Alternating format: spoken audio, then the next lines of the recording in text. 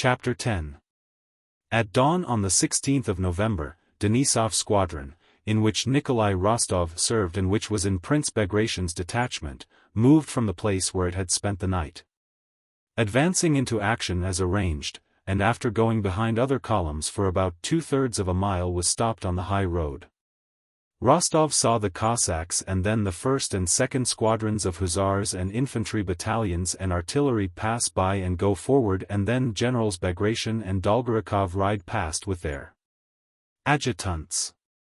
All the fear before action which he had experienced as previously, all the inner struggle to conquer that fear, all his dreams of distinguishing himself as a true hussar in this battle, had been wasted.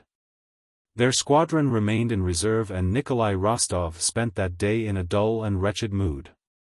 At 9 in the morning, he heard firing in front and shouts of hurrah, and saw wounded being brought back. There were not many of them. And at last he saw how a whole detachment of French cavalry was brought in, convoyed by a sotnia of Cossacks. Evidently the affair was over and, though not big, had been a successful engagement. The men and officers returning spoke of a brilliant victory, of the occupation of the town of Wischau and the capture of a whole French squadron. The day was bright and sunny after a sharp night frost, and the cheerful glitter of that autumn day was in keeping with the news of victory which was conveyed, not only by the tales of those who had taken part in it, but also by the joyful expression on the faces of soldiers, officers, generals, and adjutants, as they passed Rostov going or coming. And Nikolai, who had vainly suffered all the dread that precedes a battle and had spent that happy day in inactivity, was all the more depressed. "Come here, Wostov. Let's drink to drown our grief," shouted Denisov, who had settled down by the roadside with a flask and some food. The officers gathered round Denisov's canteen, eating and talking. "There! They are bringing another!" cried one of the officers, indicating a captive French dragoon who was being brought in on foot by 2 Cossacks. One of them was leading by the bridle a fine large French horse he had taken from the prisoner. "Sell us that horse," Denisov called out to the Cossacks. "If you like, your honor." The officers got up and stood round the Cossacks and their prisoner. The French dragoon was a young Alsatian who spoke French with a German accent. He was breathless with agitation, his face was red, and when he heard some French spoken he at once began speaking to the officers, addressing first one, then another. He said he would not have been taken, it was not his fault but the corporals who had sent him to seize some horse cloths, though he had told him the Russians were there. And at every word he added, "But don't hurt my little horse," and stroked the animal. It was plain that he did not quite grasp where he was. Now he excused himself for having been taken prisoner, and now, imagining himself before his own officers, insisted on his soldierly discipline and zeal in the service. He brought with him into our rearguard all the freshness of atmosphere of the French army, which was so alien to us. The Cossack sold the horse for 2 gold pieces, and Rostov, being the richest of the officers now that he had received his money, bought it. "But don't hurt my little horse," said the Alsatian good-naturedly to Rostov, and the animal was handed over to the hussar. Rostov smilingly reassured the dragoon and gave him money. "Ali! Ali!" said the Cossack, touching the prisoner's arm to make him go on. "The Emperor! The Emperor!" was suddenly heard among the hussars. All began to run and bustle, and Rostov saw coming up the road behind him several riders with white plumes in their hats. In a moment everyone was in his place, waiting. Rostov did not know or remember how he ran to his place and mounted. Instantly his regret at not having been in action and his dejected mood amid people of whom he was weary had gone, instantly every thought of himself had vanished. He was filled with happiness at his nearness to the Emperor. He felt that this nearness by itself made up to him for the day he had lost. He was happy as a lover when the longed-for moment of meeting arrives. Not daring to look round and without looking round, he was ecstatically conscious of his approach. He felt it not only from the sound of the hoofs of the approaching cavalcade, but because as he drew near everything grew brighter, more joyful, more significant, and more festive around him. Nearer and nearer to Rostov came that sun-shedding beams of mild and majestic light around, and already he felt himself enveloped in those beams. He heard his voice, that kindly, calm, and majestic voice that was yet so simple. And as if in accord with Rostov's feeling, there was a deathly stillness amid which was heard the Emperor's voice. "The Pavlograd Hussars?" he inquired. "The reserves, sire," replied a voice, a very human one compared to that which had said, "The Pavlograd Hussars?" The Emperor drew level with Rostov and halted. Alexander's face was even more beautiful than it had been 3 days before at the review. It shone with such gaiety and youth, such innocent youth, that it suggested the liveliness of a 14-year-old boy, and yet it was the face of the majestic Emperor. Casually, while surveying the squadron, the Emperor's eyes met Rostov's and rested on them for not more than 2 seconds. Whether or no the Emperor understood what was going on in Rostov's soul, it seemed to Rostov that he understood everything. At any rate his light blue eyes gazed for about 2 seconds into Rostov's face. A gentle, mild light poured from them. Then all at once he raised his eyebrows, abruptly touched his horse with his left foot, and galloped on. The younger emperor could not restrain his wish to be present at the battle and, in spite of the remonstrances of his courtiers, at 12 o'clock left the third column with which he had been and galloped toward the vanguard. Before he came up with the hussars, several adjutants met him with news of the successful result of the action. This battle, which consisted in the capture of a French squadron, was represented as a brilliant victory over the French, and so the emperor and the whole army, especially while the smoke hung over the battlefield, believed that the French had been defeated and were retreating against their will. A few minutes after the emperor had passed, the Pavlograd division was ordered to advance. In Wischau itself, a petty German town, Rostov saw the emperor again. In the marketplace, where there had been some rather heavy firing before the emperor's arrival, lay several killed and wounded soldiers whom there had not been time to move. The emperor, surrounded by his suite of officers and courtiers, was riding a bobtailed chestnut mare, a different one from that which he had ridden at the review. And bending to one side he gracefully held a gold lorgnette to his eyes and looked at a soldier who lay prone, with blood on his uncovered head.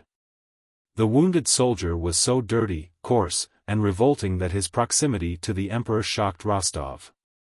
Rostov saw how the emperor's rather round shoulders shuddered as if a cold shiver had run down them, how his left foot began convulsively tapping the horse's side with the spur, and how the well-trained horse looked round unconcerned and did not stir. An adjutant, dismounting, lifted the soldier under the arms to place him on a stretcher that had been brought. The soldier groaned. "Gently, gently. Can't you do it more gently?" said the emperor, apparently suffering more than the dying soldier, and he rode away. Rostov saw tears filling the emperor's eyes and heard him, as he was riding away, say to Czartoryski, "What a terrible thing war is, what a terrible thing. Quelle terrible chose qu'est la guerre." The troops of the vanguard were stationed before Wischau, within sight of the enemy's lines, which all day long had yielded ground to us at the least firing. The emperor's gratitude was announced to the vanguard, rewards were promised, and the men received a double ration of vodka. The campfires crackled and the soldiers' songs resounded even more merrily than on the previous night. Denisov celebrated his promotion to the rank of major, and Rostov, who had already drunk enough, at the end of the feast proposed the emperor's health. "Not our sovereign, the emperor, as they say at official dinners," said he, "but the health of our sovereign, that good, enchanting, and great man. Let us drink to his health and to the certain defeat of the French. If we fought before," he said, "not letting the French pass, as at Schön-Grabern, what shall we not do now when he is at the front? We will all die for him gladly. Is it not so, gentlemen? Perhaps I am not saying it right, I have drunk a good deal, but that is how I feel, and so do you too. To the health of Alexander I. Hurrah! Hurrah!" rang the enthusiastic voices of the officers.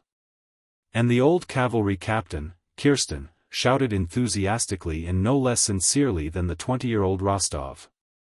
When the officers had emptied and smashed their glasses, Kirsten filled others and, in shirt sleeves and breeches, went glass in hand to the soldiers' bonfires and with his long grey mustache, his white chest showing under his open shirt, he stood in a majestic pose in the light of the campfire, waving his uplifted arm. "Lads! Here's to our sovereign, the emperor, and victory over our enemies." "Hurrah!" he exclaimed in his dashing, old, hussar's baritone. The hussars crowded round and responded heartily with loud shouts. Late that night, when all had separated, Denisov with his short hand patted his favorite, Rostov, on the shoulder. "As there's no one to fall in love with on campaign, he's fallen in love with the Tsar," he said. "Denisov, don't make fun of it," cried Rostov. "It is such a lofty, beautiful feeling, such a—" I believe it, Fwiend, and I share an apwove." "No, you don't understand." And Rostov got up and went wandering among the campfires, dreaming of what happiness it would be to die, not in saving the emperor's life, he did not even dare to dream of that, but simply to die before his eyes. He really was in love with the Tsar and the glory of the Russian arms and the hope of future triumph. And he was not the only man to experience that feeling during those memorable days preceding the Battle of Austerlitz. 9/10 of the men in the Russian army were then in love, though less ecstatically, with their Tsar and the glory of the Russian arms. Chapter 11. The next day the emperor stopped at Wischau, and Villiers, his physician, was repeatedly summoned to see him. At headquarters and among the troops nearby the news spread that the emperor was unwell. He ate nothing and had slept badly that night, those around him reported. The cause of this indisposition was the strong impression made on his sensitive mind by the sight of the killed and wounded. At daybreak on the 17th, a French officer who had come with a flag of truce, demanding an audience with the Russian emperor, was brought into Wischau from our outposts. This officer was Savary. The emperor had only just fallen asleep and so Savary had to wait. At midday he was admitted to the emperor, and an hour later he rode off with Prince Dolgorukov to the advanced post of the French army. It was rumored that Savary had been sent to propose to Alexander a meeting with Napoleon.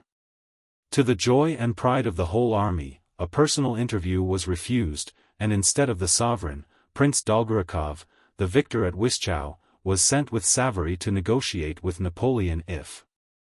Contrary to expectations, these negotiations were actuated by a real desire for peace. Toward evening Dolgorukov came back, went straight to the Tsar, and remained alone with him for a long time. On the 18th and 19th of November, the army advanced 2 days' march and the enemy's outposts after a brief interchange of shots retreated.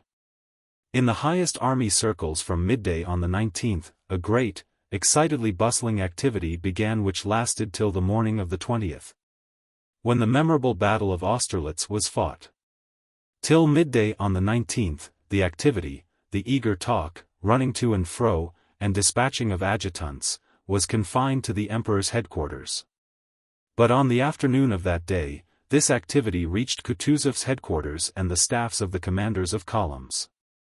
By evening, the adjutants had spread it to all ends and parts of the army, and in the night from the 19th to the 20th.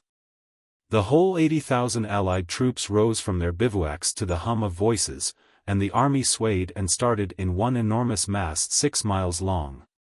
The concentrated activity which had begun at the emperor's headquarters in the morning and had started the whole movement that followed was like the first movement of the main wheel of a large tower. Clock. One wheel slowly moved, another was set in motion, and a third, and wheels began to revolve faster and faster, levers and cogwheels to work, chimes to play, figures to pop out, and the hands to advance with regular motion as a result of all that activity. Just as in the mechanism of a clock, so in the mechanism of the military machine, an impulse once given leads to the final result. And just as indifferently quiescent till the moment when motion is transmitted to them are the parts of the mechanism which the impulse has not yet reached. Wheels creak on their axles as the cogs engage one another, and the revolving pulleys whir with the rapidity of their movement.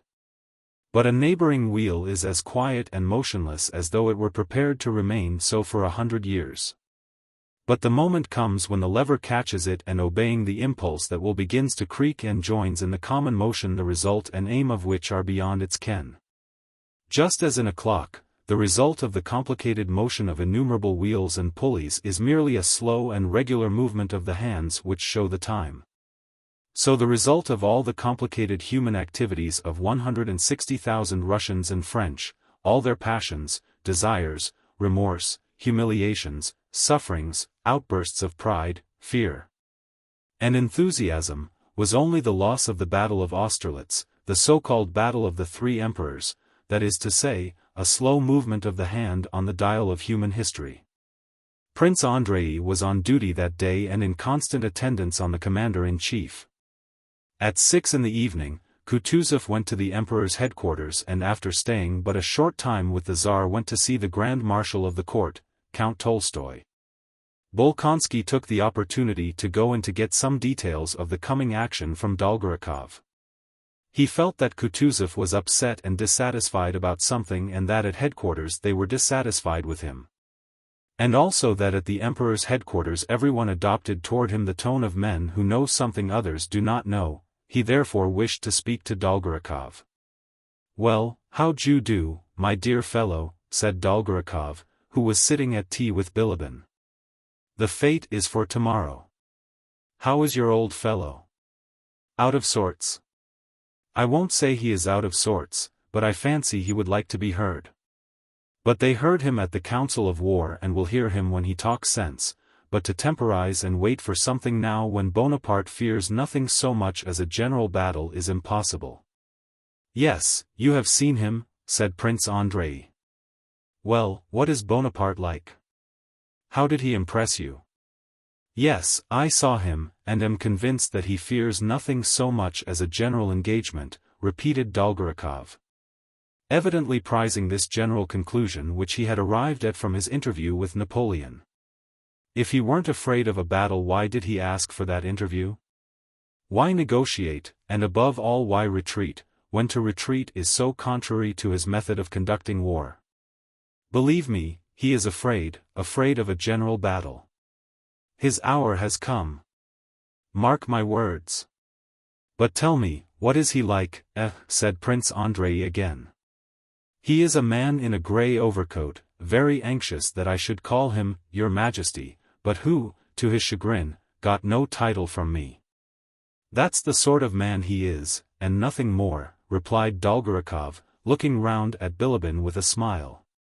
"Despite my great respect for old Kutuzov," he continued, "we should be a nice set of fellows if we were to wait about and so give him a chance to escape, or to trick us.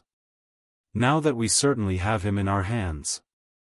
No, we mustn't forget Suvorov and his rule, not to put yourself in a position to be attacked, but yourself to attack. Believe me, in war the energy of young men often shows the way better than all the experience of old cunctators. But in what position are we going to attack him? I have been at the outposts today and it is impossible to say where his chief forces are situated," said Prince Andrei. He wished to explain to Dolgorukov a plan of attack he had himself formed. "Oh, that is all the same," Dolgorukov said quickly, and getting up he spread a map on the table. "All eventualities have been foreseen. If he is standing before Brunn." And Prince Dolgorukov rapidly but indistinctly explained Weyrother's plan of a flanking movement. Prince Andrei began to reply and to state his own plan, which might have been as good as Weyrother's, but for the disadvantage that Weyrother's had already been approved. As soon as Prince Andrei began to demonstrate the defects of the latter and the merits of his own plan, Prince Dolgorukov ceased to listen to him and gazed absent-mindedly not at the map, but at Prince Andrei's face. "There will be a council of war at Kutuzov's tonight, though, you can say all this there," remarked Dolgorukov. "I will do so," said Prince Andrei, moving away from the map. "Whatever are you bothering about, gentlemen?" said Bilibin, who, till then, had listened with an amused smile to their conversation and now was evidently ready with a joke. Whether tomorrow brings victory or defeat, the glory of our Russian arms is secure. Except your Kutuzov, there is not a single Russian in command of a column. The commanders are, Herr General Wimpfen, Le Comte de Langeron, Le Prince de Liechtenstein, Le Prince de Hohenlohe, and finally Prish, and so on, like all those Polish names. Be quiet, backbiter, said Dolgorukov. It is not true, there are now 2 Russians, Miloradovich, and Dokturov, and there would be a third, Count Arakcheev, if his nerves were not too weak. However, I think Mikhail Illarionovich has come out, said Prince Andrei. I wish you good luck and success, gentlemen, he added, and went out after shaking hands with Dolgorukov and Bilibin. On the way home, Prince Andrei could not refrain from asking Kutuzov, who was sitting silently beside him, what he thought of tomorrow's battle. Kutuzov looked sternly at his adjutant and, after a pause, replied, I think the battle will be lost, and so I told Count Tolstoy and asked him to tell the Emperor. What do you think he replied? But, my dear general, I am engaged with rice and cutlets, look after military matters yourself. Yes. That was the answer I got. Chapter 12. Shortly after 9 o'clock that evening, Weyrother drove with his plans to Kutuzov's quarters where the council of war was to be held. All the commanders of columns were summoned to the commander-in-chiefs, and with the exception of Prince Bagration, who declined to come, were all there at the appointed time. Weyrother, who was in full control of the proposed battle, by his eagerness and briskness presented a marked contrast to the dissatisfied and drowsy Kutuzov, who reluctantly played the part of chairman and president of the council of war. Weyrother evidently felt himself to be at the head of a movement that had already become unrestrainable. He was like a horse running downhill harnessed to a heavy cart. Whether he was pulling it or being pushed by it he did not know, but rushed along at headlong speed with no time to consider what this movement might lead to. Weyrother had been twice that evening to the enemy's picket line to reconnoiter personally, and twice to the emperors, Russian and Austrian, to report and explain. And to his headquarters where he had dictated the dispositions in German, and now, much exhausted, he arrived at Kutuzov's. He was evidently so busy that he even forgot to be polite to the commander-in-chief. He interrupted him, talked rapidly and indistinctly, without looking at the man he was addressing, and did not reply to questions put to him. He was bespattered with mud and had a pitiful, weary, and distracted air, though at the same time he was haughty and self-confident. Kutuzov was occupying a nobleman's castle of modest dimensions near Austerlitz. In the large drawing-room which had become the commander-in-chief's office were gathered Kutuzov himself, Weyrother, and the members of the council of war. They were drinking tea, and only awaited Prince Bagration to begin the council. At last Bagration's orderly came with the news that the prince could not attend. Prince Andrei came in to inform the commander-in-chief of this and, availing himself of permission previously given him by Kutuzov to be present at the council, he remained in the room. Since Prince Bagration is not coming, we may begin, said Weyrother, hurriedly rising from his seat and going up to the table on which an enormous map of the environs of Brunn was spread out. Kutuzov, with his uniform unbuttoned so that his fat neck bulged over his collar as if escaping, was sitting almost asleep in a low chair, with his podgy old hands resting symmetrically on its arms. At the sound of Weyrother's voice, he opened his one eye with an effort. Yes, if you please. It is already late, said he, and nodding his head he let it droop and again closed his eye. If at first the members of the council thought that Kutuzov was pretending to sleep, the sounds his nose emitted during the reading that followed proved that the commander-in-chief at that moment was absorbed by a far more serious matter than a desire to show his contempt for the dispositions or anything else. He was engaged in satisfying the irresistible human need for sleep. He really was asleep. Weyrother, with the gesture of a man too busy to lose a moment, glanced at Kutuzov and, having convinced himself that he was asleep, took up a paper and in a loud, monotonous voice began to read out the dispositions for the impending battle. Under a heading which he also read out. Dispositions for an attack on the enemy position behind Kobelnitz and Sokolnitz, November 30, 1805. The dispositions were very complicated and difficult. They began as follows. As the enemy's left wing rests on wooded hills and his right extends along Kobelnitz and Sokolnitz behind the ponds that are there, while we, on the other hand, with our left wing by far outflank his right, it is advantageous to attack the enemy's latter wing, especially if we occupy the villages of Sokolnitz and Kobelnitz, whereby we can both fall on his flank and pursue him over the plain between Schlapanitz and the Thurasa forest, avoiding the defile of Schlapanitz and Belowitz which cover the enemy's front. For this object it is necessary that the first column marches, the second column marches, the third column marches, and so on, read Weyrother. The generals seemed to listen reluctantly to the difficult dispositions. The tall, fair-haired General Buxhowden stood, leaning his back against the wall, his eyes fixed on a burning candle, and seemed not to listen or even to wish to be thought to listen. Exactly opposite Weyrother, with his glistening wide-open eyes fixed upon him and his mustache twisted upwards, sat the ruddy Miloradovich in a military pose, his elbows turned outwards, his hands on his knees, and his shoulders raised.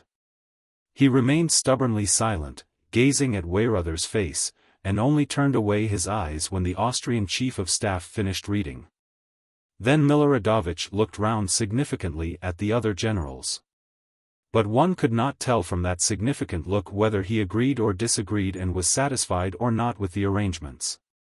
Next to Weyrother sat Count Langeron who, with a subtle smile that never left his typically southern French face during the whole time of the reading, gazed at his delicate fingers which rapidly twirled by its corners a gold snuff-box on which was a portrait. In the middle of one of the longest sentences, he stopped the rotary motion of the snuff-box, raised his head, and with inimical politeness lurking in the corners of his thin lips interrupted Weyrother, wishing to say something. But the Austrian general, continuing to read, frowned angrily and jerked his elbows, as if to say, "You can tell me your views later, but now be so good as to look at the map and listen." Langeron lifted his eyes with an expression of perplexity, turned round to Miloradovich as if seeking an explanation, but meeting the latter's impressive but meaningless gaze drooped his eyes sadly and again took to twirling his snuff-box. "A geography lesson," he muttered as if to himself, but loud enough to be heard. Przebysewski, with respectful but dignified politeness, held his hand to his ear toward Weyrother, with the air of a man absorbed in attention. Dokhturov, a little man, sat opposite Weyrother, with an assiduous and modest mien, and stooping over the outspread map conscientiously studied the dispositions and the unfamiliar locality. He asked Weyrother several times to repeat words he had not clearly heard and the difficult names of villages. Weyrother complied and Dokhturov noted them down. When the reading, which lasted more than an hour, was over, Langeron again brought his snuff-box to rest and, without looking at Weyrother or at anyone in particular, began to say how difficult it was to carry out such a plan in which the enemy's position was assumed to be known, whereas it was perhaps not known, since the enemy was in movement. Langeron's objections were valid, but it was obvious that their chief aim was to show General Weyrother, who had read his dispositions with as much self-confidence as if he were addressing school children, that he had to do, not with fools, but with men who could teach him something in military matters. When the monotonous sound of Weyrother's voice ceased, Kutuzov opened his eye as a miller wakes up when the soporific drone of the mill wheel is interrupted. He listened to what Langeron said, as if remarking, "So you are still at that silly business," quickly closed his eye again, and let his head sink still lower. Langeron, trying as virulently as possible to sting Weyrother's vanity as author of the military plan, argued that Bonaparte might easily attack instead of being attacked, and so render the whole of this plan perfectly worthless. Weyrother met all objections with a firm and contemptuous smile, evidently prepared beforehand to meet all objections be they what they might. "If he could attack us, he would have done so today," said he. "So you think he is powerless?" said Langeron. "He has 40,000 men at most," replied Weyrother, with the smile of a doctor to whom an old wife wishes to explain the treatment of a case.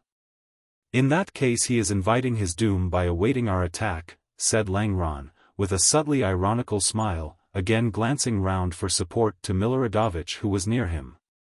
But Miloradovich was at that moment evidently thinking of anything rather than of what the generals were disputing about.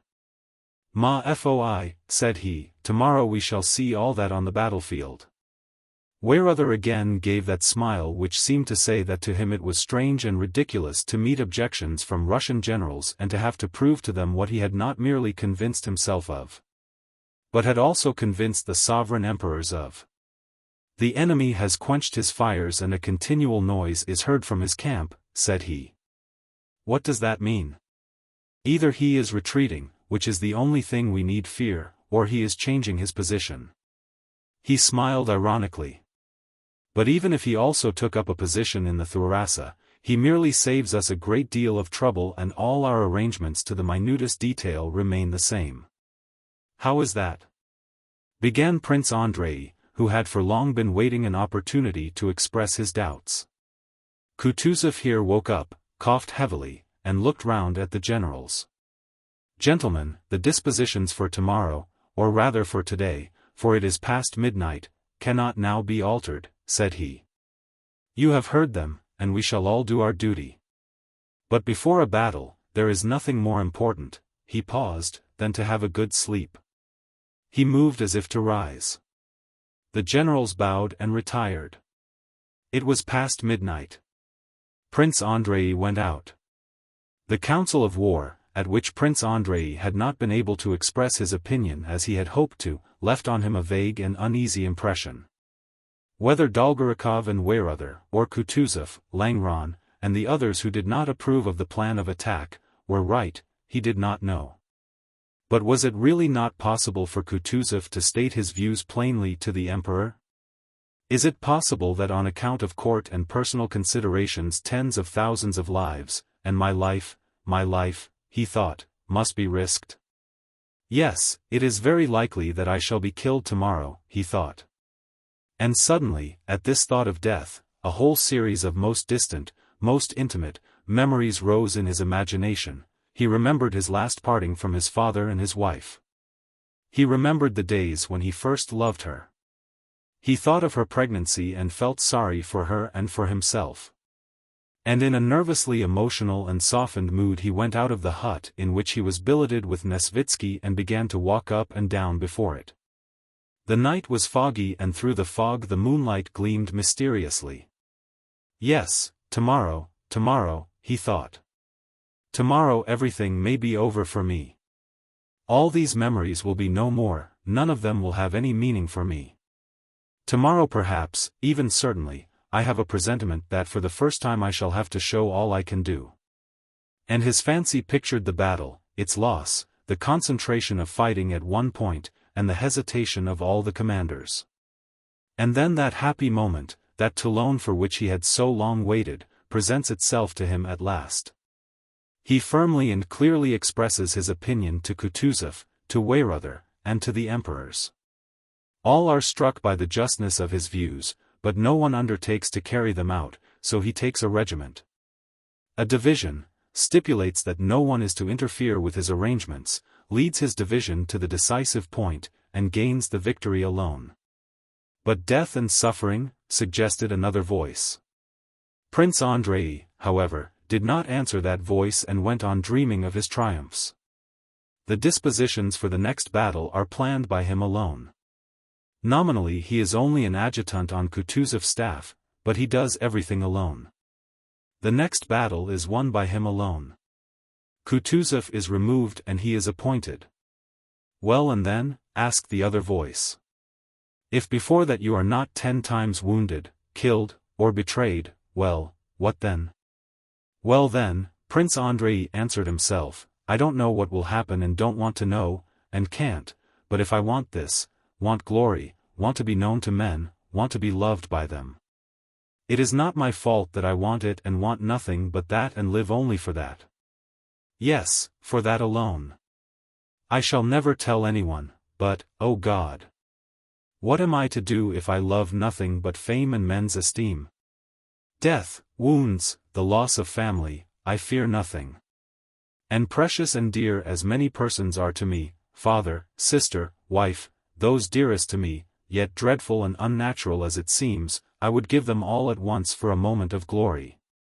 Of triumph over men, of love from men I don't know and never shall know, for the love of these men here, he thought, as he listened to voices in Kutuzov's courtyard. The voices were those of the orderlies who were packing up. One voice, probably a coachman's, was teasing Kutuzov's old cook whom Prince Andrei knew, and who was called Tit. He was saying, "Tit, I say, Tit." "Well," returned the old man. "Go, Tit, thresh a bit," said the wag. "Oh, go to the devil," called out a voice, drowned by the laughter of the orderlies and servants. "All the same, I love and value nothing but triumph over them all. I value this mystic power and glory that is floating here above me in this mist." Chapter 13. That same night, Rostov was with a platoon on skirmishing duty in front of Bagration's detachment. His hussars were placed along the line in couples and he himself rode along the line trying to master the sleepiness that kept coming over him. An enormous space, with our army's campfires dimly glowing in the fog, could be seen behind him. In front of him was misty darkness. Rostov could see nothing, peer as he would into that foggy distance. Now something gleamed grey, now there was something black, now little lights seemed to glimmer where the enemy ought to be. Now he fancied it was only something in his own eyes. His eyes kept closing, and in his fancy appeared, now the Emperor, now Denisov. And now Moscow memories.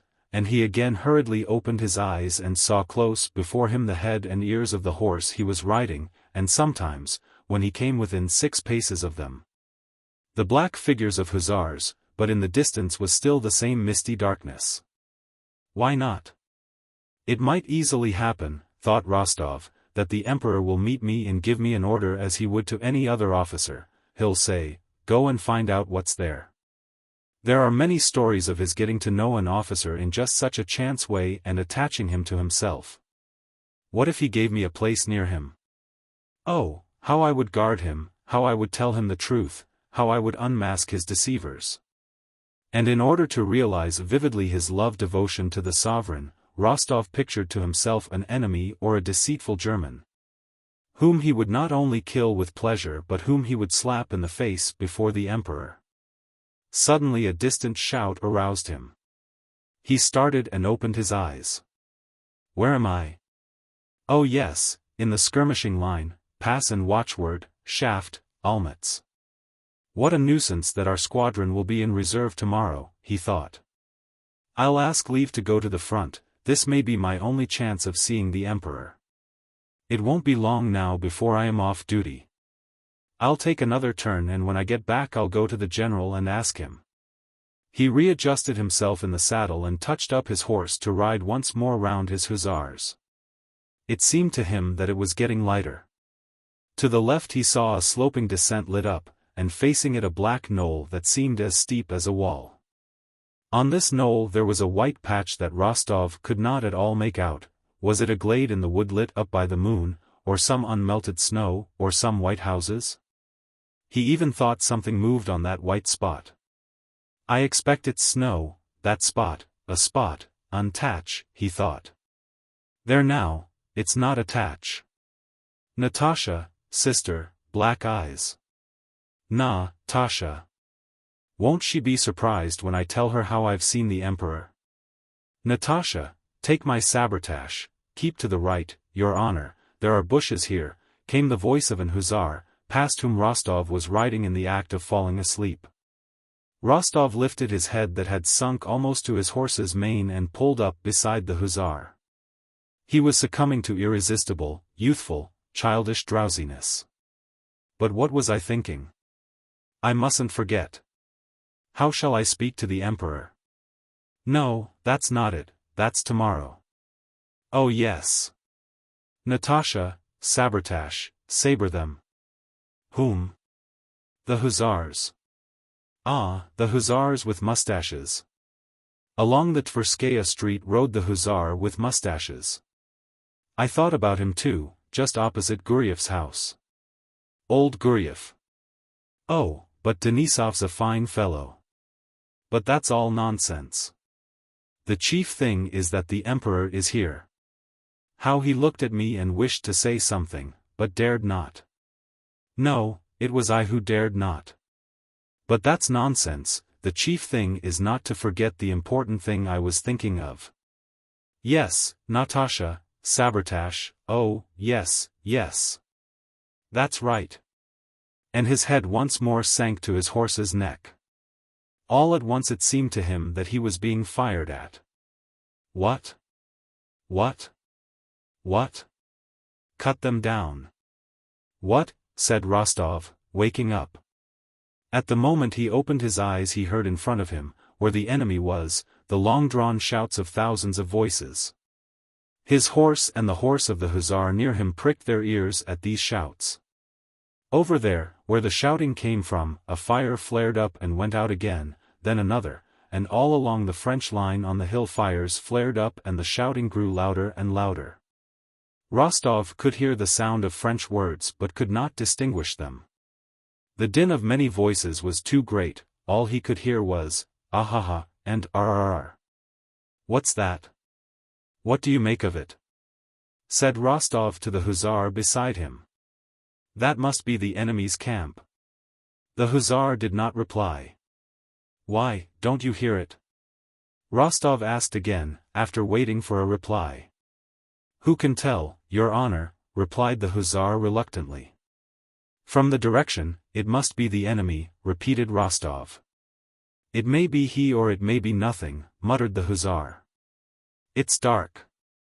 Steady, he cried to his fidgeting horse. Rostov's horse was also getting restive, it pawed the frozen ground, pricking its ears at the noise and looking at the lights. The shouting grew still louder and merged into a general roar that only an army of several thousand men could produce.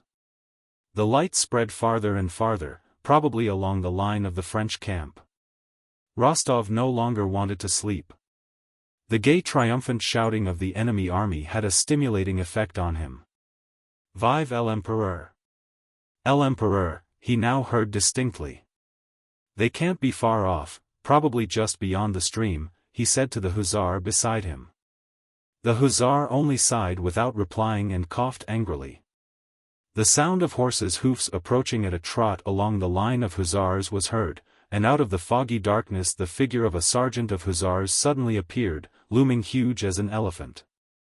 Your honor, the generals, said the sergeant, riding up to Rostov. Rostov, still looking round toward the fires and the shouts, rode with the sergeant to meet some mounted men who were riding along the line. One was on a white horse. Prince Bagration and Prince Dolgorukov with their adjutants had come to witness the curious phenomenon of the lights and shouts in the enemy's camp. Rostov rode up to Bagration, reported to him, and then joined the adjutants listening to what the generals were saying. Believe me, said Prince Dolgorukov, addressing Bagration, it is nothing but a trick. He has retreated and ordered the rearguard to kindle fires and make a noise to deceive us. Hardly, said Bagration. I saw them this evening on that knoll, if they had retreated they would have withdrawn from that too. Officer, said Bagration to Rostov, are the enemy's skirmishers still there? They were there this evening, but now I don't know, your excellency. Shall I go with some of my hussars to see? Replied Rostov. Bagration stopped and, before replying, tried to see Rostov's face in the mist. Well, go and see, he said, after a pause. Yes, sir.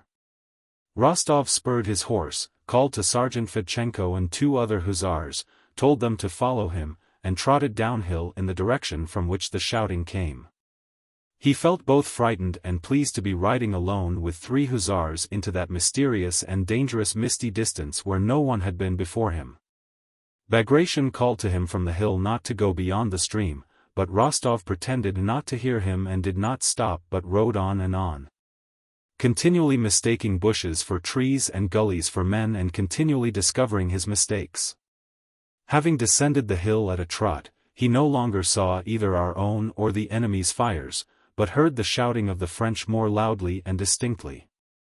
In the valley he saw before him something like a river, but when he reached it he found it was a road.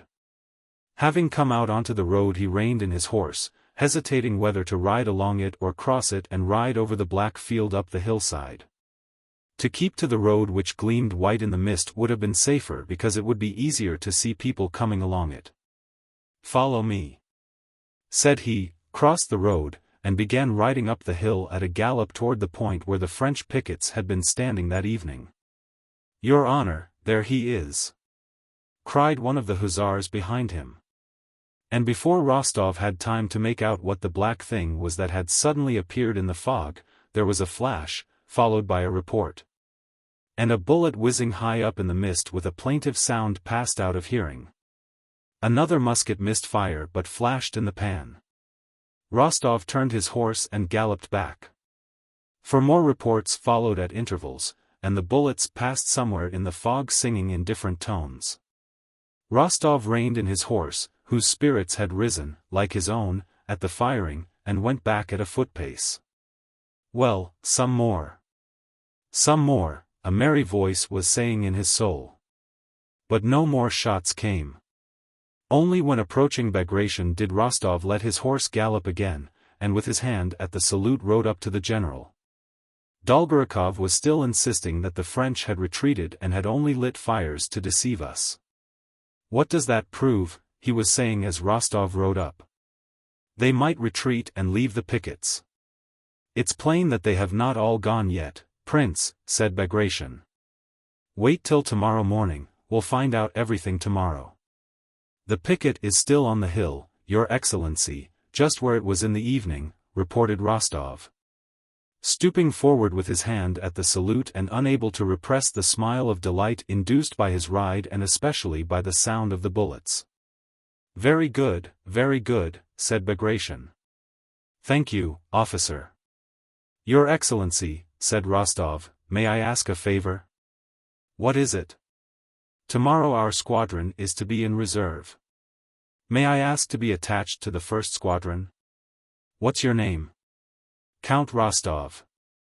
"Oh, very well, you may stay in attendance on me." "Ilya Andreevich's son?" asked Dolgorukov. But Rostov did not reply. "Then I may reckon on it, Your Excellency?" "I will give the order." "Tomorrow very likely I may be sent with some message to the Emperor," thought Rostov. Thank God. The fires and shouting in the enemy's army were occasioned by the fact that while Napoleon's proclamation was being read to the troops the Emperor himself rode round his bivouacs. The soldiers, on seeing him, lit wisps of straw and ran after him, shouting, "Vive l'Empereur!" Napoleon's proclamation was as follows. Soldiers!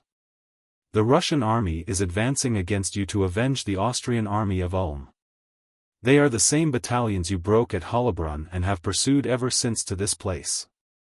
The position we occupy is a strong one, and while they are marching to go round me on the right they will expose a flank to me. Soldiers! I will myself direct your battalions. I will keep out of fire if you with your habitual valor carry disorder and confusion into the enemy's ranks, but should victory be in doubt, even for a moment, you will see your emperor exposing himself to the first blows of the enemy, for there must be no doubt of victory, especially on this day when what is at stake is the honor of the French infantry, so necessary to the honor of our nation. Do not break your ranks on the plea of removing the wounded. Let every man be fully imbued with the thought that we must defeat these hirelings of England, inspired by such hatred of our nation. This victory will conclude our campaign and we can return to winter quarters, where fresh French troops who are being raised in France will join us. And the peace I shall conclude will be worthy of my people, of you, and of myself. Napoleon. Chapter 14. At 5 in the morning it was still quite dark. The troops of the center, the reserves, and Bagration's right flank had not yet moved, but on the left flank the columns of infantry, cavalry, and artillery which were to be the first to descend the heights to attack the French right flank and drive it into the Bohemian mountains according to plan, were already up and astir. The smoke of the campfires, into which they were throwing everything superfluous, made the eyes smart. It was cold and dark. The officers were hurriedly drinking tea and breakfasting, the soldiers, munching biscuit and beating a tattoo with their feet to warm themselves. Gathering round the fires, throwing into the flames the remains of sheds, chairs, tables, wheels, tubs, and everything that they did not want or could not carry away with them. Austrian column guides were moving in and out among the Russian troops and served as heralds of the advance. As soon as an Austrian officer showed himself near a commanding officer's quarters, the regiment began to move. The soldiers ran from the fires, thrust their pipes into their boots, their bags into the carts, got their muskets ready, and formed rank. The officers buttoned up their coats, buckled on their swords and pouches, and moved along the ranks shouting. The train drivers and orderlies harnessed and packed the wagons and tied on the loads. The adjutants and battalion and regimental commanders mounted, crossed themselves, gave final instructions, orders, and commissions to the baggage men who remained behind. And the monotonous tramp of thousands of feet resounded. The column moved forward without knowing where and unable, from the masses around them, the smoke and the increasing fog, to see either the place they were leaving or that to which they were going. A soldier on the march is hemmed in and borne along by his regiment as much as a sailor is by his ship. However far he has walked, whatever strange, unknown, and dangerous places he reaches, just as a sailor is always surrounded by the same decks, masts, and rigging of his ship, so the soldier always has around him the same comrades, the same ranks, the same Sergeant Major Ivan Mitrich, the same company dog Jack, and the same commanders. The sailor rarely cares to know the latitude in which his ship is sailing. But on the day of battle, heaven knows how and whence, a stern note of which all are conscious sounds in the moral atmosphere of an army, announcing the approach of something decisive and solemn, and awakening in the men an unusual curiosity. On the day of battle the soldiers excitedly try to get beyond the interests of their regiment, they listen intently, look about, and eagerly ask concerning what is going on around them. The fog had grown so dense that though it was growing light they could not see 10 paces ahead. Bushes looked like gigantic trees and level ground like cliffs and slopes.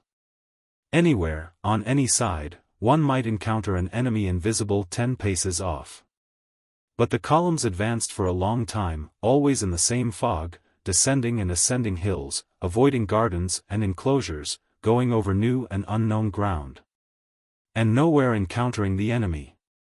On the contrary, the soldiers became aware that in front, behind, and on all sides, other Russian columns were moving in the same direction. Every soldier felt glad to know that to the unknown place where he was going, many more of our men were going too. There now, the Kurskys have also gone past, was being said in the ranks. It's wonderful what a lot of our troops have gathered, lads. Last night I looked at the campfires and there was no end of them. A regular Moscow. Though none of the column commanders rode up to the ranks or talked to the men, the commanders, as we saw at the council of war, were out of humor and dissatisfied with the affair, and so did not exert themselves to cheer the men but merely carried out the orders, yet the troops marched gaily, as they always do when going into action, especially to an attack. But when they had marched for about an hour in the dense fog, the greater part of the men had to halt and an unpleasant consciousness of some dislocation and blunder spread through the ranks. How such a consciousness is communicated is very difficult to define, but it certainly is communicated very surely, and flows rapidly, imperceptibly, and irrepressibly, as water does in a creek. Had the Russian army been alone without any allies, it might perhaps have been a long time before this consciousness of mismanagement became a general conviction, but as it was, the disorder was readily and naturally attributed to the stupid Germans, and everyone was convinced that a dangerous muddle had been occasioned by the sausage-eaters. Why have we stopped? Is the way blocked? Or have we already come up against the French? No, one can't hear them. They'd be firing if we had. They were in a hurry enough to start us, and now here we stand in the middle of a field without rhyme or reason. It's all those damn Germans muddling.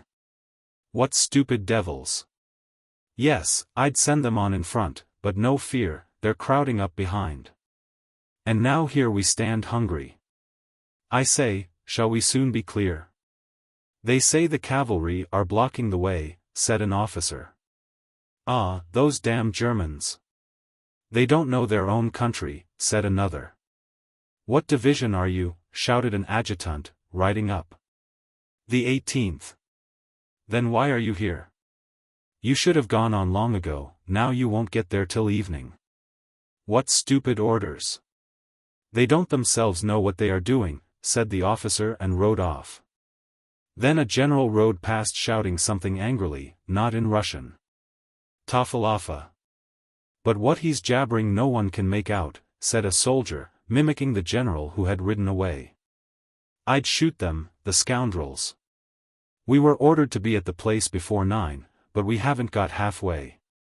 Fine orders, was being repeated on different sides. And the feeling of energy with which the troops had started began to turn into vexation and anger at the stupid arrangements and at the Germans. The cause of the confusion was that while the Austrian cavalry was moving toward our left flank, the higher command found that our center was too far separated from our right flank and the cavalry were all ordered to turn back to the right. Several thousand cavalry crossed in front of the infantry, who had to wait. At the front an altercation occurred between an Austrian guide and a Russian general. The general shouted a demand that the cavalry should be halted, the Austrian argued that not he, but the higher command, was to blame. The troops meanwhile stood growing listless and dispirited. After an hour's delay they at last moved on, descending the hill. The fog that was dispersing on the hill lay still more densely below, where they were descending. In front in the fog a shot was heard and then another, at first irregularly at varying intervals, trata, tat, and then more and more regularly and rapidly. And the action at the Goldbach stream began. Not expecting to come on the enemy down by the stream, and having stumbled on him in the fog, hearing no encouraging word from their commanders.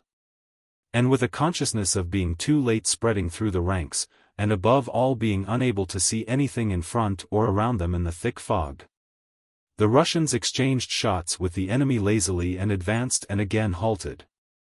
Receiving no timely orders from the officers or adjutants who wandered about in the fog in those unknown surroundings unable to find their own regiments.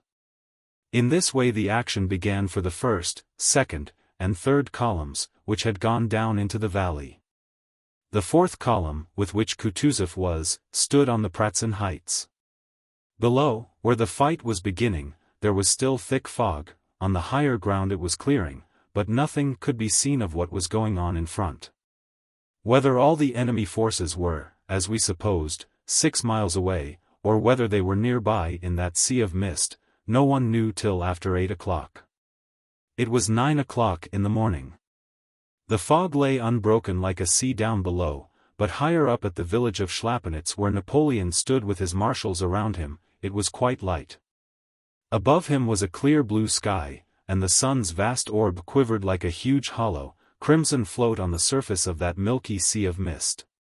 The whole French army, and even Napoleon himself with his staff, were not on the far side of the streams and hollows of Sokolnitz and Schlapanitz beyond which we intended to take up our position and begin the action, but were on this side. So close to our own forces that Napoleon with the naked eye could distinguish a mounted man from one on foot. Napoleon, in the blue cloak which he had worn on his Italian campaign, sat on his small grey Arab horse a little in front of his marshals. He gazed silently at the hills which seemed to rise out of the sea of mist and on which the Russian troops were moving in the distance, and he listened to the sounds of firing in the valley. Not a single muscle of his face, which in those days was still thin, moved. His gleaming eyes were fixed intently on one spot. His predictions were being justified. Part of the Russian force had already descended into the valley toward the ponds and lakes and part were leaving these Pratzen heights which he intended to attack and regarded as the key to the position. He saw over the mist that in a hollow between two hills near the village of Pratzen, the Russian columns, their bayonets glittering, were moving continuously in one direction toward the valley and disappearing one after another into the mist. From information he had received the evening before, from the sound of wheels and footsteps heard by the outposts during the night, by the disorderly movement of the Russian columns, and from all indications, he saw clearly that the Allies believed him to be far away in front of them, and that the columns moving near Pratzen constituted the center of the Russian army, and that center was already sufficiently weakened to be successfully attacked. But still he did not begin the engagement. Today was a great day for him, the anniversary of his coronation. Before dawn he had slept for a few hours, and refreshed, vigorous, and in good spirits, he mounted his horse and rode out into the field in that happy mood in which everything seems possible and everything succeeds. He sat motionless, looking at the heights visible above the mist, and his cold face wore that special look of confident, self-complacent happiness that one sees on the face of a boy happily in love. The marshals stood behind him, not venturing to distract his attention. He looked now at the Pratzen heights, now at the sun floating up out of the mist. When the sun had entirely emerged from the fog, and fields and mist were aglow with dazzling light, as if he had only awaited this to begin the action, he drew the glove from his shapely white hand, made a sign with it to the marshals, and ordered the action to begin. The marshals, accompanied by adjutants, galloped off in different directions. And a few minutes later the chief forces of the French army moved rapidly toward those Pratzen heights which were being more and more denuded by Russian troops moving down the valley to their left. Chapter 15. At 8 o'clock Kutuzov rode to Pratzen at the head of the fourth column, Miloradovich's, the one that was to take the place of Przebysewski's and Landrin's columns which had already gone down into the valley. He greeted the men of the foremost regiment and gave them the order to march, thereby indicating that he intended to lead that column himself. When he had reached the village of Pratzen he halted. Prince Andrei was behind, among the immense number forming the commander-in-chief's suite. He was in a state of suppressed excitement and irritation, though controlledly calm as a man is at the approach of a long-awaited moment. He was firmly convinced that this was the day of his Toulon, or his bridge of Arcola. How it would come about he did not know, but he felt sure it would do so. The locality and the position of our troops were known to him as far as they could be known to anyone in our army. His own strategic plan, which obviously could not now be carried out, was forgotten. Now, entering into Weyrother's plan, Prince Andrei considered possible contingencies and formed new projects such as might call for his rapidity of perception and decision. To the left down below in the mist, the musketry fire of unseen forces could be heard. It was there Prince Andrei thought the fight would concentrate. There we shall encounter difficulties, and there, thought he, I shall be sent with a brigade or division, and there, standard in hand, I shall go forward and break whatever is in front of me. He could not look calmly at the standards of the passing battalions. Seeing them he kept thinking, that may be the very standard with which I shall lead the army. In the morning all that was left of the night mist on the heights was a hoarfrost now turning to dew, but in the valleys it still lay like a milk-white sea. Nothing was visible in the valley to the left into which our troops had descended and from whence came the sounds of firing. Above the heights was the dark clear sky, and to the right the vast orb of the sun. In front, far off on the farther shore of that sea of mist, some wooded hills were discernible, and it was there the enemy probably was, for something could be descried. On the right the guards were entering the misty region with a sound of hoofs and wheels and now and then a gleam of bayonets. To the left beyond the village similar masses of cavalry came up and disappeared in the sea of mist. In front and behind moved infantry. The commander-in-chief was standing at the end of the village letting the troops pass by him. That morning Kutuzov seemed worn and irritable. The infantry passing before him came to a halt without any command being given, apparently obstructed by something in front. Do order them to form into battalion columns and go round the village, he said angrily to a general who had ridden up. Don't you understand, Your Excellency, my dear sir, that you must not defile through narrow village streets when we are marching against the enemy? I intended to reform them beyond the village, Your Excellency, answered the general. Kutuzov laughed bitterly. You'll make a fine thing of it, deploying in sight of the enemy. Very fine. The enemy is still far away, Your Excellency. According to the dispositions. The dispositions, exclaimed Kutuzov bitterly. Who told you that? Kindly do as you are ordered. Yes, sir.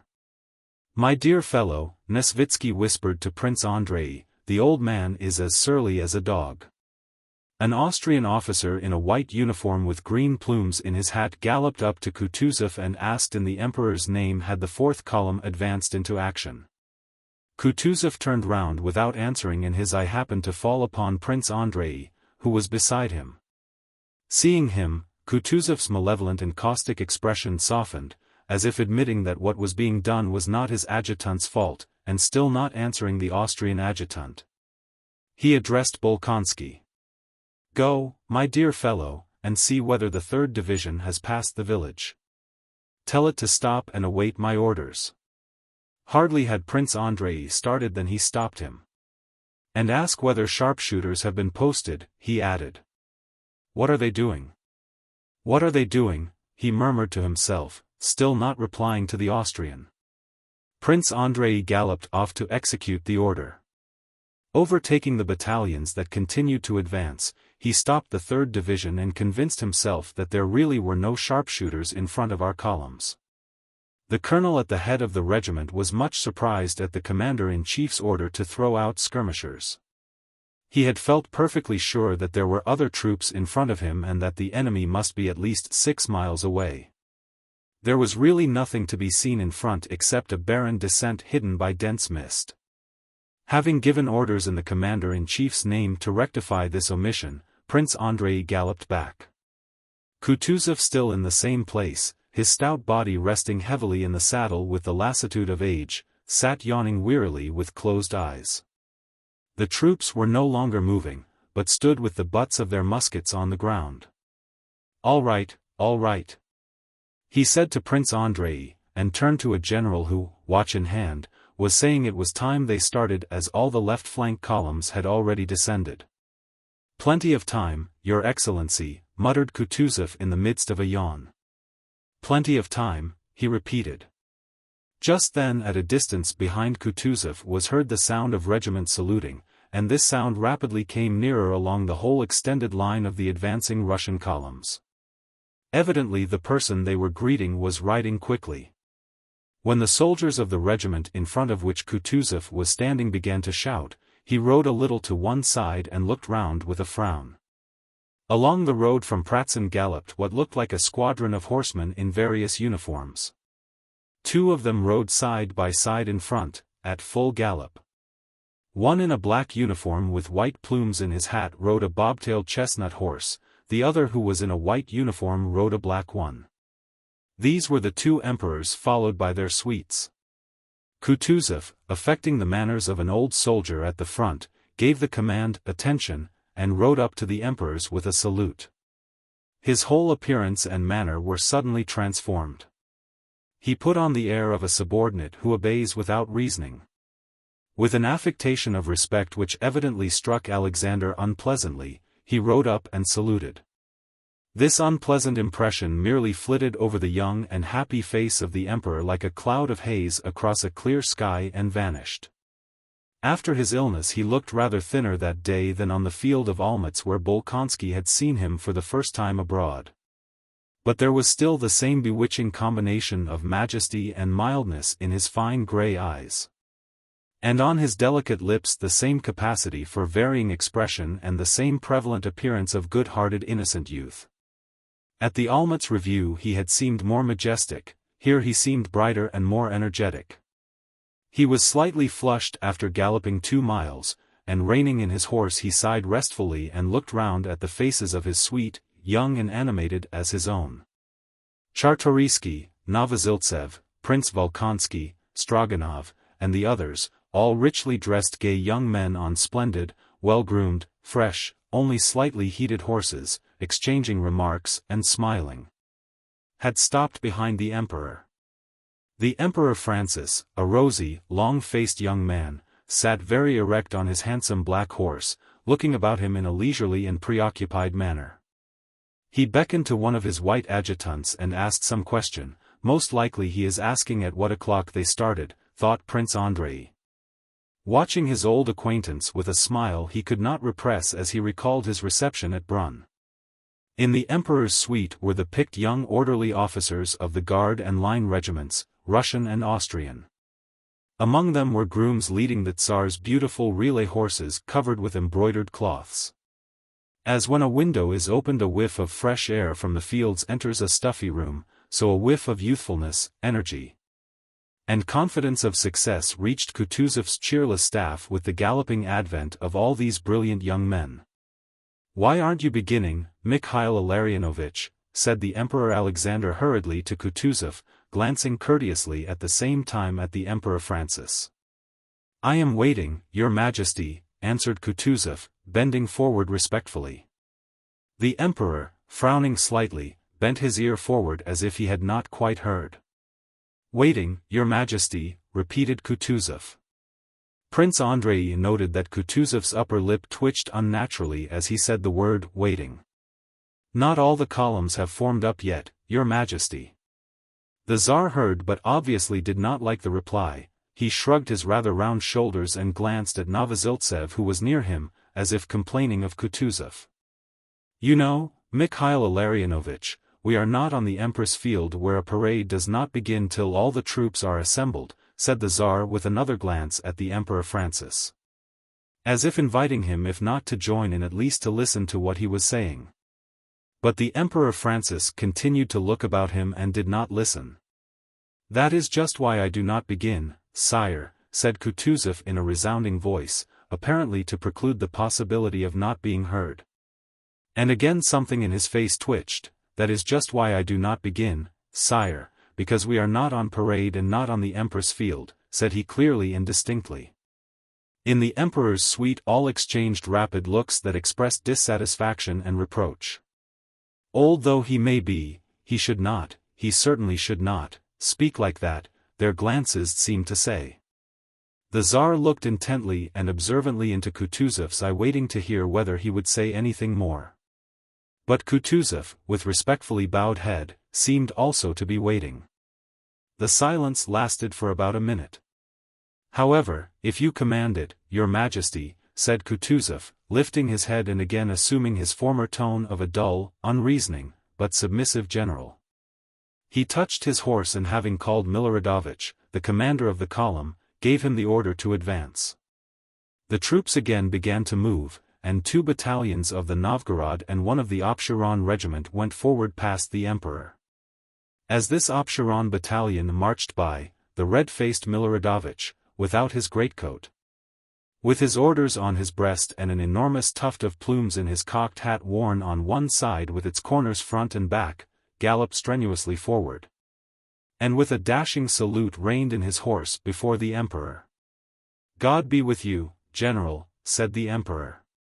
"Ma foi, sire, nous ferons ce que sera dans notre possibilité, sire." 41 he answered gaily, raising nevertheless ironic smiles among the gentlemen of the Tsar's suite by his poor French. Miloradovich wheeled his horse sharply and stationed himself a little behind the emperor. The Absheron men, excited by the Tsar's presence, passed in step before the emperors and their suites at a bold, brisk pace. "Lads!" shouted Miloradovich in a loud, self-confident, and cheery voice, obviously so elated by the sound of firing, by the prospect of battle, and by the sight of the gallant Absherons. His comrades in Suvorov's time, now passing so gallantly before the emperors, that he forgot the sovereign's presence. "Lads, it's not the first village you've had to take," cried he. "Glad to do our best," shouted the soldiers. The emperor's horse started at the sudden cry. This horse that had carried the sovereign at reviews in Russia bore him also here on the field of Austerlitz. Enduring the heedless blows of his left foot and pricking its ears at the sound of shots just as it had done on the Empress Field, not understanding the significance of the firing. nor of the nearness of the Emperor Francis Black Cobb, nor of all that was being said, thought, and felt that day by its writer. The Emperor turned with a smile to one of his followers and made a remark to him, pointing to the gallant Opcherons. Chapter 16. Kutuzov, accompanied by his adjutants, rode at a walking pace behind the carabineers. When he had gone less than half a mile in the rear of the column, he stopped at a solitary, deserted house that had probably once been an inn, where two roads parted. Both of them led downhill and troops were marching along both. The fog had begun to clear and enemy troops were already dimly visible about a mile and a half off on the opposite heights. Down below, on the left, the firing became more distinct. Kutuzov had stopped and was speaking to an Austrian general. Prince Andrei, who was a little behind looking at them, turned to an adjutant to ask him for a field glass. "Look, look," said this adjutant, looking not at the troops in the distance, but down the hill before him. "It's the French." The two generals and the adjutant took hold of the field glass, trying to snatch it from one another. The expression on all their faces suddenly changed to one of horror. The French were supposed to be a mile and a half away, but had suddenly and unexpectedly appeared just in front of us. "It's the enemy?" "No." "Yes, see it is, for certain." "But how is that?" said different voices. With the naked eye Prince Andrei saw below them to the right, not more than 500 paces from where Kutuzov was standing, a dense French column coming up to meet the Opcherons. "Here it is. The decisive moment has arrived. My turn has come," thought Prince Andrei, and striking his horse he rode up to Kutuzov. "The Opcherons must be stopped, Your Excellency," cried he. But at that very instant a cloud of smoke spread all round, firing was heard quite close at hand, and a voice of naive terror barely 2 steps from Prince Andrei shouted, "Brothers! All's lost!" And at this, as if at a command, everyone began to run. Confused and ever-increasing crowds were running back to where 5 minutes before the troops had passed the emperors. Not only would it have been difficult to stop that crowd, it was even impossible not to be carried back with it oneself. Bolkonsky only tried not to lose touch with it, and looked around bewildered and unable to grasp what was happening in front of him. Nesvitsky, with an angry face, red and unlike himself, was shouting to Kutuzov that if he did not ride away at once he would certainly be taken prisoner. Kutuzov remained in the same place and without answering drew out a handkerchief. Blood was flowing from his cheek. Prince Andrei forced his way to him. "You are wounded?" he asked, hardly able to master the trembling of his lower jaw. "The wound is not here, it is there," said Kutuzov, pressing the handkerchief to his wounded cheek and pointing to the fleeing soldiers. "Stop them!"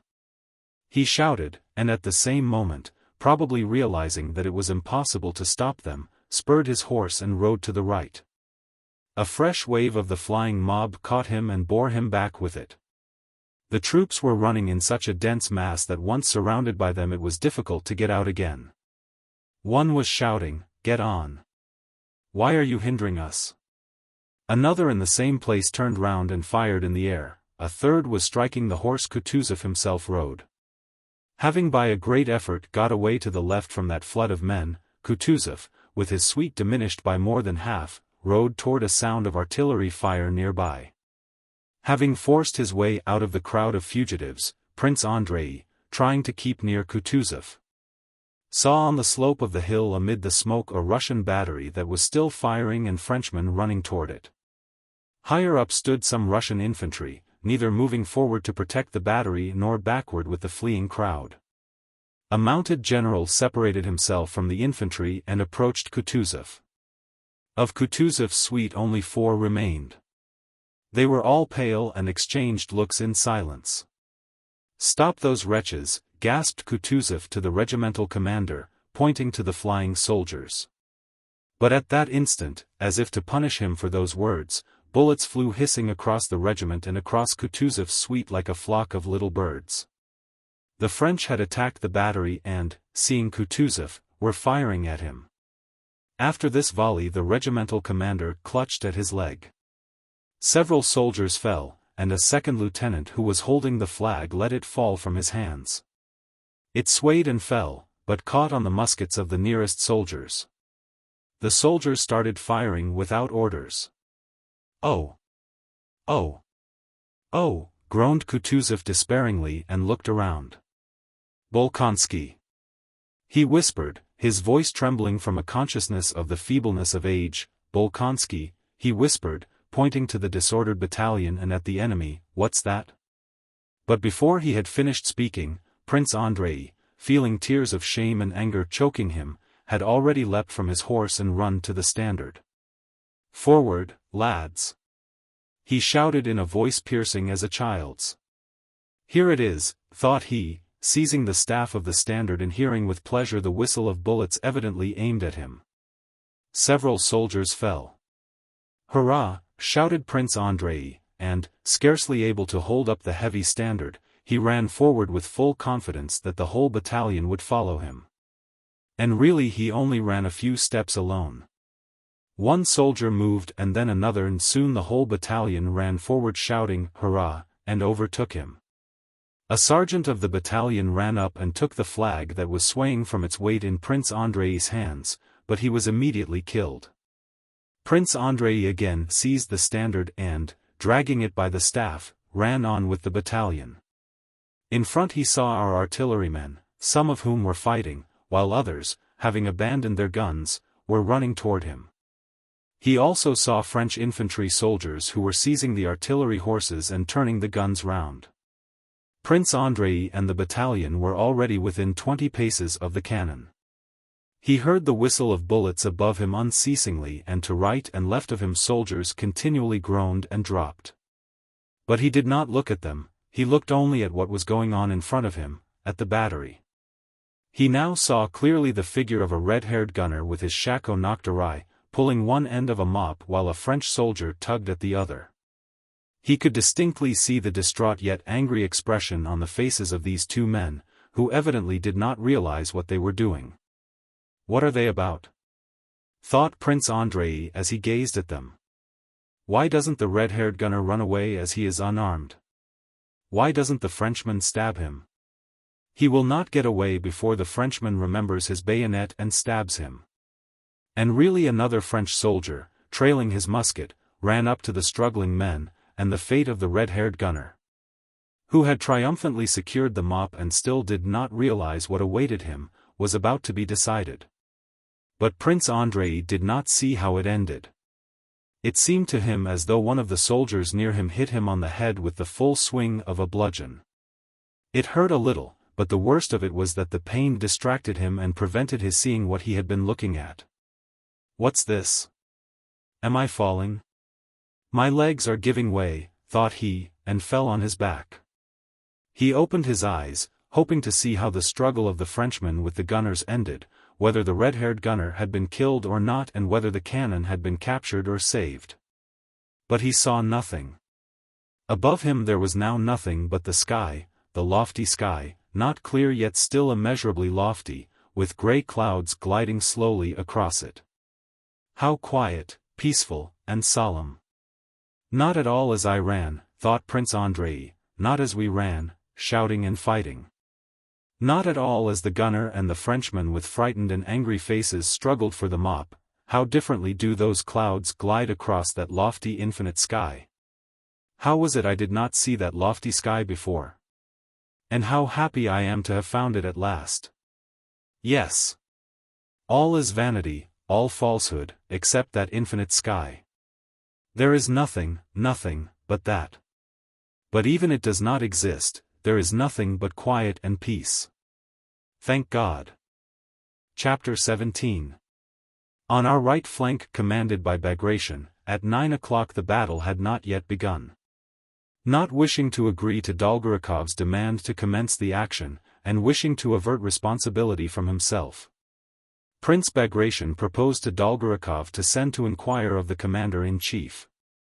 Bagration knew that as the distance between the two flanks was more than 6 miles, even if the messenger were not killed, which he very likely would be, and found the commander-in-chief, which would be very difficult, he would not be able to get back before evening.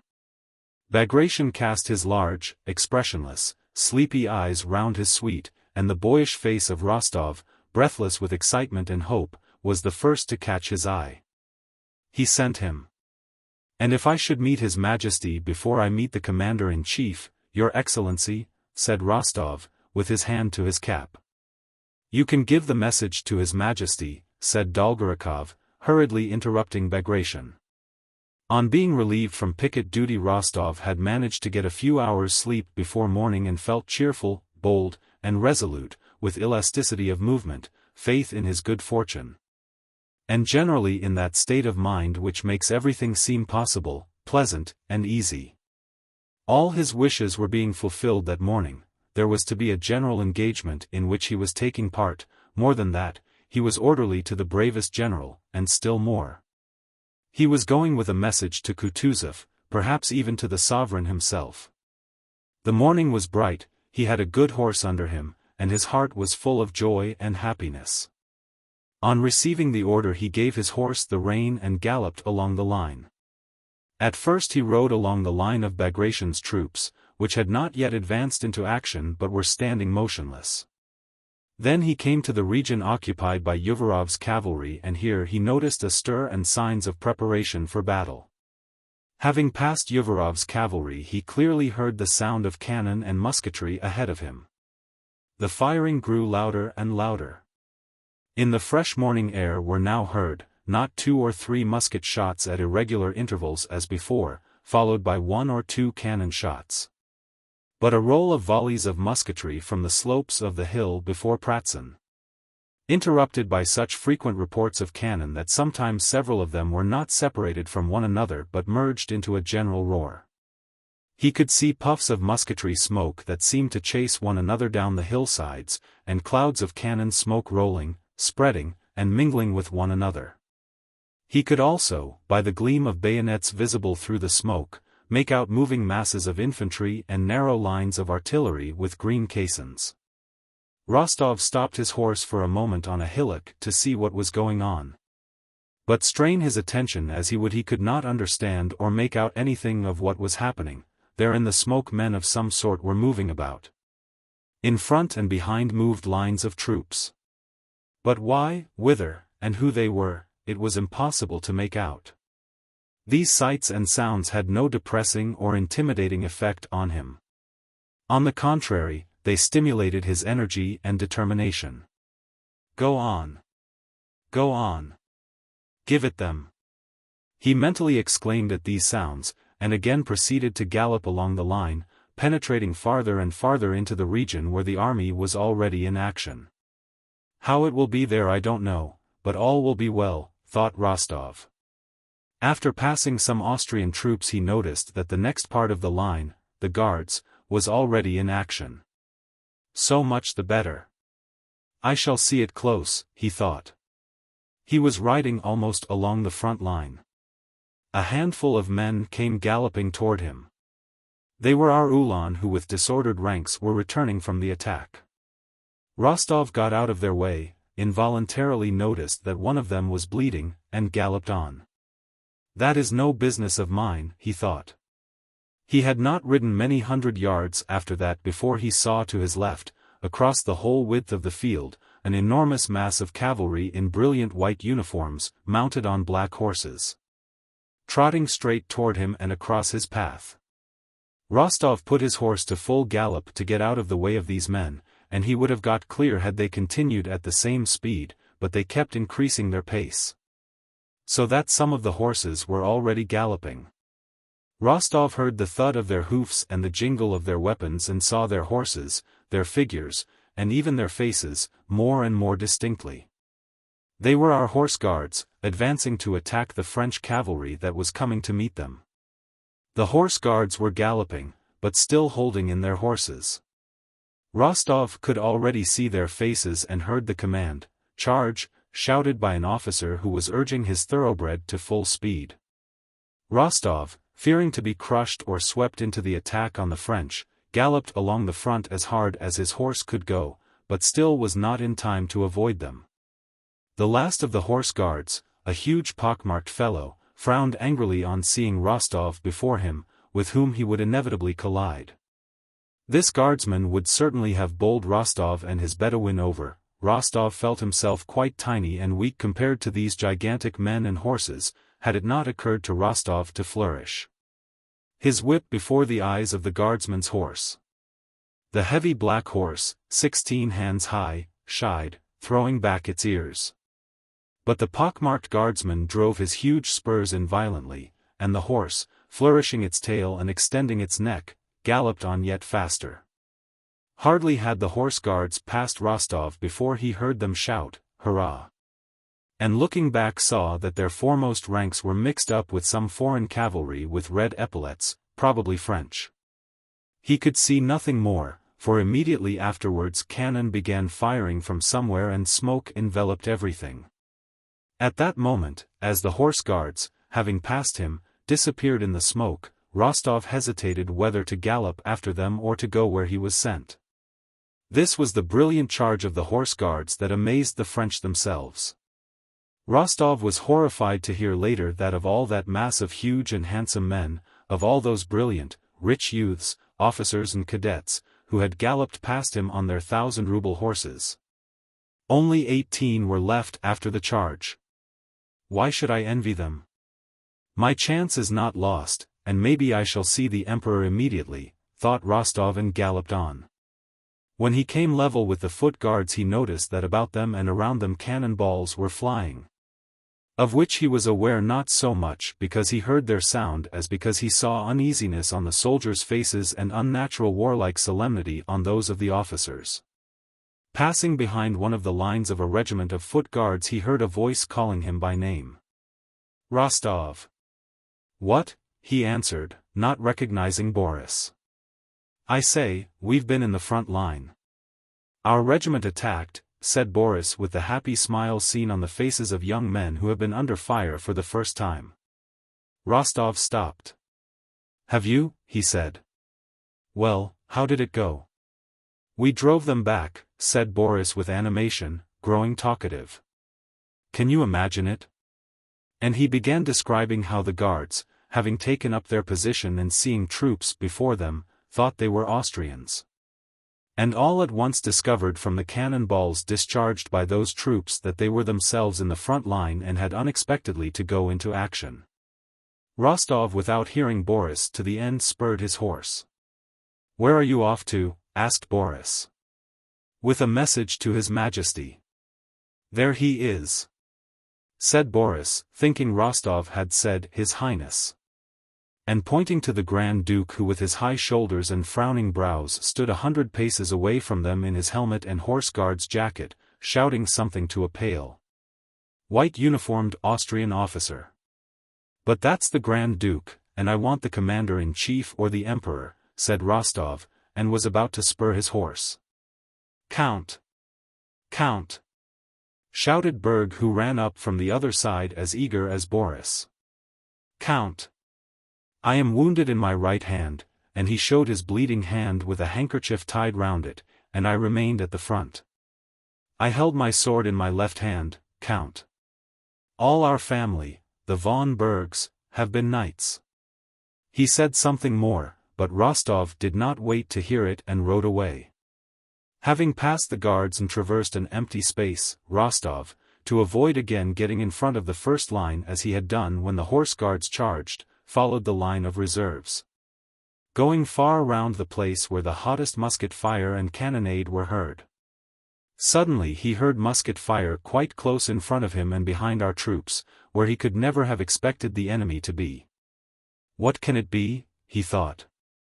"The enemy in the rear of our army? Impossible." And suddenly he was seized by a panic of fear for himself and for the issue of the whole battle. But be that what it may, he reflected, there is no riding round it now. I must look for the commander-in-chief here, and if all is lost it is for me to perish with the rest. The foreboding of evil that had suddenly come over Rostov was more and more confirmed the farther he rode into the region behind the village of Pratzen, which was full of troops of all kinds. What does it mean? What is it? Whom are they firing at? Who is firing? Rostov kept asking as he came up to Russian and Austrian soldiers running in confused crowds across his path. The devil knows. They've killed everybody. It's all up now, he was told in Russian, German, and Czech by the crowd of fugitives who understood what was happening as little as he did. Kill the Germans, shouted one. May the devil take them, the traitors. Zum Henker des Russen, 42, muttered a German. Several wounded men passed along the road, and words of abuse, screams, and groans mingled in a general hubbub. Then the firing died down. Rostov learned later that Russian and Austrian soldiers had been firing at one another. My God! What does it all mean, thought he. And here, where at any moment the Emperor may see them. But no, these must be only a handful of scoundrels. It will soon be over, it can't be that, it can't be. Only to get past them quicker, quicker. The idea of defeat and flight could not enter Rostov's head. Though he saw French cannon and French troops on the Pratzen Heights just where he had been ordered to look for the commander-in-chief, he could not, did not wish to, believe that. Chapter 18. Rostov had been ordered to look for Kutuzov and the Emperor near the village of Pratzen. But neither they nor a single commanding officer were there, only disorganized crowds of troops of various kinds. He urged on his already weary horse to get quickly past these crowds, but the farther he went the more disorganized they were. The high road on which he had come out was thronged with calèches, carriages of all sorts, and Russian and Austrian soldiers of all arms, some wounded and some not. This whole mass droned and jostled in confusion under the dismal influence of cannon balls flying from the French batteries stationed on the Pratzen Heights. Where is the Emperor? Where is Kutuzov? Rostov kept asking everyone he could stop, but got no answer from anyone. At last, seizing a soldier by his collar, he forced him to answer. Brother. They've all bolted long ago, said the soldier, laughing for some reason and shaking himself free. Having left that soldier who was evidently drunk, Rostov stopped the horse of a batman or groom of some important personage and began to question him. The man announced that the Tsar had been driven in a carriage at full speed about an hour before along that very road and that he was dangerously wounded. It can't be, said Rostov. It must have been someone else. I saw him myself, replied the man with a self-confident smile of derision. I ought to know the Emperor by now, after the times I've seen him in Petersburg. I saw him just as I see you. There he sat in the carriage as pale as anything. How they made the 4 black horses fly. Gracious me, they did rattle past. It's time I knew the imperial horses and Ilya Ivanich. I don't think Ilya drives anyone except the Tsar. Rostov let go of the horse and was about to ride on, when a wounded officer passing by addressed him. Who is it you want? He asked. The commander-in-chief? He was killed by a cannon ball, struck in the breast before our regiment. Not killed, wounded, another officer corrected him. Who? Kutuzov? Asked Rostov. Not Kutuzov, but what's his name? Well, never mind, there are not many left alive. Go that way, to that village, all the commanders are there, said the officer, pointing to the village of Hostorodek, and he walked on. Rostov rode on at a foot-pace, not knowing why or to whom he was now going. The Emperor was wounded, the battle lost. It was impossible to doubt it now. Rostov rode in the direction pointed out to him, in which he saw turrets and a church. What need to hurry? What was he now to say to the Tsar or to Kutuzov, even if they were alive and unwounded? Take this road, your honor, that way you will be killed at once, a soldier shouted to him. They'd kill you there. Oh, what are you talking about, said another. Where is he to go? That way is nearer. Rostov considered, and then went in the direction where they said he would be killed. It's all the same now. If the Emperor is wounded, am I to try to save myself? He thought. He rode on to the region where the greatest number of men had perished in fleeing from Pratzen. The French had not yet occupied that region, and the Russians, the uninjured and slightly wounded, had left it long ago. All about the field, like heaps of manure on well-kept ploughland, lay from 10 to 15 dead and wounded to each couple of acres. The wounded crept together in twos and threes, and one could hear their distressing screams and groans, sometimes feigned, or so it seemed to Rostov. He put his horse to a trot to avoid seeing all these suffering men, and he felt afraid not for his life, but for the courage he needed and which he knew would not stand the sight of these unfortunates. The French, who had ceased firing at this field strewn with dead and wounded where there was no one left to fire at, on seeing an adjutant riding over it, trained a gun on him and fired several shots. The sensation of those terrible whistling sounds and of the corpses around him merged in Rostov's mind into a single feeling of terror and pity for himself. He remembered his mother's last letter. What would she feel, thought he, if she saw me here now on this field with the cannon aimed at me? In the village of Hostorodek there were Russian troops retiring from the field of battle, who though still in some confusion were less disordered. The French cannon did not reach there and the musketry fire sounded far away. Here everyone clearly saw and said that the battle was lost. No one whom Rostov asked could tell him where the Emperor or Kutuzov was. Some said the report that the Emperor was wounded was correct, others that it was not, and explained the false rumor that had spread by the fact that the Emperor's carriage had really galloped from the field of battle with the pale and terrified Oberhofmarschall Count Tolstoy, who had ridden out to the battlefield with others in the Emperor's suite.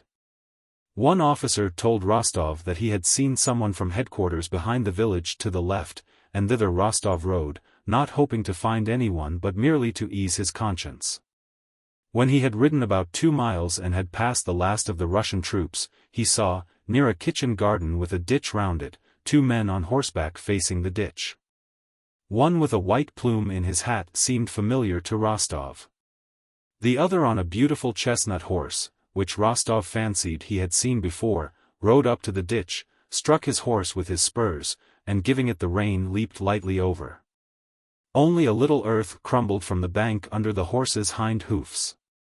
Turning the horse sharply, he again jumped the ditch, and deferentially addressed the horseman with the white plumes, evidently suggesting that he should do the same. The rider, whose figure seemed familiar to Rostov and involuntarily riveted his attention, made a gesture of refusal with his head and hand, and by that gesture Rostov instantly recognized his lamented and adored monarch. But it can't be he, alone in the midst of this empty field, thought Rostov. At that moment Alexander turned his head and Rostov saw the beloved features that were so deeply engraved on his memory. The Emperor was pale, his cheeks sunken and his eyes hollow, but the charm, the mildness of his features, was all the greater. Rostov was happy in the assurance that the rumors about the Emperor being wounded were false. He was happy to be seeing him. He knew that he might and even ought to go straight to him and give the message Dolgorukov had ordered him to deliver. But as a youth in love trembles, is unnerved, and dares not utter the thoughts he has dreamed of for nights, but looks around for help or a chance of delay and flight when the longed-for moment comes and he is alone with her, so Rostov, now that he had attained what he had longed for more than anything else in the world, did not know how to approach the Emperor, and 1,000 reasons occurred to him why it would be inconvenient, unseemly, and impossible to do so. What? It is as if I were glad of a chance to take advantage of his being alone and despondent. A strange face may seem unpleasant or painful to him at this moment of sorrow. Besides, what can I say to him now, when my heart fails me and my mouth feels dry at the mere sight of him? Not one of the innumerable speeches addressed to the Emperor that he had composed in his imagination could he now recall. Those speeches were intended for quite other conditions, they were for the most part to be spoken at a moment of victory and triumph. Generally when he was dying of wounds and the sovereign had thanked him for heroic deeds, and while dying he expressed the love his actions had proved.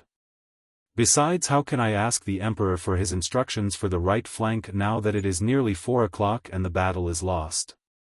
No, certainly I must not approach him, I must not intrude on his reflections. Better die 1,000 times than risk receiving an unkind look or bad opinion from him, Rostov decided. And sorrowfully and with a heart full despair he rode away, continually looking back at the Tsar, who still remained in the same attitude of indecision. While Rostov was thus arguing with himself and riding sadly away, Captain von Toll chanced to ride to the same spot, and seeing the Emperor at once rode up to him, offered his services, and assisted him to cross the ditch on foot. The Emperor, wishing to rest and feeling unwell, sat down under an apple tree and von Toll remained beside him. Rostov from a distance saw with envy and remorse how von Toll spoke long and warmly to the Emperor and how the Emperor, evidently weeping, covered his eyes with his hand and pressed von Toll's hand. And I might have been in his place, thought Rostov, and hardly restraining his tears of pity for the Emperor, he rode on in utter despair, not knowing where to or why he was now riding. His despair was all the greater from feeling that his own weakness was the cause of his grief. He might, not only might but should, have gone up to the sovereign. It was a unique chance to show his devotion to the Emperor and he had not made use of it. What have I done, thought he. And he turned round and galloped back to the place where he had seen the Emperor, but there was no one beyond the ditch now. Only some carts and carriages were passing by. From one of the drivers he learned that Kutuzov's staff were not far off, in the village the vehicles were going to. Rostov followed them. In front of him walked Kutuzov's groom leading horses in horsecloths. Then came a cart, and behind that walked an old, bandy-legged domestic serf in a peaked cap and sheepskin coat. "Tit! I say, Tit," said the groom. "What?" answered the old man absent-mindedly. "Go, Tit. Thresh a bit." "Oh, you fool," said the old man, spitting angrily. Some time passed in silence, and then the same joke was repeated.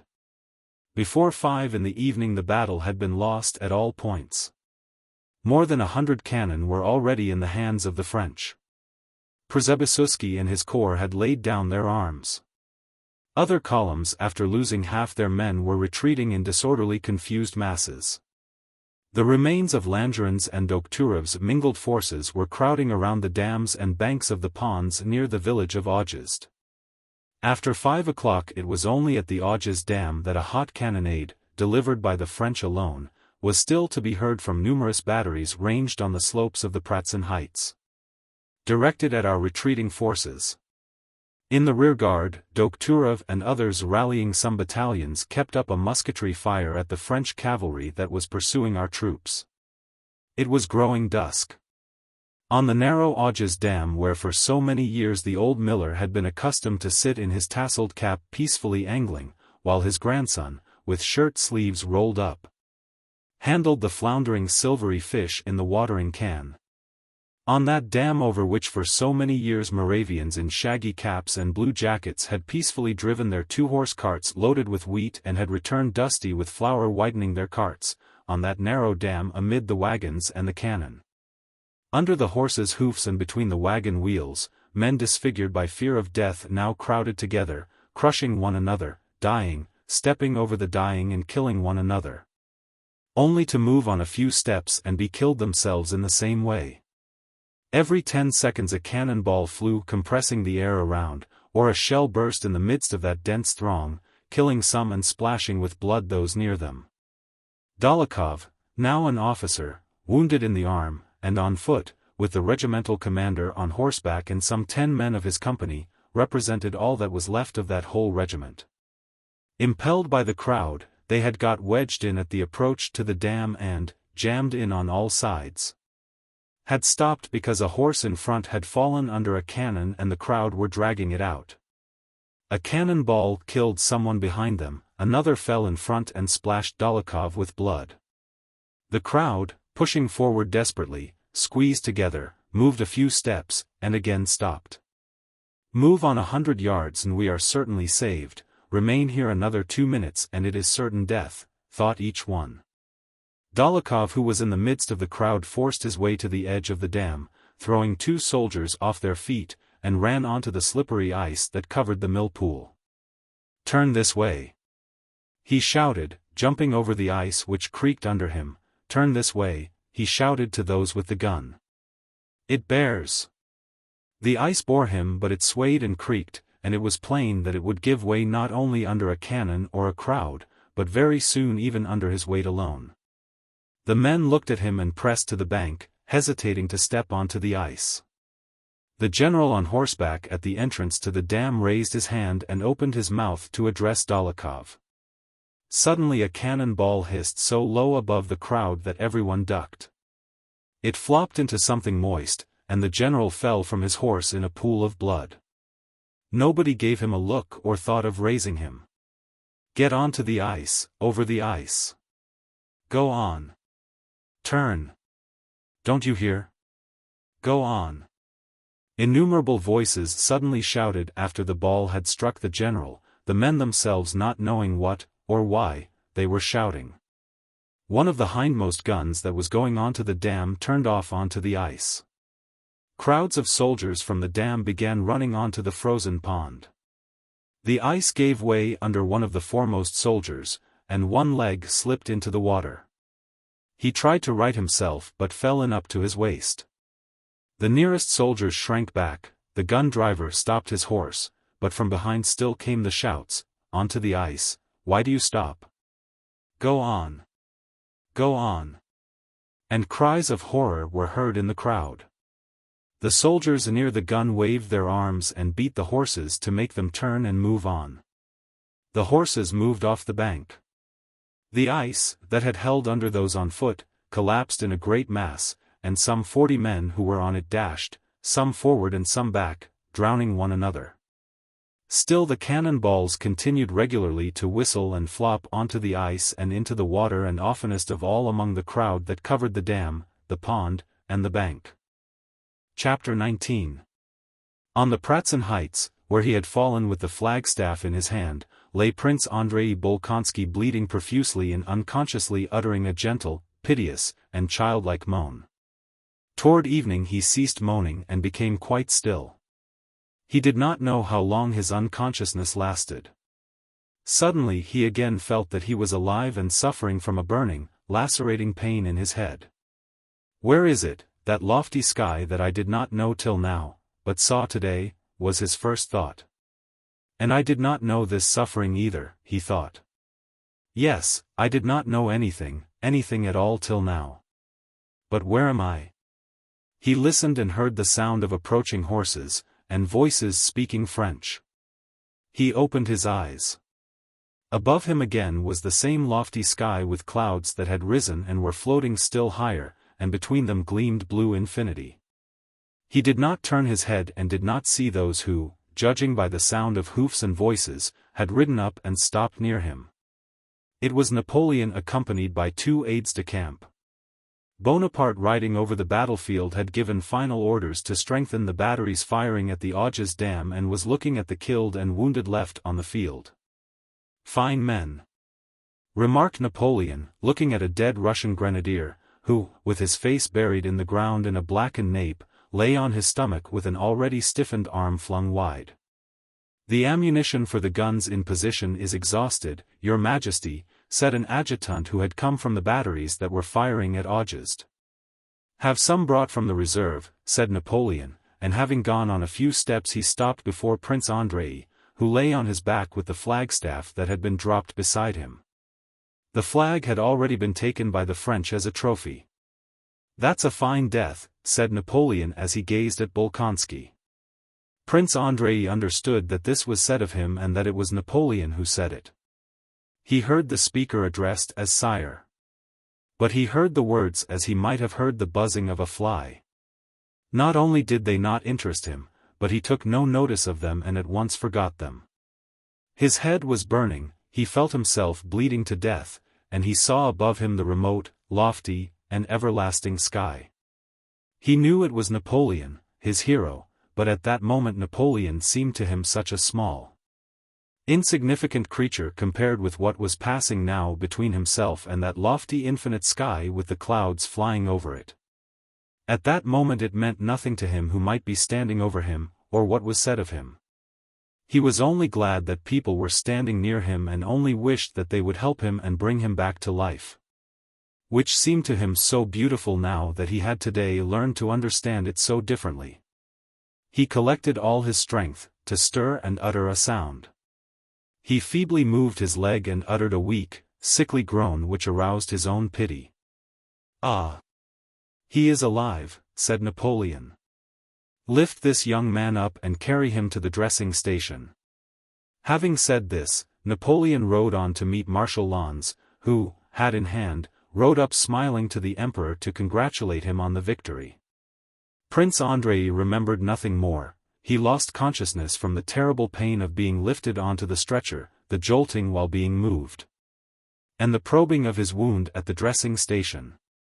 He did not regain consciousness till late in the day, when with other wounded and captured Russian officers he was carried to the hospital. During this transfer he felt a little stronger and was able to look about him and even speak. The first words he heard on coming to his senses were those of a French convoy officer, who said rapidly, "We must halt here, the emperor will pass here immediately. It will please him to see these gentlemen prisoners. There are so many prisoners today, nearly the whole Russian army, that he is probably tired of them," said another officer. "All the same. They say this one is the commander of all the Emperor Alexander's guards," said the first one, indicating a Russian officer in the white uniform of the Horse Guards.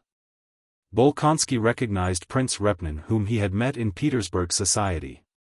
Beside him stood a lad of 19, also a wounded officer of the Horse Guards. Bonaparte, having come up at a gallop, stopped his horse. "Which is the senior?" he asked, on seeing the prisoners. They named the colonel, Prince Repnin. "You are the commander of the Emperor Alexander's regiment of Horse Guards?" asked Napoleon. "I commanded a squadron," replied Repnin. "Your regiment fulfilled its duty honorably," said Napoleon. "The praise of a great commander is a soldier's highest reward," said Repnin. "I bestow it with pleasure," said Napoleon. "And who is that young man beside you?" Prince Repnin named Lieutenant Suptolin. After looking at him, Napoleon smiled. "He's very young to come to meddle with us." "Youth is no hindrance to courage," muttered Suptolin in a failing voice. "A splendid reply," said Napoleon. "Young man, you will go far." Prince Andrei, who had also been brought forward before the emperor's eyes to complete the show of prisoners, could not fail to attract his attention. Napoleon apparently remembered seeing him on the battlefield and, addressing him, again used the epithet, "young man," that was connected in his memory with Prince Andrei. "Well, and you, young man," said he. "How do you feel, mon brave?" Though 5 minutes before, Prince Andrei had been able to say a few words to the soldiers who were carrying him, now with his eyes fixed straight on Napoleon, he was silent. So insignificant at that moment seemed to him all the interests that engrossed Napoleon, so mean did his hero himself with his paltry vanity in joy in victory appear, compared to the lofty, equitable, and kindly sky which he had seen and understood, that he could not answer him. Everything seemed so futile and insignificant in comparison with the stern and solemn train of thought that weakness from loss of blood, suffering, and the nearness of death aroused in him. Looking into Napoleon's eyes, Prince Andrei thought of the insignificance of greatness, the unimportance of life which no one could understand, and the still greater unimportance of death, the meaning of which no one alive could understand or explain. The emperor, without waiting for an answer, turned away and said to one of the officers as he went, "Have these gentlemen attended to and taken to my bivouac. Let my doctor, Larry, examine their wounds. Au revoir, Prince Repnin," and he spurred his horse and galloped away. His face shone with self-satisfaction and pleasure. The soldiers who had carried Prince Andrei had noticed and taken the little gold icon Princess Maria had hung round her brother's neck, but seeing the favor the emperor showed the prisoners, they now hastened to return the holy image. Prince Andrei did not see how and by whom it was replaced, but the little icon with its thin gold chain suddenly appeared upon his chest outside his uniform. It would be good, thought Prince Andrei, glancing at the icon his sister had hung round his neck with such emotion and reverence. It would be good if everything were as clear and simple as it seems to Maria. How good it would be to know where to seek for help in this life, and what to expect after it beyond the grave. How happy and calm I should be if I could now say, Lord, have mercy on me. But to whom should I say that? Either to a power indefinable, incomprehensible, which I not only cannot address but which I cannot even express in words, the great all or nothing, said he to himself. Or to that God who has been sewn into this amulet by Maria. There is nothing certain, nothing at all except the unimportance of everything I understand, and the greatness of something incomprehensible but all-important. The stretchers moved on. At every jolt he again felt unendurable pain, his feverishness increased and he grew delirious. Visions of his father, wife, sister, and future son, and the tenderness he had felt the night before the battle, the figure of the insignificant little Napoleon, and above all this the lofty sky, formed the chief subjects of his delirious fancies. The quiet home life and peaceful happiness of Bald Hills presented itself to him. He was already enjoying that happiness when that little Napoleon had suddenly appeared with his unsympathizing look of short-sighted delight at the misery of others. And doubts and torments had followed, and only the heavens promised peace. Toward morning all these dreams melted and merged into the chaos and darkness of unconsciousness and oblivion which in the opinion of Napoleon's doctor, Larry, was much more likely to end in death than in convalescence. He is a nervous, bilious subject, said Larry, and will not recover. And Prince Andrei, with others fatally wounded, was left to the care of the inhabitants of the district. Book. Chapter 2. Part. Chapter 1. 1806. Chapter 1. Early in the year 1806 Nikolai Rostov returned home on leave. Denisov was going home to Voronezh and Rostov persuaded him to travel with him as far as Moscow and to stay with him there. Meeting a comrade at the last post station but one before Moscow, Denisov had drunk 3 bottles of wine with him and, despite the jolting ruts across the snow-covered road, did not once wake up on the way to Moscow, but lay at the bottom of the sleigh beside Rostov, who grew more and more impatient the nearer they got to Moscow. How much longer? How much longer? Oh, these insufferable streets, shops, bakers' signboards, street lamps, and sleighs. Thought Rostov, when their leave permits had been passed at the town gate and they had entered Moscow. Denisov. We're here. He's asleep, he added, leaning forward with his whole body as if in that position he hoped to hasten the speed of the sleigh. Denisov gave no answer. There's the corner at the crossroads, where the cabman, Zahar, has his stand, and there's Zahar himself and still the same horse. And here's the little shop where we used to buy gingerbread. Can't you hurry up? Now then. Which house is it? Asked the driver. Why, that one, right at the end, the big one. Don't you see? That's our house, said Rostov. Of course, it's our house. Denisov, Denisov. We're almost there. Denisov raised his head, coughed, and made no answer.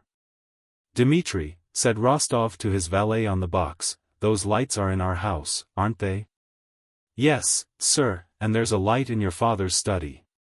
Then they've not gone to bed yet? What do you think? Mind now, don't forget to put out my new coat, added Rostov, fingering his new mustache. Now then, get on, he shouted to the driver. Do wake up, Vaska. He went on, turning to Denisov, whose head was again nodding. Come, get on. You shall have 3 rubles for vodka, get on. Rostov shouted, when the sleigh was only 3 houses from his door. It seemed to him the horses were not moving at all. At last the sleigh bore to the right, drew up at an entrance, and Rostov saw overhead the old familiar cornice with a bit of plaster broken off, the porch, and the post by the side of the pavement. He sprang out before the sleigh stopped, and ran into the hall. The house stood cold and silent, as if quite regardless of who had come to it. There was no one in the hall. Oh God! Is everyone all right? He thought, stopping for a moment with a sinking heart, and then immediately starting to run along the hall and up the warped steps of the familiar staircase. The well-known old door handle, which always angered the Countess when it was not properly cleaned, turned as loosely as ever. A solitary tallow candle burned in the anteroom. Old Mikhailo was asleep on the chest. Prokofy, the footman, who was so strong that he could lift the back of the carriage from behind, sat plaiting slippers out of cloth selvages. He looked up at the opening door and his expression of sleepy indifference suddenly changed to one of delighted amazement. Gracious heavens! The young count! He cried, recognizing his young master. Can it be? My treasure! And Prokofy, trembling with excitement, rushed toward the drawing-room door, probably in order to announce him, but, changing his mind, came back and stooped to kiss the young man's shoulder. All well? Asked Rostov, drawing away his arm. Yes, God be thanked. Yes. They've just finished supper. Let me have a look at you, Your Excellency. Is everything quite all right? The Lord be thanked, yes. Rostov, who had completely forgotten Denisov, not wishing anyone to forestall him, threw off his fur coat and ran on tiptoe through the large dark ballroom. All was the same, there were the same old card tables and the same chandelier with a cover over it. But someone had already seen the young master, and, before he had reached the drawing-room, something flew out from a side door like a tornado and began hugging and kissing him. Another and yet another creature of the same kind sprang from a second door and a third, more hugging, more kissing, more outcries, and tears of joy. He could not distinguish which was Papa, which Natasha, and which Petya. Everyone shouted, talked, and kissed him at the same time. Only his mother was not there, he noticed that. And I did not know. Nikolushka. My darling. Here he is, our own. Kolya, 43, dear fellow. How he has changed. Where are the candles? Tea. And me, kiss me. Dearest, and me. Sonia, Natasha, Petya, Anna Mikhailovna, Vera, and the old count were all hugging him, and the serfs, men and maids, flocked into the room, exclaiming an OING and ING. Petya, clinging to his legs, kept shouting, and me too. Natasha, after she had pulled him down toward her and covered his face with kisses, holding him tight by the skirt of his coat, sprang away and pranced up and down in one place like a goat and shrieked piercingly. All around were loving eyes glistening with tears of joy, and all around were lips seeking a kiss. Sonia too, all rosy red, clung to his arm and, radiant with bliss, looked eagerly toward his eyes, waiting for the look for which she longed. Sonia now was 16 and she was very pretty, especially at this moment of happy, rapturous excitement. She gazed at him, not taking her eyes off him, and smiling and holding her breath. He gave her a grateful look, but was still expectant and looking for someone. The old countess had not yet come. But now steps were heard at the door, steps so rapid that they could hardly be his mother's. Yet it was she, dressed in a new gown which he did not know, made since he had left. All the others let him go, and he ran to her. When they met, she fell on his breast, sobbing.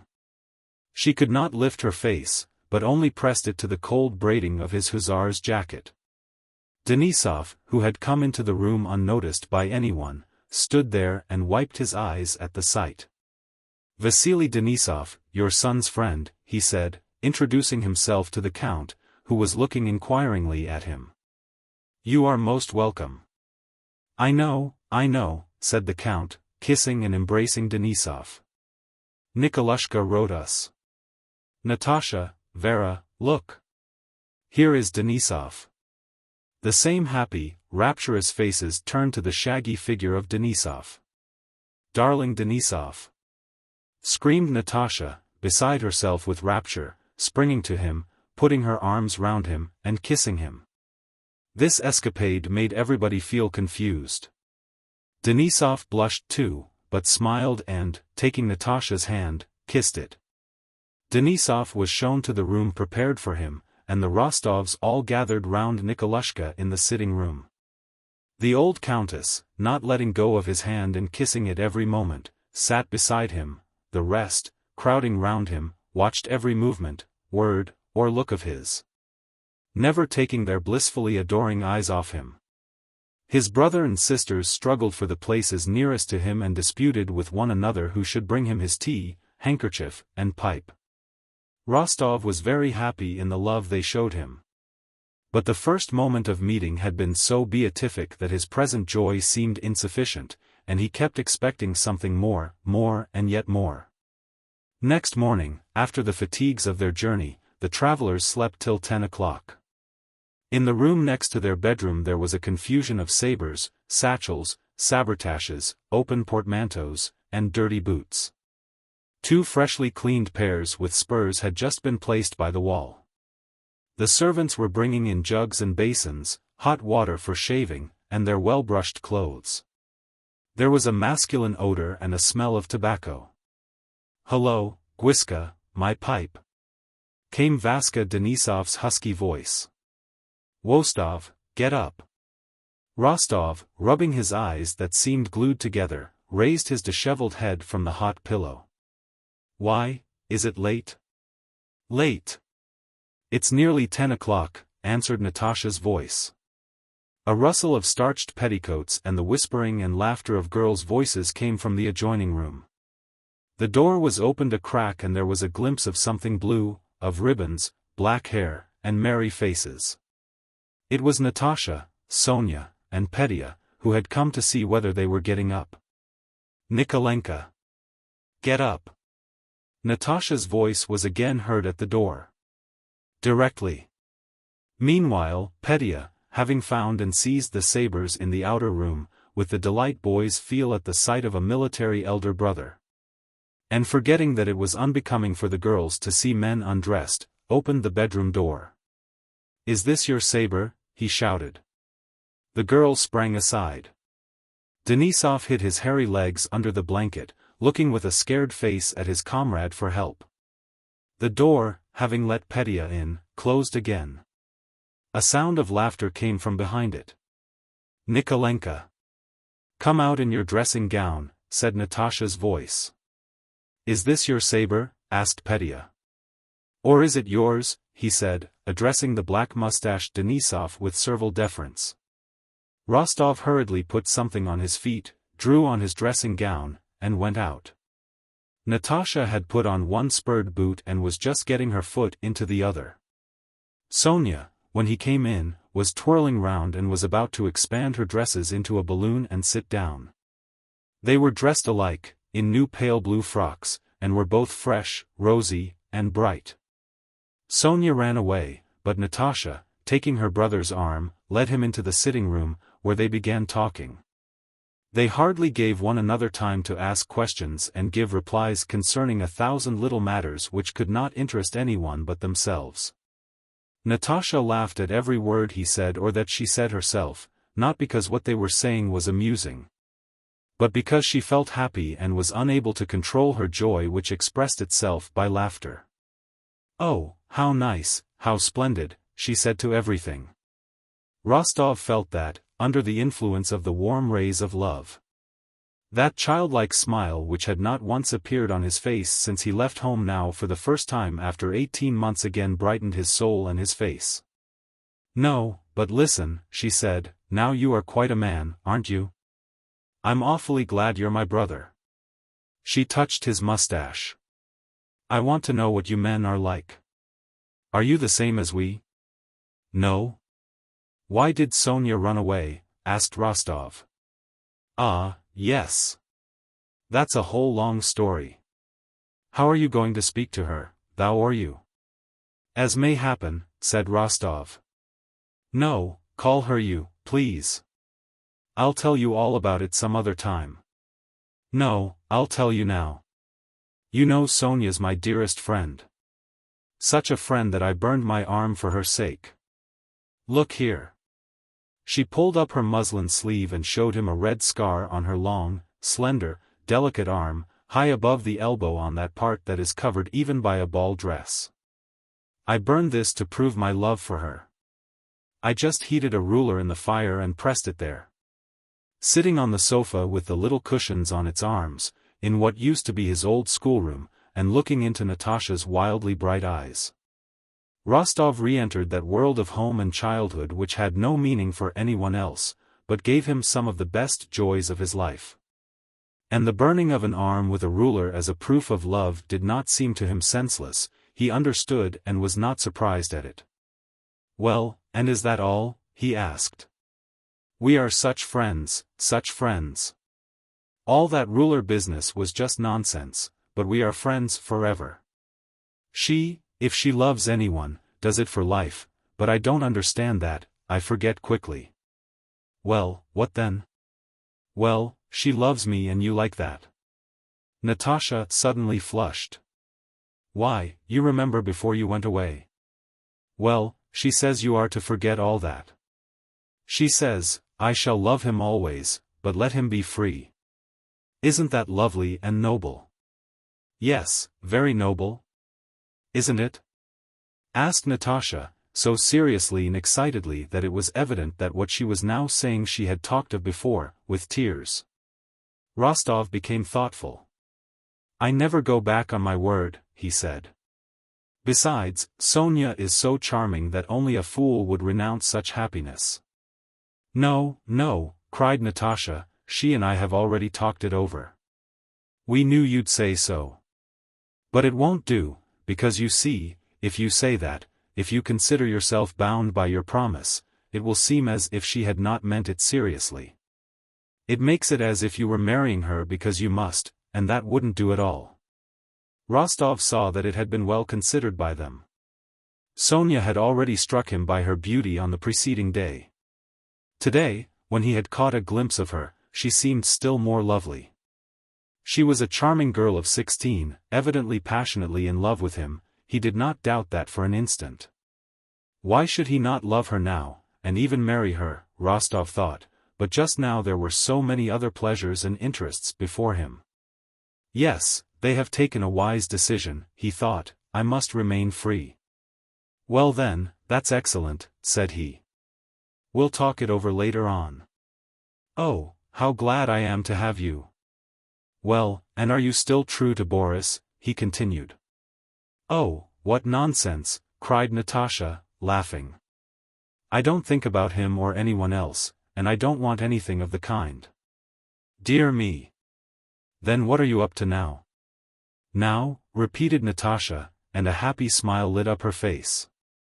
"Have you seen Duport?" "No." "Not seen Duport, the famous dancer?" "Well then, you won't understand. That's what I'm up to." Curving her arms, Natasha held out her skirts as dancers do, ran back a few steps, turned, cut a caper, brought her little feet sharply together, and made some steps on the very tips of her toes. "See, I'm standing." "See," she said, but could not maintain herself on her toes any longer. "So that's what I'm up to. I'll never marry anyone, but will be a dancer. Only don't tell anyone." Rostov laughed so loud and merrily that Denisov, in his bedroom, felt envious and Natasha could not help joining in. "No, but don't you think it's nice?" she kept repeating. "Nice. And so you no longer wished to marry Boris?" Natasha flared up. "I don't want to marry anyone. And I'll tell him so when I see him." "Dear me," said Rostov. "But that's all rubbish," Natasha chattered on. "And is Denisov nice?" she asked. "Yes, indeed." "Oh, well then, goodbye, go and dress." "Is he very terrible, Denisov?" "Why terrible?" asked Nicholas. "No, Vaska is a splendid fellow." "You call him Vaska? That's funny. And is he very nice?" "Very." "Well then, be quick. We'll all have breakfast together."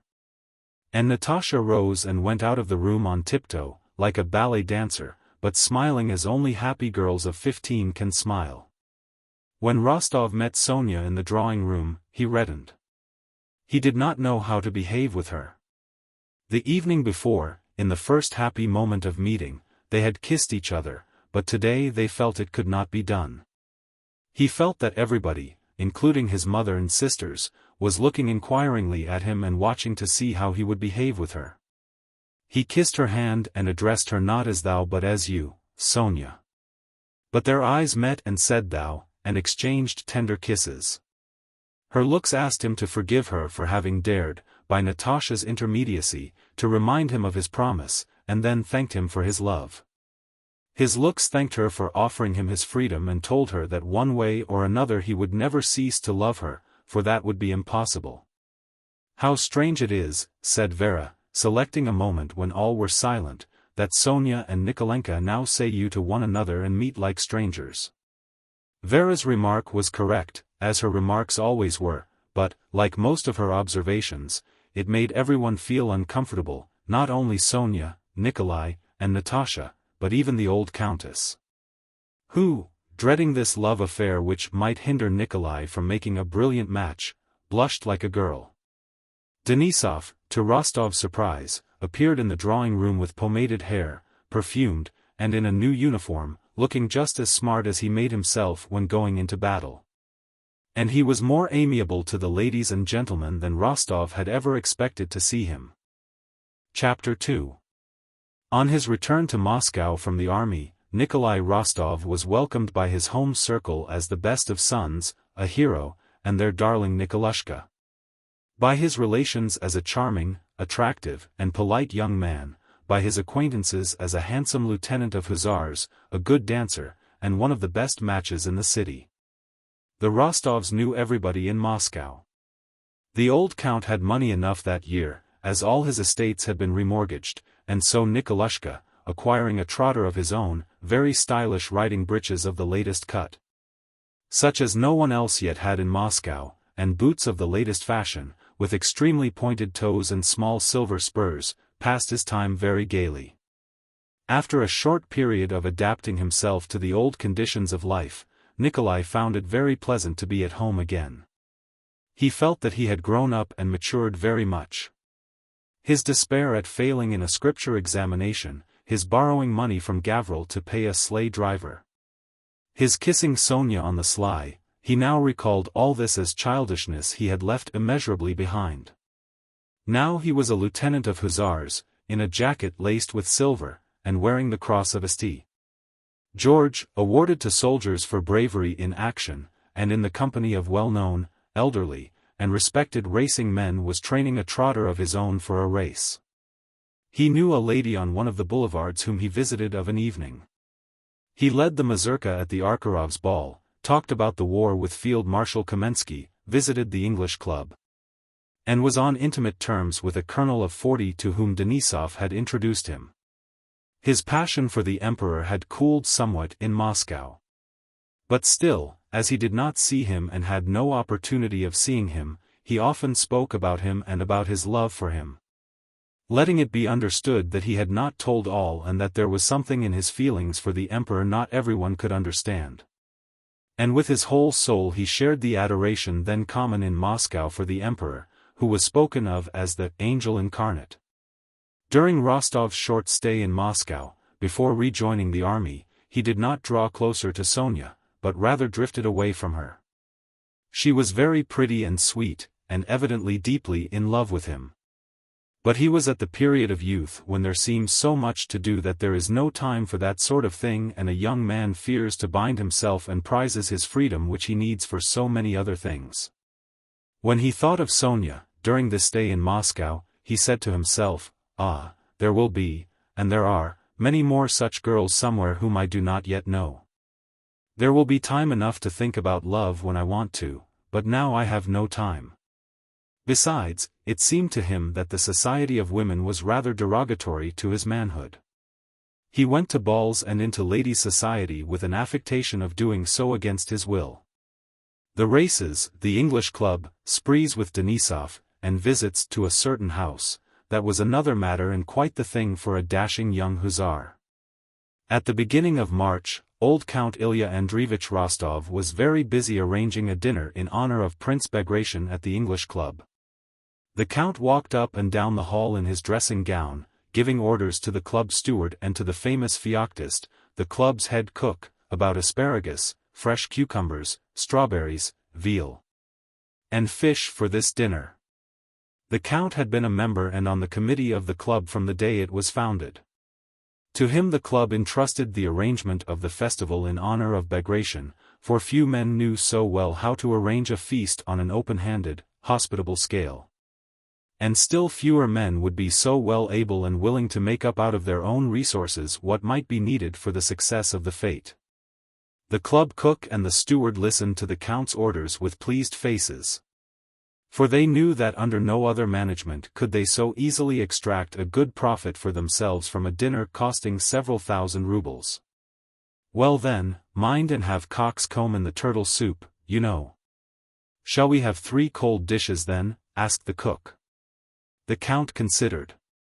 We can't have less, yes, 3, the mayonnaise, that's 1, said he, bending down a finger. Then am I to order those large sterlets? Asked the steward.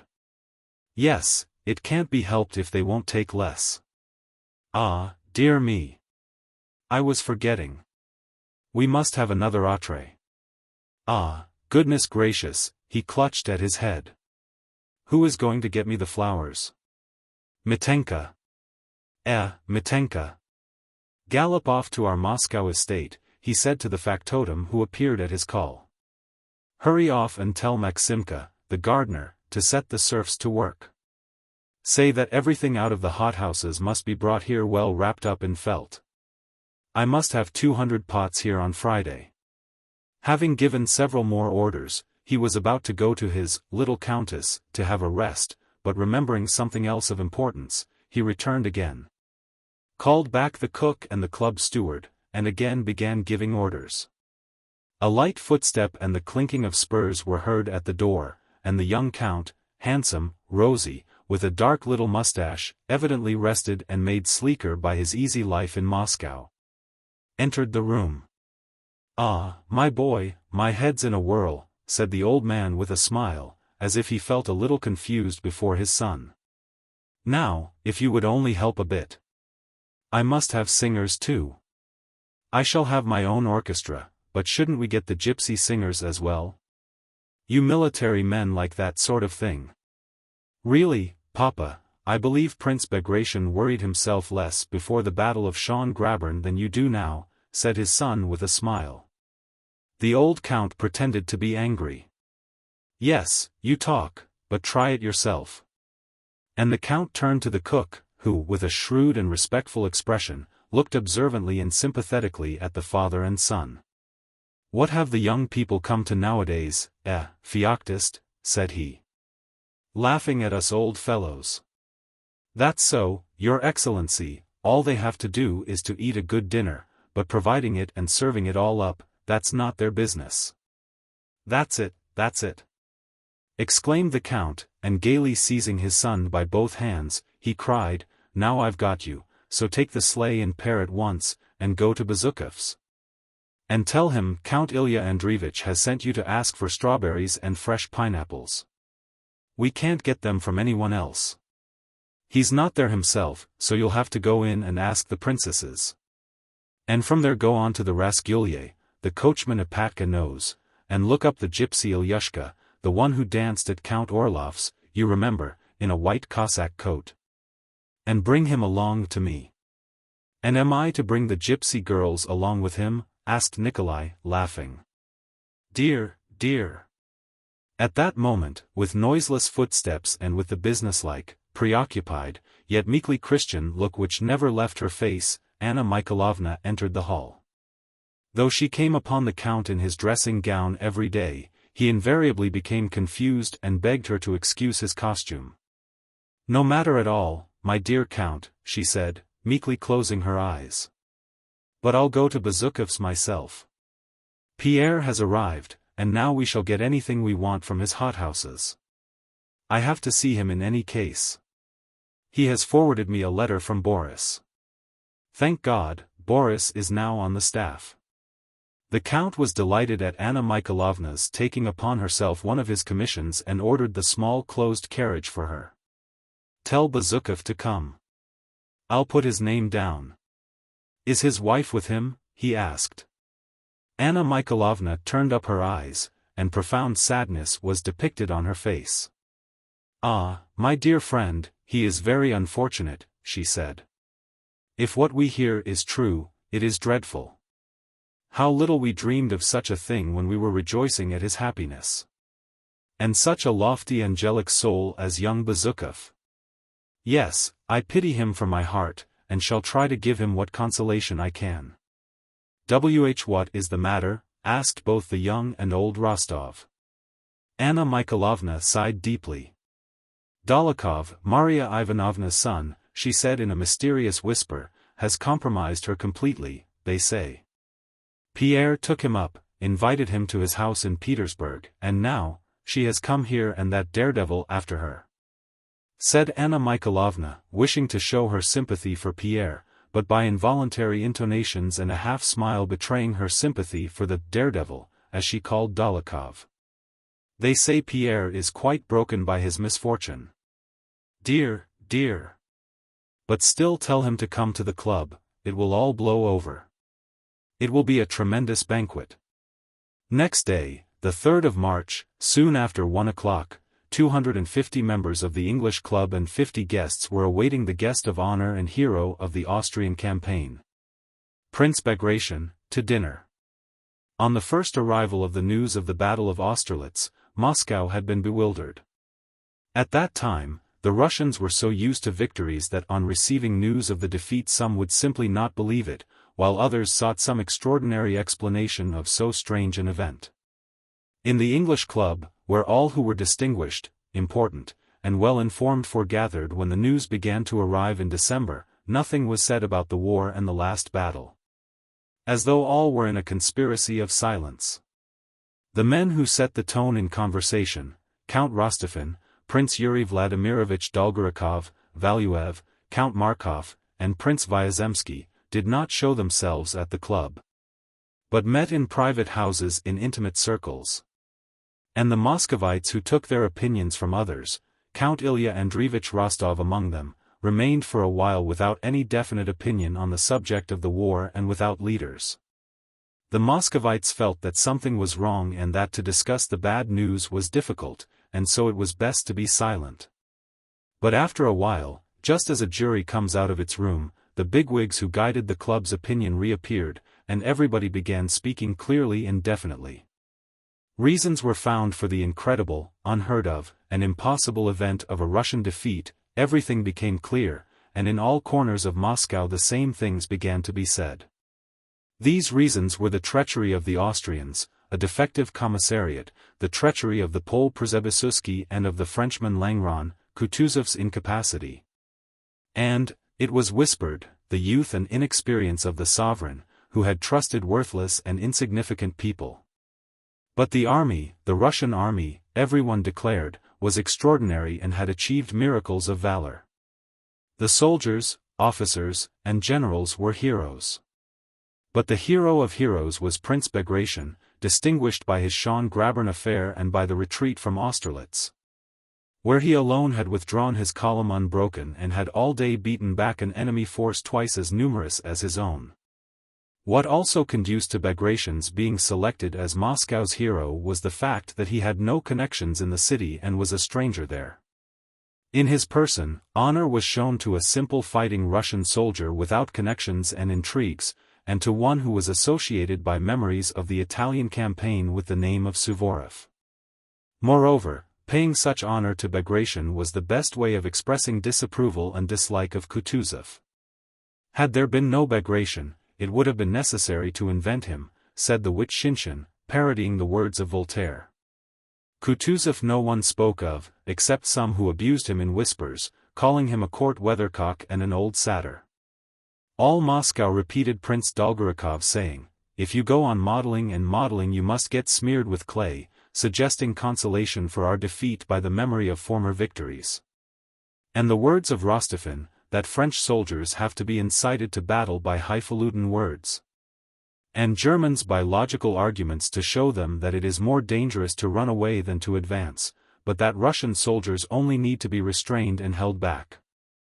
On all sides, new and fresh anecdotes were heard of individual examples of heroism shown by our officers and men at Austerlitz. One had saved a standard, another had killed 5 Frenchmen, a third had loaded 5 cannons single-handed. Berg was mentioned, by those who did not know him, as having, when wounded in the right hand, taken his sword in the left, and gone forward.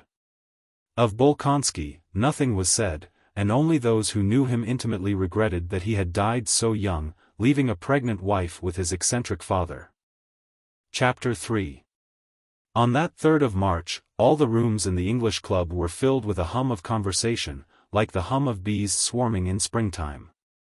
The members and guests of the club wandered hither and thither, sat, stood, met, and separated, some in uniform and some in evening dress, and a few here and there with powdered hair and in Russian kaftans.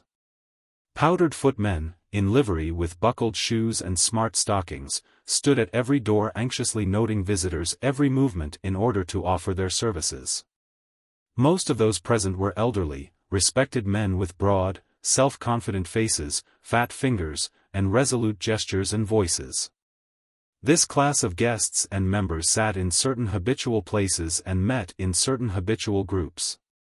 A minority of those present were casual guests, chiefly young men, among whom were Denisov, Rostov, and Dolokhov, who was now again an officer in the Semenov regiment.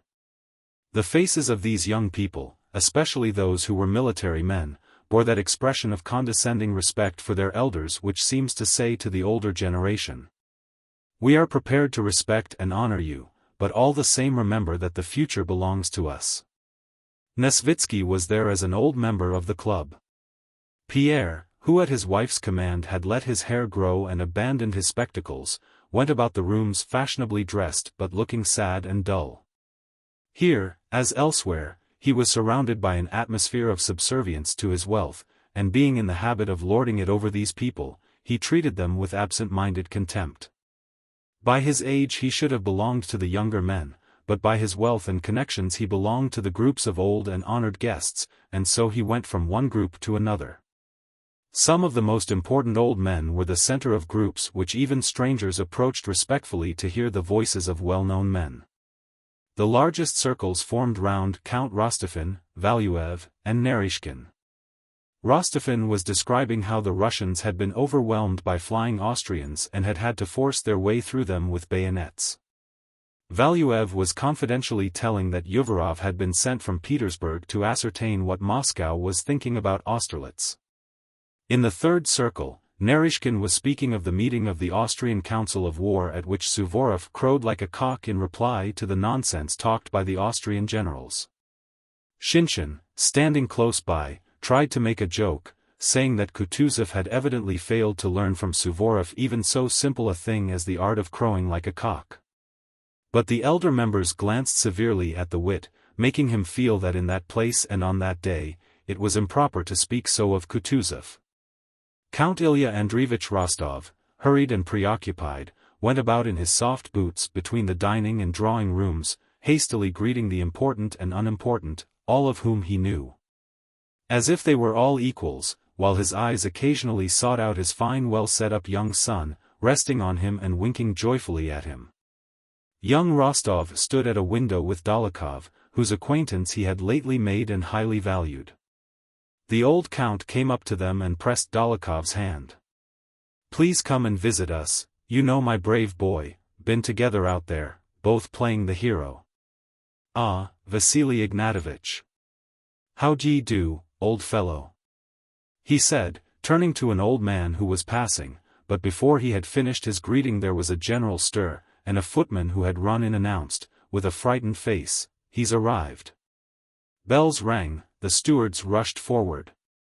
And, like rye shaken together in a shovel, the guests who had been scattered about in different rooms came together and crowded in the large drawing room by the door of the ballroom. Bagration appeared in the doorway of the anteroom without hat or sword, which, in accord with the club custom, he had given up to the hall porter. He had no lambskin cap on his head, nor had he a loaded whip over his shoulder, as when Rostov had seen him on the eve of the Battle of Austerlitz. But wore a tight new uniform with Russian and foreign orders, and the star of St. George on his left breast. Evidently just before coming to the dinner he had had his hair and whiskers trimmed, which changed his appearance for the worse. There was something naively festive in his air, which, in conjunction with his firm and virile features, gave him a rather comical expression. Beklchev and Fyodor Petrovitch Uvarov, who had arrived with him, paused at the doorway to allow him, as the guest of honor, to enter first. Bagration was embarrassed, not wishing to avail himself of their courtesy, and this caused some delay at the doors, but after all he did at last enter first. He walked shyly and awkwardly over the parquet floor of the reception room, not knowing what to do with his hands. He was more accustomed to walk over a ploughed field under fire, as he had done at the head of the Kursk regiment at Schön-Grabern, and he would have found that easier. The committeemen met him at the first door and, expressing their delight at seeing such a highly honored guest, took possession of him as it were, without waiting for his reply, surrounded him, and led him to the drawing-room. It was at first impossible to enter the drawing-room door for the crowd of members and guests jostling one another and trying to get a good look at Bagration over each other's shoulders. As if he were some rare animal. Count Ilya Andreevich, laughing and repeating the words, "Make way, dear boy. Make way, make way," pushed through the crowd more energetically than anyone, led the guests into the drawing-room, and seated them on the center sofa. The bigwigs, the most respected members of the club, beset the new arrivals. Count Ilya Andreevich, again thrusting his way through the crowd, went out of the drawing-room and reappeared a minute later with another committeeman, carrying a large silver salver which he presented to Prince Bagration. On the salver lay some verses composed and printed in the hero's honor. Bagration, on seeing the salver, glanced around in dismay, as though seeking help. But all eyes demanded that he should submit.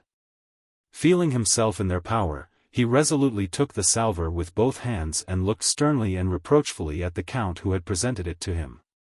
Someone obligingly took the dish from Bagration, or he would, it seemed, have held it till evening and have gone in to dinner with it, and drew his attention to the verses. "Well, I will read them, then," Bagration seemed to say, and, fixing his weary eyes on the paper, began to read them with a fixed and serious expression. But the author himself took the verses and began reading them aloud. Bagration bowed his head and listened. "Bring glory then to Alexander's reign. And on the throne our Titus' shield. A dreaded foe be thou, kind-hearted as a man. A Ripheus at home, a Caesar in the field. E'en fortunate Napoleon knows by experience, now, Bagration. And dare not Herculean Russians trouble." But before he had finished reading, a stentorian majordomo announced that dinner was ready. The door opened, and from the dining room came the resounding strains of the Polonaise. Conquest's joyful thunder waken. Triumph, valiant Russians, now. And Count Ilya Andreevich, glancing angrily at the author who went on reading his verses, bowed to Bagration. Everyone rose, feeling that dinner was more important than verses, and Bagration, again preceding all the rest, went into dinner. He was seated in the place of honor between two Alexanders, Beklchev and Naryshkin, which was a significant allusion to the name of the sovereign. 300 persons took their seats in the dining room, according to their rank and importance, the more important nearer to the honored guest. As naturally as water flows deepest where the land lies lowest. Just before dinner, Count Ilya Andreevich presented his son to Bagration, who recognized him and said a few words to him, disjointed and awkward, as were all the words he spoke that day. And Count Ilya Andreevich looked joyfully and proudly around while Bagration spoke to his son. Nikolai Rostov, with Denisov and his new acquaintance, Dolokhov, sat almost at the middle of the table. Facing them sat Pierre, beside Prince Nesvitsky. Count Ilya Andreevich with the other members of the committee sat facing Bagration and, as the very personification of Moscow hospitality, did the honors to the prince. His efforts had not been in vain. The dinner, both the Lenten and the other fare, was splendid, yet he could not feel quite at ease till the end of the meal. He winked at the butler, whispered directions to the footmen, and awaited each expected dish with some anxiety. Everything was excellent. With the second course, a gigantic sterlet, at sight of which Ilya Andreevich blushed with self-conscious pleasure, the footmen began popping corks and filling the champagne glasses. After the fish, which made a certain sensation, the Count exchanged glances with the other committeemen. "There will be many toasts, it's time to begin," he whispered, and taking up his glass, he rose. All were silent, waiting for what he would say. "To the health of our sovereign, the Emperor," he cried, and at the same moment his kindly eyes grew moist with tears of joy and enthusiasm. The band immediately struck up, Conquest's joyful thunder waken, all rose and cried, "Hurrah!" Bagration also rose and shouted, "Hurrah!" in exactly the same voice in which he had shouted it on the field at Schön-Grabern. Young Rostov's ecstatic voice could be heard above the 300 others. He nearly wept. "To the health of our sovereign, the Emperor," he roared, "Hurrah!" And emptying his glass at one gulp he dashed it to the floor. Many followed his example, and the loud shouting continued for a long time. When the voices subsided, the footmen cleared away the broken glass and everybody sat down again, smiling at the noise they had made and exchanging remarks. The old Count rose once more, glanced at a note lying beside his plate, and proposed a toast, "To the health of the hero of our last campaign, Prince Pyotr Ivanovich Bagration." And again his blue eyes grew moist. "Hurrah!" cried the 300 voices again, but instead of the band a choir began singing a cantata composed by Pavel Ivanovich Kutuzov. Russians. O'er all barriers on. Courage conquest guarantees. Have we not Bagration? He brings foemen to their knees, etc. As soon as the singing was over, another and another toast was proposed and Count Ilya Andreevich became more and more moved, more glass was smashed, and the shouting grew louder.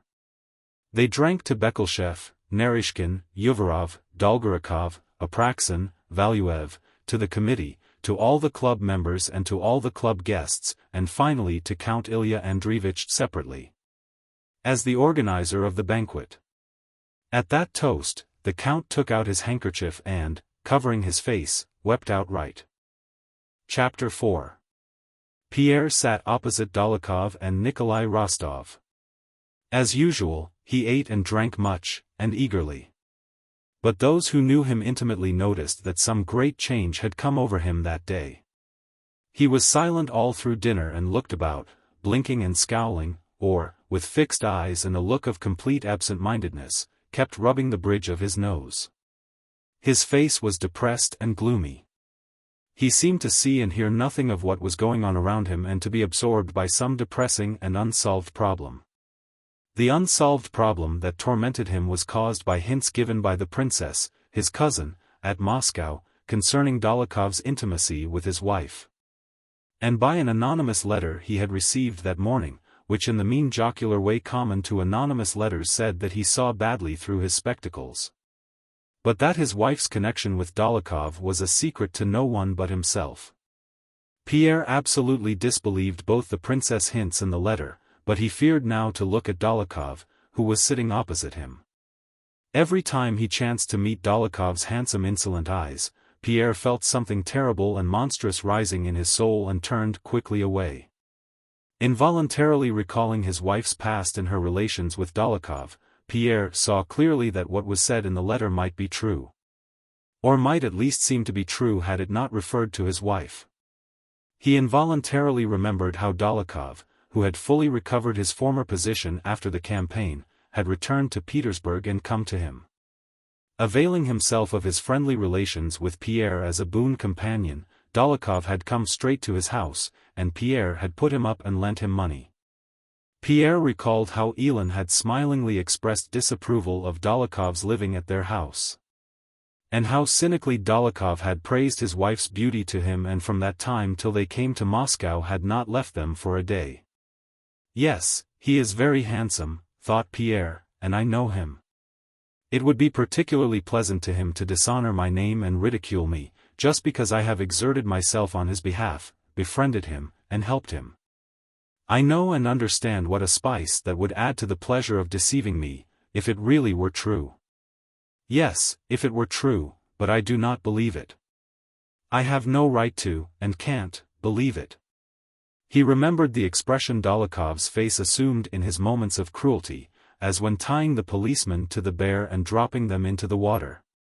Or when he challenged a man to a duel without any reason, or shot a postboy's horse with a pistol. That expression was often on Dólokhov's face when looking at him. Yes, he is a bully, thought Pierre, to kill a man means nothing to him. It must seem to him that everyone is afraid of him, and that must please him. He must think that I, too, am afraid of him, and in fact I am afraid of him, he thought, and again he felt something terrible and monstrous rising in his soul. Dólokhov, Denisov, and Rostov were now sitting opposite Pierre and seemed very gay. Rostov was talking merrily to his two friends, one of whom was a dashing hussar and the other a notorious duelist and rake, and every now and then he glanced ironically at Pierre, whose preoccupied, absent-minded, and massive figure was a very noticeable one at the dinner. Rostov looked inimically at Pierre, first because Pierre appeared to his hussar eyes as a rich civilian, the husband of a beauty, and in a word, an old woman. And secondly because Pierre in his preoccupation and absent-mindedness had not recognized Rostov and had not responded to his greeting. When the Emperor's health was drunk, Pierre, lost in thought, did not rise or lift his glass. "What are you about?" shouted Rostov, looking at him in an ecstasy of exasperation. "Don't you hear it's His Majesty the Emperor's health?" Pierre sighed, rose submissively, emptied his glass, and, waiting till all were seated again, turned with his kindly smile to Rostov. "Why, I didn't recognize you," he said. But Rostov was otherwise engaged, he was shouting, "Hurrah! Why don't you renew the acquaintance?" said Dólokhov to Rostov. "Confound him, he's a fool," said Rostov. "One should make up to the husbands of pretty women," said Denisov. Pierre did not catch what they were saying, but knew they were talking about him. He reddened and turned away. "Well, now to the health of handsome women," said Dólokhov, and with a serious expression, but with a smile lurking at the corners of his mouth, he turned with his glass to Pierre. "Here's to the health of lovely women, Petrusha, and their lovers," he added. Pierre, with downcast eyes, drank out of his glass without looking at Dólokhov or answering him. The footman, who was distributing leaflets with Kutuzov's cantata, laid one before Pierre as one of the principal guests. He was just going to take it when Dólokhov, leaning across, snatched it from his hand and began reading it. Pierre looked at Dólokhov and his eyes dropped, the something terrible and monstrous that had tormented him all dinner time rose and took possession of him. He leaned his whole massive body across the table. "How dare you take it?" he shouted. Hearing that cry and seeing to whom it was addressed, Nesvitsky and the neighbor on his right quickly turned in alarm to Bezukhov. Don't! What are you about?" whispered their frightened voices. Dólokhov looked at Pierre with clear, mirthful, cruel eyes, and that smile of his which seemed to say, "Ah! This is what I like. You shan't have it," he said distinctly. Pale, with quivering lips, Pierre snatched the copy. You scoundrel! I challenge you," he ejaculated, and, pushing back his chair, he rose from the table. At the very instant he did this and uttered those words, Pierre felt that the question of his wife's guilt which had been tormenting him the whole day was finally and indubitably answered in the affirmative. He hated her and was forever sundered from her. Despite Denisov's request that he would take no part in the matter, Rostov agreed to be Dólokhov's second, and after dinner he discussed the arrangements for the duel with Nesvitsky. Bezukhov's second. Pierre went home, but Rostov with Dólokhov and Denisov stayed on at the club till late, listening to the gypsies and other singers. "Well then, till tomorrow at Sokolniki," said Dólokhov, as he took leave of Rostov in the club porch. "And do you feel quite calm?" Rostov asked. Dolokhov paused. "Well, you see, I'll tell you the whole secret of dueling in 2 words. If you are going to fight a duel, and you make a will and write affectionate letters to your parents, and if you think you may be killed, you are a fool and are lost for certain. But go with the firm intention of killing your man as quickly and surely as possible, and then all will be right, as our bear huntsman at Kostroma used to tell me. Everyone fears a bear, he says, but when you see one your fear's all gone, and your only thought is not to let him get away. And that's how it is with me. Ah demain, mon cher. 44.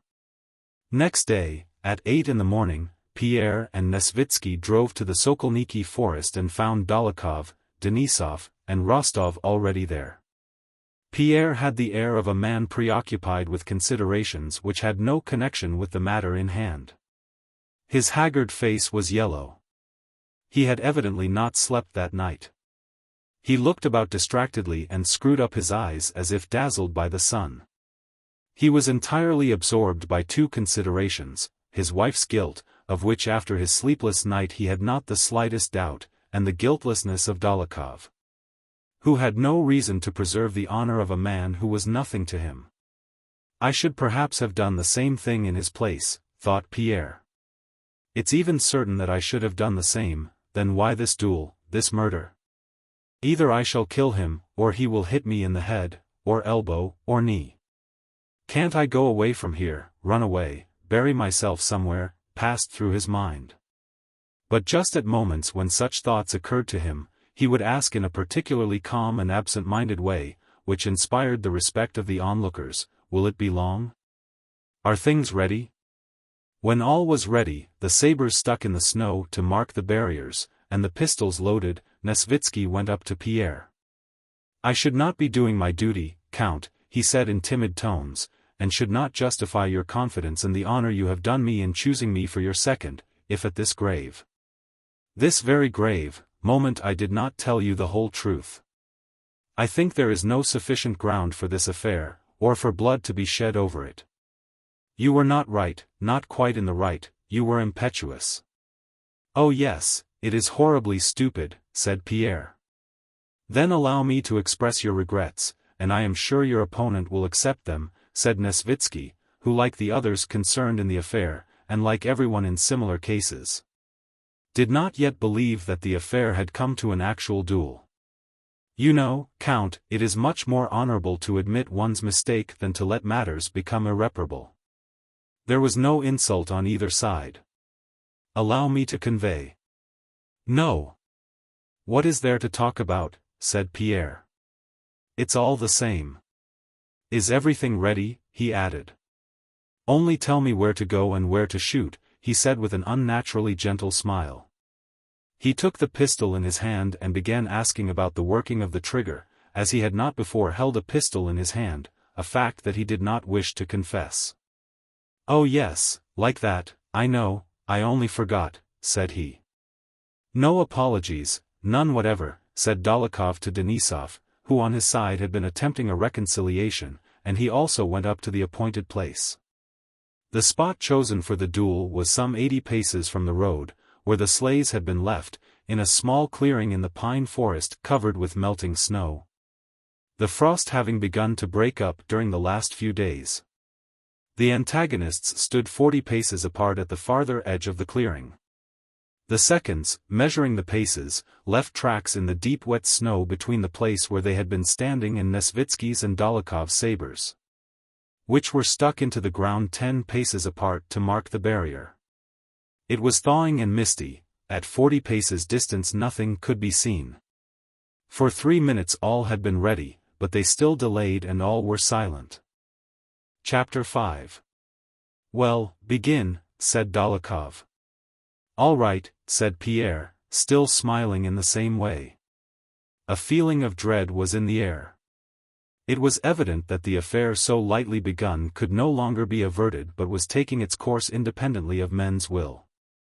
Denisov first went to the barrier and announced, "As the adversaries have refused a reconciliation, please proceed." Take your pistols, and at the word XVIII begin to advance. One. Tiwa. XVIII. He shouted angrily and stepped aside. The combatants advanced along the trodden tracks, nearer and nearer to one another, beginning to see one another through the mist. They had the right to fire when they liked as they approached the barrier. Dólokhov walked slowly without raising his pistol, looking intently with his bright, sparkling blue eyes into his antagonist's face. His mouth wore its usual semblance of a smile. "So I can fire when I like," said Pierre, and at the word XIII, he went quickly forward, missing the trodden path and stepping into the deep snow. He held the pistol in his right hand at arm's length, apparently afraid of shooting himself with it. His left hand he held carefully back, because he wished to support his right hand with it and knew he must not do so.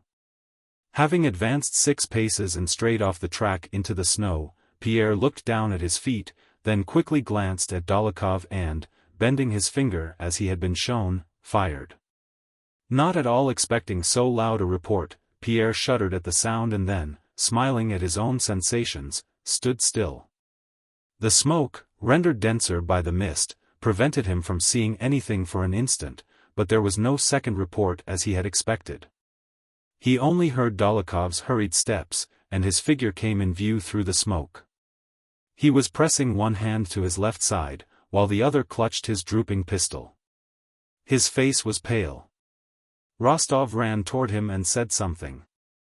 "No, muttered Dólokhov through his teeth, "no, it's not over." And after stumbling a few staggering steps right up to the saber, he sank on the snow beside it. His left hand was bloody, he wiped it on his coat and supported himself with it. His frowning face was pallid and quivered. "Please," began Dólokhov, but could not at first pronounce the word. "Please," he uttered with an effort. Pierre, hardly restraining his sobs, began running toward Dólokhov and was about to cross the space between the barriers, when Dólokhov cried, "To your barrier!" And Pierre, grasping what was meant, stopped by his saber. Only 10 paces divided them. Dólokhov lowered his head to the snow, greedily bit at it, again raised his head, adjusted himself, drew in his legs and sat up, seeking a firm center of gravity. He sucked and swallowed the cold snow, his lips quivered but his eyes, still smiling, glittered with effort and exasperation as he mustered his remaining strength. He raised his pistol and aimed. Sideways. "Cover yourself with your pistol," ejaculated Nesvitsky. "Cover yourself," even Denisov cried to his adversary. Pierre, with a gentle smile of pity and remorse, his arms and legs helplessly spread out, stood with his broad chest directly facing Dólokhov and looked sorrowfully at him. Denisov, Rostov, and Nesvitsky closed their eyes. At the same instant they heard a report and Dólokhov's angry cry. "Missed!" shouted Dólokhov, and he lay helplessly, face downwards on the snow. Pierre clutched his temples, and turning round went into the forest, trampling through the deep snow, and muttering incoherent words.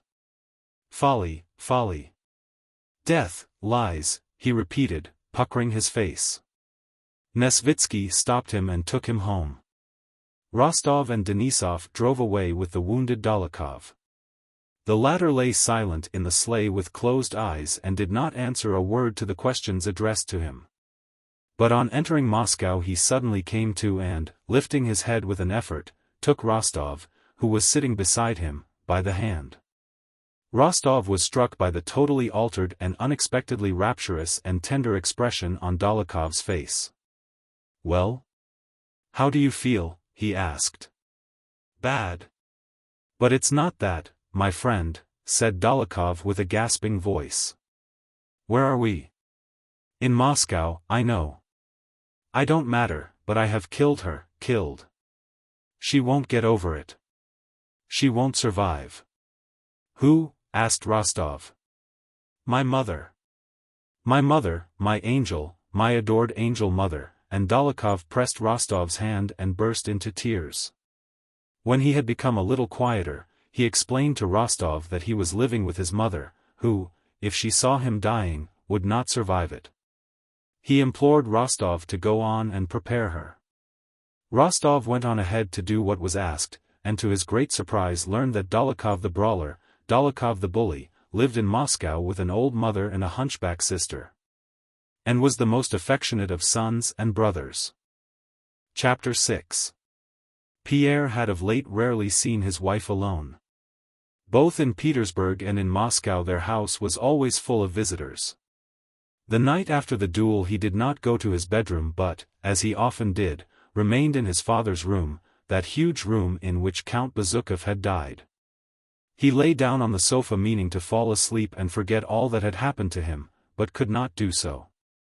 Such a storm of feelings, thoughts, and memories suddenly arose within him that he could not fall asleep, nor even remain in one place, but had to jump up and pace the room with rapid steps. Now he seemed to see her in the early days of their marriage, with bare shoulders and a languid, passionate look on her face, and then immediately he saw beside her Dolokhov's handsome, insolent, hard, and mocking face as he had seen it at the banquet, and then that same face pale, quivering, and suffering, as it had been when he reeled and sank on the snow. What has happened? He asked himself. I have killed her lover, yes, killed my wife's lover. Yes, that was it. And why? How did I come to do it? Because you married her, answered an inner voice.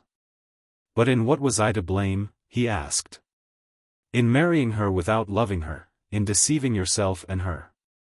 And he vividly recalled that moment after supper at Prince Vasili's, when he spoke those words he had found so difficult to utter, I love you.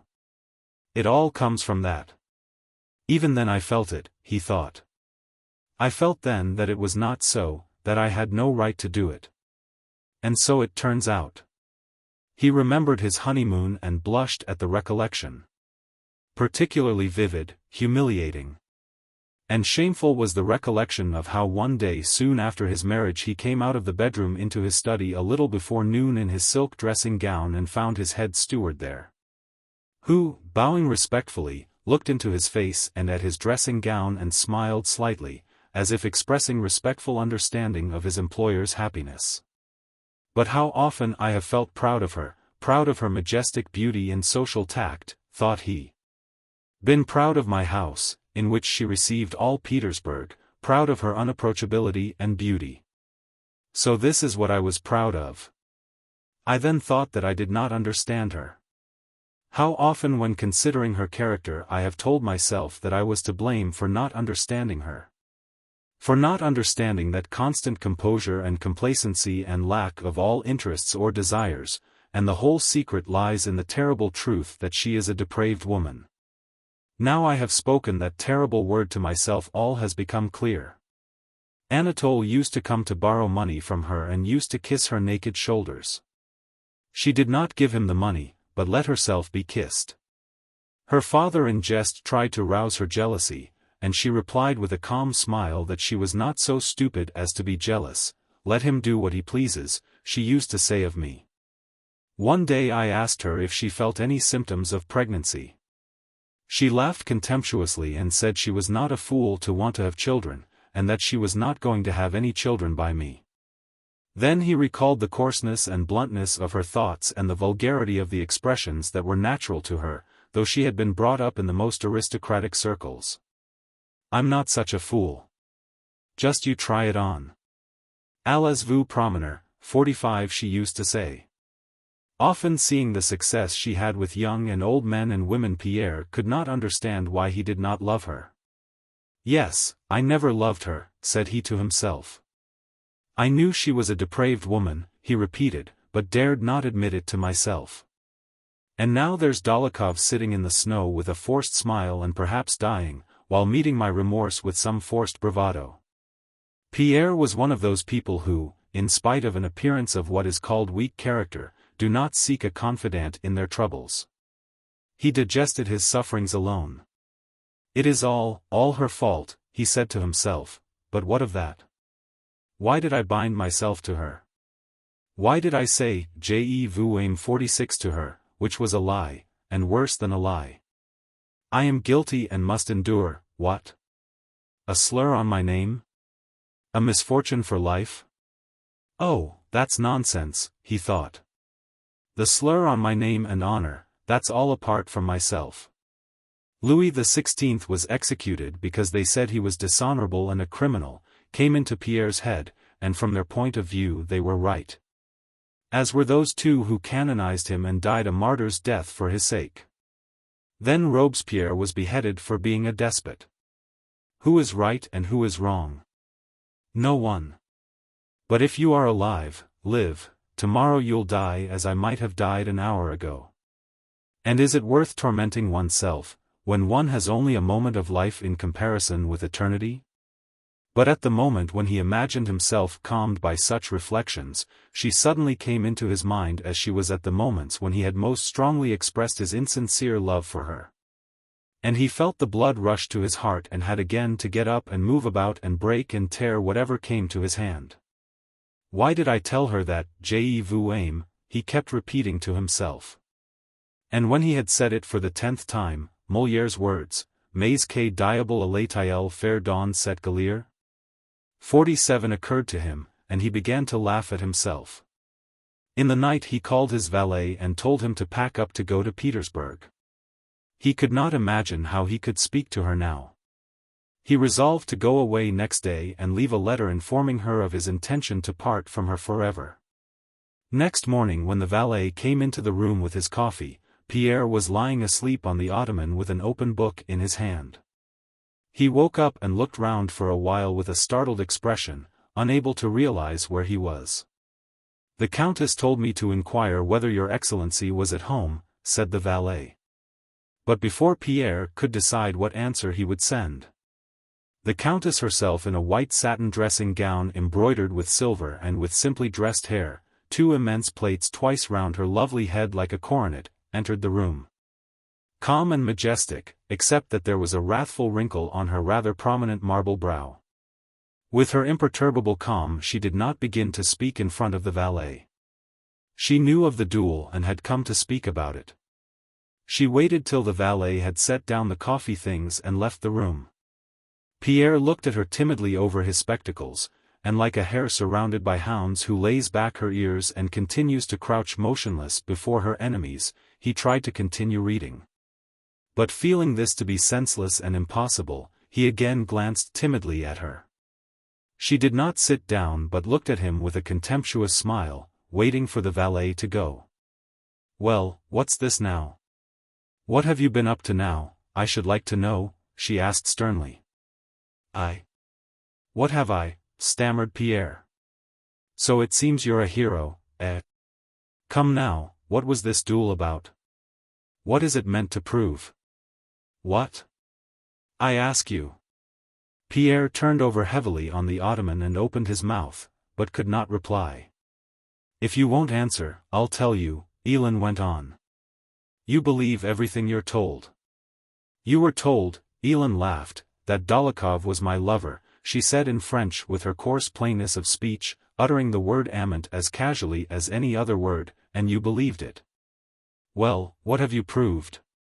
What does this duel prove?" "That you're a fool, que vous êtes un sot, but everybody knew that."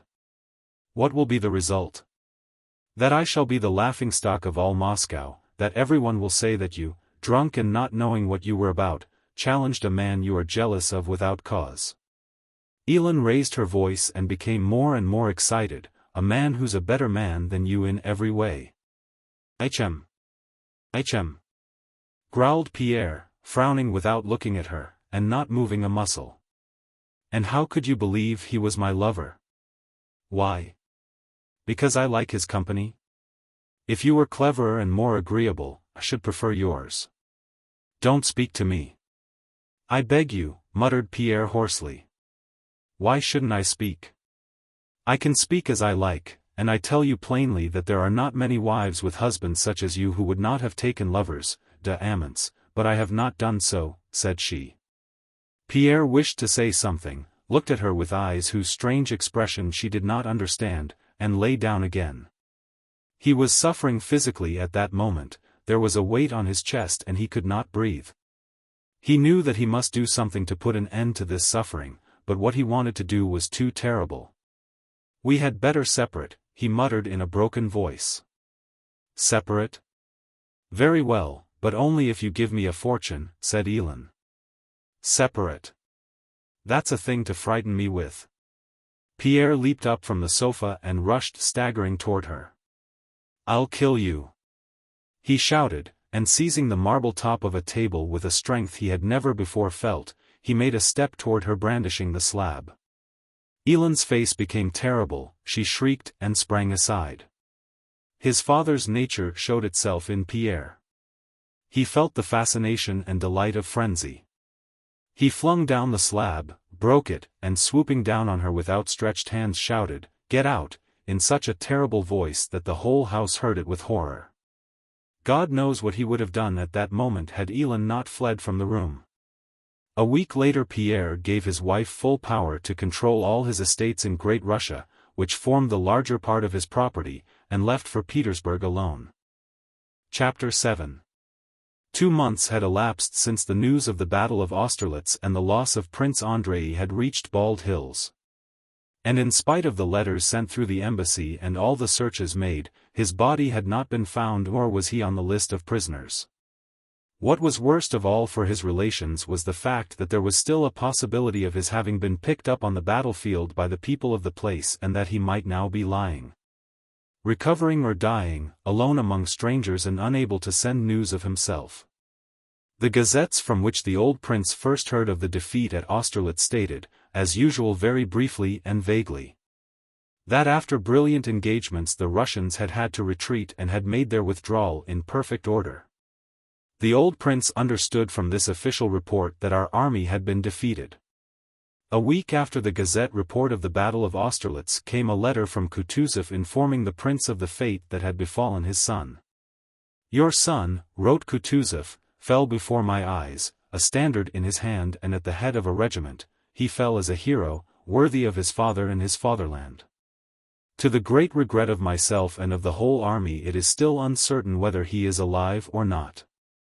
I comfort myself and you with the hope that your son is alive, for otherwise he would have been mentioned among the officers found on the field of battle, a list of whom has been sent me under flag of truce." After receiving this news late in the evening, when he was alone in his study, the old prince went for his walk as usual next morning, but he was silent with his steward, the gardener, and the architect, and though he looked very grim he said nothing to anyone. When Princess Maria went to him at the usual hour he was working at his lathe and, as usual, did not look round at her. "Ah, Princess Maria," he said suddenly in an unnatural voice, throwing down his chisel. The wheel continued to revolve by its own impetus, and Princess Maria long remembered the dying creak of that wheel, which merged in her memory with what followed. She approached him, saw his face, and something gave way within her. Her eyes grew dim. By the expression of her father's face, not sad, not crushed, but angry and working unnaturally, she saw that hanging over her and about to crush her was some terrible misfortune, the worst in life. One she had not yet experienced, irreparable and incomprehensible, the death of one she loved. "Father! Andrei!" said the ungraceful, awkward princess with such an indescribable charm of sorrow and self-forgetfulness that her father could not bear her look but turned away with a sob. "Bad news. He's not among the prisoners nor among the killed," Kutuzov writes, and he screamed as piercingly as if he wished to drive the princess away by that scream. Killed. The princess did not fall down or faint. She was already pale, but on hearing these words her face changed and something brightened in her beautiful, radiant eyes. It was as if joy, a supreme joy apart from the joys and sorrows of this world, overflowed the great grief within her. She forgot all fear of her father, went up to him, took his hand, and drawing him down put her arm round his thin, scraggy neck. "Father," she said, "do not turn away from me, let us weep together." "Scoundrels! Blackguards!" shrieked the old man, turning his face away from her. "Destroying the army, destroying the men. And why? Go, go and tell Liza." The princess sank helplessly into an armchair beside her father and wept. She saw her brother now as he had been at the moment when he took leave of her and of Liza, his look tender yet proud. She saw him tender and amused as he was when he put on the little icon. Did he believe? Had he repented of his unbelief? Was he now there? There in the realms of eternal peace and blessedness? She thought. Father, tell me how it happened, she asked through her tears. Go.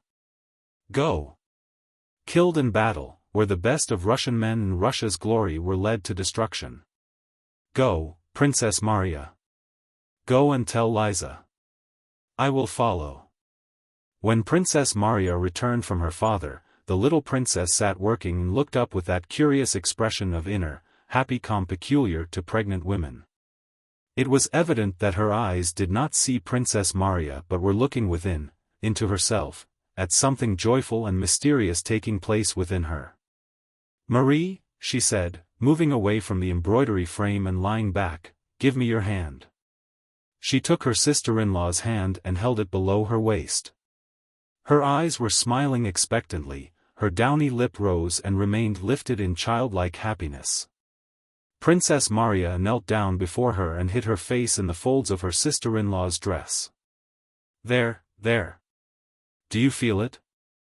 I feel so strange. And do you know, Maria, I am going to love him very much, said Liza, looking with bright and happy eyes at her sister-in-law. Princess Maria could not lift her head, she was weeping. What is the matter, Maria? Nothing, only I feel sad about Andrei, she said, wiping away her tears on her sister-in-law's knee. Several times in the course of the morning Princess Maria began trying to prepare her sister-in-law, and every time began to cry.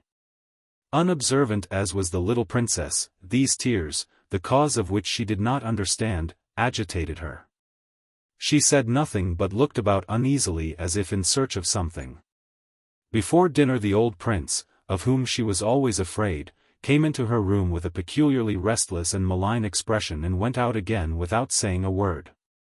She looked at Princess Maria, then sat thinking for a while with that expression of attention to something within her that is only seen in pregnant women, and suddenly began to cry. Has anything come from Andrei? She asked. No, you know it's too soon for news. But my father is anxious and I feel afraid. So there's nothing? Nothing, answered Princess Maria, looking firmly with her radiant eyes at her sister-in-law.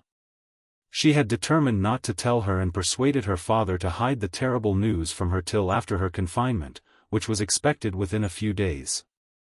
Princess Maria and the old prince each bore and hid their grief in their own way. The old prince would not cherish any hope. He made up his mind that Prince Andrei had been killed, and though he sent an official to Austria to seek for traces of his son, he ordered a monument from Moscow which he intended to erect in his own garden to his memory, and he told everybody that his son had been killed. He tried not to change his former way of life, but his strength failed him. He walked less, ate less, slept less, and became weaker every day. Princess Maria hoped. She prayed for her brother as living and was always awaiting news of his return. Chapter 8. Dearest, said the little princess after breakfast on the morning of the 19th March, and her downy little lip rose from old habit, but as sorrow was manifest in every smile. The sound of every word, and even every footstep in that house since the terrible news had come. So now the smile of the little princess, influenced by the general mood though without knowing its cause, was such as to remind one still more of the general sorrow. Dearest, I'm afraid this morning's Frühstück 48, as Foka the cook calls it, has disagreed with me. What is the matter with you, my darling? You look pale. Oh, you are very pale, said Princess Maria in alarm, running with her soft, ponderous steps up to her sister-in-law. Your Excellency, should not Maria Bogdanovna be sent for? Said one of the maids who was present. Maria Bogdanovna was a midwife from the neighboring town, who had been at Bald Hills for the last fortnight. Oh yes, assented Princess Maria, perhaps that's it. I'll go. Courage, my angel. She kissed Liza and was about to leave the room. Oh, no, no. And besides the pallor and the physical suffering on the little princess' face, an expression of childish fear of inevitable pain showed itself. No, it's only indigestion. Say it's only indigestion, say so, Marie. Say, and the little princess began to cry capriciously like a suffering child and to wring her little hands even with some affectation. Princess Maria ran out of the room to fetch Maria Bogdanovna. Mon Dieu! Mon Dieu! Oh, she heard as she left the room. The midwife was already on her way to meet her, rubbing her small, plump white hands with an air of calm importance. Maria Bogdanovna, I think it's beginning, said Princess Maria looking at the midwife with wide-open eyes of alarm. Well, the Lord be thanked, Princess, said Maria Bogdanovna, not hastening her steps. You young ladies should not know anything about it. But how is it the doctor from Moscow is not here yet, said the princess. In accordance with Liza's and Prince Andrei's wishes, they had sent in good time to Moscow for a doctor and were expecting him at any moment. No matter, Princess, don't be alarmed, said Maria Bogdanovna. We'll manage very well without a doctor. 5 minutes later Princess Maria from her room heard something heavy being carried by. She looked out. The men servants were carrying the large leather sofa from Prince Andrei's study into the bedroom. On their faces was a quiet and solemn look. Princess Maria sat alone in her room listening to the sounds in the house, now and then opening her door when someone passed and watching what was going on in the passage. Some women passing with quiet steps in and out of the bedroom glanced at the princess and turned away. She did not venture to ask any questions, and shut the door again, now sitting down in her easy chair, now taking her prayer book, now kneeling before the icon stand. To her surprise and distress she found that her prayers did not calm her excitement. Suddenly her door opened softly and her old nurse, Praskovia Savishna, who hardly ever came to that room as the old prince had forbidden it, appeared on the threshold with a shawl round her head. I've come to sit with you a bit, Mashenka, said the nurse, and here I've brought the prince's wedding candles to light before his saint, my angel, she said with a sigh. Oh, nurse, I'm so glad. God is merciful, Bertie. The nurse lit the gilt candles before the icons and sat down by the door with her knitting. Princess Maria took a book and began reading.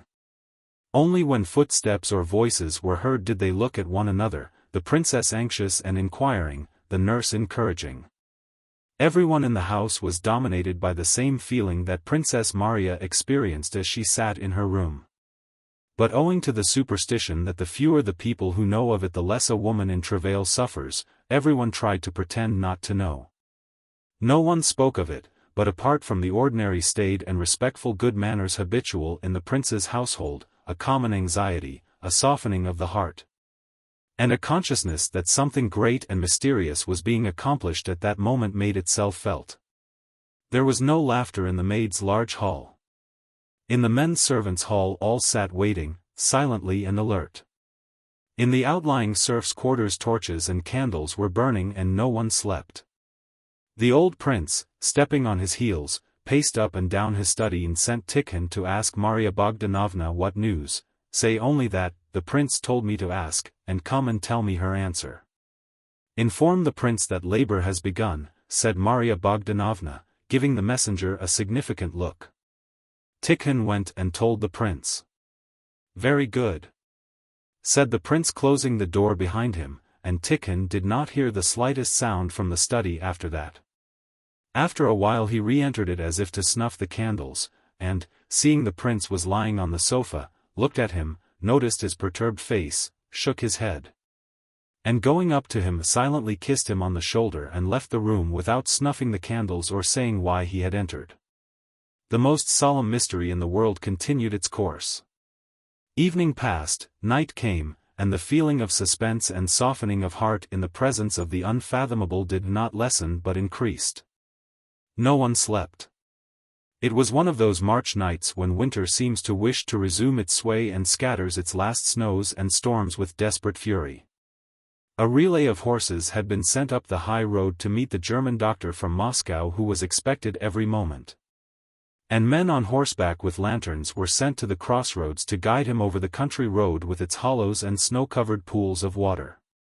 Princess Maria had long since put aside her book. She sat silent, her luminous eyes fixed on her nurse's wrinkled face, every line of which she knew so well. On the lock of grey hair that escaped from under the kerchief, and the loose skin that hung under her chin. Nurse Savishna, knitting in hand, was telling in low tones, scarcely hearing or understanding her own words. What she had told hundreds of times before, how the late princess had given birth to Princess Maria in Kishinev with only a Moldavian peasant woman to help instead of a midwife. God is merciful, doctors are never needed, she said. Suddenly a gust of wind beat violently against the casement of the window, from which the double frame had been removed, by order of the prince. One window frame was removed in each room as soon as the larks returned, and, forcing open a loosely closed latch, set the damask curtain flapping and blew out the candle with its chill, snowy draught. Princess Maria shuddered. Her nurse, putting down the stocking she was knitting, went to the window and leaning out tried to catch the open casement. The cold wind flapped the ends of her kerchief and her loose locks of grey hair. "Princess, my dear, there's someone driving up the avenue," she said, holding the casement and not closing it. "With lanterns. Most likely the doctor." "Oh, my God." "Thank God," said Princess Maria. "I must go and meet him, he does not know Russian." Princess Maria threw a shawl over her head and ran to meet the newcomer. As she was crossing the anteroom she saw through the window a carriage with lanterns, standing at the entrance. She went out on the stairs. On a banister post stood a tallow candle which guttered in the draught. On the landing below, Philip, the footman, stood looking scared and holding another candle. Still lower, beyond the turn of the staircase, one could hear the footstep of someone in thick felt boots, and a voice that seemed familiar to Princess Maria was saying something. "Thank God," said the voice. "And father?" "Gone to bed," replied the voice of Demian the house steward, who was downstairs. Then the voice said something more, Demian replied, and the steps in the felt boots approached the unseen bend of the staircase more rapidly. "It's Andrei," thought Princess Maria. "No, it can't be, that would be too extraordinary," and at the very moment she thought this, the face and figure of Prince Andrei, in a fur cloak the deep collar of which covered with snow, appeared on the landing where the footman stood with the candle. Yes, it was he, pale, thin, with a changed and strangely softened but agitated expression on his face. He came up the stairs and embraced his sister. "You did not get my letter?" he asked, and not waiting for a reply, which he would not have received, for the princess was unable to speak, he turned back.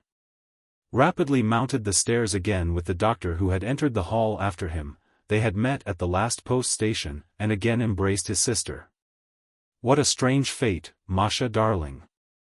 And having taken off his cloak and felt boots, he went to the little princess' apartment.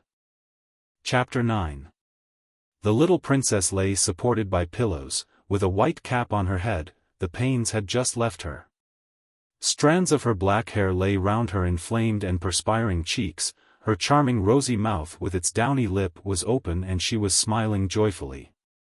Prince Andrei entered and paused facing her at the foot of the sofa on which she was lying. Her glittering eyes, filled with childlike fear and excitement, rested on him without changing their expression. "I love you all and have done no harm to anyone, why must I suffer so? Help me," her look seemed to say.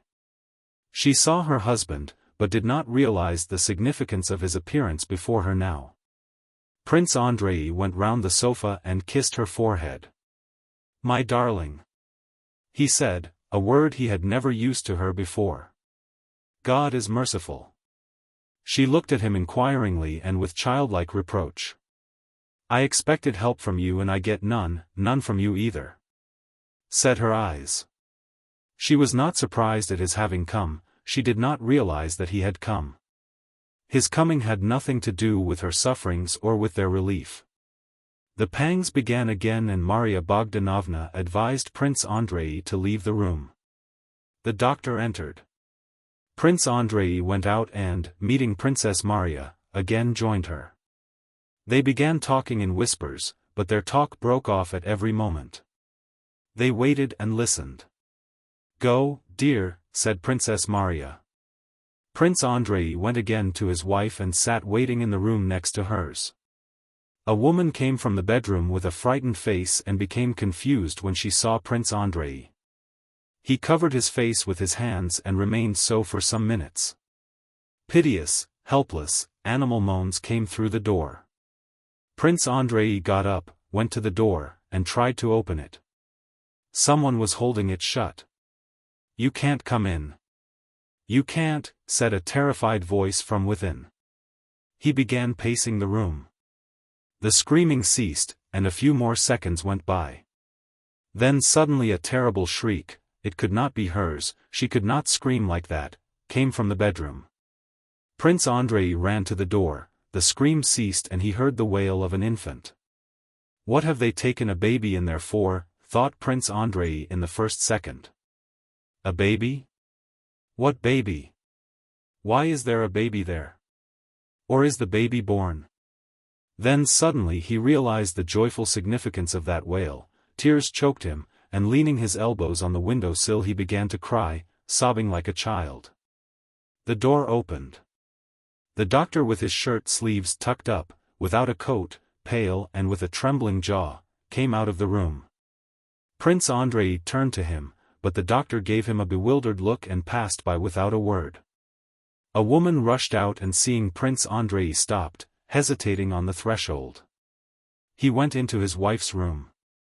She was lying dead, in the same position he had seen her in 5 minutes before and, despite the fixed eyes and the pallor of the cheeks, the same expression was on her charming childlike face with its upper lip covered with tiny black hair. "I love you all, and have done no harm to anyone, and what have you done to me?"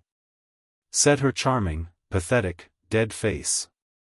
In a corner of the room something red and tiny gave a grunt and squealed in Maria Bogdanovna's trembling white hands. 2 hours later Prince Andrei, stepping softly, went into his father's room. The old man already knew everything. He was standing close to the door and as soon as it opened his rough old arms closed like a vice round his son's neck, and without a word he began to sob like a child. 3 days later the little princess was buried, and Prince Andrei went up the steps to where the coffin stood, to give her the farewell kiss. And there in the coffin was the same face, though with closed eyes. "Ah, what have you done to me?" it still seemed to say, and Prince Andrei felt that something gave way in his soul and that he was guilty of a sin he could neither remedy nor forget. He could not weep. The old man too came up and kissed the waxen little hands that lay quietly crossed one on the other on her breast, and to him, too, her face seemed to say, "Ah, what have you done to me, and why?" And at the sight the old man turned angrily away. Another 5 days passed, and then the young Prince Nikolai Andreevich was baptized. The wet nurse supported the coverlet with her chin, while the priest with a goose feather anointed the boy's little red and wrinkled soles and palms. His grandfather, who was his godfather, trembling and afraid of dropping him, carried the infant round the battered tin font and handed him over to the godmother, Princess Maria. Prince Andrei sat in another room, faint with fear lest the baby should be drowned in the font, and awaited the termination of the ceremony. He looked up joyfully at the baby when the nurse brought it to him and nodded approval when she told him that the wax with the baby's hair had not sunk in the font but had floated. Chapter 10. Rostov's share in Dólokhov's duel with Bezukhov was hushed up by the efforts of the old count. And instead of being degraded to the ranks as he expected he was appointed an adjutant to the Governor-General of Moscow. As a result he could not go to the country with the rest of the family, but was kept all summer in Moscow by his new duties. Dólokhov recovered, and Rostov became very friendly with him during his convalescence. Dólokhov lay ill at his mother's who loved him passionately and tenderly, and old Maria Ivanovna, who had grown fond of Rostov for his friendship to her Fedya, often talked to him about her son. "Yes, Count," she would say, "he is too noble and pure-souled for our present, depraved world. No one now loves virtue, it seems like a reproach to everyone. Now tell me, Count, was it right, was it honorable, of Bezukhov?" And Fedya, with his noble spirit, loved him and even now never says a word against him. Those pranks in Petersburg when they played some tricks on a policeman, didn't they do it together? And there. Bezukhov got off scot-free, while Fedya had to bear the whole burden on his shoulders. Fancy what he had to go through. It's true he has been reinstated, but how could they fail to do that? I think there were not many such gallant sons of the fatherland out there as he. And now, this duel. Have these people no feeling, or honor? Knowing him to be an only son, to challenge him and shoot so straight. It's well God had mercy on us. And what was it for? Who doesn't have intrigues nowadays? Why, if he was so jealous, as I see things he should have shown it sooner, but he lets it go on for months. And then to call him out, reckoning on Fedya not fighting because he owed him money. What baseness! What meanness! I know you understand Fedya, my dear Count. That, believe me, is why I am so fond of you. Few people do understand him. He is such a lofty, heavenly soul. Dólokhov himself during his convalescence spoke to Rostov in a way no one would have expected of him. "I know people consider me a bad man," he said. "Let them. I don't care a straw about anyone but those I love, I love so that I would give my life for them, and the others I'd throttle if they stood in my way. I have an adored, a priceless mother, and 2 or 3 friends, you among them, and as for the rest I only care about them in so far as they are harmful or useful. And most of them are harmful, especially the women. Yes, dear boy," he continued, "I have met loving, noble, high-minded men, but I have not yet met any women, countesses or cooks, who were not venal. I have not yet met that divine purity and devotion I look for in women. If I found such a one I'd give my life for her. But those," and he made a gesture of contempt. "And believe me, if I still value my life it is only because I still hope to meet such a divine creature, who will regenerate, purify, and elevate me. But you don't understand it." "Oh, yes, I quite understand," answered Rostov, who was under his new friend's influence. In the autumn the Rostovs returned to Moscow. Early in the winter Denisov also came back and stayed with them. The first half of the winter of 1806, which Nikolai Rostov spent in Moscow, was one of the happiest, merriest times for him and the whole family. Nikolai brought many young men to his parents' house. Vera was a handsome girl of 20, Sonia a girl of 16 with all the charm of an opening flower, Natasha, half grown up and half child, was now childishly amusing, now girlishly enchanting. At that time in the Rostovs' house there prevailed an amorous atmosphere characteristic of homes where there are very young and very charming girls. Every young man who came to the house, seeing those impressionable, smiling young faces, smiling probably at their own happiness, feeling the eager bustle around him, and hearing the fitful bursts of song and music and the inconsequent but friendly prattle of young girls ready for anything and full of hope, experienced the same feeling. Sharing with the young folk of the Rostovs' household a readiness to fall in love and an expectation of happiness. Among the young men introduced by Rostov one of the first was Dólokhov, whom everyone in the house liked except Natasha. She almost quarreled with her brother about him. She insisted that he was a bad man, and that in the duel with Bezukhov, Pierre was right and Dólokhov wrong, and further that he was disagreeable and unnatural. "There's nothing for me to understand," she cried out with resolute self-will, "he is wicked and heartless. There now, I like your Denisov though he is a rake and all that, still I like him. So you see I do understand.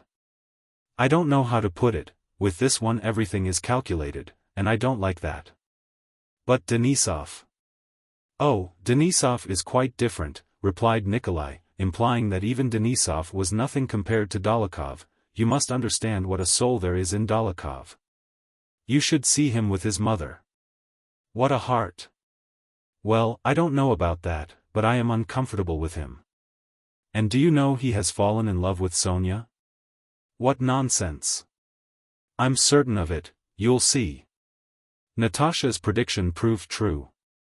Dolokhov, who did not usually care for the society of ladies, began to come often to the house, and the question for whose sake he came, though no one spoke of it, was soon settled.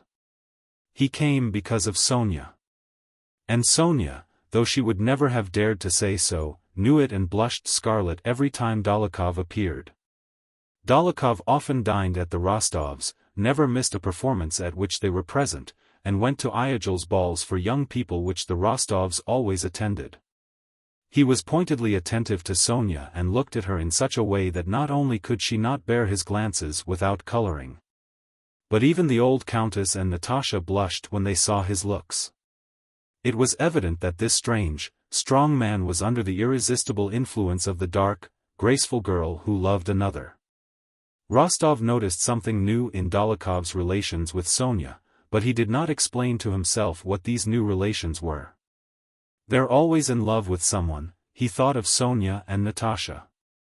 But he was not as much at ease with Sonia and Dolokhov as before and was less frequently at home. In the autumn of 1806 everybody had again begun talking of the war with Napoleon with even greater warmth than the year before.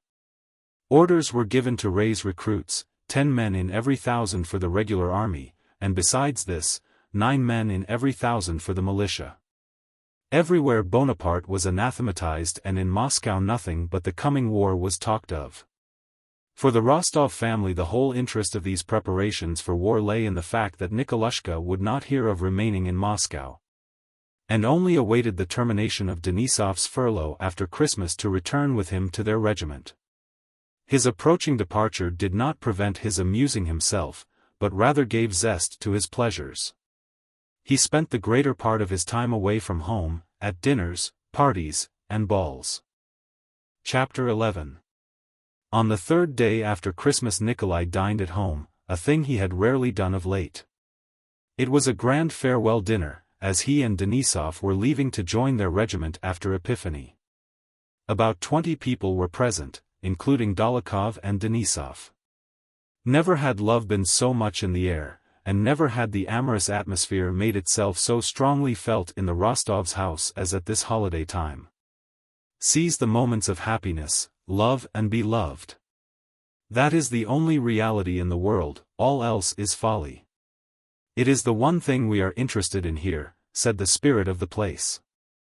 Nikolai, having as usual exhausted 2 pairs of horses, without visiting all the places he meant to go to and where he had been invited, returned home just before dinner. As soon as he entered he noticed and felt the tension of the amorous air in the house, and also noticed a curious embarrassment among some of those present. Sonia, Dolokhov, and the old countess were especially disturbed, and to a lesser degree Natasha.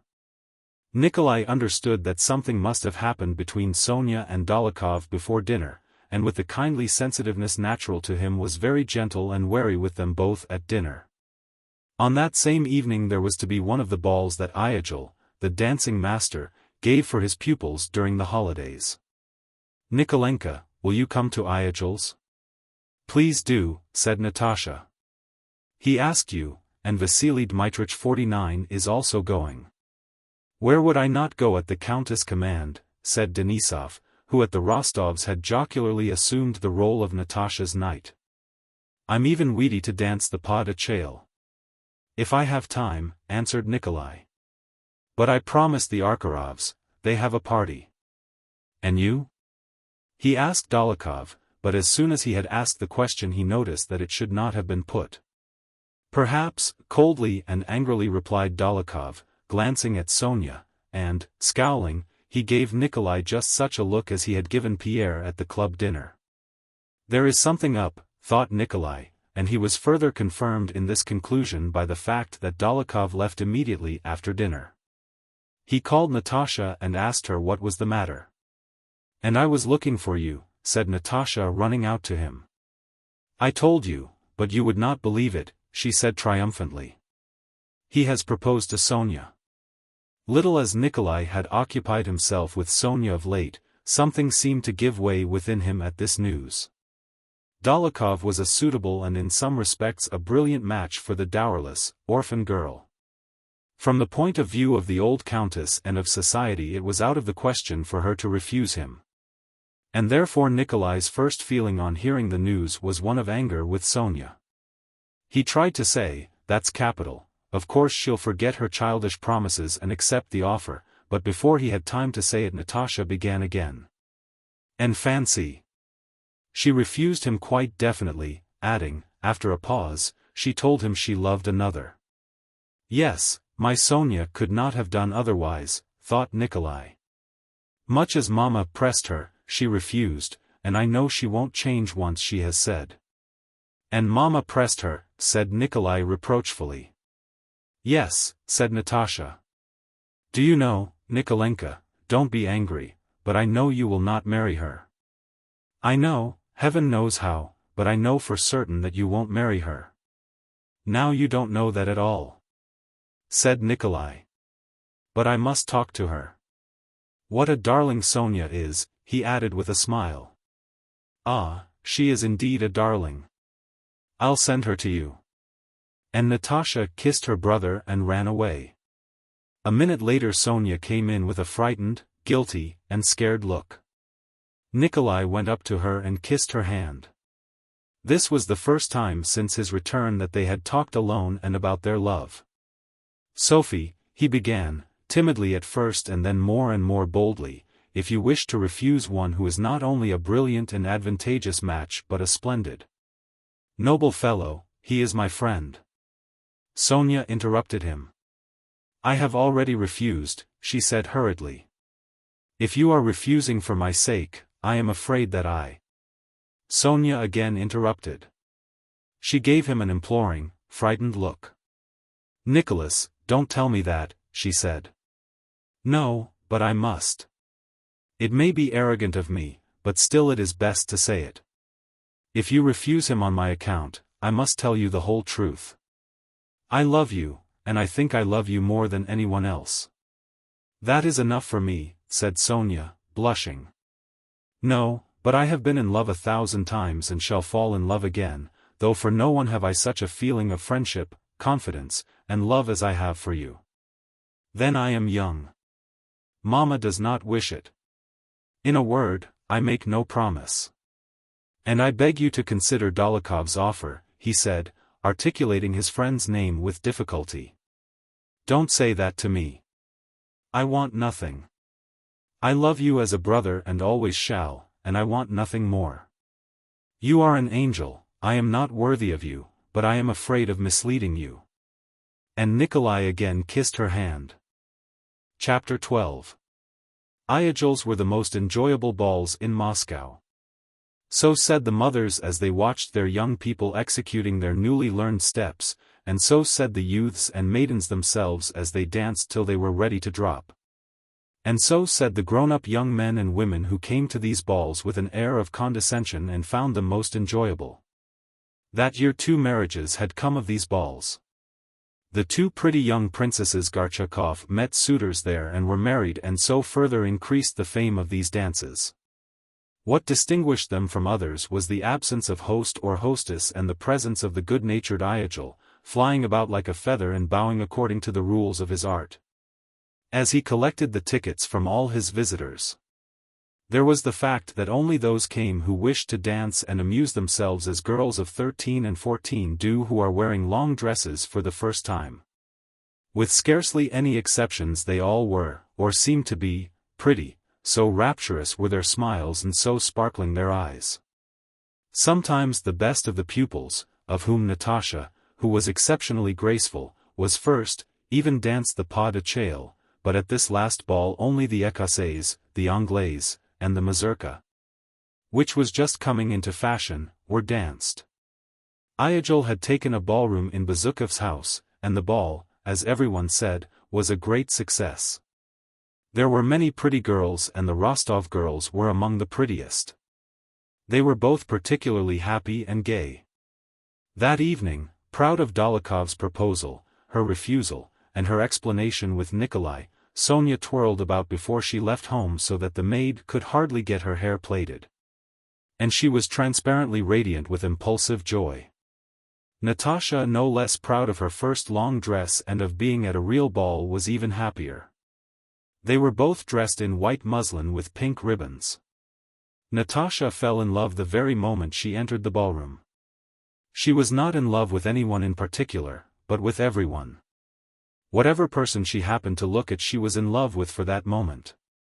"Oh, how delightful it is," she kept saying, running up to Sonia. Nikolai and Denisov were walking up and down, looking with kindly patronage at the dancers. "How sweet she is, she will be a real beauty," said Denisov. "Who?" "Countess Natasha," answered Denisov. "And how she dances! What grace," he said again after a pause. "Who are you talking about?" "About your sister," ejaculated Denisov testily. Rostov smiled. "My dear Count, you were one of my best pupils, you must dance," said little Iagel coming up to Nikolai. "Look how many charming young ladies," he turned with the same request to Denisov, who was also a former pupil of his. "No, my dear fellow, I'll be a wallflower," said Denisov. "Don't you recollect what bad use I made of your lessons?" "Oh no," said Iagel, hastening to reassure him. "You were only inattentive, but you had talent, oh yes, you had talent." The band struck up the newly introduced mazurka. Nikolai could not refuse Iagel and asked Sonia to dance. Denisov sat down by the old ladies and, leaning on his saber and beating time with his foot, told them something funny and kept them amused, while he watched the young people dancing. Iagel with Natasha, his pride and his best pupil, were the first couple. Noiselessly, skillfully stepping with his little feet in low shoes, Iagel flew first across the hall with Natasha, who, though shy, went on carefully executing her steps. Denisov did not take his eyes off her and beat time with his saber in a way that clearly indicated that if he was not dancing it was because he would not and not because he could not. In the middle of a figure he beckoned to Rostov, who was passing. "This is not at all the thing," he said. "What sort of Polish mazurka is this? But she does dance splendidly." Knowing that Denisov had a reputation even in Poland for the masterly way in which he danced the mazurka, Nikolai ran up to Natasha. "Go and choose Denisov. He is a real dancer, a wonder," he said. When it came to Natasha's turn to choose a partner, she rose and, tripping rapidly across in her little shoes trimmed with bows, ran timidly to the corner where Denisov sat. She saw that everybody was looking at her and waiting. Nikolai saw that Denisov was refusing, though he smiled delightedly. He ran up to them. "Please, Vasily Dmitrich," Natasha was saying, "do come." "Oh no, let me off, Countess," Denisov replied. "Now then, Vaska," said Nikolai. "They coax me as if I were Vaska the cat," said Denisov jokingly. "I'll sing for you a whole evening," said Natasha. "Oh, the fairy. She can do anything with me," said Denisov, and he unhooked his saber. He came out from behind the chairs, clasped his partner's hand firmly, threw back his head, and advanced his foot, waiting for the beat. Only on horseback and in the mazurka was Denisov's short stature not noticeable, and he looked the fine fellow he felt himself to be. At the right beat of the music he looked sideways at his partner with a merry and triumphant air, suddenly stamped with one foot, bounded from the floor like a ball, and flew round the room taking his partner with him. He glided silently on one foot half across the room, and seeming not to notice the chairs was dashing straight at them, when suddenly, clinking his spurs and spreading out his legs, he stopped short on his heels, stood so a second, stamped on the spot clanking his spurs, whirled rapidly round, and, striking his left heel against his right, flew round again in a circle. Natasha guessed what he meant to do, and abandoning herself to him followed his lead, hardly knowing how. First he spun her round, holding her now with his left, now with his right hand, then falling on one knee he twirled her round him, and again jumping up. Dashed so impetuously forward that it seemed as if he would rush through the whole suite of rooms without drawing breath, and then he suddenly stopped and performed some new and unexpected steps. When at last, smartly whirling his partner round in front of her chair, he drew up with a click of his spurs and bowed to her, Natasha did not even make him a curtsy. She fixed her eyes on him in amazement, smiling as if she did not recognize him. "What does this mean?" she brought out. Although Iagil did not acknowledge this to be the real mazurka, everyone was delighted with Denisov's skill. He was asked again and again as a partner. And the old men began smilingly to talk about Poland and the good old days. Denisov, flushed after the mazurka and mopping himself with his handkerchief, sat down by Natasha and did not leave her for the rest of the evening. Chapter 13. For 2 days after that Rostov did not see Dolokhov at his own or at Dolokhov's home. On the 3rd day he received a note from him. "As I do not intend to be at your house again for reasons you know of, and am going to rejoin my regiment, I am giving a farewell supper tonight to my friends. Come to the English Hotel." About 10 o'clock Rostov went to the English Hotel straight from the theatre, where he had been with his family and Denisov. He was at once shown to the best room, which Dolokhov had taken for that evening. Some 20 men were gathered round a table at which Dolokhov sat between 2 candles. On the table was a pile of gold and paper money, and he was keeping the bank. Rostov had not seen him since his proposal and Sonia's refusal and felt uncomfortable at the thought of how they would meet. Dolokhov's clear, cold glance met Rostov as soon as he entered the door, as though he had long expected him. "It's a long time since we met," he said. "Thanks for coming. I'll just finish dealing, and then Ilyushka will come with his chorus." "I called once or twice at your house," said Rostov, reddening. Dolokhov made no reply. "You may punt," he said. Rostov recalled at that moment a strange conversation he had once had with Dolokhov. "None but fools trust to luck in play," Dolokhov had then said. "Or are you afraid to play with me?" Dolokhov now asked as if guessing Rostov's thought. Beneath his smile Rostov saw in him the mood he had shown at the club dinner and at other times, when as if tired of everyday life he had felt a need to escape from it by some strange, and usually cruel, action. Rostov felt ill at ease. He tried, but failed, to find some joke with which to reply to Dolokhov's words. But before he had thought of anything, Dolokhov, looking straight in his face, said slowly and deliberately so that everyone could hear. "Do you remember we had a talk about cards? He's a fool who trusts to luck, one should make certain, and I want to try." To try his luck or the certainty? Rostov asked himself. "Well, you'd better not play," Dolokhov added, and springing a new pack of cards said, "Bank, gentlemen." Moving the money forward he prepared to deal. Rostov sat down by his side and at first did not play. Dolokhov kept glancing at him. "Why don't you play?" he asked. And strange to say Nikolai felt that he could not help taking up a card, putting a small stake on it, and beginning to play. "I have no money with me," he said. "I'll trust you." Rostov staked 5 rubles on a card and lost, staked again, and again lost. Dolokhov killed, that is, beat, 10 cards of Rostov's running. "Gentlemen," said Dolokhov after he had dealt for some time, "please place your money on the cards or I may get muddled in the reckoning." One of the players said he hoped he might be trusted. "Yes, you might, but I am afraid of getting the accounts mixed. So I ask you to put the money on your cards," replied Dolokhov. "Don't stint yourself, we'll settle afterwards," he added, turning to Rostov. The game continued, a waiter kept handing round champagne. All Rostov's cards were beaten and he had 800 rubles scored up against him. He wrote 800 rubles on a card, but while the waiter filled his glass he changed his mind and altered it to his usual stake of 20 rubles. "Leave it," said Dolokhov, though he did not seem to be even looking at Rostov, "you'll win it back all the sooner. I lose to the others but win from you." "Or are you afraid of me?" he asked again. Rostov submitted. He let the 800 remain and laid down a 7 of hearts with a torn corner, which he had picked up from the floor. He well remembered that 7 afterwards. He laid down the 7 of hearts, on which with a broken bit of chalk he had written 800 rubles, in clear upright figures.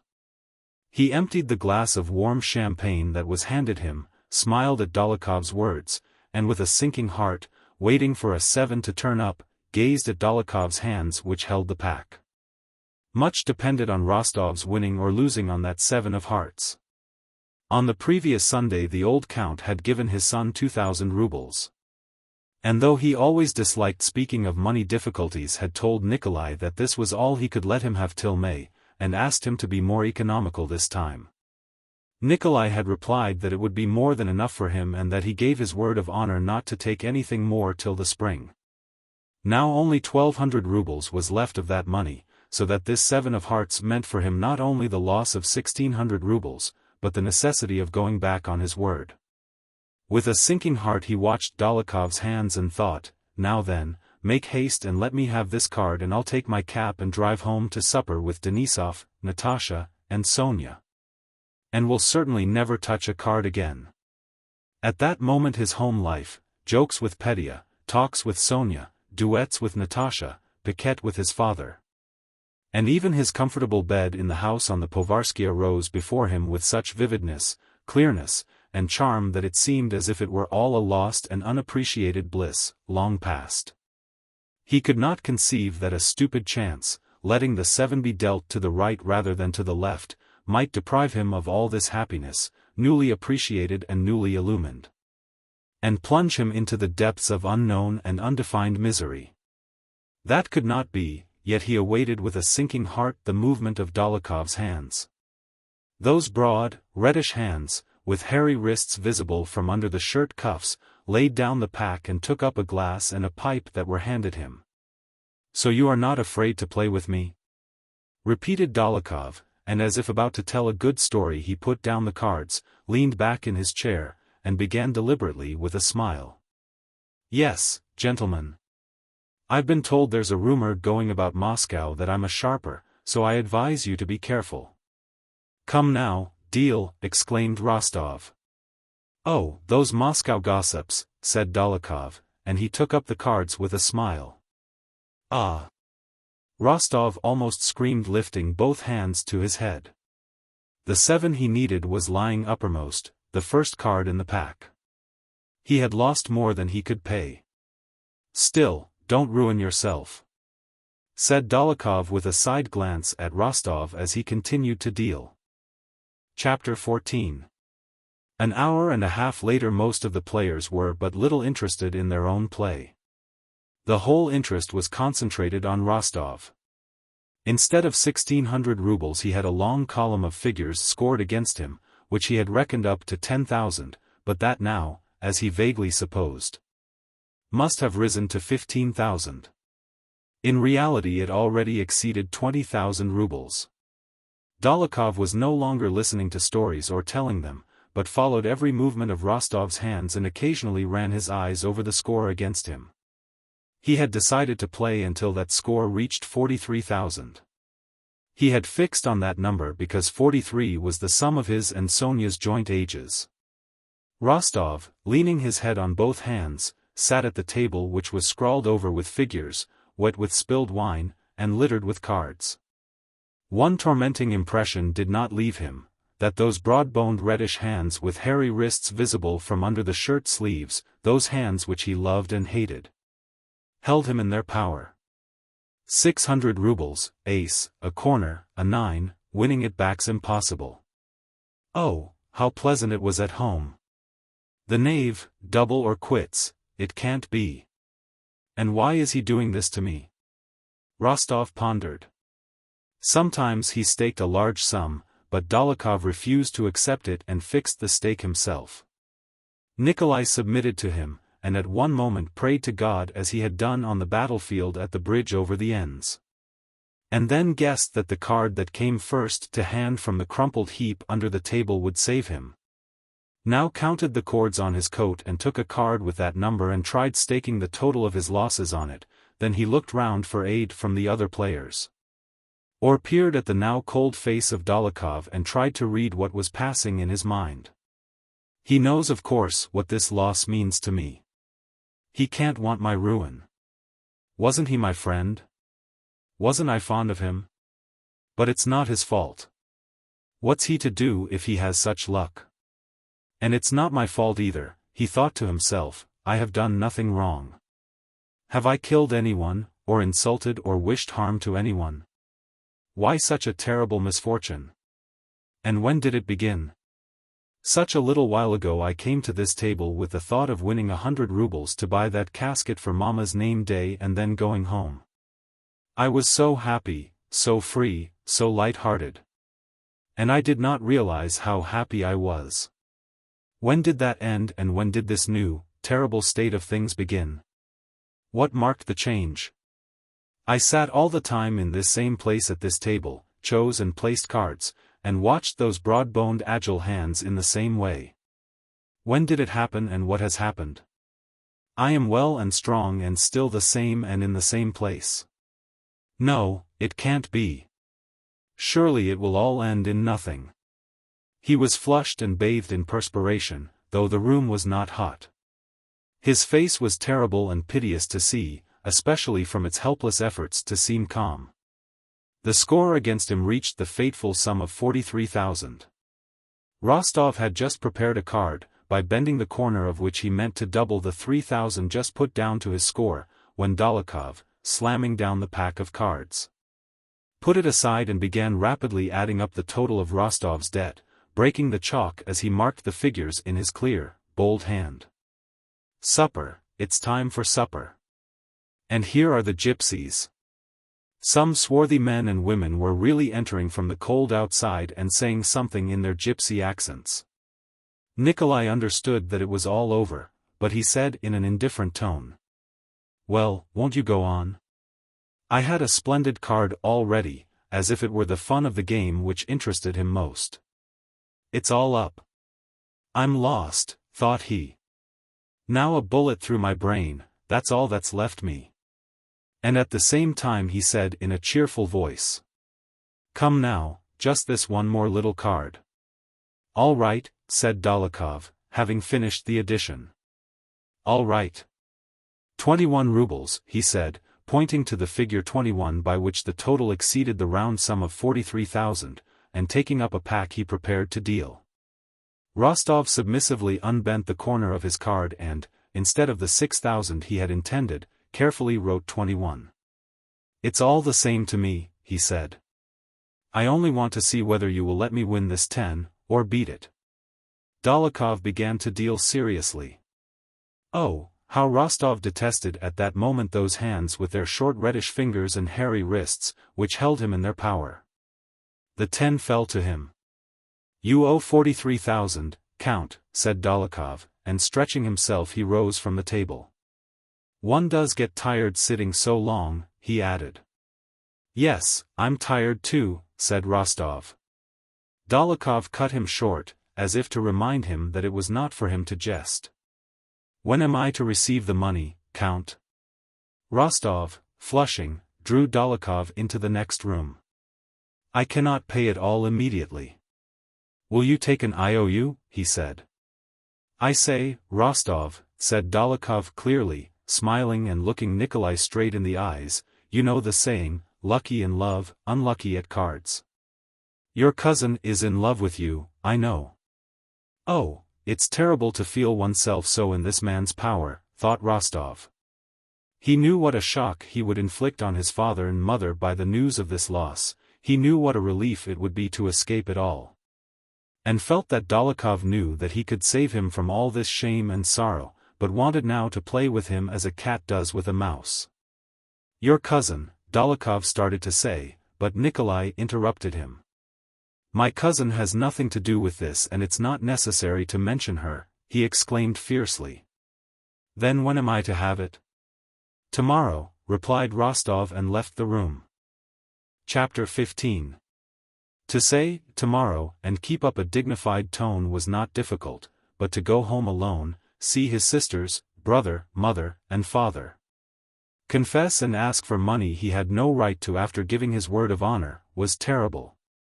At home, they had not yet gone to bed. The young people, after returning from the theater, had had supper and were grouped round the clavichord. As soon as Nikolai entered, he was enfolded in that poetic atmosphere of love which pervaded the Rostov household that winter and, now after Dólokhov's proposal and Iyagil's ball, seemed to have grown thicker round Sonia and Natasha as the air does before a thunderstorm. Sonia and Natasha, in the light blue dresses they had worn at the theater, looking pretty and conscious of it, were standing by the clavichord, happy and smiling. Vera was playing chess with Shinshin in the drawing-room. The old countess, waiting for the return of her husband and son, sat playing patience with the old gentlewoman who lived in their house. Denisov, with sparkling eyes and ruffled hair, sat at the clavichord striking chords with his short fingers, his legs thrown back and his eyes rolling as he sang, with his small, husky, but true voice, some verses called Enchantress, which he had composed, and to which he was trying to fit music. Enchantress, say to my forsaken lyre, what magic power is this recalls me still? What spark has set my inmost soul on fire? What is this bliss that makes my fingers thrill?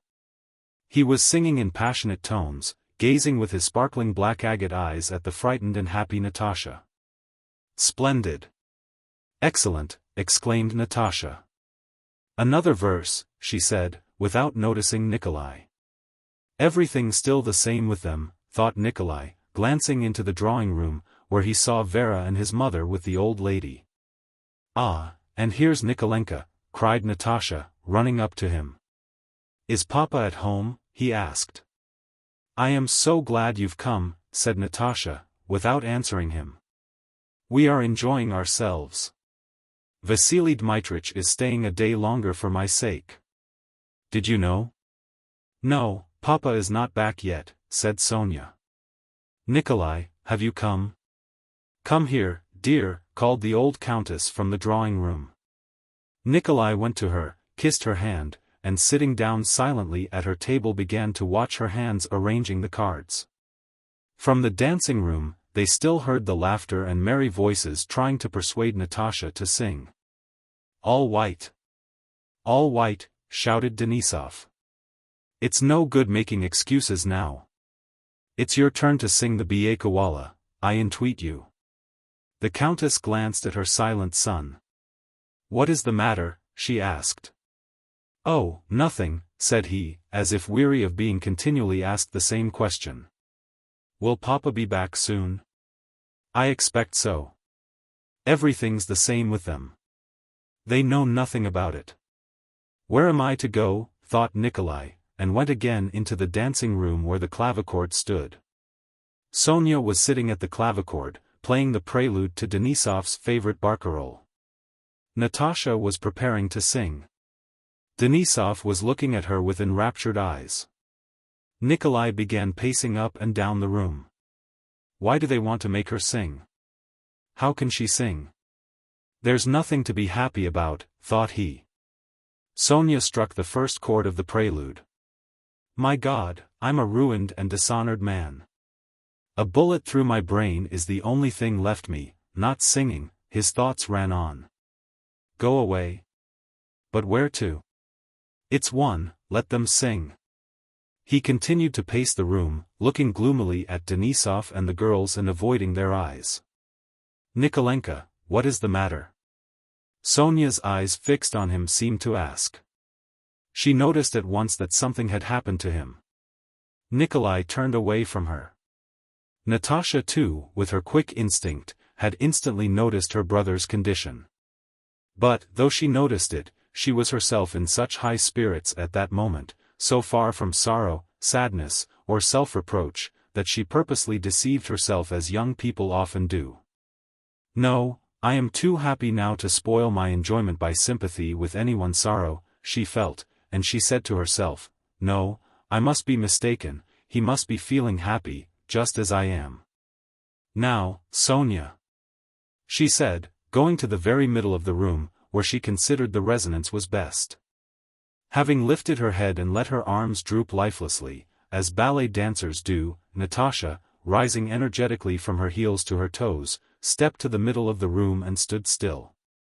"Yes, that's me," she seemed to say, answering the rapt gaze with which Denisov followed her. "And what is she so pleased about?" thought Nikolai, looking at his sister. "Why isn't she dull and ashamed?" Natasha took the first note, her throat swelled, her chest rose, her eyes became serious. At that moment she was oblivious of her surroundings, and from her smiling lips flowed sounds which anyone may produce at the same intervals and hold for the same time, but which leave you cold 1,000 times and the 1,001st time thrill you and make you weep. Natasha, that winter, had for the first time begun to sing seriously, mainly because Denisov so delighted in her singing. She no longer sang as a child, there was no longer in her singing that comical, childish, painstaking effect that had been in it before. But she did not yet sing well, as all the connoisseurs who heard her said, "It is not trained, but it is a beautiful voice that must be trained." Only they generally said this some time after she had finished singing. While that untrained voice, with its incorrect breathing and labored transitions, was sounding, even the connoisseurs said nothing, but only delighted in it and wished to hear it again. In her voice there was a virginal freshness, an unconsciousness of her own powers, and an as yet untrained velvety softness, which so mingled with her lack of art in singing that it seemed as if nothing in that voice could be altered without spoiling it. "What is this?" thought Nikolai, listening to her with widely opened eyes. "What has happened to her? How she is singing today." And suddenly the whole world centered for him on anticipation of the next note, the next phrase, and everything in the world was divided into 3 beats, o mio crudele effetto. 1, 2, 3, 1, 2, 3. 1. O mio crudele effetto. 1, 2, 3. 1. "Oh, this senseless life of ours," thought Nikolai. "All this misery, and money, and Dolokhov, and anger, and honor, it's all nonsense, but this is real. Now then, Natasha, now then, dearest. Now then, darling. How will she take that SI? She's taken it. Thank God." And without noticing that he was singing, to strengthen the SI he sung a second, a third below the high note. "Ah, God! How fine! Did I really take it? How fortunate!" he thought. Oh, how that chord vibrated, and how moved was something that was finest in Rostov's soul.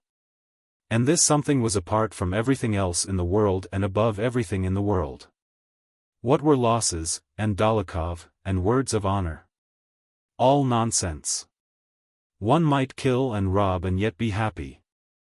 Chapter 16. It was long since Rostov had felt such enjoyment from music as he did that day. But no sooner had Natasha finished her barcarolle than reality again presented itself. He got up without saying a word and went downstairs to his own room. A quarter of an hour later the old count came in from his club, cheerful and contented. Nikolai, hearing him drive up, went to meet him. "Well, had a good time?" said the old count, smiling gaily and proudly at his son. Nikolai tried to say yes, but could not, and he nearly burst into sobs. The count was lighting his pipe and did not notice his son's condition. "Ah, it can't be avoided," thought Nikolai, for the first and last time. And suddenly, in the most casual tone, which made him feel ashamed of himself, he said, as if merely asking his father to let him have the carriage to drive to town. "Papa, I have come on a matter of business. I was nearly forgetting. I need some money." "Dear me," said his father, who was in especially good humor. "I told you it would not be enough." "How much?" "Very much," said Nikolai flushing, and with a stupid careless smile, for which he was long unable to forgive himself. "I have lost a little, I mean a good deal, a great deal, 43,000. "What? To whom?" "Nonsense," cried the count, suddenly reddening with an apoplectic flush over neck and nape as old people do. "I promise to pay tomorrow," said Nikolai. "Well," said the old count, spreading out his arms and sinking helplessly on the sofa. "It can't be helped. It happens to everyone," said the son, with a bold, free, and easy tone, while in his soul he regarded himself as a worthless scoundrel whose whole life could not atone for his crime.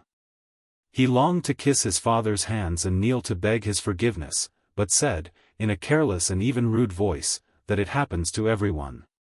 The old count cast down his eyes on hearing his son's words and began bustlingly searching for something. Yes, he muttered, "it will be difficult, I fear, difficult to raise, happens to everybody. Yes, who has not done it?" And with a furtive glance at his son's face, the count went out of the room. Nikolai had been prepared for resistance, but had not at all expected this. "Papa!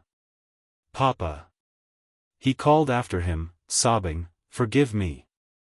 And seizing his father's hand, he pressed it to his lips and burst into tears.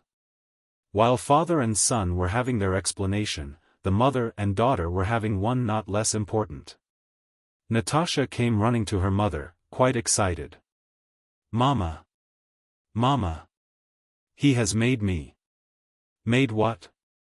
Made me an offer, Mama." "Mama," she exclaimed. The countess did not believe her ears. Denisov had proposed.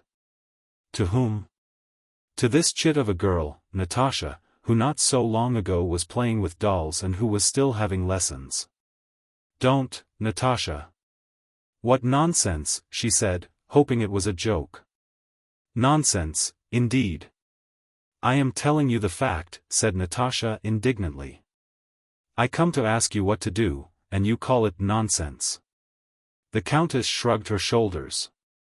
"If it is true that Monsieur Denisov has made you a proposal, tell him he is a fool, that's all." "No, he's not a fool," replied Natasha indignantly and seriously. "Well then, what do you want? You're all in love nowadays." "Well, if you are in love, marry him," said the countess, with a laugh of annoyance. "Good luck to you." "No, Mama, I'm not in love with him, I suppose I'm not in love with him." "Well then, tell him so." "Mama, are you cross?" "Don't be cross, dear." "Is it my fault?" "No, but what is it, my dear?" "Do you want me to go and tell him?" said the countess smiling. "No, I will do it myself, only tell me what to say." "It's all very well for you," said Natasha, with a responsive smile. "You should have seen how he said it. I know he did not mean to say it, but it came out accidentally." "Well, all the same, you must refuse him." "No, I mustn't. I am so sorry for him. He's so nice." "Well then, accept his offer." "It's high time for you to be married," answered the countess sharply and sarcastically. "No, Mama, but I'm so sorry for him. I don't know how I'm to say it. And there's nothing for you to say." "I shall speak to him myself," said the countess, indignant that they should have dared to treat this little Natasha as grown up. "No, not on any account. I will tell him myself, and you'll listen at the door," and Natasha ran across the drawing room to the dancing hall, where Denisov was sitting on the same chair by the clavichord with his face in his hands. He jumped up at the sound of her light step. "Natalie," he said, moving with rapid steps toward her, "decide my fate. It is in your hands. Vasily Dmitritch, I'm so sorry for you." "No, but you are so nice, but it won't do, not that, but as a friend, I shall always love you." Denisov bent over her hand and she heard strange sounds she did not understand. She kissed his rough curly black head. At this instant, they heard the quick rustle of the countess' dress. She came up to them. "Vasily Dmitritch, I thank you for the honor," she said, with an embarrassed voice, though it sounded severe to Denisov, "but my daughter is so young, and I thought that, as my son's friend, you would have addressed yourself first to me." In that case you would not have obliged me to give this refusal. Countess, said Denisov, with downcast eyes and a guilty face. He tried to say more, but faltered. Natasha could not remain calm, seeing him in such a plight. She began to sob aloud. Countess, I have done wrong, Denisov went on in an unsteady voice, but believe me. I so adore your daughter and all your family that I would give my life twice over. He looked at the countess, and seeing her severe face said, well, goodbye, countess, and kissing her hand. He left the room with quick resolute strides, without looking at Natasha. Next day Rostov saw Denisov off. He did not wish to stay another day in Moscow. All Denisov's Moscow friends gave him a farewell entertainment at the gypsies. With the result that he had no recollection of how he was put in the sleigh or of the first 3 stages of his journey. After Denisov's departure, Rostov spent another fortnight in Moscow, without going out of the house, waiting for the money his father could not at once raise. And he spent most of his time in the girl's room. Sonia was more tender and devoted to him than ever. It was as if she wanted to show him that his losses were an achievement that made her love him all the more, but Nikolai now considered himself unworthy of her. He filled the girl's albums with verses and music, and having at last sent Dolokhov the whole 43,000 rubles and received his receipt, he left at the end of November.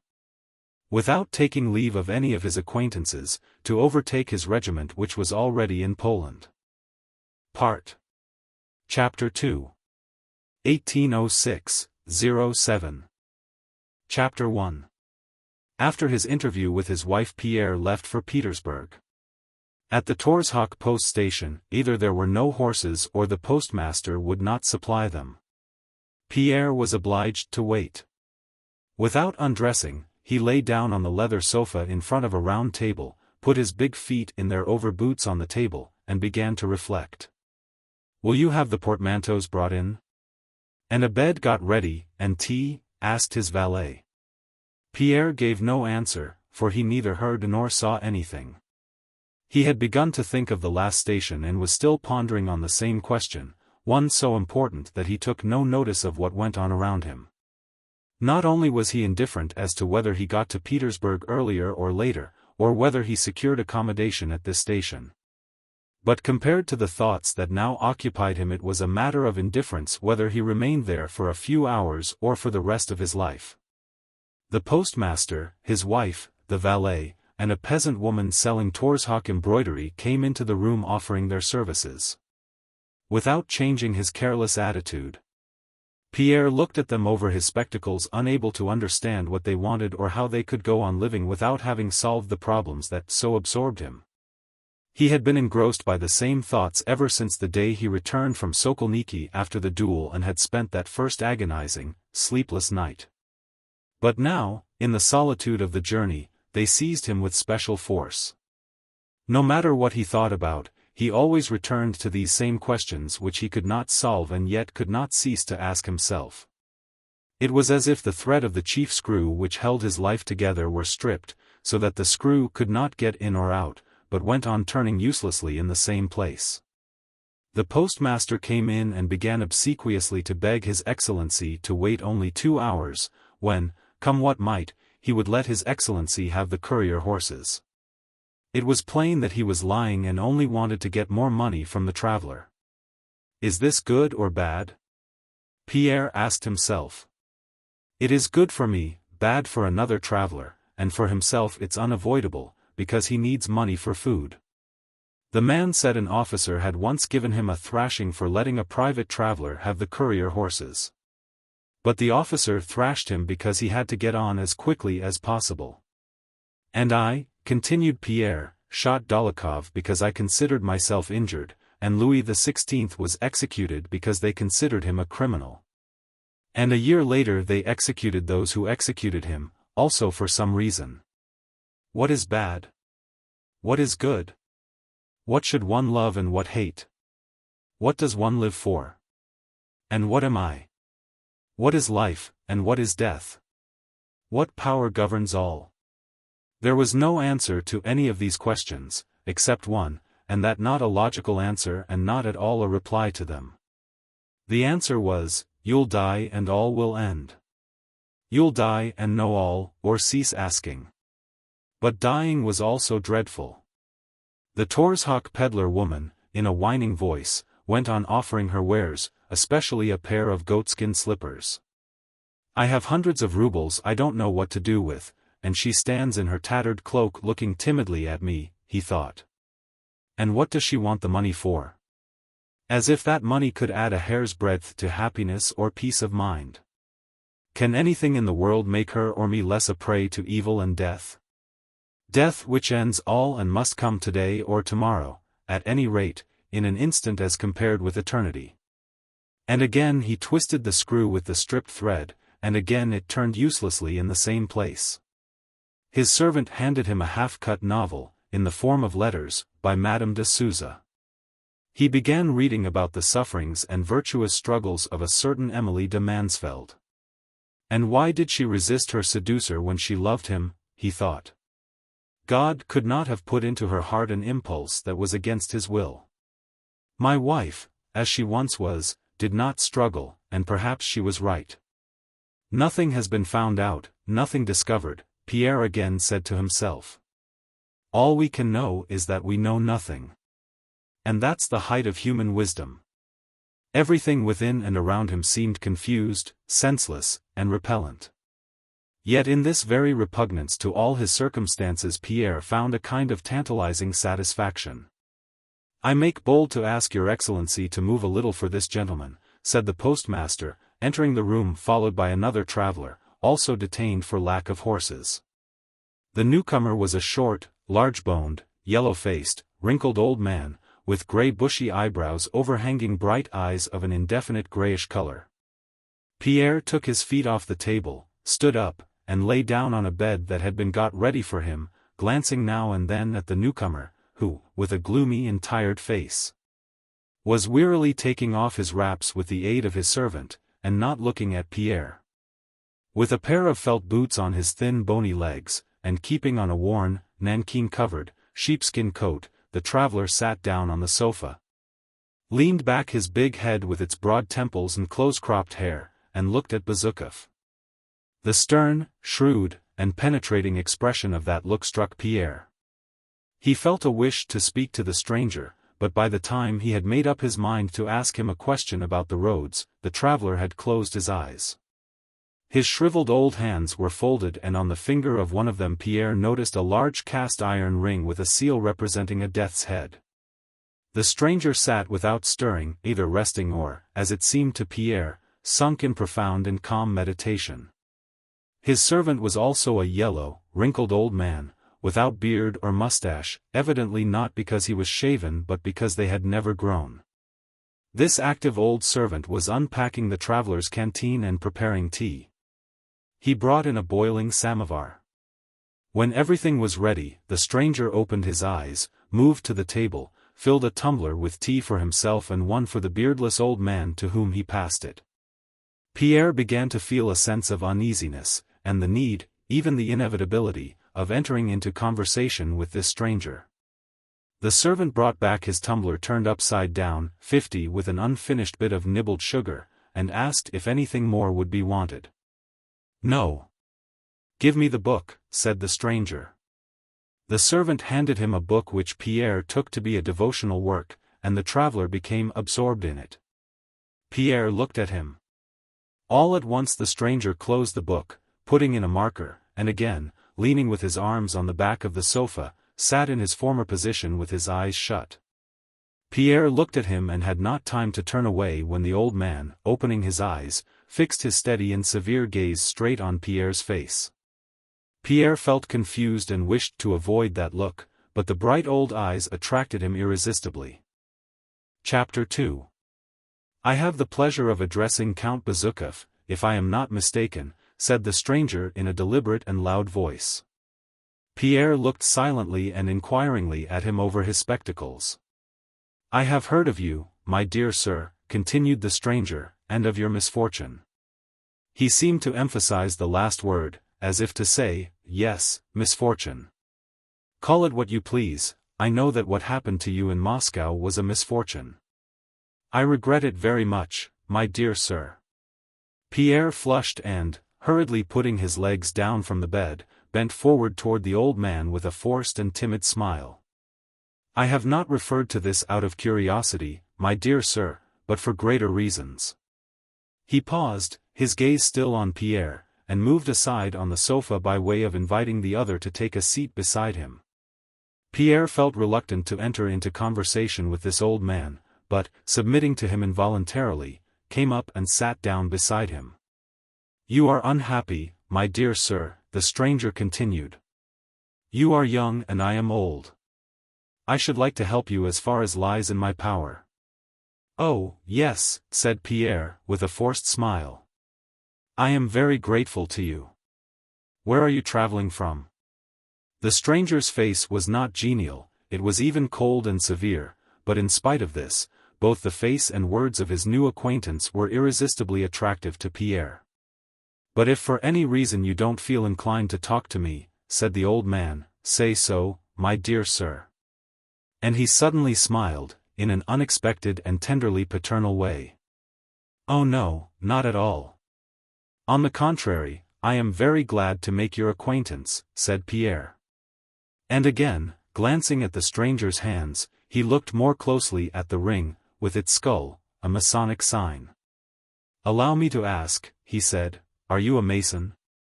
Yes, I belong to the Brotherhood of the Freemasons, said the stranger, looking deeper and deeper into Pierre's eyes. And in their name and my own I hold out a brotherly hand to you. I am afraid, said Pierre, smiling. And wavering between the confidence the personality of the Freemason inspired in him and his own habit of ridiculing the Masonic beliefs, I am afraid I am very far from understanding, how am I to put it? I am afraid my way of looking at the world is so opposed to yours that we shall not understand one another. I know your outlook, said the Mason, and the view of life you mention, and which you think is the result of your own mental efforts, is the one held by the majority of people. And is the invariable fruit of pride, indolence, and ignorance. Forgive me, my dear sir, but if I had not known it I should not have addressed you. Your view of life is a regrettable delusion. Just as I may suppose you to be deluded, said Pierre, with a faint smile. I should never dare to say that I know the truth, said the Mason, whose words struck Pierre more and more by their precision and firmness. No one can attain to truth by himself.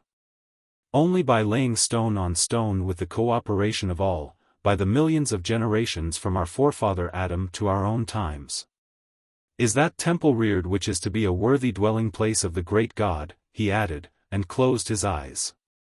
I ought to tell you that I do not believe in God, said Pierre, regretfully and with an effort, feeling it essential to speak the whole truth. The Mason looked intently at Pierre and smiled as a rich man with millions in hand might smile at a poor fellow who told him that he, poor man, had not the 5 rubles that would make him happy. Yes, you do not know him, my dear sir, said the Mason. You cannot know him. You do not know him and that is why you are unhappy. Yes, I am unhappy, assented Pierre. But what am I to do? You know him not, my dear sir, and so you are very unhappy. You do not know him, but he is here, he is in me, he is in my words, he is in thee, and even in those blasphemous words thou hast just uttered, pronounced the Mason in a stern and tremulous voice. He paused and sighed, evidently trying to calm himself. If he were not, he said quietly, you and I would not be speaking of him, my dear sir. Of what, of whom, are we speaking? Whom hast thou denied? He suddenly asked with exulting austerity and authority in his voice. Who invented him, if he did not exist? Whence came thy conception of the existence of such an incomprehensible being? Didst thou, and why did the whole world, conceive the idea of the existence of such an incomprehensible being, a being all-powerful, eternal, and infinite in all his attributes? He stopped and remained silent for a long time. Pierre could not and did not wish to break this silence. He exists, but to understand him is hard, the Mason began again, looking not at Pierre but straight before him. and turning the leaves of his book with his old hands which from excitement he could not keep still. If it were a man whose existence thou didst doubt, I could bring him to thee, could take him by the hand and show him to thee. But how can I, an insignificant mortal, show his omnipotence, his infinity, and all his mercy to one who is blind? Or who shuts his eyes that he may not see or understand him, and may not see or understand his own vileness and sinfulness? He paused again. Who art thou? Thou dreamest that thou art wise because thou couldst utter those blasphemous words, he went on, with a somber and scornful smile. And thou art more foolish and unreasonable than a little child, who, playing with the parts of a skillfully made watch, dares to say that, as he does not understand its use, he does not believe in the master who made it. To know him is hard. For ages, from our forefather Adam to our own day, we labor to attain that knowledge and are still infinitely far from our aim. But in our lack of understanding we see only our weakness and his greatness. Pierre listened with swelling heart, gazing into the mason's face with shining eyes, not interrupting or questioning him, but believing with his whole soul what the stranger said. Whether he accepted the wise reasoning contained in the mason's words, or believed as a child believes, in the speaker's tone of conviction and earnestness, or the tremor of the speaker's voice, which sometimes almost broke, or those brilliant aged eyes grown old in this conviction, or the calm firmness and certainty of his vocation, which radiated from his whole being, and which struck Pierre especially by contrast with his own dejection and hopelessness, at any rate. Pierre longed with his whole soul to believe, and he did believe, and felt a joyful sense of comfort, regeneration, and return to life. He is not to be apprehended by reason, but by life, said the mason. I do not understand, said Pierre, feeling with dismay doubts reawakening. He was afraid of any want of clearness, any weakness, in the mason's arguments. He dreaded not to be able to believe in him. I don't understand, he said, how it is that the mind of man cannot attain the knowledge of which you speak. The mason smiled with his gentle fatherly smile. The highest wisdom and truth are like the purest liquid we may wish to imbibe, he said. Can I receive that pure liquid into an impure vessel and judge of its purity? Only by the inner purification of myself can I retain in some degree of purity the liquid I receive. Yes, yes, that is so, said Pierre joyfully. The highest wisdom is not founded on reason alone, not on those worldly sciences of physics, history, chemistry, and the like, into which intellectual knowledge is divided. The highest wisdom is one. The highest wisdom has but one science, the science of the whole, the science explaining the whole creation and man's place in it. To receive that science it is necessary to purify and renew one's inner self, and so before one can know, it is necessary to believe and to perfect one's self. And to attain this end, we have the light called conscience that God has implanted in our souls. Yes, yes, assented Pierre. Look then at thy inner self with the eyes of the Spirit, and ask thyself whether thou art content with thyself. What hast thou attained relying on reason only? What art thou?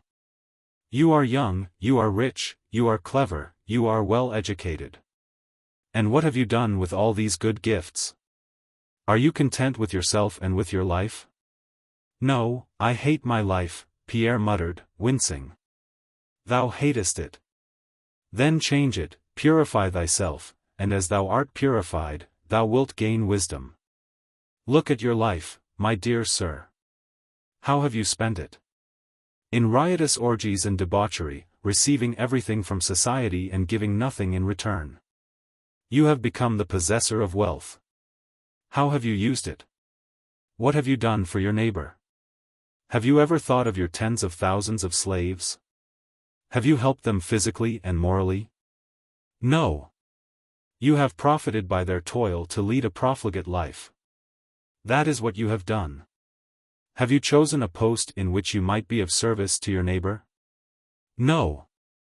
You have spent your life in idleness. Then you married, my dear sir, took on yourself responsibility for the guidance of a young woman, and what have you done?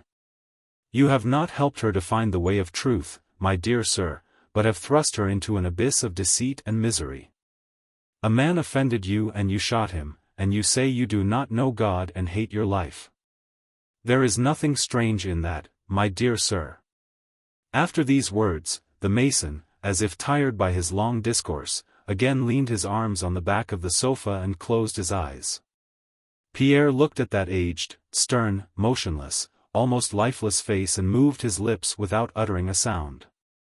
He wished to say, yes, a vile, idle, vicious life, but dared not break the silence. The mason cleared his throat huskily, as old men do, and called his servant. "How about the horses?" he asked, without looking at Pierre. "The exchange horses have just come," answered the servant. "Will you not rest here?" "No, tell them to harness." Can he really be going away leaving me alone without having told me all, and without promising to help me? Thought Pierre, rising with downcast head. And he began to pace the room, glancing occasionally at the mason. "Yes, I never thought of it, but I have led a contemptible and profligate life, though I did not like it and did not want to," thought Pierre. "But this man knows the truth and, if he wished to, could disclose it to me." Pierre wished to say this to the mason, but did not dare to. The traveler, having packed his things with his practiced hands, began fastening his coat. When he had finished, he turned to Bezukhov, and said in a tone of indifferent politeness, "Where are you going to now, my dear sir?" I'm going to Petersburg," answered Pierre, in a childlike, hesitating voice. "I thank you. I agree with all you have said. But do not suppose me to be so bad. With my whole soul I wish to be what you would have me be, but I have never had help from anyone. But it is I, above all, who am to blame for everything. Help me, teach me, and perhaps I may." Pierre could not go on. He gulped and turned away. The mason remained silent for a long time, evidently considering. "Help comes from God alone," he said, "but such measure of help as our order can bestow it will render you, my dear sir. You are going to Petersburg. Hand this to Count Wilarsky." He took out his notebook and wrote a few words on a large sheet of paper folded in four. "Allow me to give you a piece of advice. When you reach the capital, first of all devote some time to solitude and self-examination and do not resume your former way of life. And now I wish you a good journey, my dear sir," he added, seeing that his servant had entered. "And success." The traveler was Osip Alexievich Bazdev, as Pierre saw from the postmaster's book. Bazdev had been one of the best-known Freemasons and Martinists, even in Novikov's time. For a long while after he had gone, Pierre did not go to bed or order horses but paced up and down the room, pondering over his vicious past. And with a rapturous sense of beginning anew pictured to himself the blissful, irreproachable, virtuous future that seemed to him so easy. It seemed to him that he had been vicious only because he had somehow forgotten how good it is to be virtuous. Not a trace of his former doubts remained in his soul. He firmly believed in the possibility of the brotherhood of men united in the aim of supporting one another in the path of virtue, and that is how Freemasonry presented itself to him. Chapter 3. On reaching Petersburg, Pierre did not let anyone know of his arrival. He went nowhere and spent whole days in reading Thomas à Kempis, whose book had been sent him by someone unknown. One thing he continually realized as he read that book, the joy, hitherto unknown to him, of believing in the possibility of attaining perfection. And in the possibility of active brotherly love among men, which Osip Alexievich had revealed to him. A week after his arrival, the young Polish Count, Wilarsky, whom Pierre had known slightly in Petersburg society, came into his room one evening in the official and ceremonious manner in which Dólokhov's second had called on him, and, having closed the door behind him and satisfied himself that there was nobody else in the room, addressed Pierre. "I have come to you with a message and an offer, Count," he said without sitting down. "A person of very high standing in our brotherhood has made application for you to be received into our order before the usual term and has proposed to me to be your sponsor. I consider it a sacred duty to fulfill that person's wishes. Do you wish to enter the Brotherhood of Freemasons under my sponsorship? The cold, austere tone of this man, whom he had almost always before met at balls, amiably smiling in the society of the most brilliant women, surprised Pierre.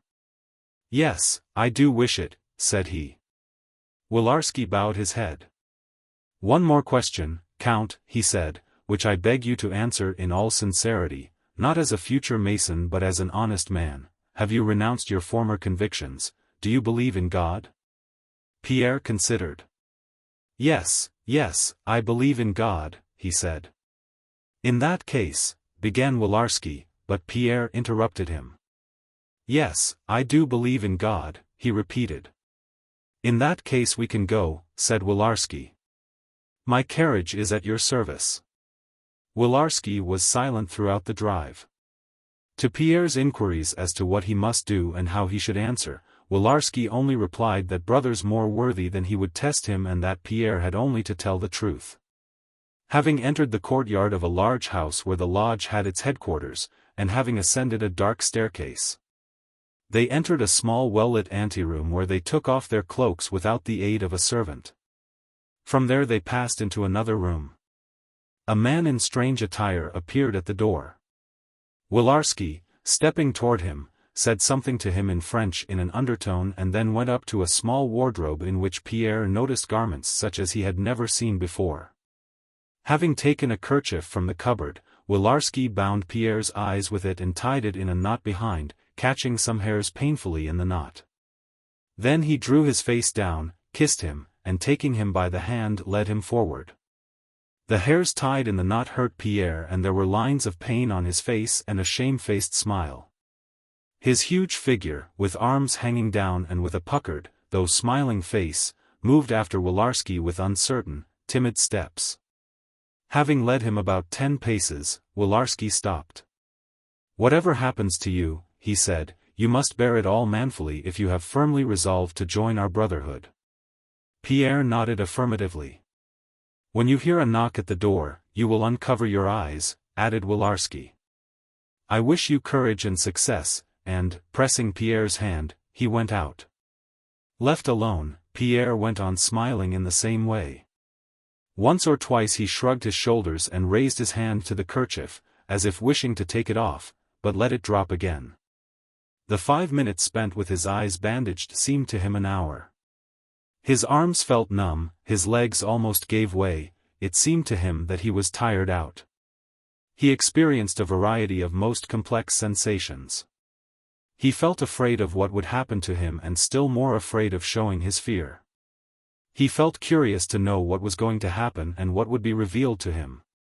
But most of all, he felt joyful that the moment had come when he would at last start on that path of regeneration and on the actively virtuous life of which he had been dreaming since he met Osip Alexievich.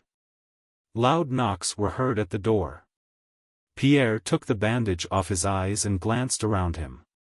The room was in black darkness, only a small lamp was burning inside something white. Pierre went nearer and saw that the lamp stood on a black table on which lay an open book. The book was the Gospel, and the white thing with the lamp inside was a human skull with its cavities and teeth.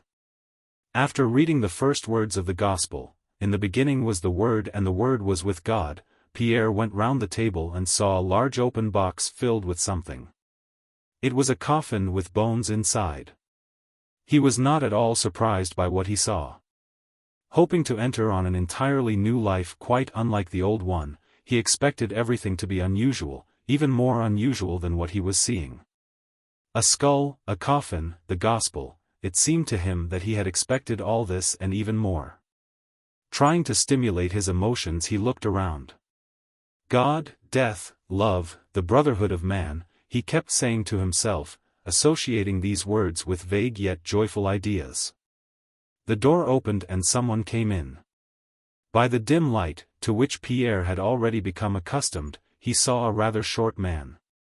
Having evidently come from the light into the darkness, the man paused, then moved with cautious steps toward the table and placed on it his small leather-gloved hands. This short man had on a white leather apron which covered his chest and part of his legs. He had on a kind of necklace above which rose a high white ruffle, outlining his rather long face which was lit up from below. "For what have you come hither?" asked the newcomer, turning in Pierre's direction at a slight rustle made by the latter. "Why have you, who do not believe in the truth of the light and who have not seen the light, come here? What do you seek from us? Wisdom, virtue, enlightenment?" At the moment the door opened and the stranger came in, Pierre felt a sense of awe and veneration such as he had experienced in his boyhood at confession. He felt himself in the presence of one socially a complete stranger, yet nearer to him through the brotherhood of man. With bated breath and beating heart he moved toward the reader, by which name the brother who prepared a seeker for entrance into the brotherhood was known. Drawing nearer, he recognized in the reader a man he knew, Smolyanov, and it mortified him to think that the newcomer was an acquaintance. He wished him simply a brother and a virtuous instructor. For a long time he could not utter a word, so that the reader had to repeat his question. "Yes. I desire regeneration," Pierre uttered with difficulty. "Very well," said Smolyanov, and went on at once. "Have you any idea of the means by which our holy order will help you to reach your aim?" said he quietly and quickly. "I hope for guidance, help, in regeneration," said Pierre. With a trembling voice and some difficulty in utterance due to his excitement and to being unaccustomed to speak of abstract matters in Russian.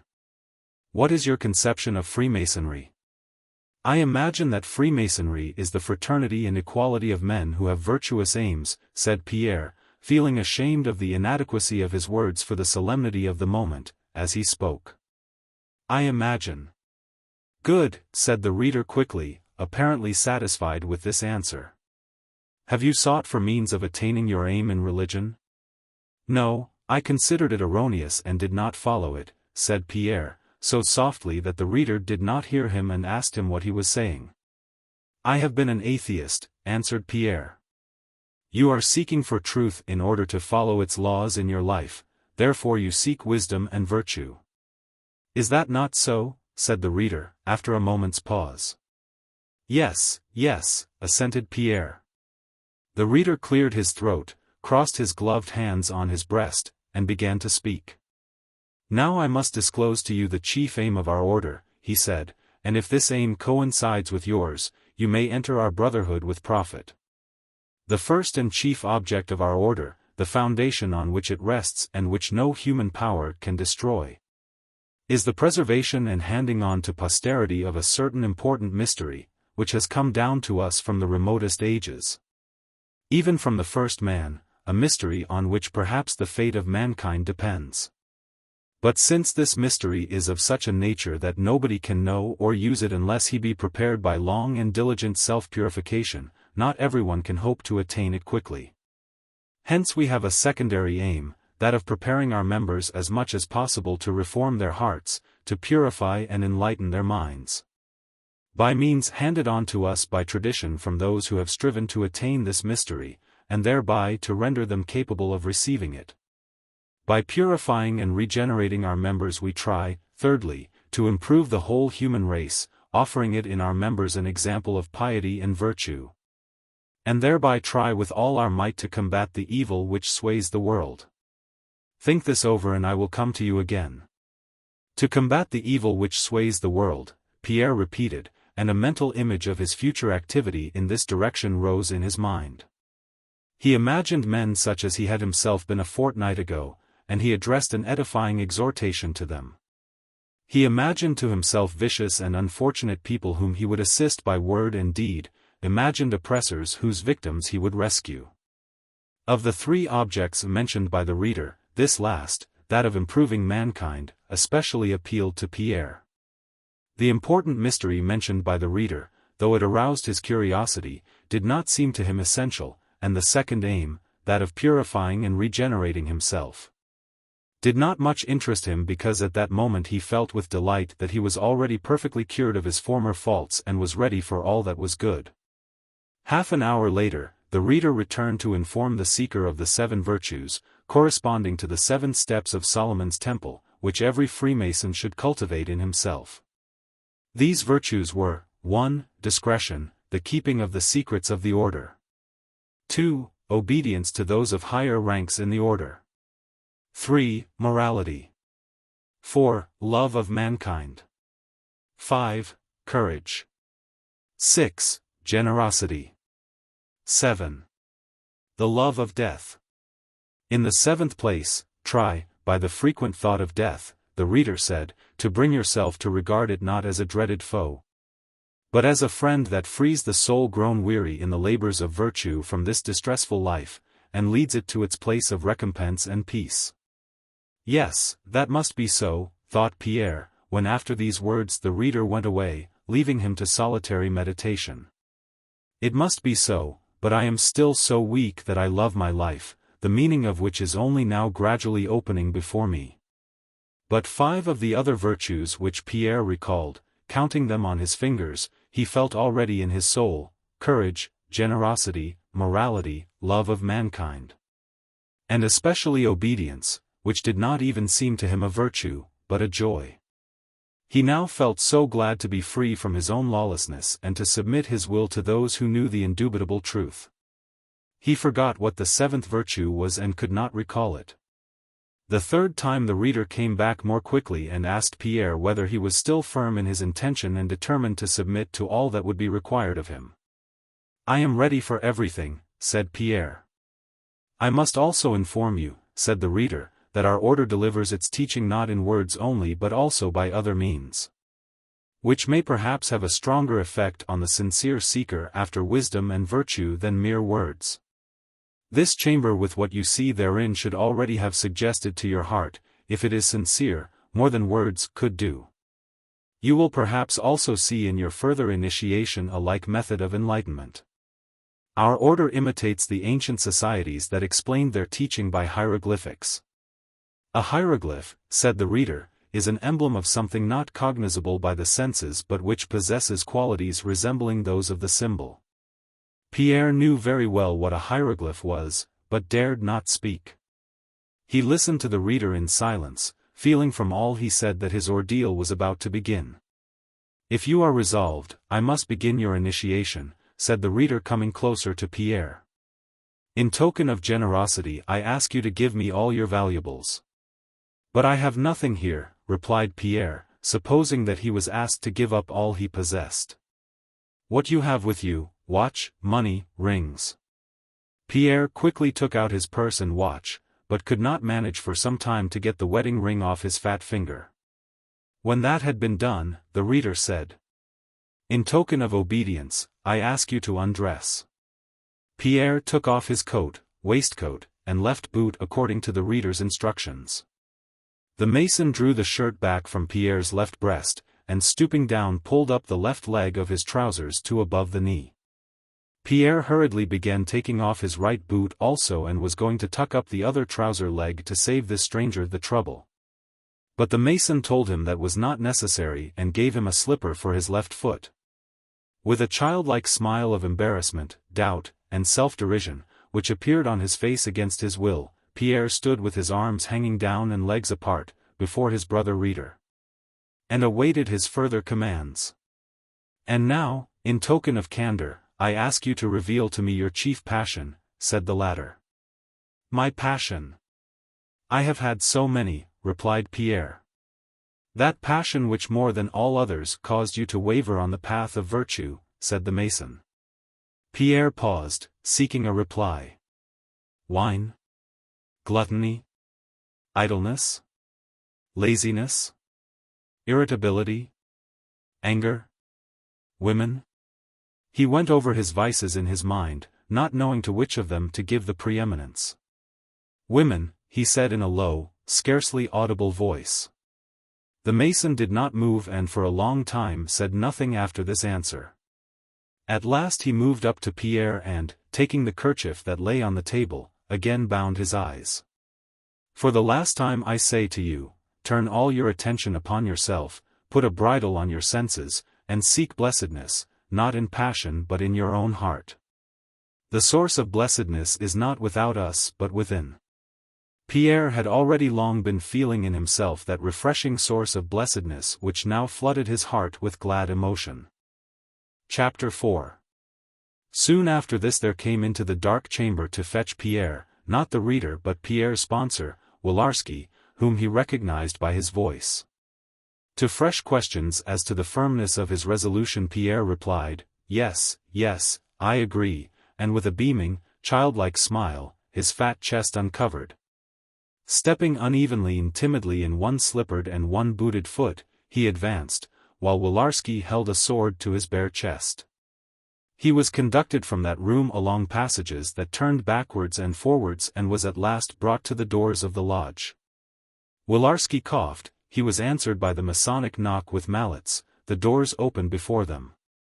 A bass voice, Pierre was still blindfolded, questioned him as to who he was, when and where he was born, and so on.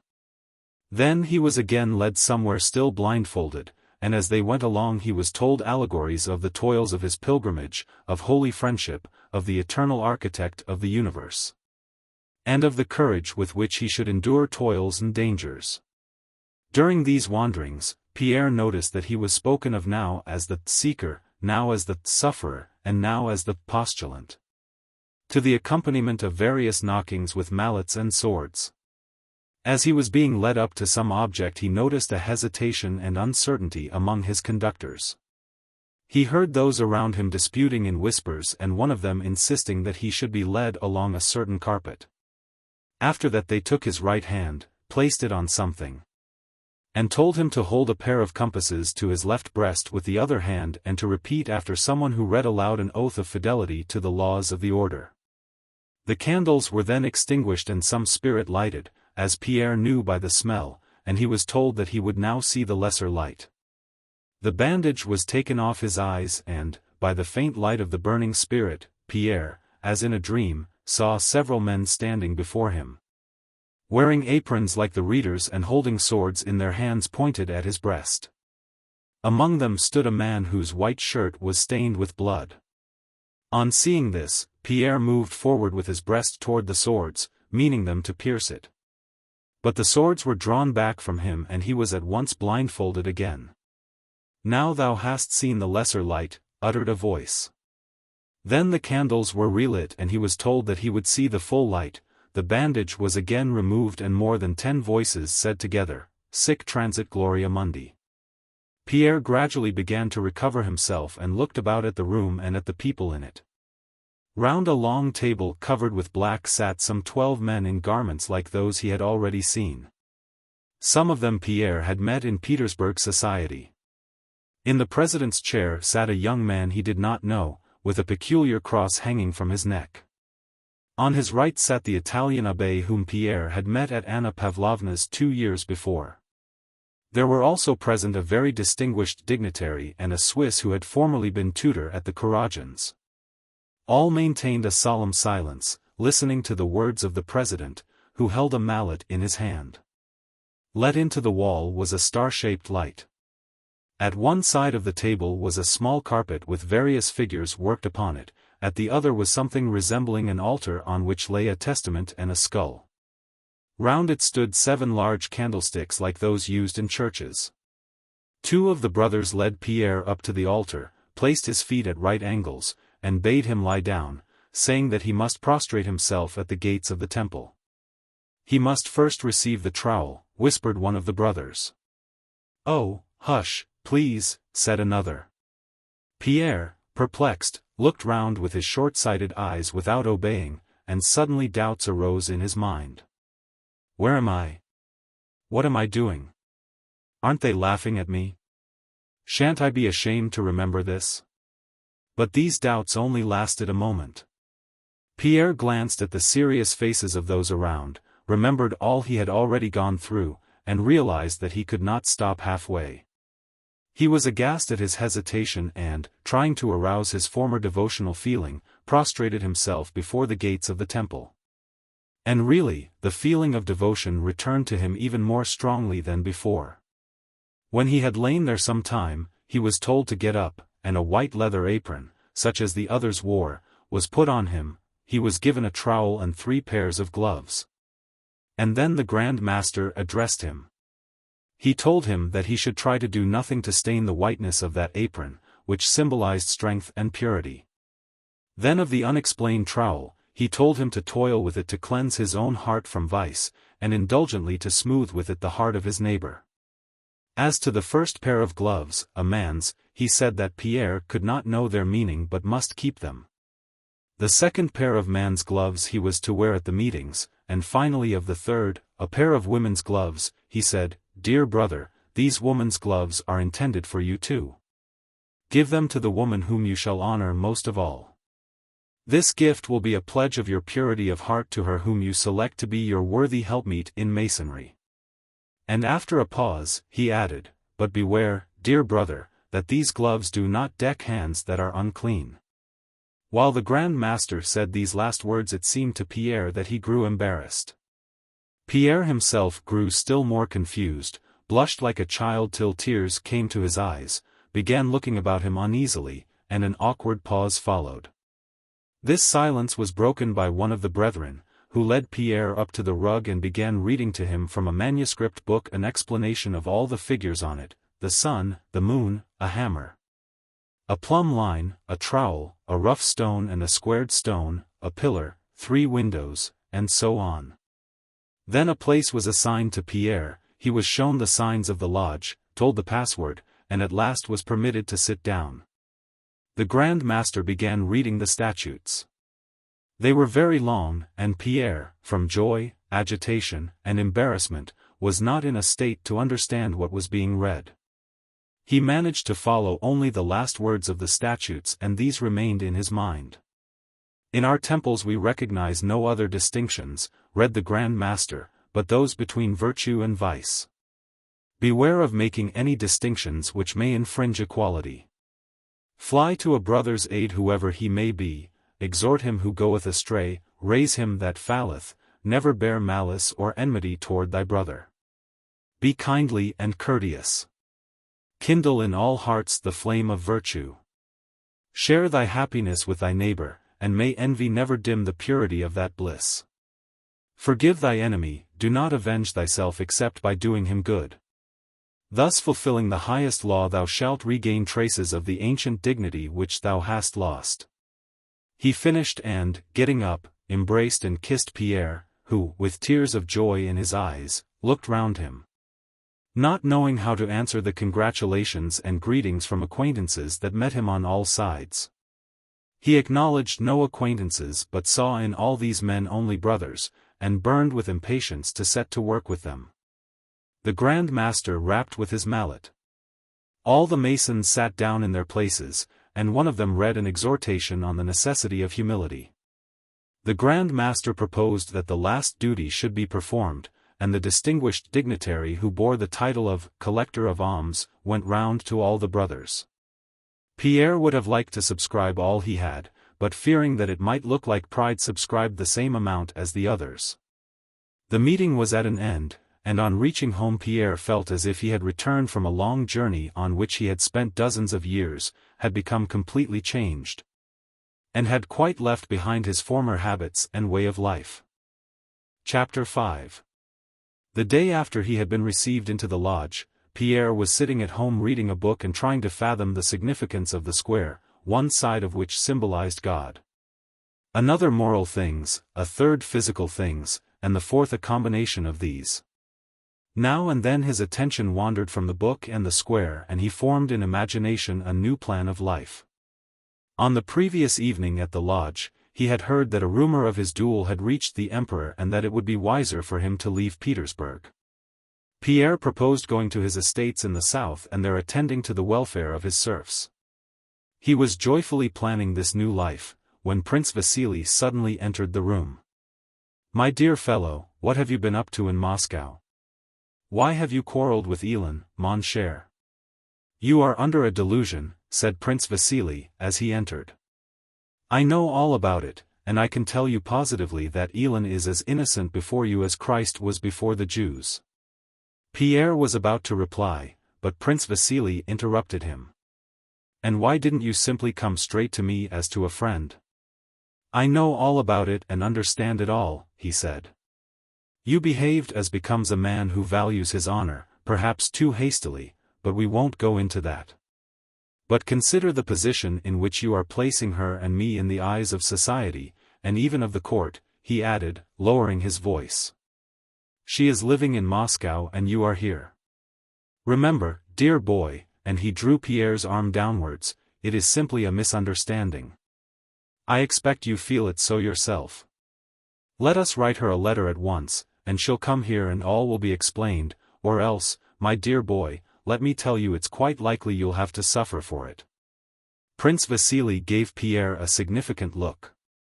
"I know from reliable sources that the Dowager Empress is taking a keen interest in the whole affair. You know she is very gracious to Elin." Pierre tried several times to speak, but, on one hand, Prince Vasily did not let him and, on the other. Pierre himself feared to begin to speak in the tone of decided refusal and disagreement in which he had firmly resolved to answer his father-in-law. Moreover, the words of the Masonic statutes, "Be kindly and courteous," recurred to him. He blinked, went red, got up and sat down again, struggling with himself to do what was for him the most difficult thing in life, to say an unpleasant thing to a man's face, to say what the other, whoever he might be, did not expect. He was so used to submitting to Prince Vasily's tone of careless self-assurance that he felt he would be unable to withstand it now. But he also felt that on what he said now his future depended, whether he would follow the same old road, or that new path so attractively shown him by the Masons, on which he firmly believed he would be reborn to a new life.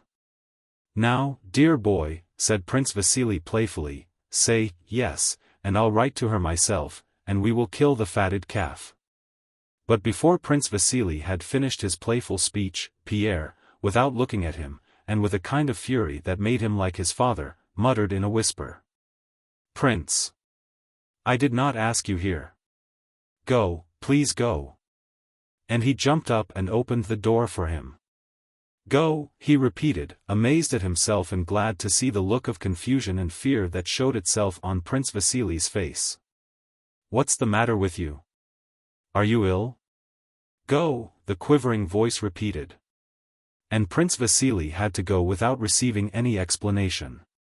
A week later, Pierre, having taken leave of his new friends, the Masons, and leaving large sums of money with them for alms, went away to his estates.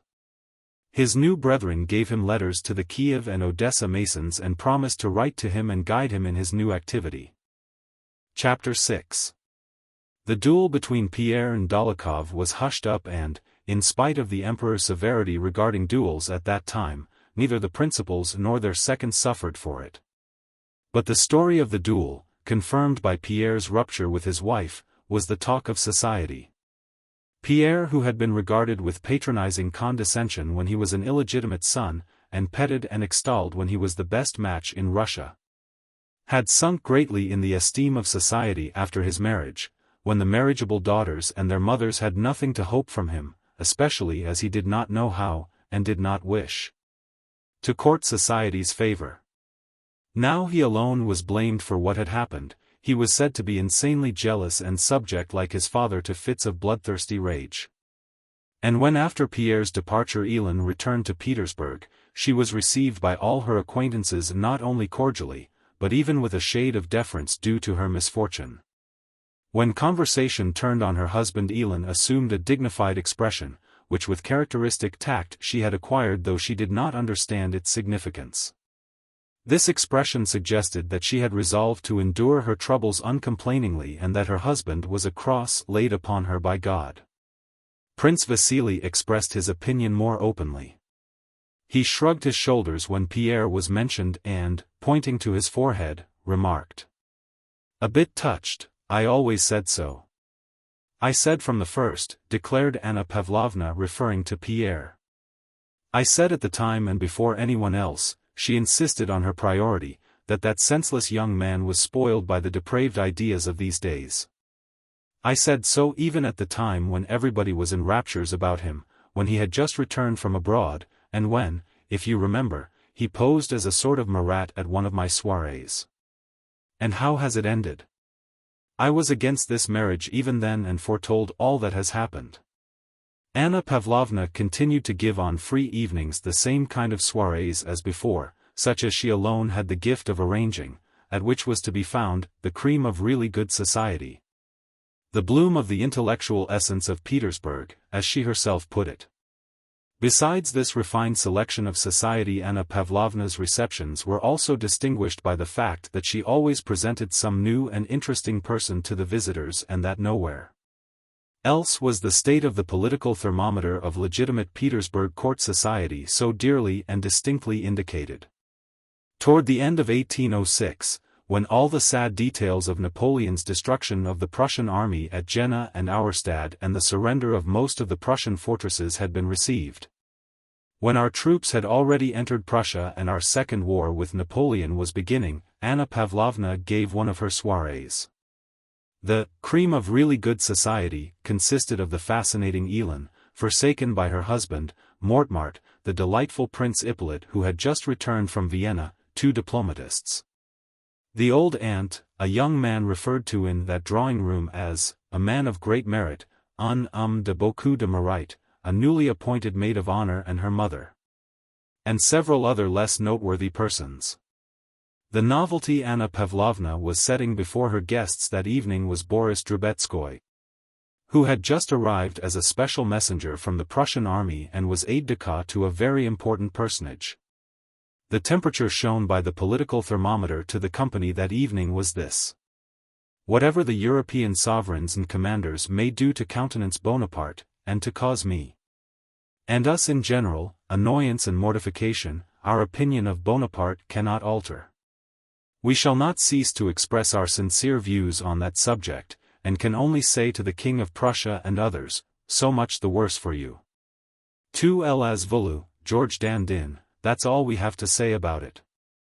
When Boris, who was to be served up to the guests, entered the drawing-room, almost all the company had assembled, and the conversation, guided by Anna Pavlovna, was about our diplomatic relations with Austria and the hope of an alliance with her.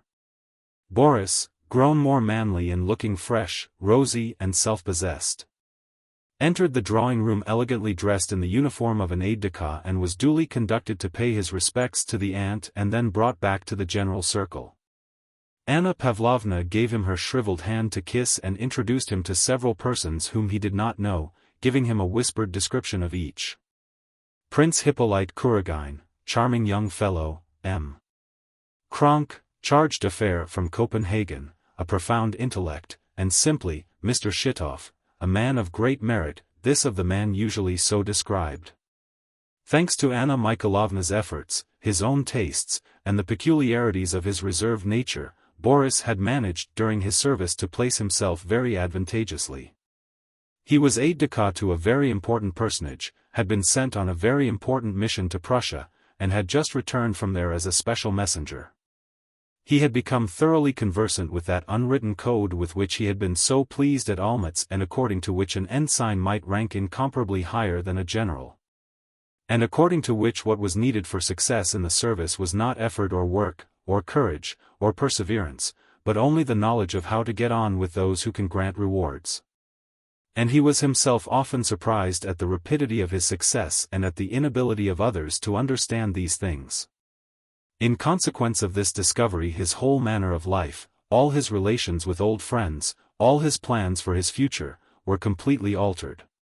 He was not rich, but would spend his last groat to be better dressed than others, and would rather deprive himself of many pleasures than allow himself to be seen in a shabby equipage or appear in the streets of Petersburg in an old uniform.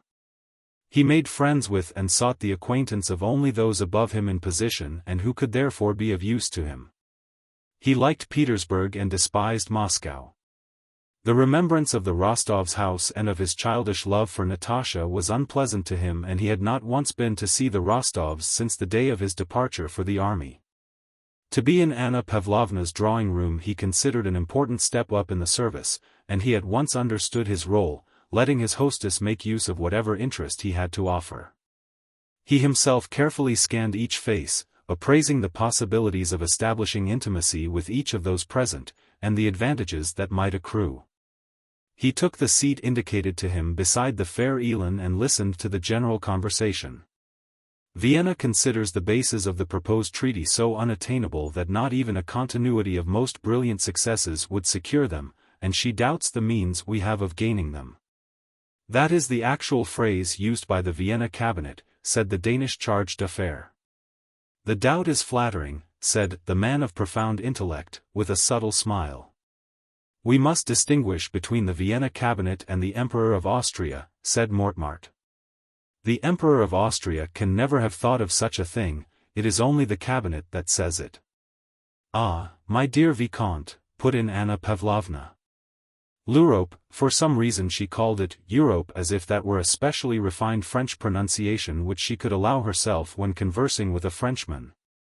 L'Europe ne sera jamais notre ally sincere. 51. After that Anna Pavlovna led up to the courage and firmness of the King of Prussia, in order to draw Boris into the conversation. Boris listened attentively to each of the speakers, awaiting his turn, but managed meanwhile to look round repeatedly at his neighbor, the beautiful Elin, whose eyes several times met those of the handsome young aide-de-camp with a smile. Speaking of the position of Prussia, Anna Pavlovna very naturally asked Boris to tell them about his journey to Glogau and in what state he found the Prussian army. Boris, speaking with deliberation, told them in pure, correct French many interesting details about the armies and the court, carefully abstaining from expressing an opinion of his own about the facts he was recounting. For some time he engrossed the general attention, and Anna Pavlovna felt that the novelty she had served up was received with pleasure by all her visitors. The greatest attention of all to Boris' narrative was shown by Elin. She asked him several questions about his journey and seemed greatly interested in the state of the Prussian army. As soon as he had finished she turned to him with her usual smile. "You absolutely must come and see me," she said in a tone that implied that, for certain considerations he could not know of, this was absolutely necessary. "On Tuesday between 8 and 9. It will give me great pleasure." Boris promised to fulfill her wish and was about to begin a conversation with her, when Anna Pavlovna called him away on the pretext that her aunt wished to hear him. "You know her husband, of course," said Anna Pavlovna, closing her eyes and indicating Elin with a sorrowful gesture. "Ah, she is such an unfortunate and charming woman. Don't mention him before her, please don't. It is too painful for her." Chapter 7. When Boris and Anna Pavlovna returned to the others, Prince Ippolit had the ear of the company.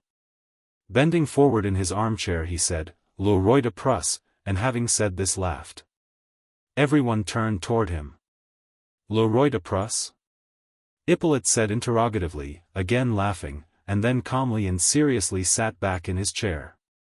Anna Pavlovna waited for him to go on, but as he seemed quite decided to say no more she began to tell of how at Potsdam the impious Bonaparte had stolen the sword of Frederick the Great. "It is the sword of Frederick the Great which she began, but Ippolit interrupted her with the words, "Le Roi de Prusse," and again, as soon as all turned toward him, excused himself and said no more. Anna Pavlovna frowned. Mortemart, Ippolit's friend, addressed him firmly. "Come now, what about your Roi de Prusse?" Ippolit laughed as if ashamed of laughing. "Oh, it's nothing. I only wish to say," he wanted to repeat a joke he had heard in Vienna and which he had been trying all that evening to get in, "I only wish to say that we are wrong to fight poor Le Roi de Prusse." Boris smiled circumspectly, so that it might be taken as ironical or appreciative according to the way the joke was received. Everybody laughed. "Your joke is too bad, it's witty but unjust," said Anna Pavlovna, shaking her little shriveled finger at him. "We are not fighting poor Le Roi de Prusse, but for right principles." "Oh, that wicked Prince Hippolyte," she said. The conversation did not flag all evening and turned chiefly on the political news. It became particularly animated toward the end of the evening when the rewards bestowed by the Emperor were mentioned. "You know N. received a snuff-box with the portrait last year?"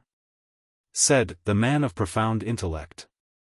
"Why shouldn't S. get the same distinction?" "Pardon me. A snuff-box with the Emperor's portrait is a reward but not a distinction," said the diplomatist, a gift, rather. There are precedents, I may mention Schwarzenberg. It's impossible, replied another. Will you bet? The ribbon of the order is a different matter. When everybody rose to go, Elin, who had spoken very little all the evening, again turned to Boris, asking him in a tone of caressing significant command to come to her on Tuesday. It is of great importance to me, she said, turning with a smile toward Anna Pavlovna, and Anna Pavlovna, with the same sad smile with which she spoke of her exalted patroness, supported Elin's wish. It seemed as if from some words Boris had spoken that evening about the Prussian army, Elin had suddenly found it necessary to see him. She seemed to promise to explain that necessity to him when he came on Tuesday. But on Tuesday evening, having come to Elin's splendid salon, Boris received no clear explanation of why it had been necessary for him to come. There were other guests and the Countess talked little to him, and only as he kissed her hand on taking leave said unexpectedly and in a whisper, with a strangely unsmiling face, "Come to dinner tomorrow, in the evening. You must come. Come." During that stay in Petersburg, Boris became an intimate in the Countess' house. Chapter 8. The war was flaming up and nearing the Russian frontier. Everywhere one heard curses on Bonaparte, the enemy of mankind. Militiamen and recruits were being enrolled in the villages, and from the seat of war came contradictory news, false as usual and therefore variously interpreted. The life of old Prince Bolkonsky, Prince Andrei, and Princess Maria had greatly changed since 1805. In 1806 the old prince was made one of the 8 commanders-in-chief then appointed to supervise the enrollment decreed throughout Russia. Despite the weakness of age, which had become particularly noticeable since the time when he thought his son had been killed, he did not think it right to refuse a duty to which he had been appointed by the emperor himself, and this fresh opportunity for action gave him new energy and strength. He was continually traveling through the 3 provinces entrusted to him, was pedantic in the fulfillment of his duties, severe to cruel with his subordinates, and went into everything down to the minutest details himself. Princess Maria had ceased taking lessons in mathematics from her father, and when the old prince was at home went to his study with the wet nurse and little Prince Nikolai, as his grandfather called him. The baby Prince Nikolai lived with his wet nurse and Nurse Savishna in the late princess rooms, and Princess Maria spent most of the day in the nursery, taking a mother's place to her little nephew as best she could. Mademoiselle Bourrienne, too, seemed passionately fond of the boy. And Princess Maria often deprived herself to give her friend the pleasure of dandling the little angel, as she called her nephew, and playing with him. Near the altar of the church at Bald Hills there was a chapel over the tomb of the little princess, and in this chapel was a marble monument brought from Italy, representing an angel with outspread wings ready to fly upwards. The angel's upper lip was slightly raised as though about to smile. And once on coming out of the chapel Prince Andrei and Princess Maria admitted to one another that the angel's face reminded them strangely of the little princess. But what was still stranger, though of this Prince Andrei said nothing to his sister, was that in the expression the sculptor had happened to give the angel's face, Prince Andrei read the same mild reproach he had read on the face of his dead wife. "Ah, why have you done this to me?" Soon after Prince Andrei's return the old prince made over to him a large estate, Bogucharovo, about 25 miles from Bald Hills. Partly because of the depressing memories associated with Bald Hills, partly because Prince Andrei did not always feel equal to bearing with his father's peculiarities, and partly because he needed solitude, Prince Andrei made use of Bogucharovo, began building and spent most of his time there. After the Austerlitz campaign Prince Andrei had firmly resolved not to continue his military service, and when the war recommenced and everybody had to serve, he took a post under his father in the recruitment so as to avoid active service. The old prince and his son seemed to have changed roles since the campaign of 1805. The old man, roused by activity, expected the best results from the new campaign, while Prince Andrei on the contrary, taking no part in the war and secretly regretting this, saw only the dark side. On February 26, 1807, the old prince set off on one of his circuits. Prince Andrei remained at Bald Hills as usual during his father's absence. Little Nikolushka had been unwell for 4 days.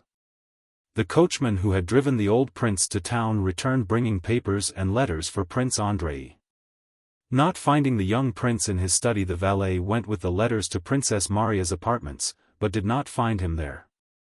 He was told that the prince had gone to the nursery. "If you please, Your Excellency, Petrusha has brought some papers," said one of the nursemaids to Prince Andrei, who was sitting on a child's little chair while, frowning and with trembling hands, he poured drops from a medicine bottle into a wineglass half full of water. "What is it?" he said crossly, and, his hand shaking unintentionally, he poured too many drops into the glass. He threw the mixture onto the floor and asked for some more water. The maid brought it.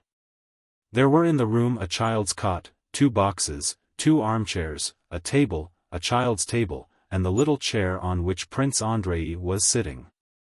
The curtains were drawn, and a single candle was burning on the table, screened by a bound music book so that the light did not fall on the cot. "My dear," said Princess Maria, addressing her brother from beside the cot where she was standing, "better wait a bit, later." "Oh, leave off. You always talk nonsense and keep putting things off, and this is what comes of it," said Prince Andrei in an exasperated whisper, evidently meaning to wound his sister. "My dear, really, it's better not to wake him, he's asleep," said the princess in a tone of entreaty. Prince Andrei got up and went on tiptoe up to the little bed, wineglass in hand. "Perhaps we'd really better not wake him," he said hesitating. "As you please, really." "I think so, but as you please," said Princess Maria, evidently intimidated and confused that her opinion had prevailed. She drew her brother's attention to the maid who was calling him in a whisper. It was the second night that neither of them had slept, watching the boy who was in a high fever. These last days, mistrusting their household doctor and expecting another for whom they had sent to town, they had been trying first one remedy and then another. Worn out by sleeplessness and anxiety, they threw their burden of sorrow on one another and reproached and disputed with each other. "Petrusha has come with papers from your father," whispered the maid. Prince Andrei went out. "Devil take them," he muttered, and after listening to the verbal instructions his father had sent and taking the correspondence and his father's letter, he returned to the nursery. "Well?" he asked. "Still the same." "Wait, for heaven's sake. Karl Ivanich always says that sleep is more important than anything," whispered Princess Maria with a sigh. Prince Andrei went up to the child and felt him. He was burning hot. "Confound you and your Karl Ivanich." He took the glass with the drops and again went up to the cot. "Andrei, don't," said Princess Maria. But he scowled at her angrily, though also with suffering in his eyes, and stooped glass in hand over the infant. "But I wish it," he said. "I beg you, give it him." Princess Maria shrugged her shoulders but took the glass submissively and calling the nurse began giving the medicine. The child screamed hoarsely. Prince Andrei winced and, clutching his head, went out and sat down on a sofa in the next room. He still had all the letters in his hand. Opening them mechanically, he began reading. The old prince, now and then using abbreviations, wrote in his large elongated hand on blue paper as follows. "Have just this moment received by special messenger very joyful news, if it's not false. Bennigsen seems to have obtained a complete victory over Bonaparte at Eylau. In Petersburg everyone is rejoicing, and the rewards sent to the army are innumerable. Though he is a German, I congratulate him. I can't make out what the commander at Korchevo, a certain Kandrikov, is up to, till now the additional men and provisions have not arrived. Gallop off to him at once and say I'll have his head off if everything is not here in a week. Have received another letter about the Prussisch-Eylau battle from Potenka, he took part in it, and it's all true. When mischief makers don't meddle even a German beats Bonaparte. He is said to be fleeing in great disorder. Mind you gallop off to Korchevo without delay and carry out instructions. Prince Andrei sighed and broke the seal of another envelope. It was a closely written letter of 2 sheets from Bilibin. He folded it up without reading it and reread his father's letter, ending with the words, "Gallop off to Korchevo and carry out instructions."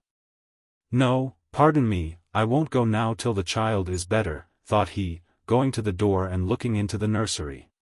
Princess Maria was still standing by the cot, gently rocking the baby. "Ah yes, and what else did he say that's unpleasant?" thought Prince Andrei, recalling his father's letter. "Yes, we have gained a victory over Bonaparte, just when I'm not serving. Yes, he's always poking fun at me. Ah, well.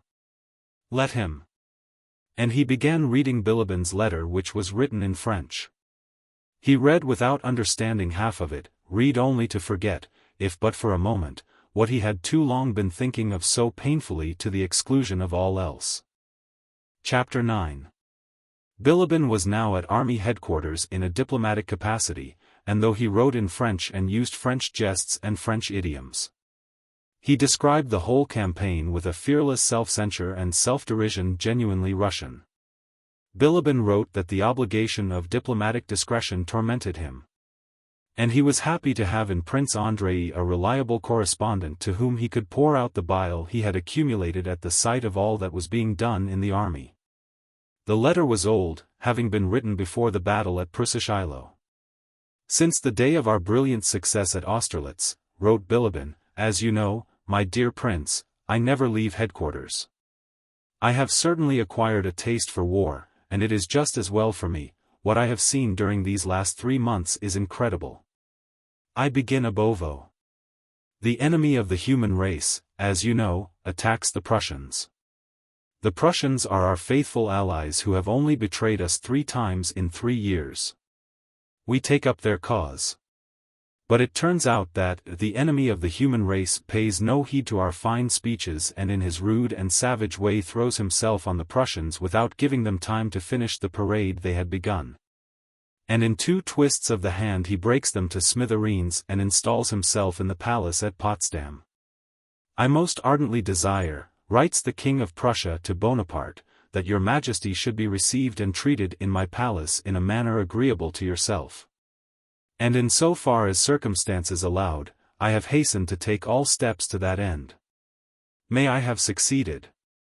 The Prussian generals pride themselves on being polite to the French and lay down their arms at the first demand. The head of the garrison at Glogo, with 10,000 men, asks the King of Prussia what he is to do if he is summoned to surrender. All this is absolutely true. In short, hoping to settle matters by taking up a warlike attitude, it turns out that we have landed ourselves in war, and what is more, in war on our own frontiers. With and for the King of Prussia. We have everything in perfect order, only one little thing is lacking, namely, a commander-in-chief. As it was considered that the Austerlitz success might have been more decisive had the commander-in-chief not been so young, all our octogenarians were reviewed. And of Prozorovsky and Kamensky the latter was preferred. The general comes to us, Suvorov-like, in a kibitka, and is received with acclamations of joy and triumph. On the 4th, the first courier arrives from Petersburg. The mails are taken to the field marshal's room, for he likes to do everything himself. I am called in to help sort the letters and take those meant for us. The field marshal looks on and waits for letters addressed to him. We search, but none are to be found. The field marshal grows impatient and sets to work himself and finds letters from the Emperor to Count T, Prince V, and others.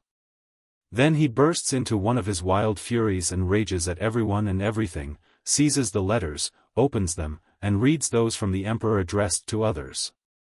Ah! So that's the way they treat me. No confidence in me. Ah, ordered to keep an eye on me. Very well then. Get along with you. So he writes the famous order of the day to General Bennigsen. I am wounded and cannot ride and consequently cannot command the army. You have brought your army corps to Pultusk, routed, here it is exposed, and without fuel or forage, so something must be done, and, as you yourself reported to Count Buxhowden yesterday, You must think of retreating to our frontier, which do today. From all my riding, he writes to the emperor, I have got a saddle sore which, coming after all my previous journeys, quite prevents my riding and commanding so vast an army. So I have passed on the command to the general next in seniority, Count Buxhowden, having sent him my whole staff and all that belongs to it, advising him if there is a lack of bread, to move farther into the interior of Prussia, for only 1 day's ration of bread remains, and in some regiments none at all, as reported by the division commanders, Osterman and Sedmoretsky. And all that the peasants had has been eaten up. I myself will remain in hospital at Ostrolenka till I recover. In regard to which I humbly submit my report, with the information that if the army remains in its present bivouac another fortnight there will not be a healthy man left in it by spring. Grant leave to retire to his country seat to an old man who is already in any case dishonored by being unable to fulfill the great and glorious task for which he was chosen. I shall await your most gracious permission here in hospital, that I may not have to play the part of a secretary rather than commander in the army. My removal from the army does not produce the slightest stir, a blind man has left it. There are thousands such as I in Russia. The field marshal is angry with the emperor and he punishes us all, isn't it logical? This is the first act. Those that follow are naturally increasingly interesting and entertaining. After the field marshal's departure it appears that we are within sight of the enemy and must give battle. Buxhowden is commander-in-chief by seniority, but General Bennigsen does not quite see it. More particularly as it is he and his corps who are within sight of the enemy and he wishes to profit by the opportunity to fight a battle on his own hand, as the Germans say. He does so. This is the Battle of Pultusk, which is considered a great victory but in my opinion was nothing of the kind. We civilians, as you know, have a very bad way of deciding whether a battle was won or lost. Those who retreat after a battle have lost it is what we say.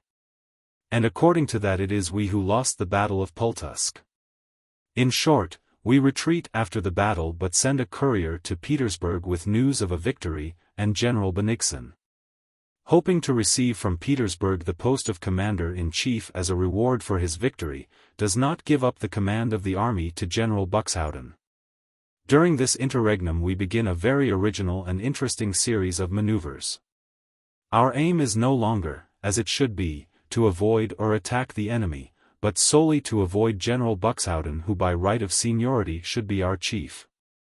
So energetically do we pursue this aim that after crossing an unfordable river we burn the bridges to separate ourselves from our enemy, who at the moment is not Bonaparte but Buxhowden.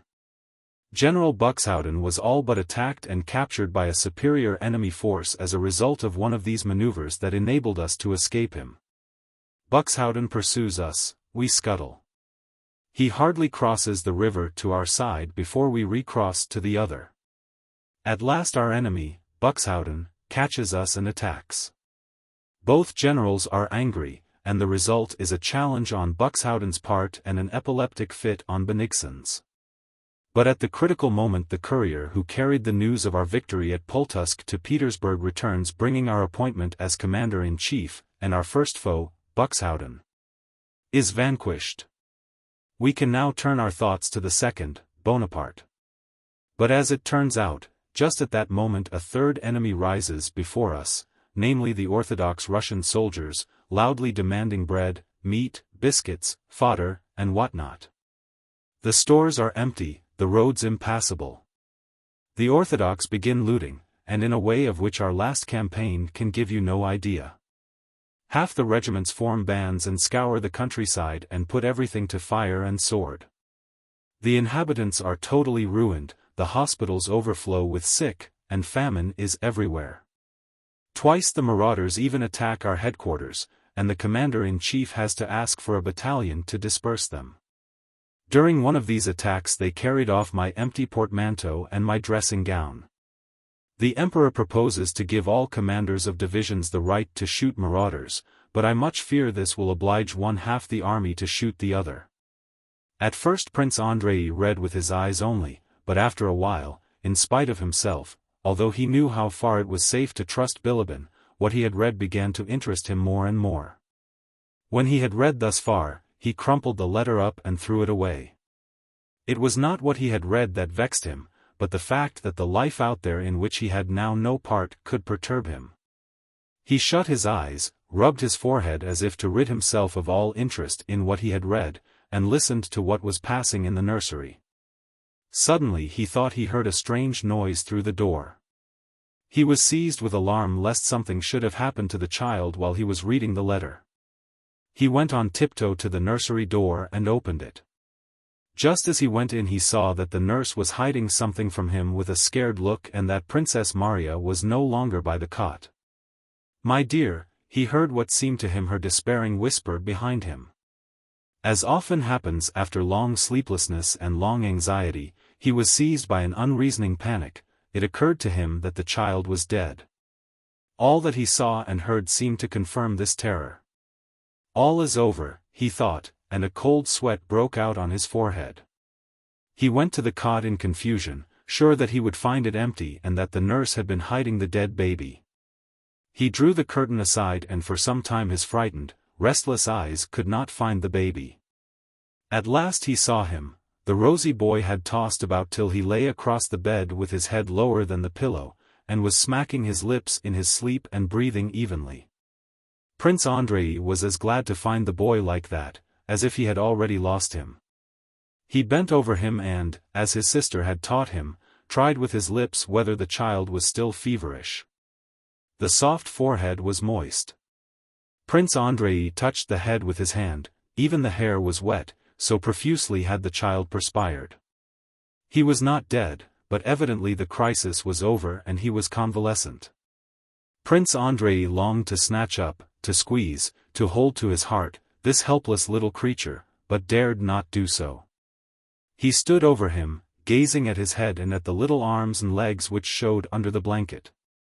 He heard a rustle behind him and a shadow appeared under the curtain of the cot. He did not look round, but still gazing at the infant's face listened to his regular breathing. The dark shadow was Princess Maria, who had come up to the cot with noiseless steps, lifted the curtain, and dropped it again behind her. Prince Andrei recognized her without looking and held out his hand to her. She pressed it. "He has perspired," said Prince Andrei. "I was coming to tell you so." The child moved slightly in his sleep, smiled, and rubbed his forehead against the pillow. Prince Andrei looked at his sister. In the dim shadow of the curtain her luminous eyes shone more brightly than usual from the tears of joy that were in them. She leaned over to her brother and kissed him, slightly catching the curtain of the cot. Each made the other a warning gesture and stood still in the dim light beneath the curtain as if not wishing to leave that seclusion where they three were shut off from all the world. Prince Andrei was the first to move away, ruffling his hair against the muslin of the curtain. "Yes, this is the one thing left me now," he said with a sigh. Chapter 10. Soon after his admission to the Masonic Brotherhood, Pierre went to the Kiev province, where he had the greatest number of serfs. Taking with him full directions which he had written down for his own guidance as to what he should do on his estates. When he reached Kiev he sent for all his stewards to the head office and explained to them his intentions and wishes. He told them that steps would be taken immediately to free his serfs, and that till then they were not to be overburdened with labor, women while nursing their babies were not to be sent to work. Assistance was to be given to the serfs, punishments were to be admonitory and not corporal, and hospitals, asylums, and schools were to be established on all the estates. Some of the stewards, there were semi-literate foremen among them, listened with alarm. Supposing these words to mean that the young count was displeased with their management and embezzlement of money. Some after their first fright were amused by Pierre's lisp and the new words they had not heard before, others simply enjoyed hearing how the master talked, while the cleverest among them, including the chief steward, understood from this speech how they could best handle the master for their own ends. The chief steward expressed great sympathy with Pierre's intentions, but remarked that besides these changes it would be necessary to go into the general state of affairs which was far from satisfactory. Despite Count Bezukhov's enormous wealth, since he had come into an income which was said to amount to 500,000 rubles a year, Pierre felt himself far poorer than when his father had made him an allowance of 10,000 rubles. He had a dim perception of the following budget. About 80,000 went in payments on all the estates to the land bank, about 30,000 went for the upkeep of the estate near Moscow, the town house, and the allowance to the 3 princesses. About 15,000 was given in pensions and the same amount for asylums, 150,000 alimony was sent to the countess, about 70,000 went for interest on debts.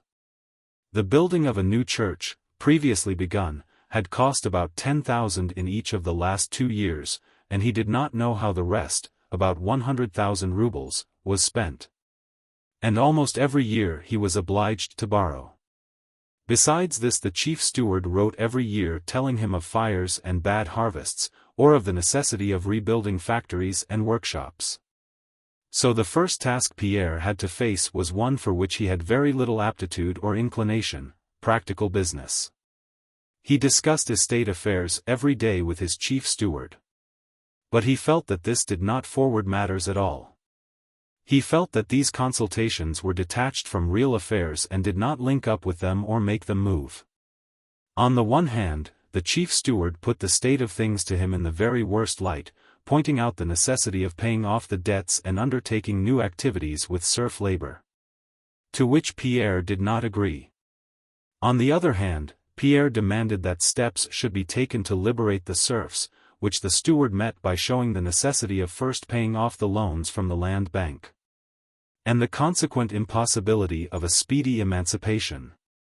The steward did not say it was quite impossible, but suggested selling the forests in the province of Kostroma, the land lower down the river, and the Crimean estate, in order to make it possible, all of which operations according to him were connected with such complicated measures, the removal of injunctions, petitions, permits, and so on, that Pierre became quite bewildered and only replied, "Yes, yes, do so." Pierre had none of the practical persistence that would have enabled him to attend to the business himself, and so he disliked it and only tried to pretend to the steward that he was attending to it. The steward for his part tried to pretend to the count that he considered these consultations very valuable for the proprietor and troublesome to himself. In Kiev Pierre found some people he knew, and strangers hastened to make his acquaintance and joyfully welcomed the rich newcomer, the largest landowner of the province. Temptations to Pierre's greatest weakness, the one to which he had confessed when admitted to the lodge, were so strong that he could not resist them. Again whole days, weeks, and months of his life passed in as great a rush and were as much occupied with evening parties, dinners, lunches, and balls, giving him no time for reflection. As in Petersburg. Instead of the new life he had hoped to lead, he still lived the old life, only in new surroundings. Of the 3 precepts of Freemasonry, Pierre realized that he did not fulfill the one which enjoined every Mason to set an example of moral life. And that of the 7 virtues he lacked 2, morality and the love of death. He consoled himself with the thought that he fulfilled another of the precepts, that of reforming the human race, and had other virtues, love of his neighbor, and especially generosity. In the spring of 1807 he decided to return to Petersburg. On the way he intended to visit all his estates and see for himself how far his orders had been carried out and in what state were the serfs whom God had entrusted to his care and whom he intended to benefit. The chief steward, who considered the young count's attempts almost insane, unprofitable to himself, to the count, and to the serfs, made some concessions. Continuing to represent the liberation of the serfs as impracticable, he arranged for the erection of large buildings, schools, hospitals, and asylums, on all the estates before the master arrived. Everywhere preparations were made not for ceremonious welcomes, which he knew Pierre would not like, but for just such gratefully religious ones, with offerings of icons and the bread and salt of hospitality, as, according to his understanding of his master, would touch and delude him. The southern spring, the comfortable rapid traveling in a Vienna carriage, and the solitude of the road, all had a gladdening effect on Pierre. The estates he had not before visited were each more picturesque than the other, the serfs everywhere seemed thriving and touchingly grateful for the benefits conferred on them. Everywhere were receptions, which though they embarrassed Pierre awakened a joyful feeling in the depth of his heart. In one place the peasants presented him with bread and salt and an icon of St. Peter and St. Paul, asking permission, as a mark of their gratitude for the benefits he had conferred on them, to build a new chantry to the church at their own expense in honor of Peter and Paul, his patron saints. In another place the women with infants in arms met him to thank him for releasing them from hard work. On a third estate the priest, bearing a cross, came to meet him surrounded by children whom, by the count's generosity, he was instructing in reading, writing, and religion. On all his estates Pierre saw with his own eyes brick buildings erected or in course of erection, all on one plan, for hospitals, schools, and almshouses, which were soon to be opened. Everywhere he saw the steward's accounts, according to which the serfs' manorial labor had been diminished, and heard the touching thanks of deputations of serfs in their full-skirted blue coats. What Pierre did not know was that the place where they presented him with bread and salt and wished to build a chantry in honor of Peter and Paul was a market village where a fair was held on St. Peter's Day, and that the richest peasants, who formed the deputation, had begun the chantry long before. But that 9/10 of the peasants in that villages were in a state of the greatest poverty. He did not know that since the nursing mothers were no longer sent to work on his land, they did still harder work on their own land. He did not know that the priest who met him with the cross oppressed the peasants by his exactions, and that the pupils' parents wept at having to let him take their children and secured their release by heavy payments. He did not know that the brick buildings, built to plan, were being built by serfs whose manorial labor was thus increased, though lessened on paper. He did not know that where the steward had shown him in the accounts that the serfs' payments had been diminished by a third, their obligatory manorial work had been increased by a half. And so Pierre was delighted with his visit to his estates and quite recovered the philanthropic mood in which he had left Petersburg, and wrote enthusiastic letters to his brother instructor, as he called the Grand Master. How easy it is, how little effort it needs, to do so much good, thought Pierre, and how little attention we pay to it. He was pleased at the gratitude he received, but felt abashed at receiving it. This gratitude reminded him of how much more he might do for these simple, kindly people. The chief steward, a very stupid but cunning man who saw perfectly through the naive and intelligent count and played with him as with a toy, seeing the effect these prearranged receptions had on Pierre, pressed him still harder with proofs of the impossibility and above all the uselessness of freeing the serfs, who were quite happy as it was. Pierre in his secret soul agreed with the steward that it would be difficult to imagine happier people, and that God only knew what would happen to them when they were free, but he insisted, though reluctantly, on what he thought right. The steward promised to do all in his power to carry out the count's wishes, seeing clearly that not only would the count never be able to find out whether all measures had been taken for the sale of the land and forests and to release them from the land bank, but would probably never even inquire and would never know that the newly erected buildings were standing empty and that the serfs continued to give in money and work all that other people's serfs gave, that is to say, all that could be got out of them. Chapter 11. Returning from his journey through South Russia in the happiest state of mind, Pierre carried out an intention he had long had of visiting his friend Bolkonsky, whom he had not seen for 2 years. Bogucharovo lay in a flat uninteresting part of the country among fields and forests of fir and birch, which were partly cut down. The house lay behind a newly dug pond filled with water to the brink and with banks still bare of grass. It was at the end of a village that stretched along the high road in the midst of a young copse in which were a few fir trees. The homestead consisted of a threshing floor, outhouses, stables, a bathhouse, a lodge, and a large brick house with semicircular facade still in course of construction. Round the house was a garden newly laid out. The fences and gates were new and solid, 2 fire pumps and a water cart, painted green, stood in a shed. The paths were straight, the bridges were strong and had handrails. Everything bore an impress of tidiness and good management. Some domestic serfs Pierre met, in reply to inquiries as to where the prince lived, pointed out a small newly built lodge close to the pond. Anton, a man who had looked after Prince Andrei in his boyhood, helped Pierre out of his carriage, said that the prince was at home, and showed him into a clean little anteroom. Pierre was struck by the modesty of the small though clean house after the brilliant surroundings in which he had last met his friend in Petersburg. He quickly entered the small reception room with its still unplastered wooden walls redolent of pine, and would have gone farther, but Anton ran ahead on tiptoe and knocked at a door. "Well, what is it?" came a sharp, unpleasant voice. "A visitor," answered Anton.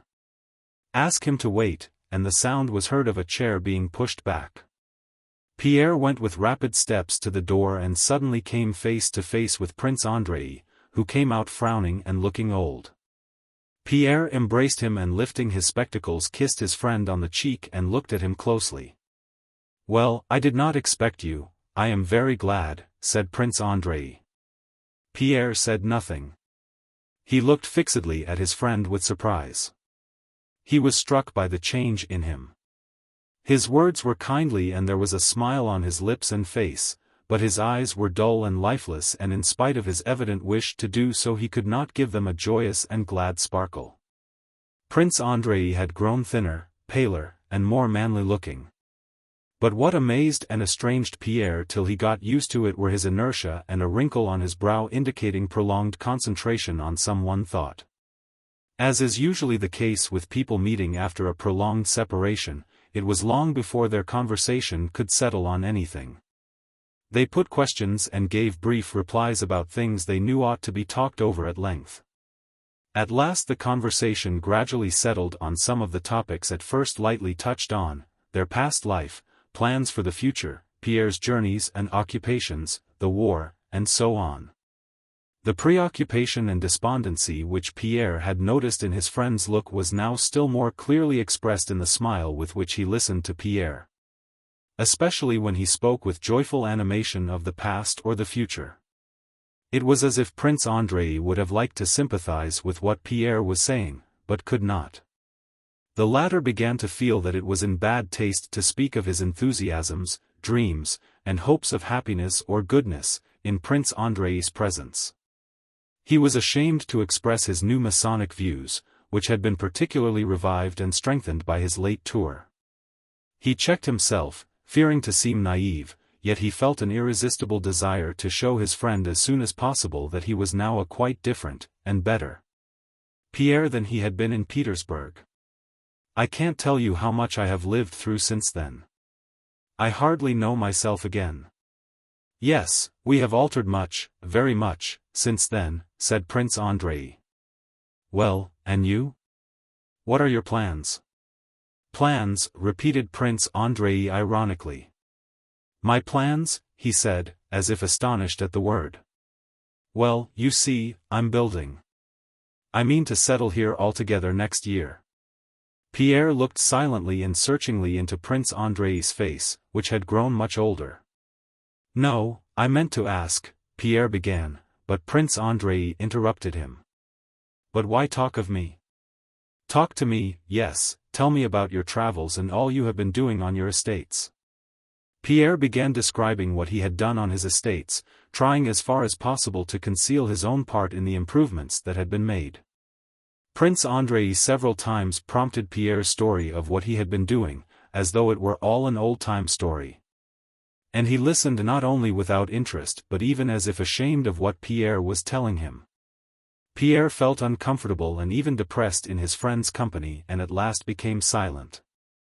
"I'll tell you what, my dear fellow," said Prince Andrei, who evidently also felt depressed and constrained with his visitor, "I am only bivouacking here and have just come to look round. I am going back to my sister today. I will introduce you to her. But of course you know her already," he said, evidently trying to entertain a visitor with whom he now found nothing in common. "We will go after dinner. And would you now like to look round my place?" They went out and walked about till dinner time, talking of the political news and common acquaintances like people who do not know each other intimately. Prince Andrei spoke with some animation and interest only of the new homestead he was constructing and its buildings, but even here, while on the scaffolding. In the midst of a talk explaining the future arrangements of the house, he interrupted himself. However, this is not at all interesting. Let us have dinner, and then we'll set off. At dinner, conversation turned on Pierre's marriage. I was very much surprised when I heard of it, said Prince Andrei. Pierre blushed, as he always did when it was mentioned, and said hurriedly, I will tell you some time how it all happened. But you know it is all over, and forever. Forever, said Prince Andrei. Nothing's forever. But you know how it all ended, don't you? You heard of the duel? And so you had to go through that too. One thing I thank God for is that I did not kill that man, said Pierre. Why so? Asked Prince Andrei. To kill a vicious dog is a very good thing really. No, to kill a man is bad, wrong. Why is it wrong? Urged Prince Andrei. It is not given to man to know what is right and what is wrong. Men always did and always will err, and in nothing more than in what they consider right and wrong. What does harm to another is wrong, said Pierre, feeling with pleasure that for the first time since his arrival Prince Andrei was roused, had begun to talk. And wanted to express what had brought him to his present state. And who has told you what is bad for another man? He asked. Bad. Bad, exclaimed Pierre. We all know what is bad for ourselves. Yes, we know that, but the harm I am conscious of in myself is something I cannot inflict on others, said Prince Andrei. Growing more and more animated and evidently wishing to express his new outlook to Pierre. He spoke in French. I only know two very real evils in life, remorse and illness.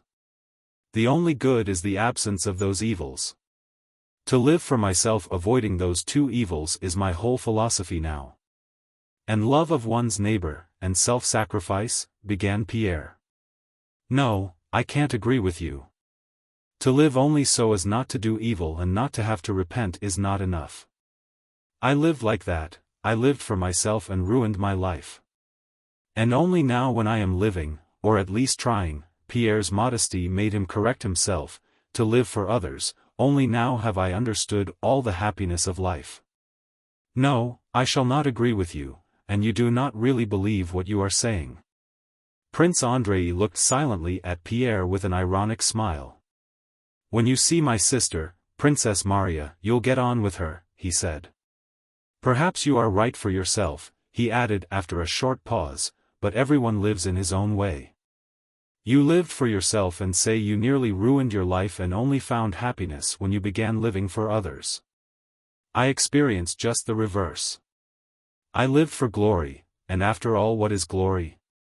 The same love of others, a desire to do something for them, a desire for their approval, so I lived for others, and not almost, but quite, ruined my life.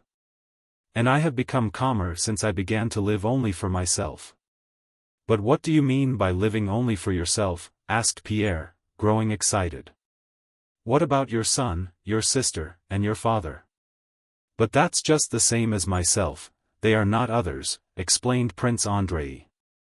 The others, one's neighbors, le prochain, as you and Princess Maria call it, are the chief source of all error and evil. Le prochain, your Kiev peasants to whom you want to do good. And he looked at Pierre with a mocking, challenging expression. He evidently wished to draw him on. You are joking, replied Pierre, growing more and more excited. What error or evil can there be in my wishing to do good, and even doing a little, though I did very little and did it very badly? What evil can there be in it if unfortunate people, our serfs, people like ourselves, we're growing up and dying with no idea of God and truth beyond ceremonies and meaningless prayers and are now instructed in a comforting belief in future life, retribution, recompense, and consolation? What evil and error are there in it, if people were dying of disease without help while material assistance could so easily be rendered, and I supplied them with a doctor, a hospital, and an asylum for the aged? And is it not a palpable, unquestionable good if a peasant, or a woman with a baby, has no rest day or night and I give them rest and leisure, said Pierre, hurrying and lisping. And I have done that though badly and to a small extent. But I have done something toward it, and you cannot persuade me that it was not a good action, and more than that, you can't make me believe that you do not think so yourself. And the main thing is, he continued, that I know, and know for certain, that the enjoyment of doing this good is the only sure happiness in life. Yes, if you put it like that it's quite a different matter, said Prince Andrei. I build a house and lay out a garden, and you build hospitals. The one and the other may serve as a pastime. But what's right and what's good must be judged by one who knows all, but not by us. Well, you want an argument, he added, come on then. They rose from the table and sat down in the entrance porch which served as a veranda. Come, let's argue then, said Prince Andrei. You talk of schools, he went on, crooking a finger, education and so forth. That is, you want to raise him, pointing to a peasant who passed by them taking off his cap, from his animal condition and awaken in him spiritual needs. While it seems to me that animal happiness is the only happiness possible, and that is just what you want to deprive him of. I envy him, but you want to make him what I am, without giving him my means. Then you say, lighten his toil. But as I see it, physical labor is as essential to him, as much a condition of his existence, as mental activity is to you or me. You can't help thinking. I go to bed after 2 in the morning, thoughts come and I can't sleep but toss about till dawn, because I think and can't help thinking, just as he can't help plowing and mowing. If he didn't, he would go to the drink shop or fall ill. Just as I could not stand his terrible physical labor but should die of it in a week, so he could not stand my physical idleness, but would grow fat and die. The third thing, what else was it you talked about? And Prince Andrei crooked a third finger. Ah, yes, hospitals, medicine. He has a fit, he is dying, and you come and bleed him and patch him up. He will drag about as a cripple, a burden to everybody, for another 10 years.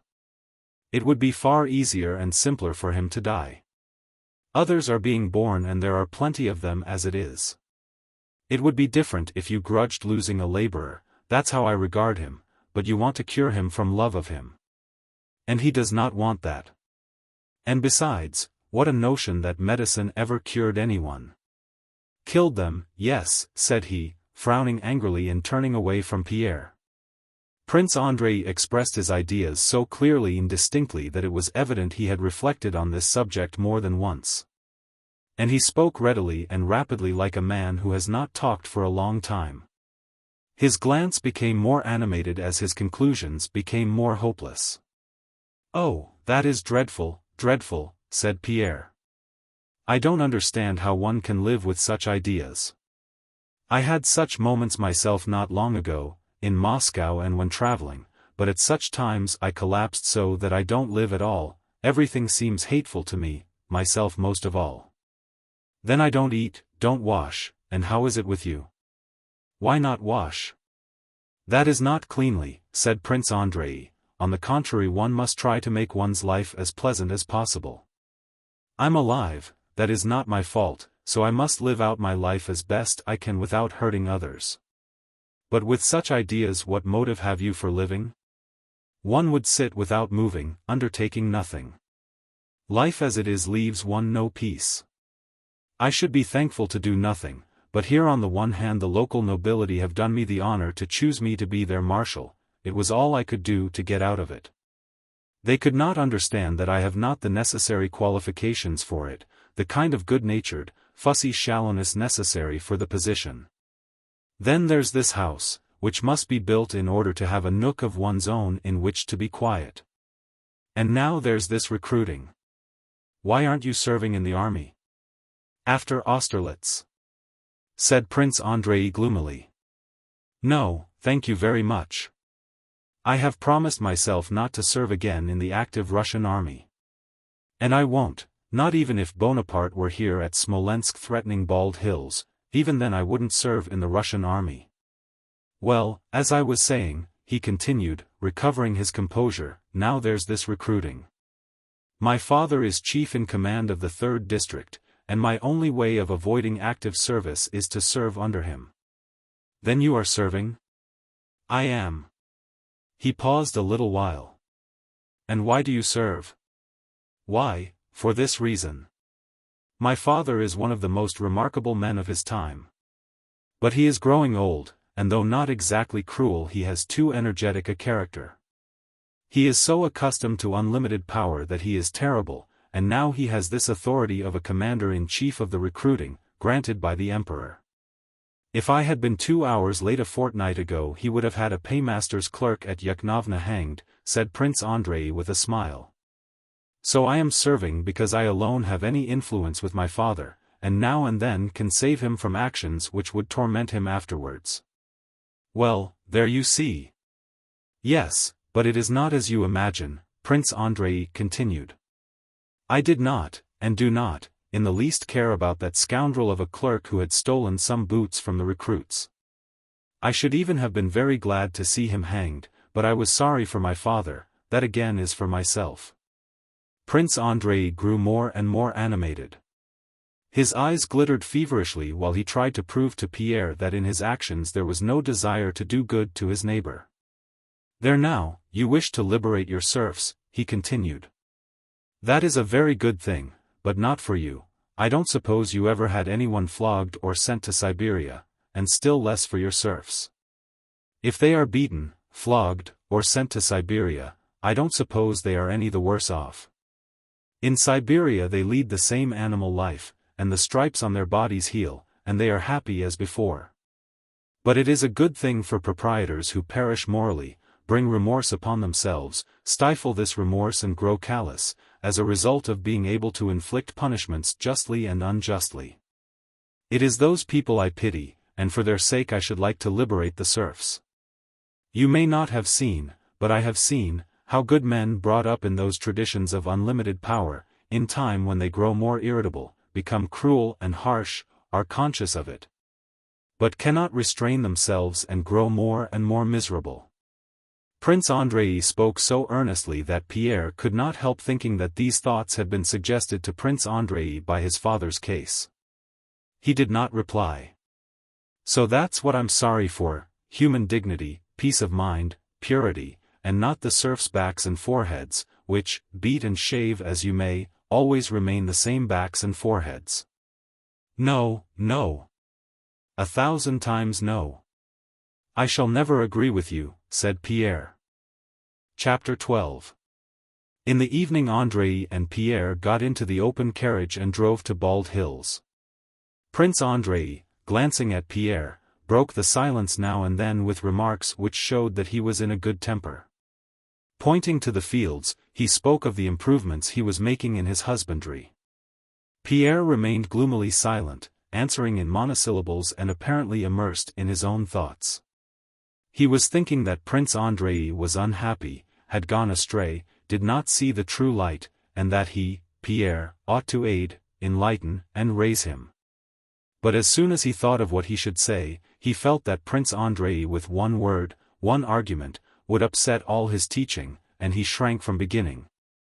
Afraid of exposing to possible ridicule what to him was precious and sacred. No, but why do you think so? Pierre suddenly began, lowering his head and looking like a bull about to charge. Why do you think so? You should not think so. Think? What about? Asked Prince Andrei with surprise. About life, about man's destiny. It can't be so. I myself thought like that, and do you know what saved me? Freemasonry. No, don't smile. Freemasonry is not a religious ceremonial sect, as I thought it was. Freemasonry is the best expression of the best, the eternal, aspects of humanity. And he began to explain Freemasonry as he understood it to Prince Andrei. He said that Freemasonry is the teaching of Christianity freed from the bonds of state and church, a teaching of equality, brotherhood, and love. Only our holy brotherhood has the real meaning of life, all the rest is a dream, said Pierre. Understand, my dear fellow, that outside this union all is filled with deceit and falsehood, and I agree with you that nothing is left for an intelligent and good man but to live out his life. Like you, merely trying not to harm others. But make our fundamental convictions your own, join our brotherhood, give yourself up to us, let yourself be guided, and you will at once feel yourself, as I have felt myself. A part of that vast invisible chain, the beginning of which is hidden in heaven, said Pierre. Prince Andrei, looking straight in front of him, listened in silence to Pierre's words. More than once, when the noise of the wheels prevented his catching what Pierre said, he asked him to repeat it, and by the peculiar glow that came into Prince Andrei's eyes and by his silence, Pierre saw that his words were not in vain and that Prince Andrei would not interrupt him or laugh at what he said. They reached a river that had overflowed its banks and which they had to cross by ferry. While the carriage and horses were being placed on it, they also stepped on the raft. Prince Andrei, leaning his arms on the raft railing, gazed silently at the flooding waters glittering in the setting sun. "Well, what do you think about it?" Pierre asked. "Why are you silent?" "What do I think about it? I am listening to you. It's all very well. You say, join our brotherhood and we will show you the aim of life, the destiny of man, and the laws which govern the world. But who are we? Men. How is it you know everything? Why do I alone not see what you see? You see a reign of goodness and truth on earth, but I don't see it." Pierre interrupted him. "Do you believe in a future life?" he asked. "A future life?" Prince Andrei repeated, but Pierre, giving him no time to reply, took the repetition for a denial, the more readily as he knew Prince Andrei's former atheistic convictions. "You say you can't see a reign of goodness and truth on earth. Nor could I, and it cannot be seen if one looks on our life here as the end of everything. On earth, here on this earth," Pierre pointed to the fields, "there is no truth, all is false and evil. But in the universe, in the whole universe there is a kingdom of truth, and we who are now the children of earth are, eternally, children of the whole universe. Don't I feel in my soul that I am part of this vast harmonious whole?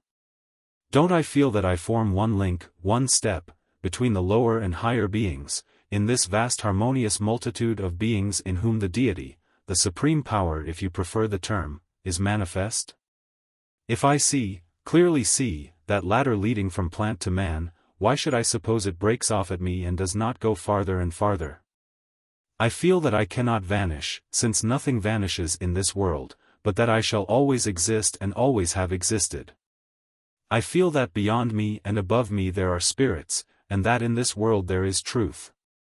"Yes, that is Herder's theory," said Prince Andrei, "but it is not that which can convince me, dear friend. Life and death are what convince. What convinces is when one sees a being dear to one, bound up with one's own life, before whom one was to blame and had hoped to make it right." Prince Andrei's voice trembled and he turned away.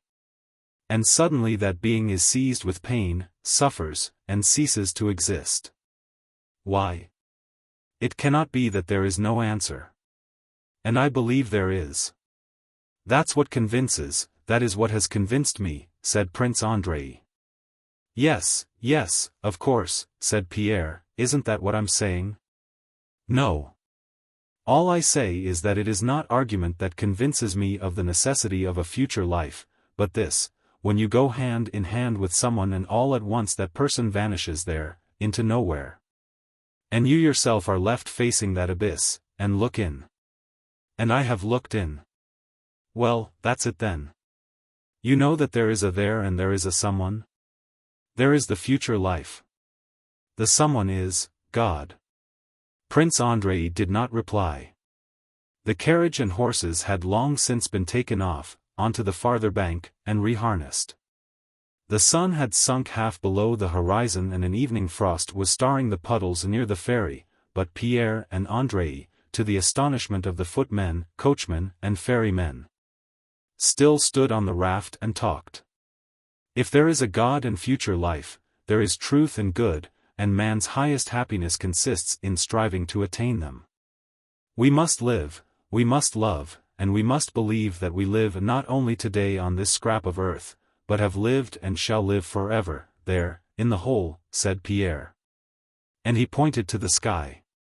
Prince Andrei stood leaning on the railing of the raft listening to Pierre, and he gazed with his eyes fixed on the red reflection of the sun gleaming on the blue waters. There was perfect stillness. Pierre became silent. The raft had long since stopped and only the waves of the current beat softly against it below. Prince Andrei felt as if the sound of the waves kept up a refrain to Pierre's words, whispering, "It is true, believe it."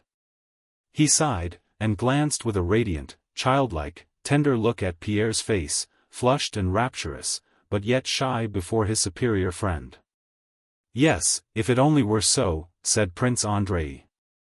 "However, it is time to get on," he added, and, stepping off the raft, he looked up at the sky to which Pierre had pointed, and for the first time since Austerlitz saw that high, everlasting sky he had seen while lying on that battlefield.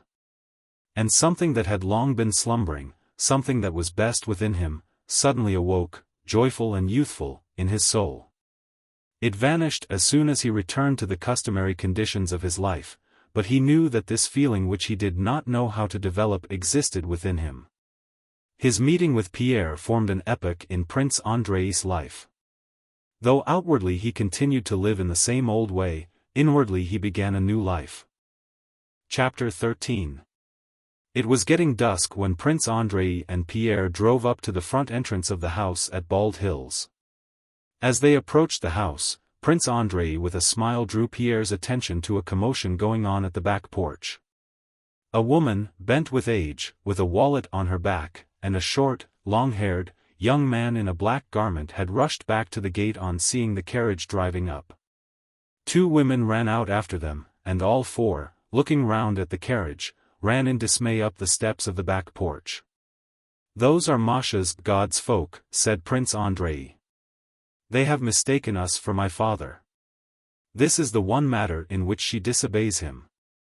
He orders these pilgrims to be driven away, but she receives them." "But what are God's folk?" asked Pierre. Prince Andrei had no time to answer. The servants came out to meet them, and he asked where the old prince was and whether he was expected back soon. The old prince had gone to the town and was expected back any minute. Prince Andrei led Pierre to his own apartments, which were always kept in perfect order and readiness for him in his father's house. He himself went to the nursery. "Let us go and see my sister," he said to Pierre when he returned. "I have not found her yet, she is hiding now, sitting with her God's folk. It will serve her right, she will be confused, but you will see her God's folk. It's really very curious." "What are God's folk?" asked Pierre. "Come, and you'll see for yourself." Princess Maria really was disconcerted and red patches came on her face when they went in. In her snug room, with lamps burning before the icon stand, a young lad with a long nose and long hair, wearing a monk's cassock, sat on the sofa beside her, behind a samovar. Near them, in an armchair, sat a thin, shriveled, old woman, with a meek expression on her childlike face. "Andrei, pourquoi ne pas m'avoir prévenu?" 52, said the princess, with mild reproach, as she stood before her pilgrims like a hen before her chickens. "Charmé de vous voir. Je suis très contente de vous voir." 53, she said to Pierre as he kissed her hand. She had known him as a child, and now his friendship with Andrei, his misfortune with his wife, and above all his kindly, simple face disposed her favorably toward him. She looked at him with her beautiful radiant eyes and seemed to say, "I like you very much, but please don't laugh at my people." After exchanging the first greetings, they sat down. "Ah, and Ivanushka is here too," said Prince Andrei, glancing with a smile at the young pilgrim.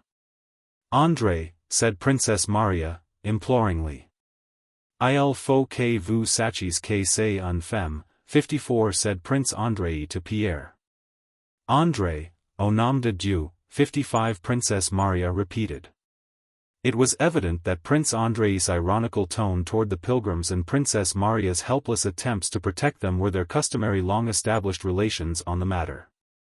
"Mais, ma bonne amie," said Prince Andrei, "vous devriez au contraire être reconnaissant de ce que j'explique à Pierre votre intimate avec ce jeune homme." 56. "Really?" said Pierre, gazing over his spectacles with curiosity and seriousness, for which Princess Maria was specially grateful to him, into Ivanushka's face, seeing that she was being spoken about. Looked round at them all with crafty eyes. Princess Maria's embarrassment on her people's account was quite unnecessary. They were not in the least abashed. The old woman, lowering her eyes but casting side glances at the newcomers, had turned her cup upside down and placed a nibbled bit of sugar beside it, and sat quietly in her armchair, though hoping to be offered another cup of tea. Ivanushka, sipping out of her saucer, looked with sly womanish eyes from under her brows at the young men. "Where have you been? To Kiev?" Prince Andrei asked the old woman. "I have, good sir," she answered garrulously. "Just at Christmastime I was deemed worthy to partake of the holy and heavenly sacrament at the shrine of the saint. And now I'm from Kalyazin, master, where a great and wonderful blessing has been revealed." "And was Ivanushka with you?" "I go by myself, benefactor," said Ivanushka, trying to speak in a bass voice. "I only came across Pelagyushka in Yuknovo." Pelagyushka interrupted her companion. She evidently wished to tell what she had seen. "In Kalyazin, master, a wonderful blessing has been revealed." "What is it?" "Some new relics?" asked Prince Andrei. "Andrei, do leave off," said Princess Maria. "Don't tell him, Pelagyushka."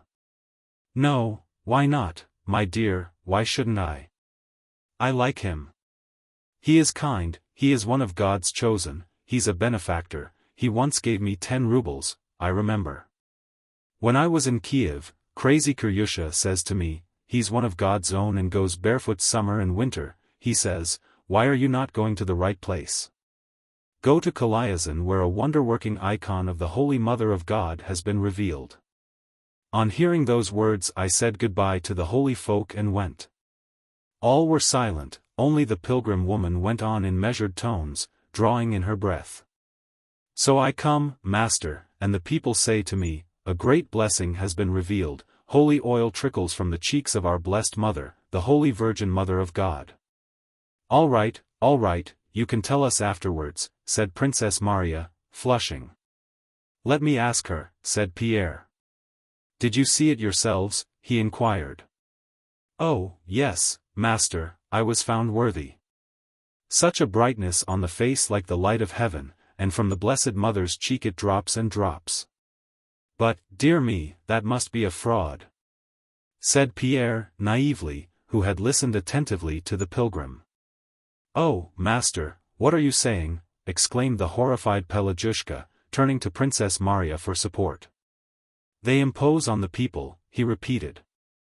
"Lord Jesus Christ," exclaimed the pilgrim woman, crossing herself. "Oh, don't speak so, master. There was a general who did not believe, and said, the monks cheat, and as soon as he'd said it he went blind. And he dreamed that the Holy Virgin Mother of the Kiev catacombs came to him and said, believe in me and I will make you whole. So he begged, take me to her, take me to her. It's the real truth I'm telling you, I saw it myself. So he was brought, quite blind, straight to her, and he goes up to her and falls down and says, make me whole, says he, and I'll give thee what the Tsar bestowed on me. I saw it myself, master, the star is fixed into the icon. Well, and what do you think? He received his sight. It's a sin to speak so. God will punish you, she said admonishingly, turning to Pierre. How did the star get into the icon? Pierre asked. And was the Holy Mother promoted to the rank of general? Said Prince Andrei, with a smile. Pelagyushka suddenly grew quite pale and clasped her hands. Oh, master, master, what a sin! And you who have a son, she began, her pallor suddenly turning to a vivid red. Master, what have you said? God forgive you. And she crossed herself. Lord forgive him. My dear, what does it mean? She asked, turning to Princess Maria. She got up and, almost crying, began to arrange her wallet. She evidently felt frightened and ashamed to have accepted charity in a house where such things could be said, and was at the same time sorry to have now to forego the charity of this house. "Now, why need you do it?" said Princess Maria. "Why did you come to me?" "Come, Pelageushka, I was joking," said Pierre. "Princess, ma parole, je n'ai pas voulu l'offenser." 57 I did not mean anything, I was only joking, he said, smiling shyly and trying to efface his offense. "It was all my fault, and Andrei was only joking." Pelageushka stopped doubtfully, but in Pierre's face there was such a look of sincere penitence, and Prince Andrei glanced so meekly now at her and now at Pierre, that she was gradually reassured. Chapter 14. The pilgrim woman was appeased and, being encouraged to talk, gave a long account of Father Amphilochus, who led so holy a life that his hands smelled of incense. And how on her last visit to Kiev some monks she knew let her have the keys of the catacombs, and how she, taking some dried bread with her, had spent 2 days in the catacombs with the saints. "I'd pray a while to one, ponder a while, then go on to another. I'd sleep a bit and then again go and kiss the relics, and there was such peace all around, such blessedness, that one don't want to come out, even into the light of heaven again." Pierre listened to her attentively and seriously. Prince Andrei went out of the room, and then, leaving God's folk to finish their tea, Princess Maria took Pierre into the drawing-room. "You are very kind," she said to him. "Oh, I really did not mean to hurt her feelings. I understand them so well and have the greatest respect for them." Princess Maria looked at him silently and smiled affectionately. "I have known you a long time, you see, and am as fond of you as of a brother," she said. "How do you find Andrei?" she added hurriedly, not giving him time to reply to her affectionate words. "I am very anxious about him. His health was better in the winter, but last spring his wound reopened and the doctor said he ought to go away for a cure. And I am also very much afraid for him spiritually. He has not a character like us women who, when we suffer, can weep away our sorrows. He keeps it all within him. Today he is cheerful and in good spirits, but that is the effect of your visit, he is not often like that. If you could persuade him to go abroad. He needs activity, and this quiet regular life is very bad for him. Others don't notice it, but I see it." Toward 10 o'clock the men servants rushed to the front door, hearing the bells of the old prince's carriage approaching. Prince Andrei and Pierre also went out into the porch. "Who's that?" asked the old prince, noticing Pierre as he got out of the carriage. "Ah. Very glad. Kiss me," he said, having learned who the young stranger was. The old prince was in a good temper and very gracious to Pierre. Before supper, Prince Andrei, coming back to his father's study, found him disputing hotly with his visitor. Pierre was maintaining that a time would come when there would be no more wars. The old prince disputed it chaffingly, but without getting angry. "Drain the blood from men's veins and put in water instead, then there will be no more war. Old women's nonsense, old women's nonsense," he repeated, but still he patted Pierre affectionately on the shoulder, and then went up to the table where Prince Andrei, evidently not wishing to join in the conversation, was looking over the papers his father had brought from town. The old prince went up to him and began to talk business. "The marshal, Count Rostov, hasn't sent half his contingent. He came to town and wanted to invite me to dinner, I gave him a pretty dinner. And there, look at this. Well, my boy," the old prince went on, addressing his son and patting Pierre on the shoulder. "A fine fellow, your friend, I like him. He stirs me up. Another says clever things and one doesn't care to listen, but this one talks rubbish yet stirs an old fellow up. Well, go. Get along. Perhaps I'll come and sit with you at supper. We'll have another dispute. Make friends with my little fool, Princess Maria," he shouted after Pierre, through the door. Only now, on his visit to Bald Hills, did Pierre fully realize the strength and charm of his friendship with Prince Andrei. That charm was not expressed so much in his relations with him as with all his family and with the household. With the stern old prince and the gentle, timid Princess Maria, though he had scarcely known them, Pierre at once felt like an old friend. They were all fond of him already. Not only Princess Maria, who had been won by his gentleness with the pilgrims, gave him her most radiant looks.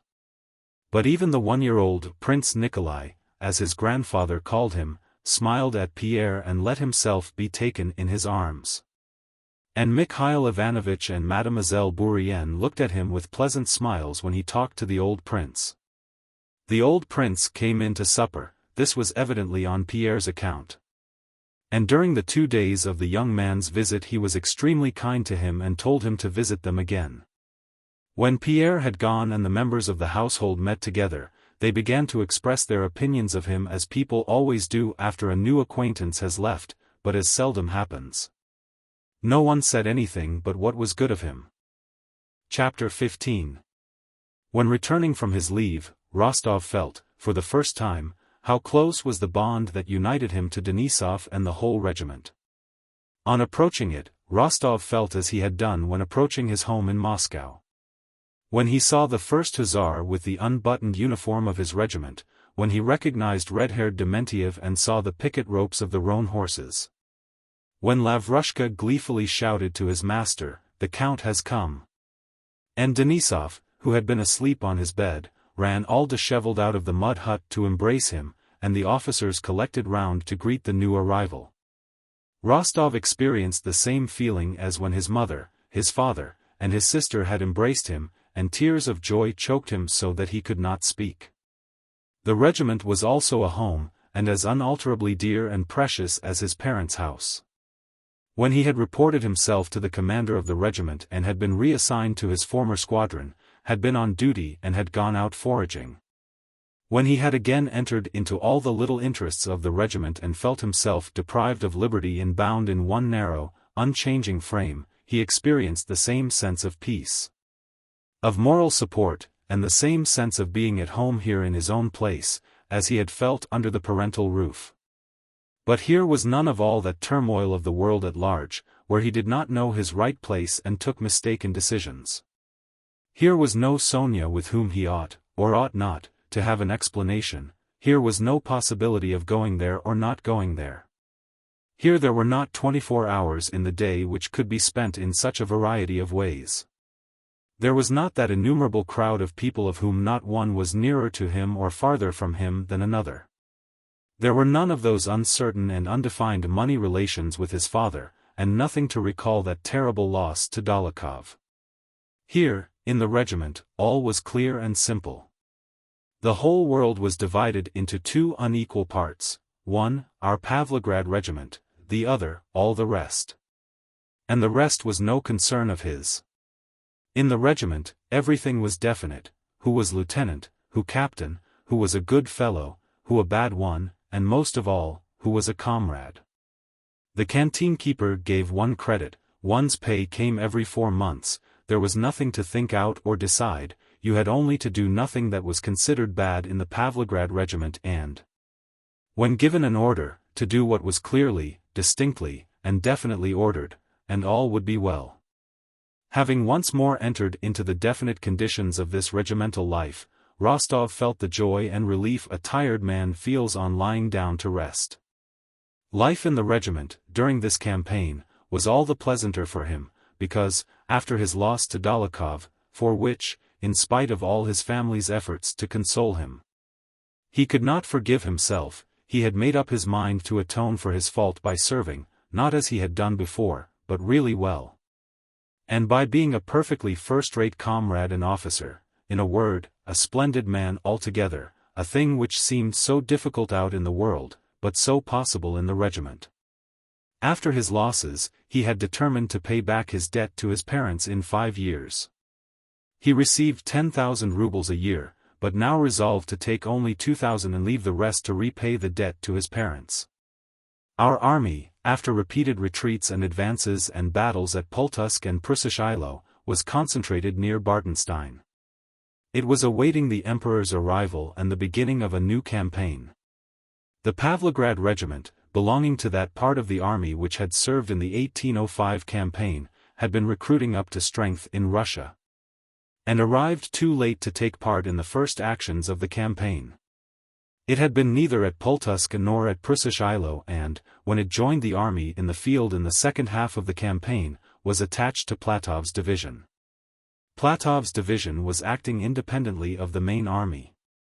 Several times parts of the Pavlograd regiment had exchanged shots with the enemy, had taken prisoners, and once had even captured Marshal Oudinot's carriages.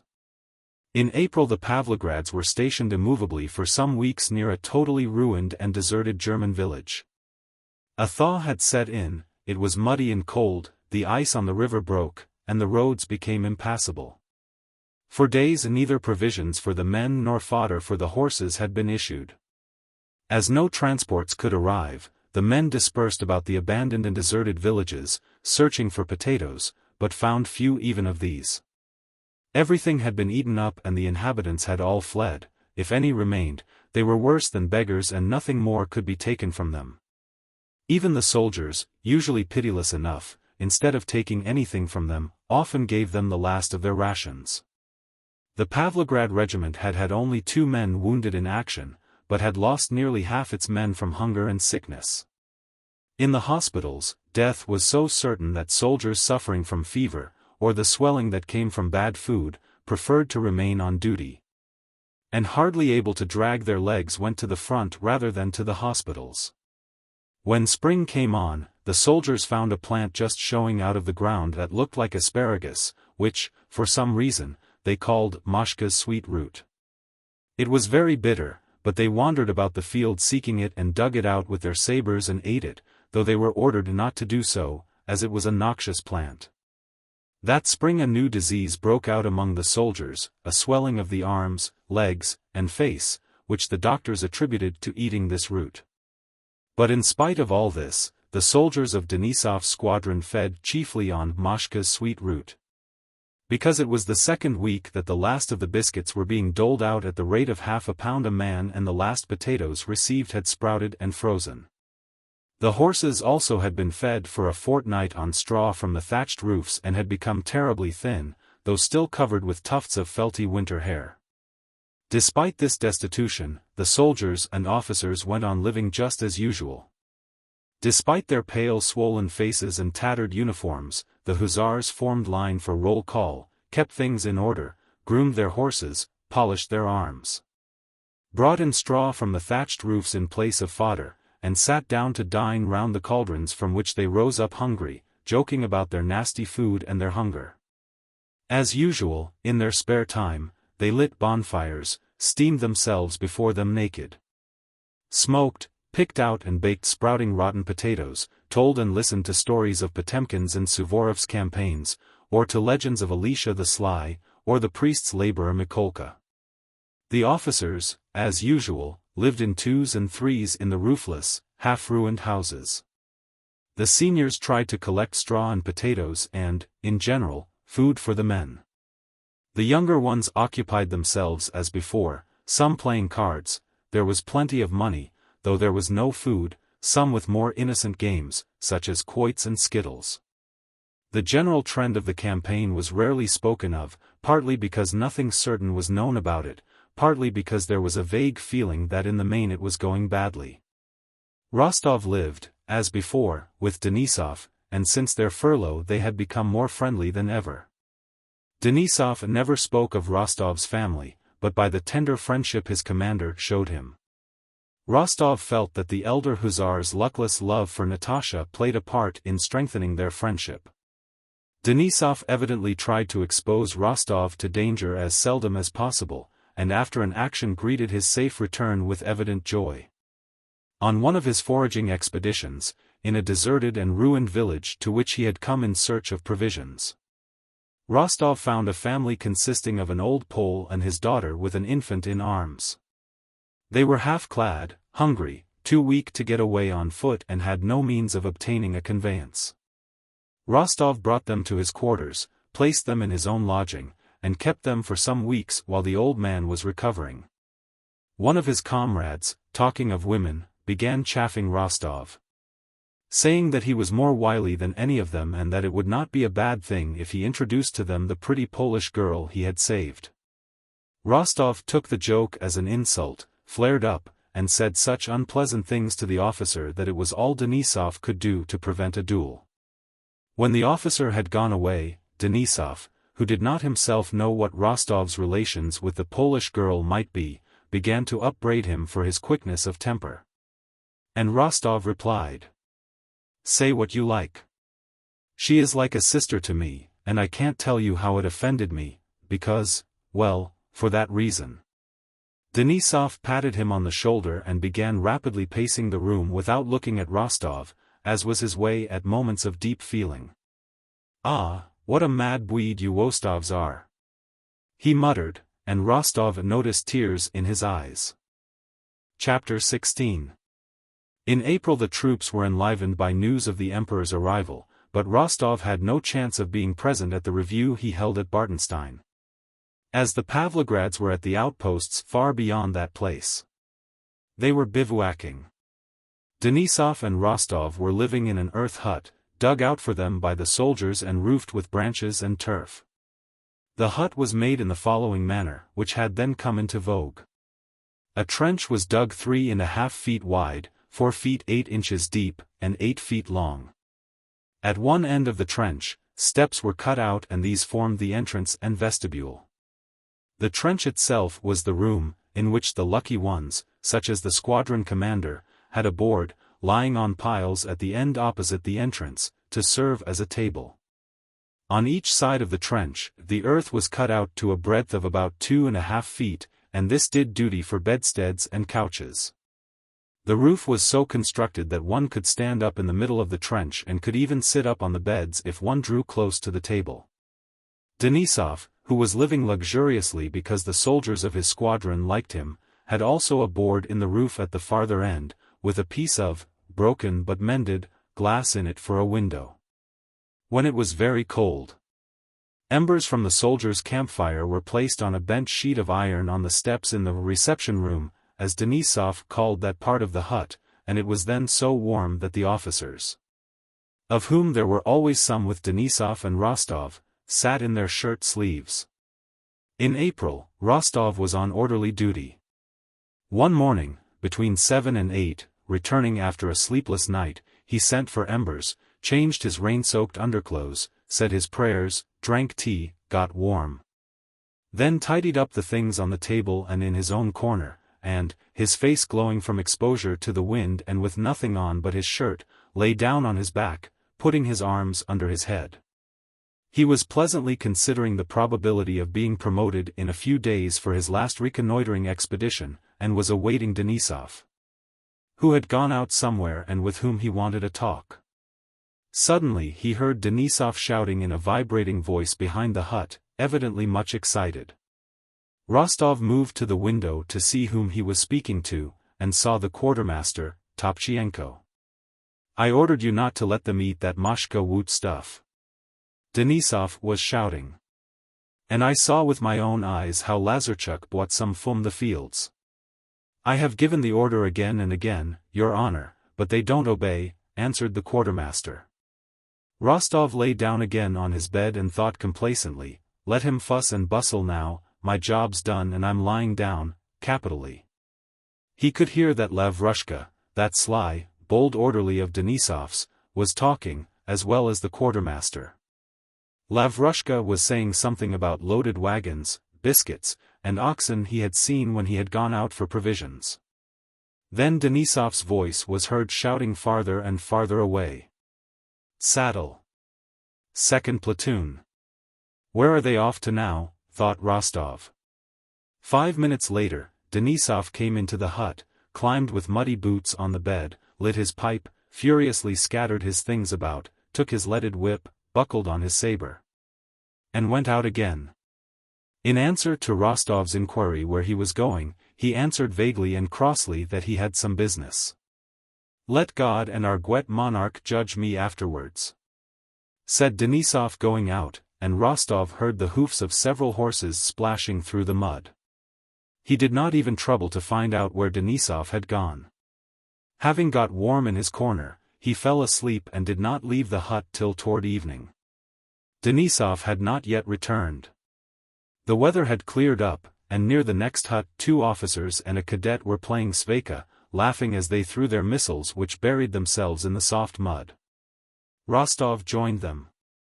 In the middle of the game, the officers saw some wagons approaching with 15 hussars on their skinny horses behind them. The wagons escorted by the hussars drew up to the picket ropes and a crowd of hussars surrounded them. "There now, Denisov has been worrying," said Rostov, "and here are the provisions." "So they are," said the officers. "Won't the soldiers be glad?" A little behind the hussars came Denisov, accompanied by 2 infantry officers with whom he was talking. Rostov went to meet them. "I warn you, Captain," one of the officers, a short thin man, evidently very angry, was saying. "Haven't I told you I won't give them up?" replied Denisov. "You will answer for it, Captain. It is mutiny, seizing the transport of one's own army. Our men have had nothing to eat for 2 days. And mine have had nothing for 2 weeks, said Denisov. It is robbery. You'll answer for it, sir, said the infantry officer, raising his voice. Now, what are you pestering me for? Cried Denisov, suddenly losing his temper.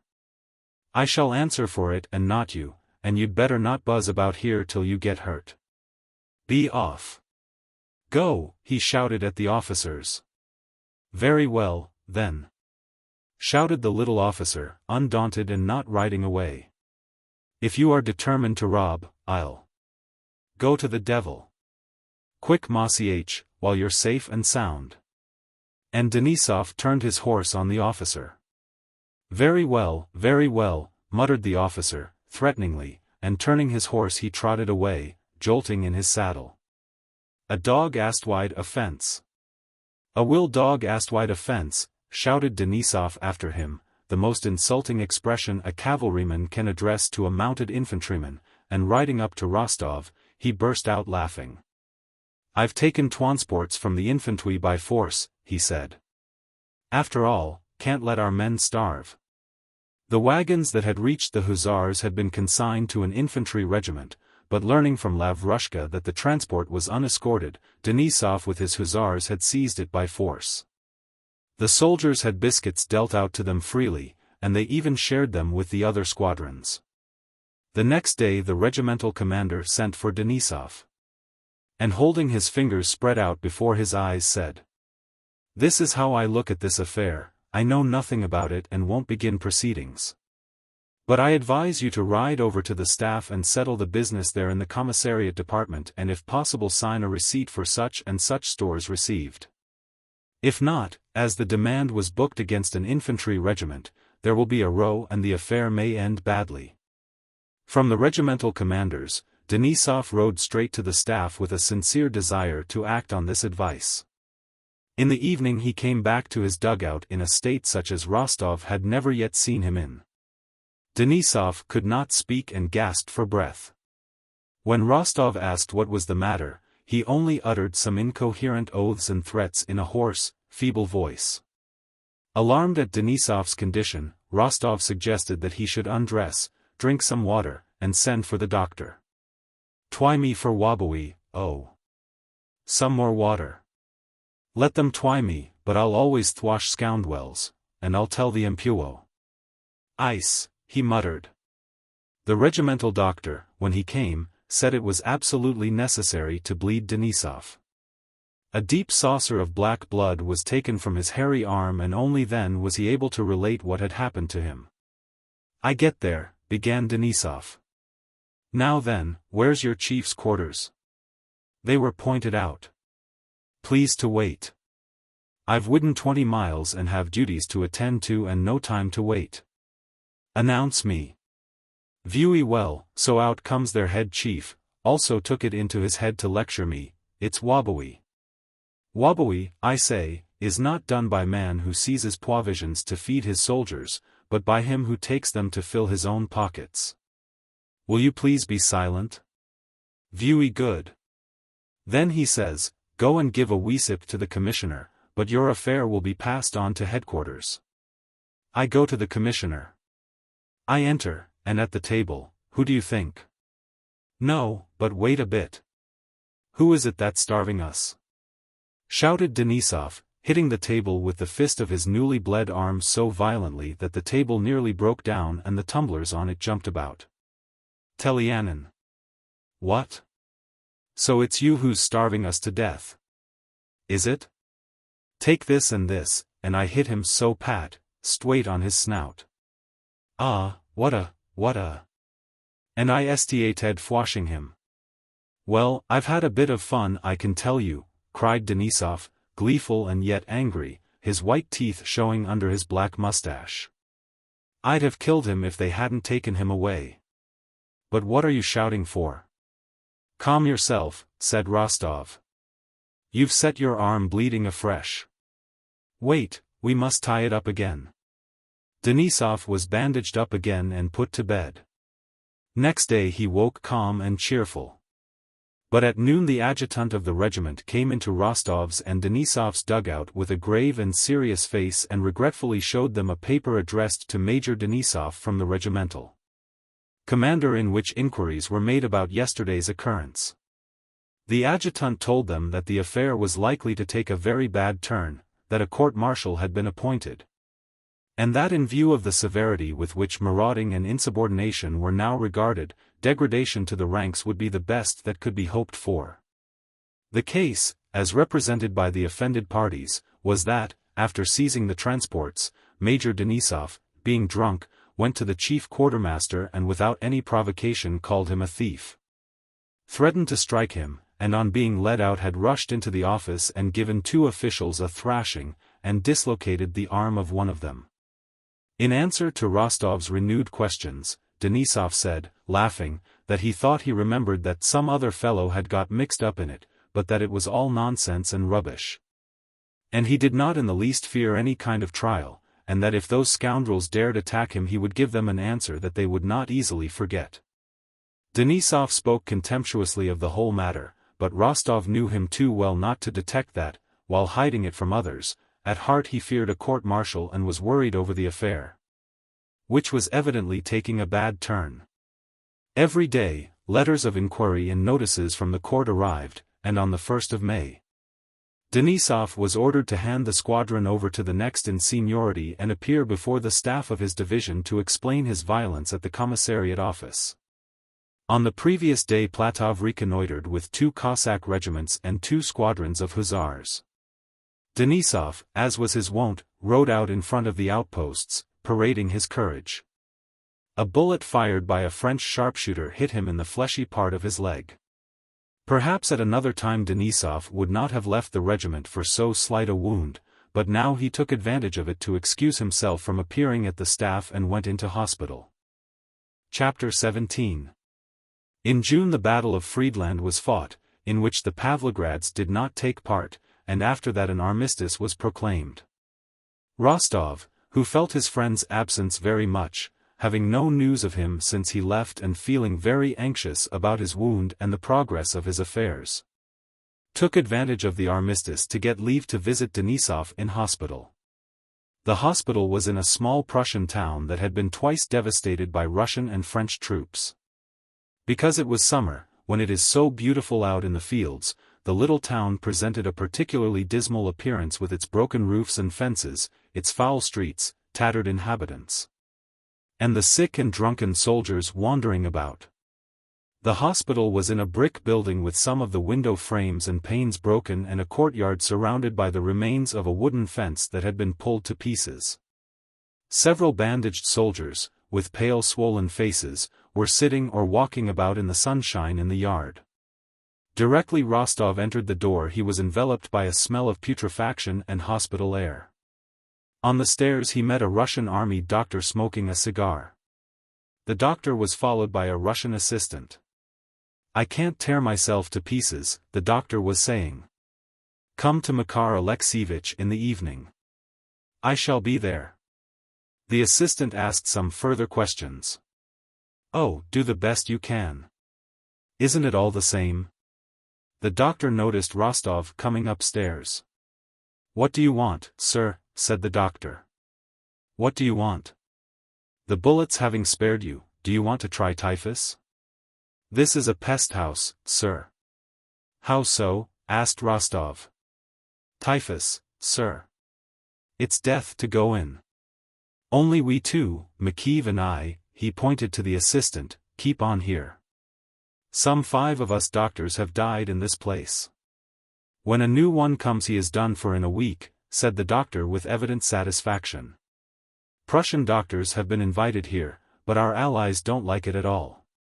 Rostov explained that he wanted to see Major Denisov of the Hussars, who was wounded. I don't know. I can't tell you, sir.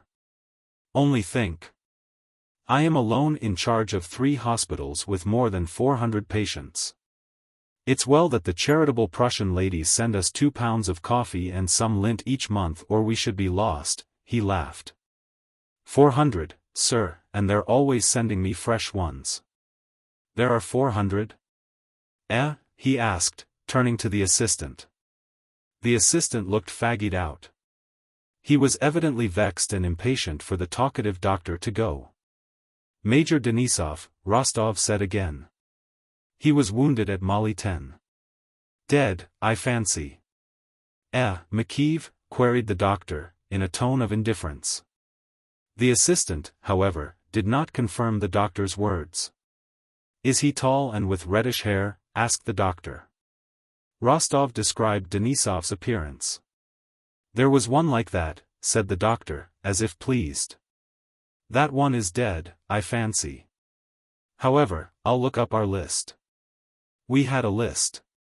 Have you got it, McKeeve? Makar Alexievich has the list, answered the assistant. But if you'll step into the officers' wards you'll see for yourself, he added, turning to Rostov. Ah, you'd better not go, sir, said the doctor, or you may have to stay here yourself. But Rostov bowed himself away from the doctor and asked the assistant to show him the way. Only don't blame me, the doctor shouted up after him. Rostov and the assistant went into the dark corridor. The smell was so strong there that Rostov held his nose and had to pause and collect his strength before he could go on. A door opened to the right, and an emaciated sallow man on crutches, barefoot and in underclothing, limped out and, leaning against the doorpost, looked with glittering envious eyes at those who were passing. Glancing in at the door, Rostov saw that the sick and wounded were lying on the floor on straw and overcoats. May I go in and look? What is there to see? Said the assistant. But, just because the assistant evidently did not want him to go in, Rostov entered the soldiers' ward. The foul air, to which he had already begun to get used in the corridor, was still stronger here. It was a little different, more pungent, and one felt that this was where it originated. In the long room, brightly lit up by the sun through the large windows, the sick and wounded lay in 2 rows with their heads to the walls, and leaving a passage in the middle. Most of them were unconscious and paid no attention to the newcomers. Those who were conscious raised themselves or lifted their thin yellow faces, and all looked intently at Rostov with the same expression of hope, of relief, reproach, and envy of another's health. Rostov went to the middle of the room and looking through the open doors into the 2 adjoining rooms saw the same thing there. He stood still, looking silently around. He had not at all expected such a sight. Just before him, almost across the middle of the passage on the bare floor, lay a sick man, probably a Cossack to judge by the cut of his hair. The man lay on his back, his huge arms and legs outstretched. His face was purple, his eyes were rolled back so that only the whites were seen, and on his bare legs and arms which were still red, the veins stood out like cords. He was knocking the back of his head against the floor, hoarsely uttering some word which he kept repeating. Rostov listened and made out the word. It was, drink, drink, a drink. Rostov glanced round, looking for someone who would put this man back in his place and bring him water. Who looks after the sick here? He asked the assistant. Just then a commissariat soldier, a hospital orderly, came in from the next room, marching stiffly, and drew up in front of Rostov. Good day, Your Honor. he shouted, rolling his eyes at Rostov and evidently mistaking him for one of the hospital authorities. "Get him to his place and give him some water," said Rostov, pointing to the Cossack. "Yes, Your Honor," the soldier replied complacently, and rolling his eyes more than ever he drew himself up still straighter, but did not move. "No, it's impossible to do anything here," thought Rostov, lowering his eyes, and he was going out, but became aware of an intense look fixed on him on his right, and he turned.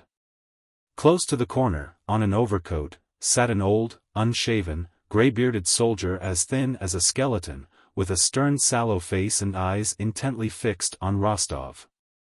The man's neighbor on one side whispered something to him, pointing at Rostov, who noticed that the old man wanted to speak to him.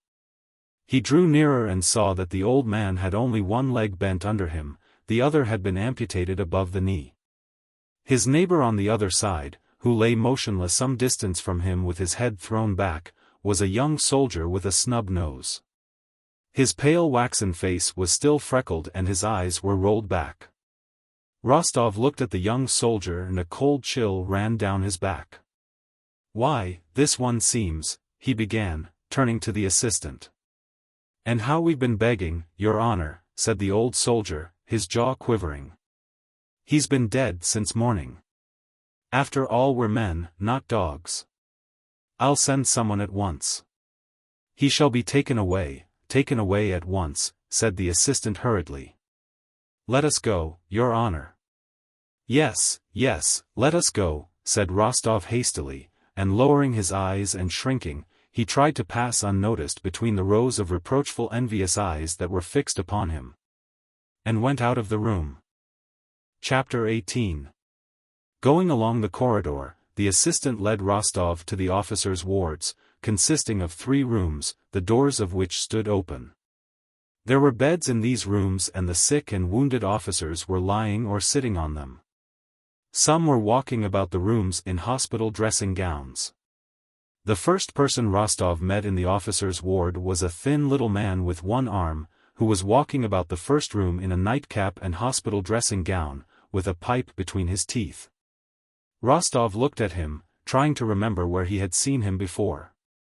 "See where we've met again," said the little man. Tushin, don't you remember, who gave you a lift at Schön-Grabern? And I've had a bit cut off, you see," he went on with a smile, pointing to the empty sleeve of his dressing gown. "Looking for Vasily Dmitritch Denisov?" "My neighbor," he added, when he heard who Rostov wanted. Here, and Tushin led him into the next room, from whence came sounds of several laughing voices. "How can they laugh, or even live at all here?" thought Rostov, still aware of that smell of decomposing flesh that had been so strong in the soldiers' ward. And still seeming to see fixed on him those envious looks which had followed him out from both sides, and the face of that young soldier with eyes rolled back. Denisov lay asleep on his bed with his head under the blanket, though it was nearly noon. "Ah, Wostov? How are you? He called out, still in the same voice as in the regiment, but Rostov noticed sadly that under this habitual ease and animation some new, sinister, hidden feeling showed itself in the expression of Denisov's face and the intonations of his voice. His wound, though a slight one, had not yet healed even now, 6 weeks after he had been hit. His face had the same swollen pallor as the faces of the other hospital patients, but it was not this that struck Rostov. What struck him was that Denisov did not seem glad to see him, and smiled at him unnaturally. He did not ask about the regiment, nor about the general state of affairs, and when Rostov spoke of these matters did not listen. Rostov even noticed that Denisov did not like to be reminded of the regiment, or in general of that other free life which was going on outside the hospital. He seemed to try to forget that old life and was only interested in the affair with the commissariat officers. On Rostov's inquiry as to how the matter stood, he at once produced from under his pillow a paper he had received from the commission and the rough draft of his answer to it. He became animated when he began reading his paper and specially drew Rostov's attention to the stinging rejoinders he made to his enemies. His hospital companions, who had gathered round Rostov, a fresh arrival from the world outside, gradually began to disperse as soon as Denisov began reading his answer. Rostov noticed by their faces that all those gentlemen had already heard that story more than once and were tired of it. Only the man who had the next bed, a stout Ulan, continued to sit on his bed, gloomily frowning and smoking a pipe, and little one-armed Tushin still listened, shaking his head disapprovingly. In the middle of the reading, the Ulan interrupted Denisov. "But what I say is," he said, turning to Rostov, "it would be best simply to petition the Emperor for pardon. They say great rewards will now be distributed, and surely a pardon would be granted." "Me petition the Emperor!" exclaimed Denisov, in a voice to which he tried hard to give the old energy and fire, but which sounded like an expression of irritable impotence. "What for? If I were a wobber I would ask mercy, but I'm being court-martialed for bringing wobbers to book. Let them twy me, I'm not afraid of anyone. I've served the Tsar and my country honorably and have not stolen. And am I to be degraded? Listen, I'm writing to them straight. This is what I say, if I had wobbed the Twesoi." "It's certainly well written," said Tushin, "but that's not the point, Vasily Dmitritch," and he also turned to Rostov. "One has to submit, and Vasily Dmitritch doesn't want to. You know the auditor told you it was a bad business." "Well, let it be bad," said Denisov. "The auditor wrote out a petition for you," continued Tushin, "and you ought to sign it and ask this gentleman to take it. No doubt he," indicating Rostov, "has connections on the staff. You won't find a better opportunity." "Haven't I said I'm not going to grovel?" Denisov interrupted him, went on reading his paper. Rostov had not the courage to persuade Denisov, though he instinctively felt that the way advised by Tushin and the other officers was the safest. And though he would have been glad to be of service to Denisov, he knew his stubborn will and straightforward hasty temper. When the reading of Denisov's virulent reply, which took more than an hour, was over, Rostov said nothing. And he spent the rest of the day in a most dejected state of mind amid Denisov's hospital comrades, who had gathered round him, telling them what he knew and listening to their stories. Denisov was moodily silent all the evening. Late in the evening, when Rostov was about to leave, he asked Denisov whether he had no commission for him. "Yes, wait a bit," said Denisov, glancing round at the officers, and taking his papers from under his pillow he went to the window, where he had an inkpot, and sat down to write. "It seems it's no use knocking one's head against a wall," he said, coming from the window and giving Rostov a large envelope. In it was the petition to the Emperor drawn up by the auditor, in which Denisov, without alluding to the offenses of the commissariat officials, simply asked for pardon. "Hand it in." "It seems." He did not finish, but gave a painfully unnatural smile. Chapter 19. Having returned to the regiment and told the commander the state of Denisov's affairs, Rostov rode to Tilsit with the letter to the Emperor. On the 13th of June the French and Russian emperors arrived in Tilsit.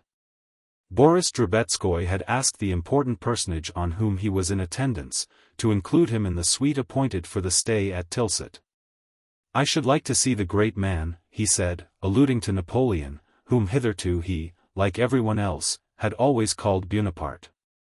"You are speaking of Bonaparte?" asked the general, smiling. Boris looked at his general inquiringly and immediately saw that he was being tested.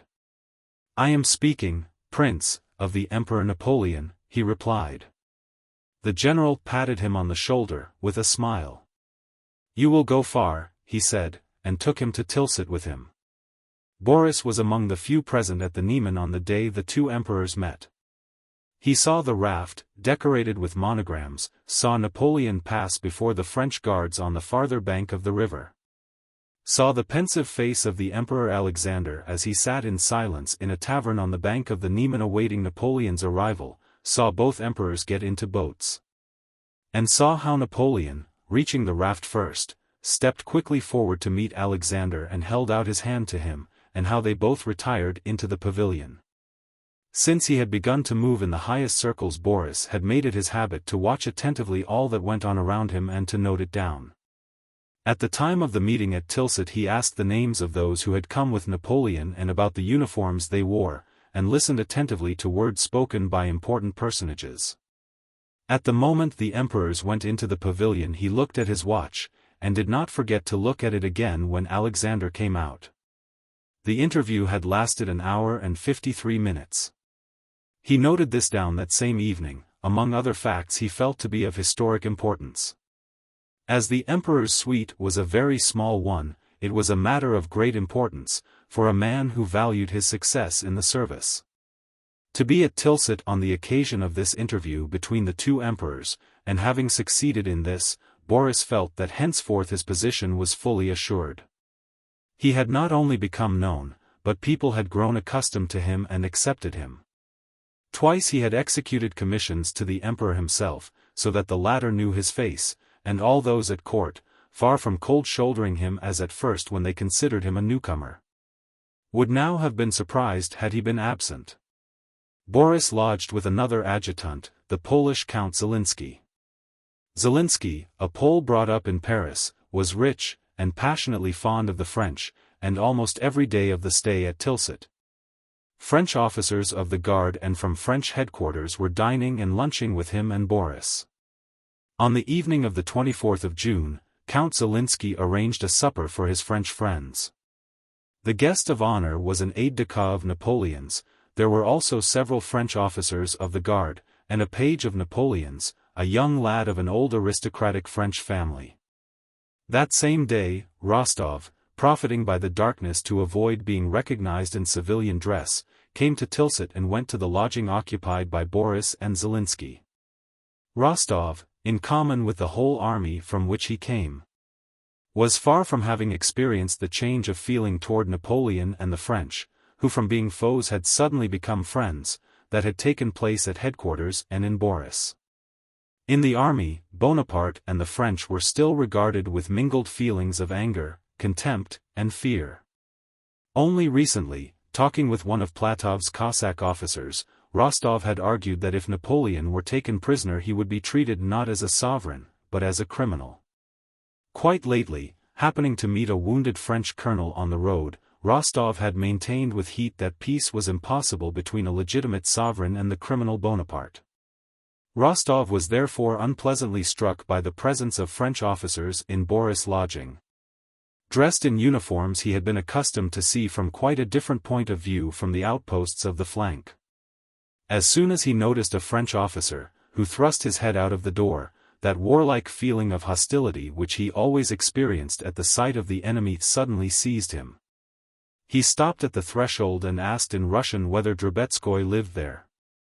Boris, hearing a strange voice in the anteroom, came out to meet him. An expression of annoyance showed itself for a moment on his face on first recognizing Rostov. "Ah, it's you? Very glad to see you," he said, however, coming toward him with a smile. But Rostov had noticed his first impulse. "I've come at a bad time, I think." "I should not have come, but I have business," he said coldly. "No, I only wonder how you managed to get away from your regiment." "Dans un moment je suis à vous, 58 he said, answering someone who called him. "I see I'm intruding," Rostov repeated.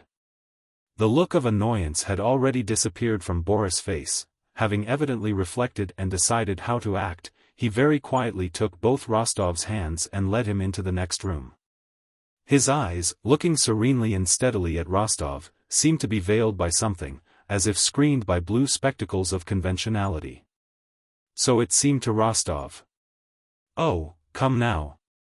As if you could come at a wrong time," said Boris, and he led him into the room where the supper table was laid and introduced him to his guests, explaining that he was not a civilian, but an hussar officer, and an old friend of his. "Count Zielinski, le Comte N, le Capitaine S, said he, naming his guests. Rostov looked frowningly at the Frenchman, bowed reluctantly, and remained silent. Zielinski evidently did not receive this new Russian person very willingly into his circle and did not speak to Rostov.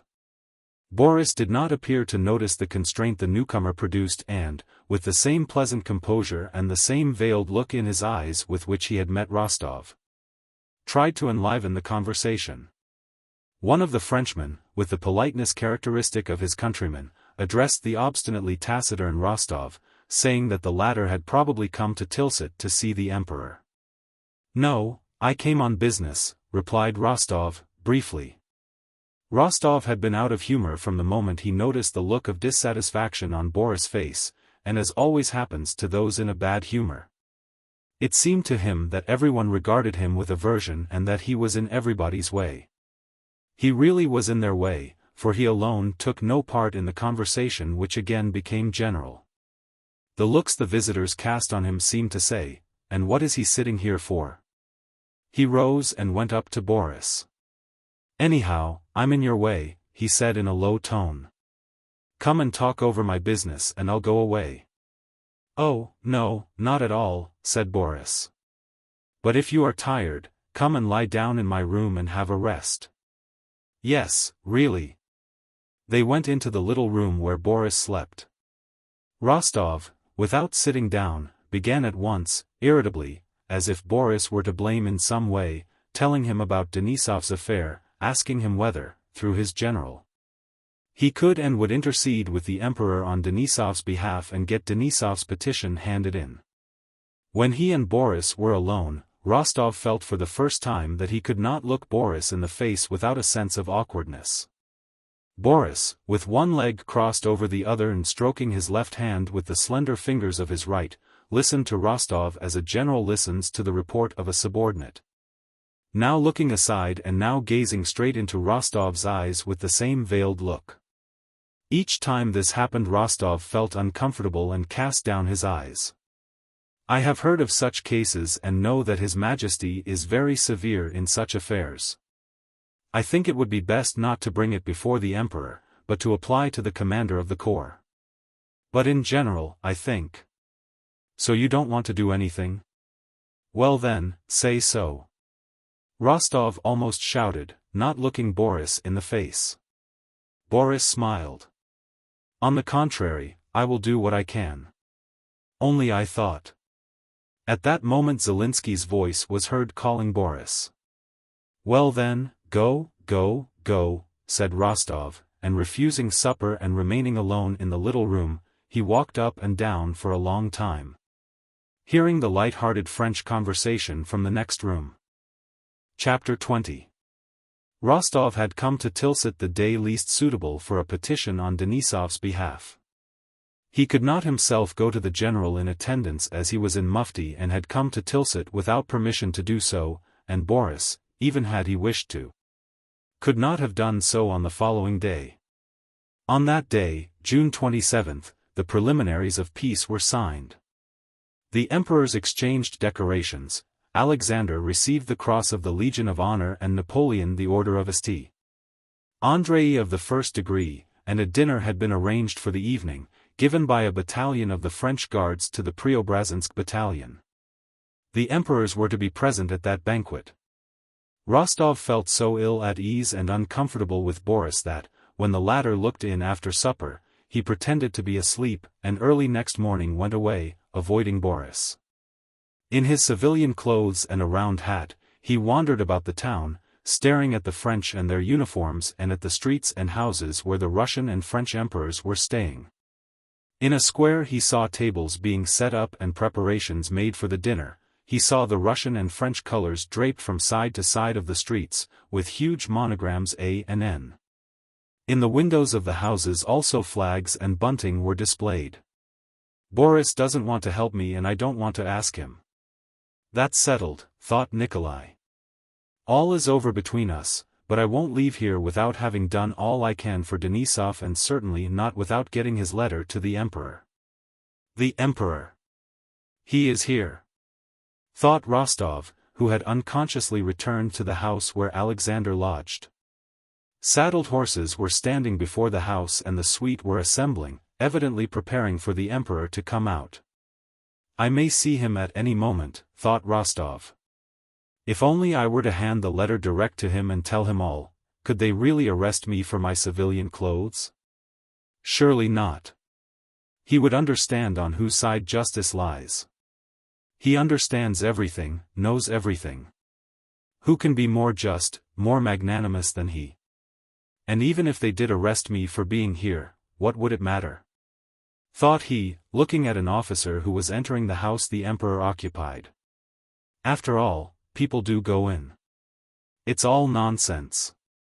I'll go in and hand the letter to the emperor myself, so much the worse for Drubetskoy who drives me to it.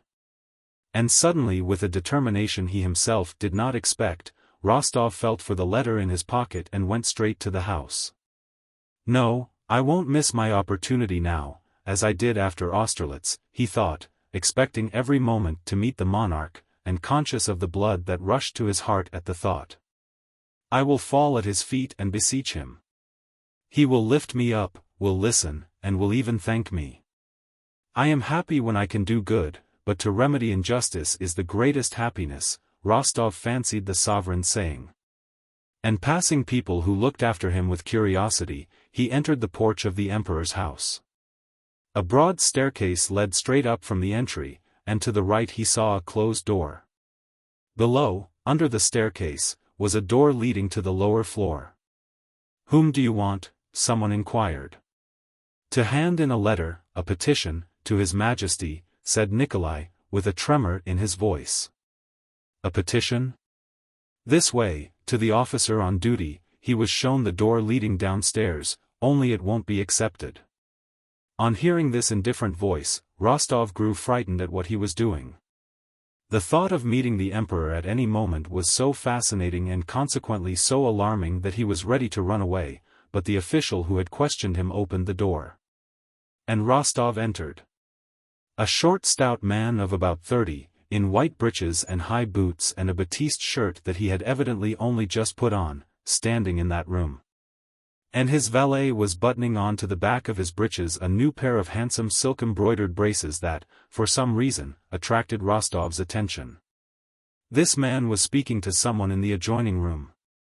A good figure and in her first bloom, he was saying, but on seeing Rostov, he stopped short and frowned. What is it?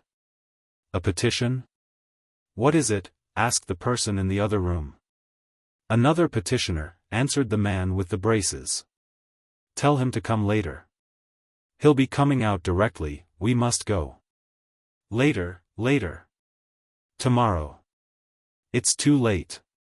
Rostov turned and was about to go, but the man in the braces stopped him. Whom have you come from? Who are you? I come from Major Denisov, answered Rostov. Are you an officer? Lieutenant Count Rostov. What audacity! Hand it in through your commander. And go along with you, go, and he continued to put on the uniform the valet handed him.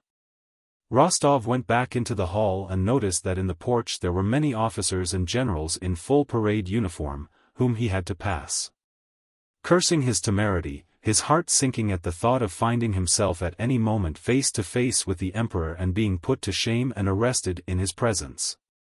Fully alive now to the impropriety of his conduct and repenting of it, Rostov, with downcast eyes, was making his way out of the house through the brilliant suite when a familiar voice called him and a hand detained him.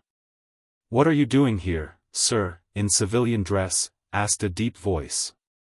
It was a cavalry general who had obtained the emperor's special favor during this campaign, and who had formerly commanded the division in which Rostov was serving. Rostov, in dismay, began justifying himself, but seeing the kindly, jocular face of the general, he took him aside and in an excited voice told him the whole affair, asking him to intercede for Denisov, whom the general knew. Having heard Rostov to the end, the general shook his head gravely. I'm sorry for that fine fellow. Give me the letter. Hardly had Rostov handed him the letter and finished explaining Denisov's case, when hasty steps and the jingling of spurs were heard on the stairs, and the general, leaving him, went to the porch. The gentlemen of the emperor's suite ran down the stairs and went to their horses. Hain, the same groom who had been at Austerlitz, led up the emperor's horse, and the faint creak of a footstep Rostov knew at once was heard on the stairs. Forgetting the danger of being recognized, Rostov went close to the porch, together with some inquisitive civilians, and again, after 2 years, saw those features he adored, that same face and same look and step, and the same union of majesty and mildness. And the feeling of enthusiasm and love for his sovereign rose again in Rostov's soul in all its old force. In the uniform of the Preobrazhensk regiment, white chamois leather breeches and high boots, and wearing a star Rostov did not know, it was that of the Legion d'honneur. The monarch came out into the porch, putting on his gloves and carrying his hat under his arm. He stopped and looked about him, brightening everything around by his glance. He spoke a few words to some of the generals, and, recognizing the former commander of Rostov's division, smiled and beckoned to him. All the suite drew back and Rostov saw the general talking for some time to the emperor. The emperor said a few words to him and took a step toward his horse. Again the crowd of members of the suite and street gazers, among whom was Rostov, moved nearer to the emperor. Stopping beside his horse, with his hand on the saddle, the emperor turned to the cavalry general and said in a loud voice, evidently wishing to be heard by all, "I cannot do it, general. I cannot, because the law is stronger than I," and he raised his foot to the stirrup. The general bowed his head respectfully, and the monarch mounted and rode down the street at a gallop. Beside himself with enthusiasm, Rostov ran after him with the crowd. Chapter 21. The emperor rode to the square where, facing one another, a battalion of the Preobrazhensk regiment stood on the right and a battalion of the French guards in their bearskin caps on the left. As the Tsar rode up to one flank of the battalions, which presented arms, another group of horsemen galloped up to the opposite flank, and at the head of them Rostov recognized Napoleon. It could be no one else. He came at a gallop, wearing a small hat, a blue uniform open over a white vest, and the Saint Andrei ribbon over his shoulder. He was riding a very fine thoroughbred grey Arab horse with a crimson gold-embroidered saddlecloth. On approaching Alexander he raised his hat, and as he did so, Rostov, with his cavalryman's eye, could not help noticing that Napoleon did not sit well or firmly in the saddle. The battalions shouted, "Hurrah!" and "Vive l'Empereur!" Napoleon said something to Alexander, and both emperors dismounted and took each other's hands. Napoleon's face wore an unpleasant and artificial smile. Alexander was saying something affable to him. In spite of the trampling of the French gendarmes' horses, which were pushing back the crowd, Rostov kept his eyes on every movement of Alexander and Bonaparte. It struck him as a surprise that Alexander treated Bonaparte as an equal and that the latter was quite at ease with the Tsar, as if such relations with an emperor were an everyday matter to him. Alexander and Napoleon, with the long train of their suites, approached the right flank of the Preobrazhensk battalion and came straight up to the crowd standing there. The crowd unexpectedly found itself so close to the emperors that Rostov, standing in the front row, was afraid he might be recognized. "Sire, I ask your permission to present the Legion of Honor to the bravest of your soldiers," said a sharp, precise voice, articulating every letter. This was said by the undersized Napoleon, looking up straight into Alexander's eyes. Alexander listened attentively to what was said to him and, bending his head, smiled pleasantly. "To him who has borne himself most bravely in this last war," added Napoleon, accentuating each syllable, as with a composure and assurance exasperating to Rostov. He ran his eyes over the Russian ranks drawn up before him, who all presented arms with their eyes fixed on their emperor. "Will your Majesty allow me to consult the colonel?" said Alexander and took a few hasty steps toward Prince Kozlovsky, the commander of the battalion. Bonaparte meanwhile began taking the glove off his small white hand, tore it in doing so, and threw it away. An aide-de-camp behind him rushed forward and picked it up. "To whom shall it be given?" The Emperor Alexander asked Kozlovsky, in Russian in a low voice. "To whomever your Majesty commands." The Emperor knit his brows with dissatisfaction and, glancing back, remarked, "But we must give him an answer." Kozlovsky scanned the ranks resolutely and included Rostov in his scrutiny. "Can it be me?" thought Rostov. "Lazarev," the colonel called, with a frown, and Lazarev, the first soldier in the rank, stepped briskly forward. "Where are you off to?" "Stop here." Voices whispered to Lazarev, who did not know where to go. Lazarev stopped, casting a sidelong look at his colonel in alarm. His face twitched, as often happens to soldiers called before the ranks. Napoleon slightly turned his head, and put his plump little hand out behind him as if to take something. The members of his suite, guessing at once what he wanted, moved about and whispered as they passed something from one to another. And a page, the same one Rostov had seen the previous evening at Boris, ran forward and, bowing respectfully over the outstretched hand and not keeping it waiting a moment, laid in it an order on a red ribbon. Napoleon, without looking, pressed 2 fingers together and the badge was between them. Then he approached Lazarev, who rolled his eyes and persistently gazed at his own monarch. Looked round at the Emperor Alexander to imply that what he was now doing was done for the sake of his ally, and the small white hand holding the order touched one of Lazarev's buttons. It was as if Napoleon knew that it was only necessary for his hand to deign to touch that soldier's breast for the soldier to be forever happy, rewarded, and distinguished from everyone else in the world. Napoleon merely laid the cross on Lazarev's breast and, dropping his hand, turned toward Alexander as though sure that the cross would adhere there. And it really did.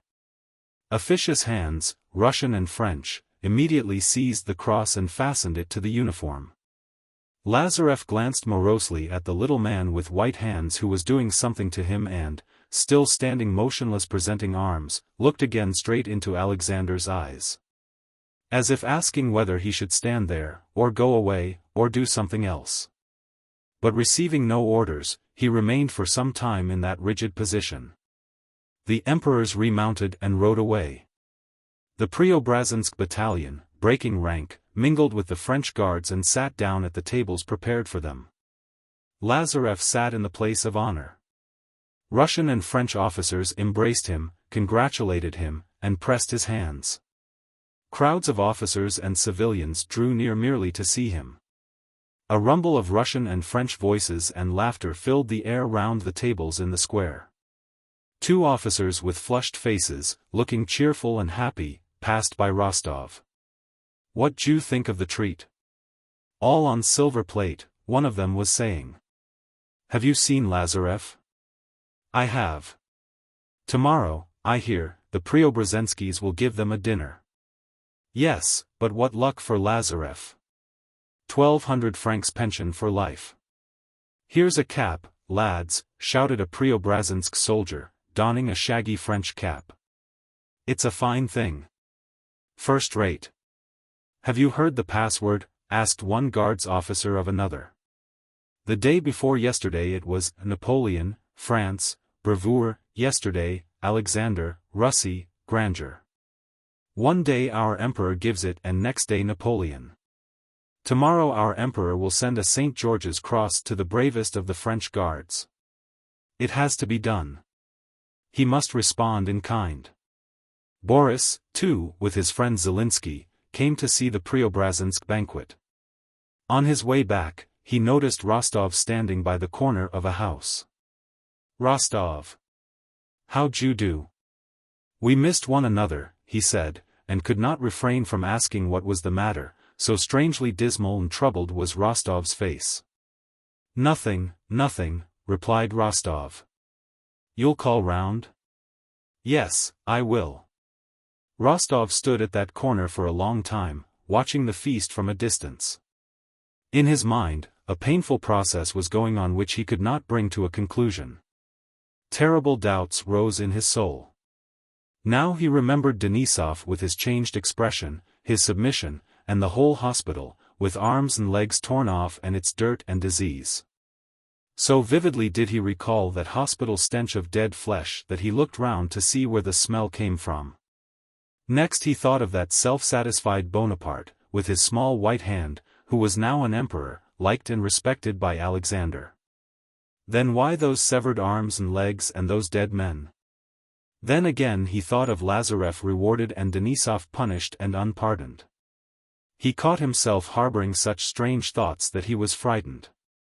The smell of the food the Preobrazhenskys were eating and a sense of hunger recalled him from these reflections. He had to get something to eat before going away. He went to a hotel he had noticed that morning. There he found so many people, among them officers who, like himself, had come in civilian clothes, that he had difficulty in getting a dinner. 2 officers of his own division joined him. The conversation naturally turned on the peace. The officers, his comrades, like most of the army, were dissatisfied with the peace concluded after the Battle of Friedland. They said that had we held out a little longer Napoleon would have been done for, as his troops had neither provisions nor ammunition. Nikolai ate and drank, chiefly the latter, in silence. He finished a couple of bottles of wine by himself. The process in his mind went on tormenting him without reaching a conclusion. He feared to give way to his thoughts, yet could not get rid of them. Suddenly, on one of the officers saying that it was humiliating to look at the French, Rostov began shouting with uncalled-for wrath. And therefore much to the surprise of the officers. "How can you judge what's best?" he cried, the blood suddenly rushing to his face. "How can you judge the Emperor's actions? What right have we to argue?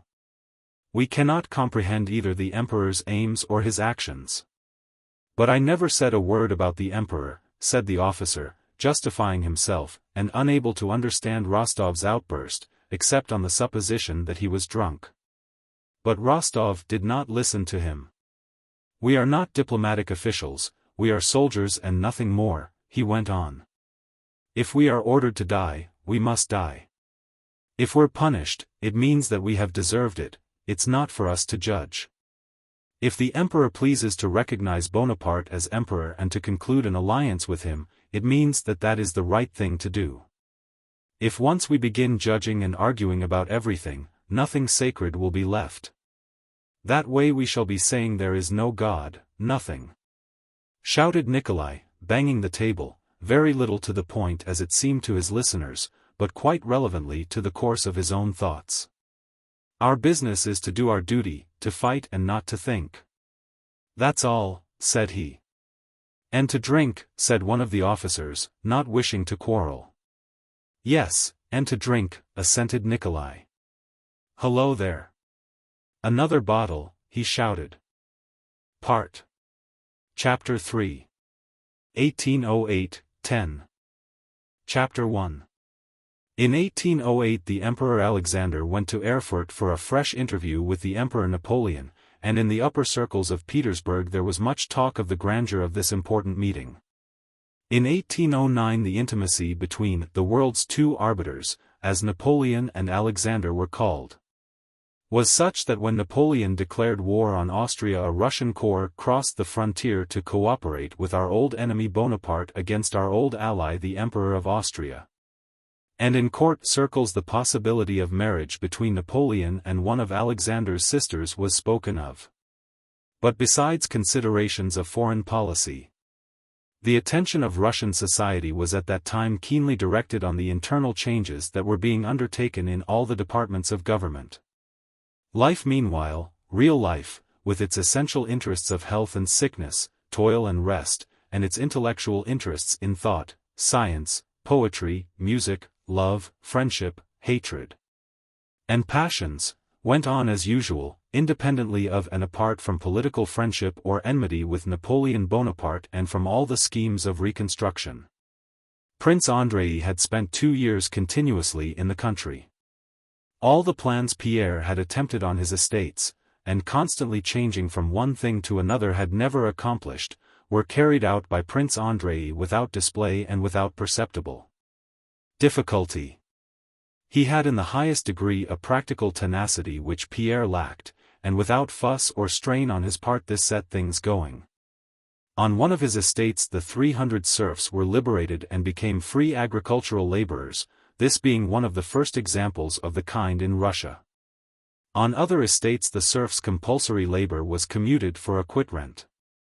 A trained midwife was engaged for Bogucharovo at his expense, and a priest was paid to teach reading and writing to the children of the peasants and household serfs.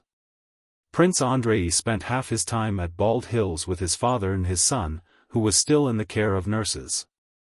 The other half he spent in Bogucharovo cloister, as his father called Prince Andrei's estate. Despite the indifference to the affairs of the world he had expressed to Pierre, he diligently followed all that went on, received many books.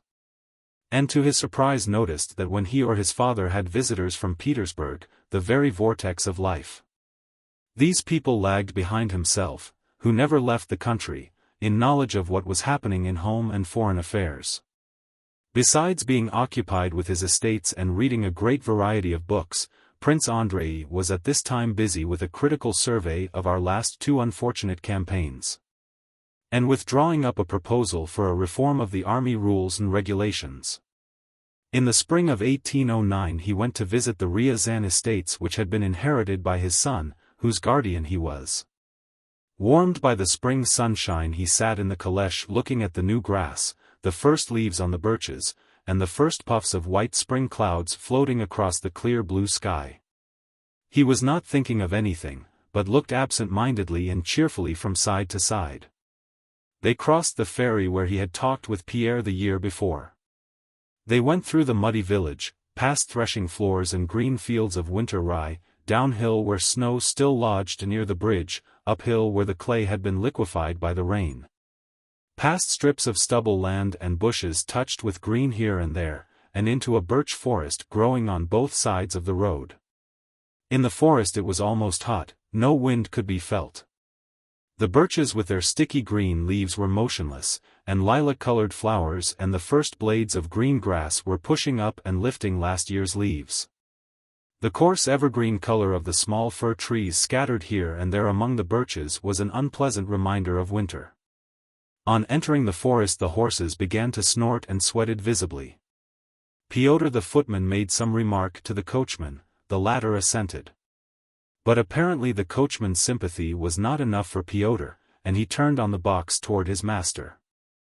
"How pleasant it is, Your Excellency," he said with a respectful smile. "What? It's pleasant, Your Excellency." What is he talking about, thought Prince Andrei. Oh, the spring, I suppose, he thought as he turned round. Yes, really everything is green already. How early! The birches and cherry and alders too are coming out. But the oaks show no sign yet. Ah, here is one oak. At the edge of the road stood an oak. Probably 10 times the age of the birches that formed the forest, it was 10 times as thick and twice as tall as they. It was an enormous tree, its girth twice as great as a man could embrace, and evidently long ago some of its branches had been broken off and its bark scarred. With its huge ungainly limbs sprawling unsymmetrically, and its gnarled hands and fingers, it stood an aged, stern, and scornful monster among the smiling birch trees. Only the dead-looking evergreen firs dotted about in the forest, and this oak, refused to yield to the charm of spring or notice either the spring or the sunshine. Spring, love, happiness. This oak seemed to say. Are you not weary of that stupid, meaningless, constantly repeated fraud? Always the same and always a fraud? There is no spring, no sun, no happiness. Look at those cramped dead firs, ever the same, and at me too, sticking out my broken and barked fingers just where they have grown, whether from my back or my sides, as they have grown so I stand. And I do not believe in your hopes and your lies. As he passed through the forest Prince Andrei turned several times to look at that oak, as if expecting something from it. Under the oak, too, were flowers and grass, but it stood among them scowling, rigid, misshapen, and grim as ever. Yes, the oak is right, 1,000 times right, thought Prince Andrei. Let others, the young, yield afresh to that fraud, but we know life, our life is finished. A whole sequence of new thoughts, hopeless but mournfully pleasant, rose in his soul in connection with that tree. During this journey he, as it were, considered his life afresh and arrived at his old conclusion. Restful in its hopelessness, that it was not for him to begin anything anew, but that he must live out his life, content to do no harm, and not disturbing himself or desiring anything. Chapter 2. Prince Andrei had to see the marshal of the nobility for the district in connection with the affairs of the Ryazan estate of which he was trustee. This marshal was Count Ilya Andreevich Rostov, and in the middle of May Prince Andrei went to visit him. It was now hot spring weather. The whole forest was already clothed in green. It was dusty and so hot that on passing near water one longed to bathe. Prince Andrei, depressed and preoccupied with the business about which he had to speak to the marshal, was driving up the avenue in the grounds of the Rostovs' house at Otradno. He heard merry girlish cries behind some trees on the right and saw a group of girls running to cross the path of his caleche. Ahead of the rest and nearer to him ran a dark-haired, remarkably slim, pretty girl in a yellow chintz dress, with a white handkerchief on her head from under which loose locks of hair escaped. The girl was shouting something but, seeing that he was a stranger, ran back laughing without looking at him. Suddenly, he did not know why, he felt a pang. The day was so beautiful, the sun so bright, everything around so gay, but that slim pretty girl did not know, or wish to know, of his existence and was contented and cheerful in her own separate, probably foolish, but bright and happy life. What is she so glad about? What is she thinking of? Not of the military regulations or of the arrangement of the Ryazan serfs' quit rents. Of what is she thinking? Why is she so happy? Prince Andrei asked himself with instinctive curiosity. In 1809 Count Ilya Andreevich was living at Otradno just as he had done in former years, that is, entertaining almost the whole province with hunts, theatricals, dinners, and music. He was glad to see Prince Andrei, as he was to see any new visitor, and insisted on his staying the night. During the dull day, in the course of which he was entertained by his elderly hosts and by the more important of the visitors, the old count's house was crowded on account of an approaching name day. Prince Andrei repeatedly glanced at Natasha, gay and laughing among the younger members of the company, and asked himself each time, what is she thinking about? Why is she so glad? That night, alone in new surroundings, he was long unable to sleep. He read a while and then put out his candle, but relit it. It was hot in the room, the inside shutters of which were closed. He was cross with the stupid old man, as he called Rostov, who had made him stay by assuring him that some necessary documents had not yet arrived from town. And he was vexed with himself for having stayed. He got up and went to the window to open it. As soon as he opened the shutters the moonlight, as if it had long been watching for this, burst into the room. He opened the casement. The night was fresh, bright, and very still. Just before the window was a row of pollard trees, looking black on one side and with a silvery light on the other. Beneath the trees grew some kind of lush, wet, bushy vegetation with silver-lit leaves and stems here and there. Farther back beyond the dark trees a roof glittered with dew, to the right was a leafy tree with brilliantly white trunk and branches, and above it shone the moon, nearly at its full, in a pale, almost starless, spring sky. Prince Andrei leaned his elbows on the window ledge and his eyes rested on that sky. His room was on the first floor. Those in the rooms above were also awake. He heard female voices overhead. Just once more, said a girlish voice above him which Prince Andrei recognized at once. But when are you coming to bed? Replied another voice. I won't, I can't sleep, what's the use? Come now for the last time. Two girlish voices sang a musical passage, the end of some song. Oh, how lovely. Now go to sleep, and there's an end of it. You go to sleep, but I can't, said the first voice, coming nearer to the window. She was evidently leaning right out, for the rustle of her dress and even her breathing could be heard. Everything was stone still, like the moon and its light and the shadows. Prince Andrei, too, dared not stir, for fear of betraying his unintentional presence. Sonia! Sonia! He again heard the first speaker. Oh, how can you sleep? Only look how glorious it is. Ah, how glorious. Do wake up, Sonia, she said almost with tears in her voice. There never was such a lovely night before. Sonia made some reluctant reply. Do just come and see what a moon. Oh, how lovely. Come here. Darling, sweetheart, come here. There, you see? I feel like sitting down on my heels, putting my arms round my knees like this, straining tight as possible, and flying away. Like this. Take care, you'll fall out. He heard the sound of a scuffle and Sonia's disapproving voice. It's past 1 o'clock. Oh, you only spoil things for me. All right, go. Again all was silent, but Prince Andrei knew she was still sitting there. From time to time he heard a soft rustle and at times a sigh. Oh God, oh God. What does it mean? She suddenly exclaimed. To bed then, if it must be, and she slammed the casement. For her I might as well not exist. Thought Prince Andrei while he listened to her voice, for some reason expecting yet fearing that she might say something about him. There she is again. As if it were on purpose, thought he. In his soul there suddenly arose such an unexpected turmoil of youthful thoughts and hopes, contrary to the whole tenor of his life, that unable to explain his condition to himself he lay down and fell asleep at once. Chapter 3. Next morning, having taken leave of no one but the Count, and not waiting for the ladies to appear, Prince Andrei set off for home. It was already the beginning of June when on his return journey he drove into the birch forest ere the gnarled old oak had made so strange and memorable an impression on him.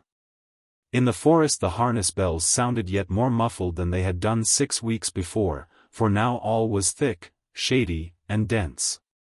And the young firs dotted about in the forest did not jar on the general beauty but, lending themselves to the mood around, were delicately green with fluffy young shoots. The whole day had been hot. Somewhere a storm was gathering, but only a small cloud had scattered some raindrops lightly, sprinkling the road and the sappy leaves. The left side of the forest was dark in the shade, the right side glittered in the sunlight, wet and shiny and scarcely swayed by the breeze. Everything was in blossom, the nightingales trilled, and their voices reverberated now near, now far away. Yes, here in this forest was that oak with which I agreed, thought Prince Andrei. But where is it? He again wondered, gazing at the left side of the road, and without recognizing it he looked with admiration at the very oak he sought. The old oak, quite transfigured, spreading out a canopy of sappy dark green foliage, stood wrapped and slightly trembling in the rays of the evening sun. Neither gnarled fingers nor old scars nor old doubts and sorrows were any of them in evidence now. Through the hard century-old bark, even where there were no twigs, leaves had sprouted such as one could hardly believe the old veteran could have produced. Yes, it is the same oak, thought Prince Andrei, and all at once he was seized by an unreasoning springtime feeling of joy and renewal. All the best moments of his life suddenly rose to his memory. Austerlitz with the lofty heavens, his wife's dead reproachful face, Pierre at the ferry, that girl thrilled by the beauty of the night, and that night itself and the moon. And, all this rushed suddenly to his mind. No, life is not over at 31. Prince Andrei suddenly decided finally and decisively. It is not enough for me to know what I have in me, everyone must know it, Pierre, and that young girl who wanted to fly away into the sky, everyone must know me. So that my life may not be lived for myself alone while others live so apart from it, but so that it may be reflected in them all, and they and I may live in harmony. On reaching home Prince Andrei decided to go to Petersburg that autumn and found all sorts of reasons for this decision. A whole series of sensible and logical considerations showing it to be essential for him to go to Petersburg, and even to re-enter the service, kept springing up in his mind. He could not now understand how he could ever even have doubted the necessity of taking an active share in life. Just as a month before he had not understood how the idea of leaving the quiet country could ever enter his head. It now seemed clear to him that all his experience of life must be senselessly wasted unless he applied it to some kind of work and again played an active part in life. He did not even remember how formerly, on the strength of similar wretched logical arguments, it had seemed obvious that he would be degrading himself if he now, after the lessons he had had in life, allowed himself to believe in the possibility of being useful and in the possibility of happiness or love. Now reason suggested quite the opposite. After that journey to Ryazan he found the country dull. His former pursuits no longer interested him, and often when sitting alone in his study he got up, went to the mirror, and gazed a long time at his own face. Then he would turn away to the portrait of his dead Liza, who with hair curled à la grecque looked tenderly and gaily at him out of the gilt frame. She did not now say those former terrible words to him, but looked simply, merrily, and inquisitively at him. And Prince Andrei, crossing his arms behind him, long paced the room, now frowning, now smiling, as he reflected on those irrational, inexpressible thoughts, secret as a crime, which altered his whole life and were connected with Pierre, with fame, with the girl at the window, the oak, and woman's beauty and love. And if anyone came into his room at such moments he was particularly cold, stern, and above all unpleasantly logical. "My dear," Princess Maria entering at such a moment would say, "Nikolushka can't go out today, it's very cold." If it were hot, Prince Andrei would reply at such times very dryly to his sister, he could go out in his smock, but as it is cold he must wear warm clothes, which were designed for that purpose. That is what follows from the fact that it is cold. And not that a child who needs fresh air should remain at home, he would add with extreme logic, as if punishing someone for those secret illogical emotions that stirred within him. At such moments Princess Maria would think how intellectual work dries men up. Chapter 4. Prince Andrei arrived in Petersburg in August, 1809. It was the time when the youthful Speransky was at the zenith of his fame and his reforms were being pushed forward with the greatest energy. That same August the emperor was thrown from his caleche, injured his leg, and remained 3 weeks at Peterhof, receiving Speransky every day and no one else. At that time the two famous decrees were being prepared that so agitated society, abolishing court ranks and introducing examinations to qualify for the grades of collegiate assessor and state councillor, and not merely these but a whole state constitution, intended to change the existing order of government in Russia, legal, administrative, and financial, from the Council of State down to the district tribunals. Now those vague liberal dreams with which the Emperor Alexander had ascended the throne, and which he had tried to put into effect with the aid of his associates, Czartoryski, Novoziltsev, Kochubey, and Stroganov, whom he himself in jest had called his Comite de Salut Public, were taking shape and being realized. Now all these men were replaced by Speransky on the civil side, and Arakcheev on the military. Soon after his arrival Prince Andrei, as a gentleman of the chamber, presented himself at court and at a levee. The emperor, though he met him twice, did not favor him with a single word. It had always seemed to Prince Andrei before that he was antipathetic to the emperor and that the latter disliked his face and personality generally, and in the cold, repellent glance the emperor gave him, he now found further confirmation of this surmise. The courtiers explained the emperor's neglect of him by His Majesty's displeasure at Bolkonsky's not having served since 1805. "I know myself that one cannot help one's sympathies and antipathies," thought Prince Andrei. "So it will not do to present my proposal for the reform of the army regulations to the emperor personally, but the project will speak for itself." He mentioned what he had written to an old field marshal, a friend of his father's. The field marshal made an appointment to see him, received him graciously, and promised to inform the emperor. A few days later Prince Andrei received notice that he was to go to see the Minister of War, Count Arakcheev. On the appointed day Prince Andrei entered Count Arakcheev's waiting room at 9 in the morning. He did not know Arakcheev personally, had never seen him, and all he had heard of him inspired him with but little respect for the man.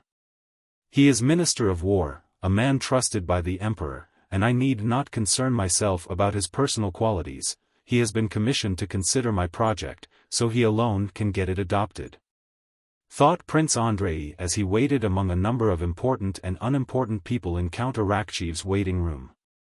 During his service, chiefly as an adjutant, Prince Andrei had seen the anterooms of many important men, and the different types of such rooms were well known to him.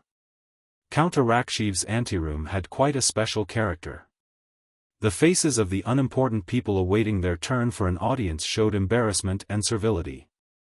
The faces of those of higher rank expressed a common feeling of awkwardness, covered by a mask of unconcern and ridicule of themselves, their situation, and the person for whom they were waiting. Some walked thoughtfully up and down, others whispered and laughed. Prince Andrei heard the nickname Sila Andreevich, and the words, "Uncle will give it to us hot," in reference to Count Arakchev. One general, an important personage, evidently feeling offended at having to wait so long, sat crossing and uncrossing his legs and smiling contemptuously to himself. But the moment the door opened, one feeling alone appeared on all faces, that of fear. Prince Andrei for the second time asked the adjutant on duty to take in his name, but received an ironical look and was told that his turn would come in due course. After some others had been shown in and out of the minister's room by the adjutant on duty, an officer who struck Prince Andrei by his humiliated and frightened air was admitted at that terrible door. This officer's audience lasted a long time. Then suddenly the grating sound of a harsh voice was heard from the other side of the door, and the officer, with pale face and trembling lips, came out and passed through the waiting room, clutching his head. After this Prince Andrei was conducted to the door, and the officer on duty said in a whisper, "To the right, at the window." Prince Andrei entered a plain tidy room and saw at the table a man of 40 with a long waist, a long closely cropped head, deep wrinkles, scowling brows above dull greenish-hazel eyes, and an overhanging red nose. Arakchev turned his head toward him without looking at him. "What is your petition?" asked Arakchev. "I am not petitioning, Your Excellency," returned Prince Andrei quietly. Arakchev's eyes turned toward him. "Sit down," said he. "Prince Bolkonsky, I am not petitioning about anything. His Majesty the Emperor has deigned to send Your Excellency a project submitted by me." "You see, my dear sir, I have read your project," interrupted Arakchev, uttering only the first words amiably and then, again without looking at Prince Andrei, relapsing gradually into a tone of grumbling contempt. "You are proposing new military laws? There are many laws but no one to carry out the old ones. Nowadays everybody designs laws, it is easier writing than doing. I came at His Majesty the Emperor's wish to learn from Your Excellency how you propose to deal with the memorandum I have presented," said Prince Andrei politely. "I have endorsed a resolution on your memorandum and sent it to the committee." "I do not approve of it," said Arakchev, rising and taking a paper from his writing table. "Here." And he handed it to Prince Andrei. Across the paper was scrawled in pencil, without capital letters, misspelled, and without punctuation, unsoundly constructed because resembles an imitation of the French military code and from the Articles of War needlessly deviating. "To what committee has the memorandum been referred?" inquired Prince Andrei. "To the Committee on Army Regulations, and I have recommended that Your Honor should be appointed a member, but without a salary." Prince Andrei smiled. "I don't want one." "A member without salary," repeated Arakchev. "I have the honor." Call the next one." "Who else is there?" he shouted, bowing to Prince Andrei. Chapter 5. While waiting for the announcement of his appointment to the committee, Prince Andrei looked up his former acquaintances, particularly those he knew to be in power and whose aid he might need. In Petersburg he now experienced the same feeling he had had on the eve of a battle, when troubled by anxious curiosity and irresistibly attracted to the ruling circles where the future, on which the fate of millions depended, was being shaped. From the irritation of the older men, the curiosity of the uninitiated, the reserve of the initiated, the hurry and preoccupation of everyone, and the innumerable committees and commissions of whose existence he learned every day, he felt that now, in 1809, here in Petersburg a vast civil conflict was in preparation. The commander-in-chief of which was a mysterious person he did not know, but who was supposed to be a man of genius, Speransky. And this movement of reconstruction of which Prince Andrei had a vague idea, and Speransky its chief promoter, began to interest him so keenly that the question of the army regulations quickly receded to a secondary place in his consciousness. Prince Andrei was most favorably placed to secure good reception in the highest and most diverse Petersburg circles of the day. The reforming party cordially welcomed and courted him, in the first place because he was reputed to be clever and very well read, and secondly because by liberating his serfs he had obtained the reputation of being a liberal. The party of the old and dissatisfied, who censured the innovations, turned to him expecting his sympathy in their disapproval of the reforms, simply because he was the son of his father.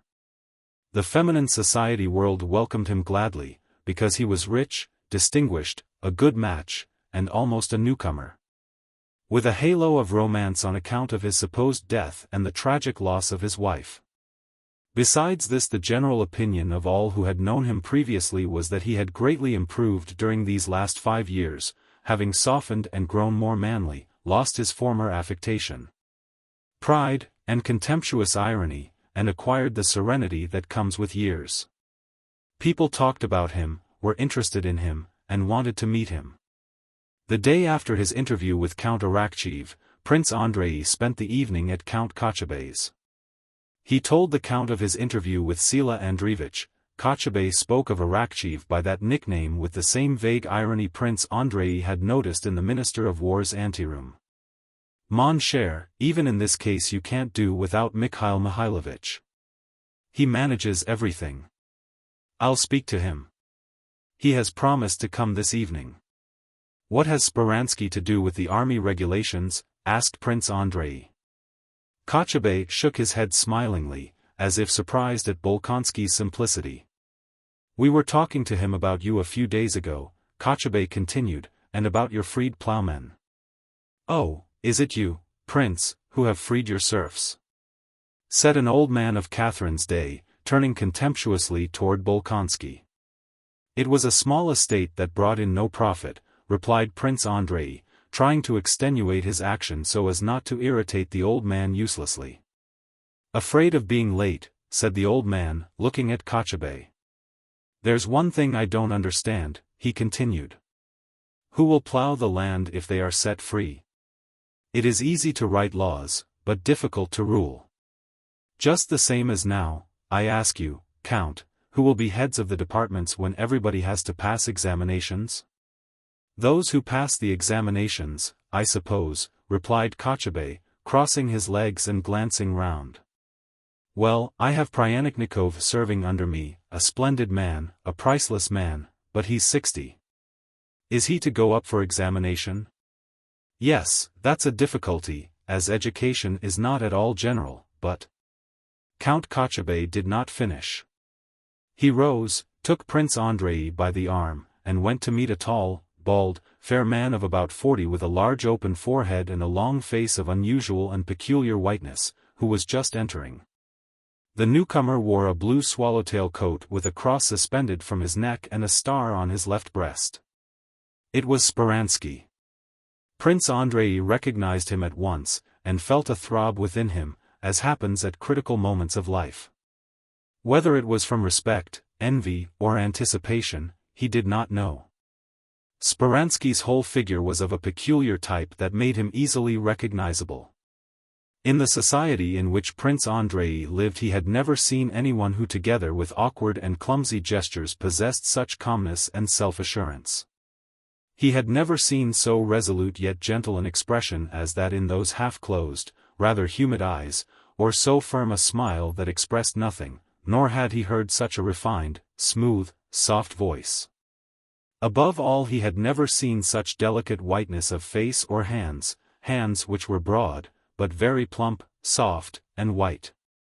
Such whiteness and softness Prince Andrei had only seen on the faces of soldiers who had been long in hospital. This was Speransky, Secretary of State, reporter to the emperor and his companion at Erfurt, where he had more than once met and talked with Napoleon. Speransky did not shift his eyes from one face to another as people involuntarily do on entering a large company, and was in no hurry to speak.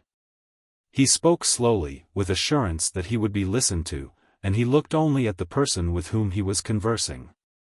Prince Andrei followed Speransky's every word and movement with particular attention. As happens to some people, especially to men who judge those near to them severely, he always on meeting anyone new, especially anyone whom, like Speransky, he knew by reputation, expected to discover in him the perfection of human qualities. Speransky told Kochubey he was sorry he had been unable to come sooner as he had been detained at the palace. He did not say that the emperor had kept him, and Prince Andrei noticed this affectation of modesty.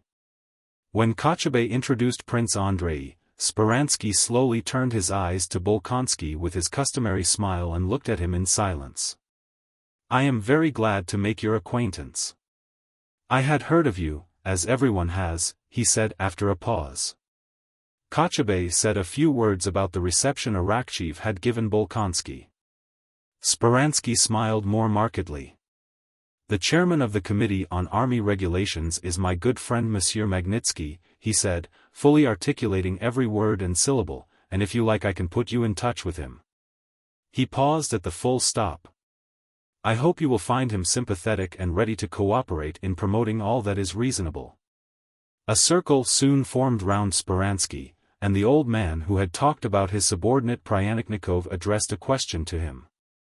Prince Andrei, without joining in the conversation, watched every movement of Speransky's. This man, not long since an insignificant divinity student, who now, Bolkonsky thought, held in his hands, those plump white hands, the fate of Russia. Prince Andrei was struck by the extraordinarily disdainful composure with which Speransky answered the old man. He appeared to address condescending words to him from an immeasurable height. When the old man began to speak too loud, Speransky smiled and said he could not judge of the advantage or disadvantage of what pleased the sovereign. Having talked for a little while in the general circle, Speransky rose and coming up to Prince Andrei took him along to the other end of the room. It was clear that he thought it necessary to interest himself in Bolkonsky. "I had no chance to talk with you, Prince, during the animated conversation in which that venerable gentleman involved me," he said with a mildly contemptuous smile, as if intimating by that smile that he and Prince Andrei understood the insignificance of the people with whom he had just been talking. This flattered Prince Andrei.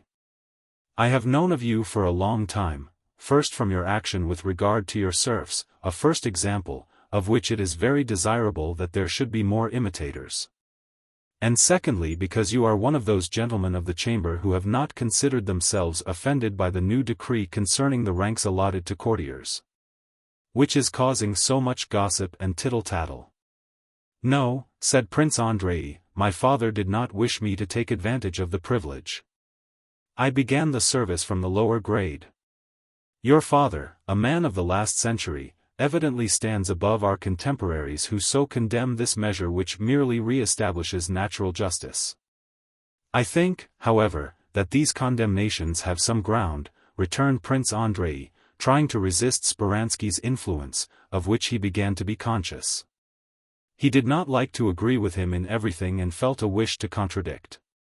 Though he usually spoke easily and well, he felt a difficulty in expressing himself now while talking with Speransky. He was too much absorbed in observing the famous man's personality. "Grounds of personal ambition maybe," Speransky put in quietly. "And of state interest to some extent," said Prince Andrei. "What do you mean?" asked Speransky quietly, lowering his eyes. "I am an admirer of Montesquieu," replied Prince Andrei, "and his idea that le principe de monarchies est l'honneur me paraît incontestable. Certains droits et priviléges de la noblesse me paraissent être de moyens de soutenir ce sentiment." 59. The smile vanished from Speransky's white face, which was much improved by the change. Probably Prince Andrei's thought interested him. "Si vous envisagez la question sous ce point de vue," 60 he began, pronouncing French with evident difficulty, and speaking even slower than in Russian but quite calmly. Speransky went on to say that honor, l'honneur, cannot be upheld by privileges harmful to the service. That honor, l'honneur, is either a negative concept of not doing what is blameworthy or it is a source of emulation in pursuit of commendation and rewards, which recognize it. His arguments were concise, simple, and clear. An institution upholding honor, the source of emulation, is one similar to the Legion d'honneur of the great Emperor Napoleon, not harmful but helpful to the success of the service. But not a class or court privilege. I do not dispute that, but it cannot be denied that court privileges have attained the same end, returned Prince Andrei. Every courtier considers himself bound to maintain his position worthily. Yet you do not care to avail yourself of the privilege, Prince, said Speransky, indicating by a smile that he wished to finish amiably an argument which was embarrassing for his companion. If you will do me the honor of calling on me on Wednesday, he added, I will, after talking with Magnitsky, let you know what may interest you. And shall also have the pleasure of a more detailed chat with you.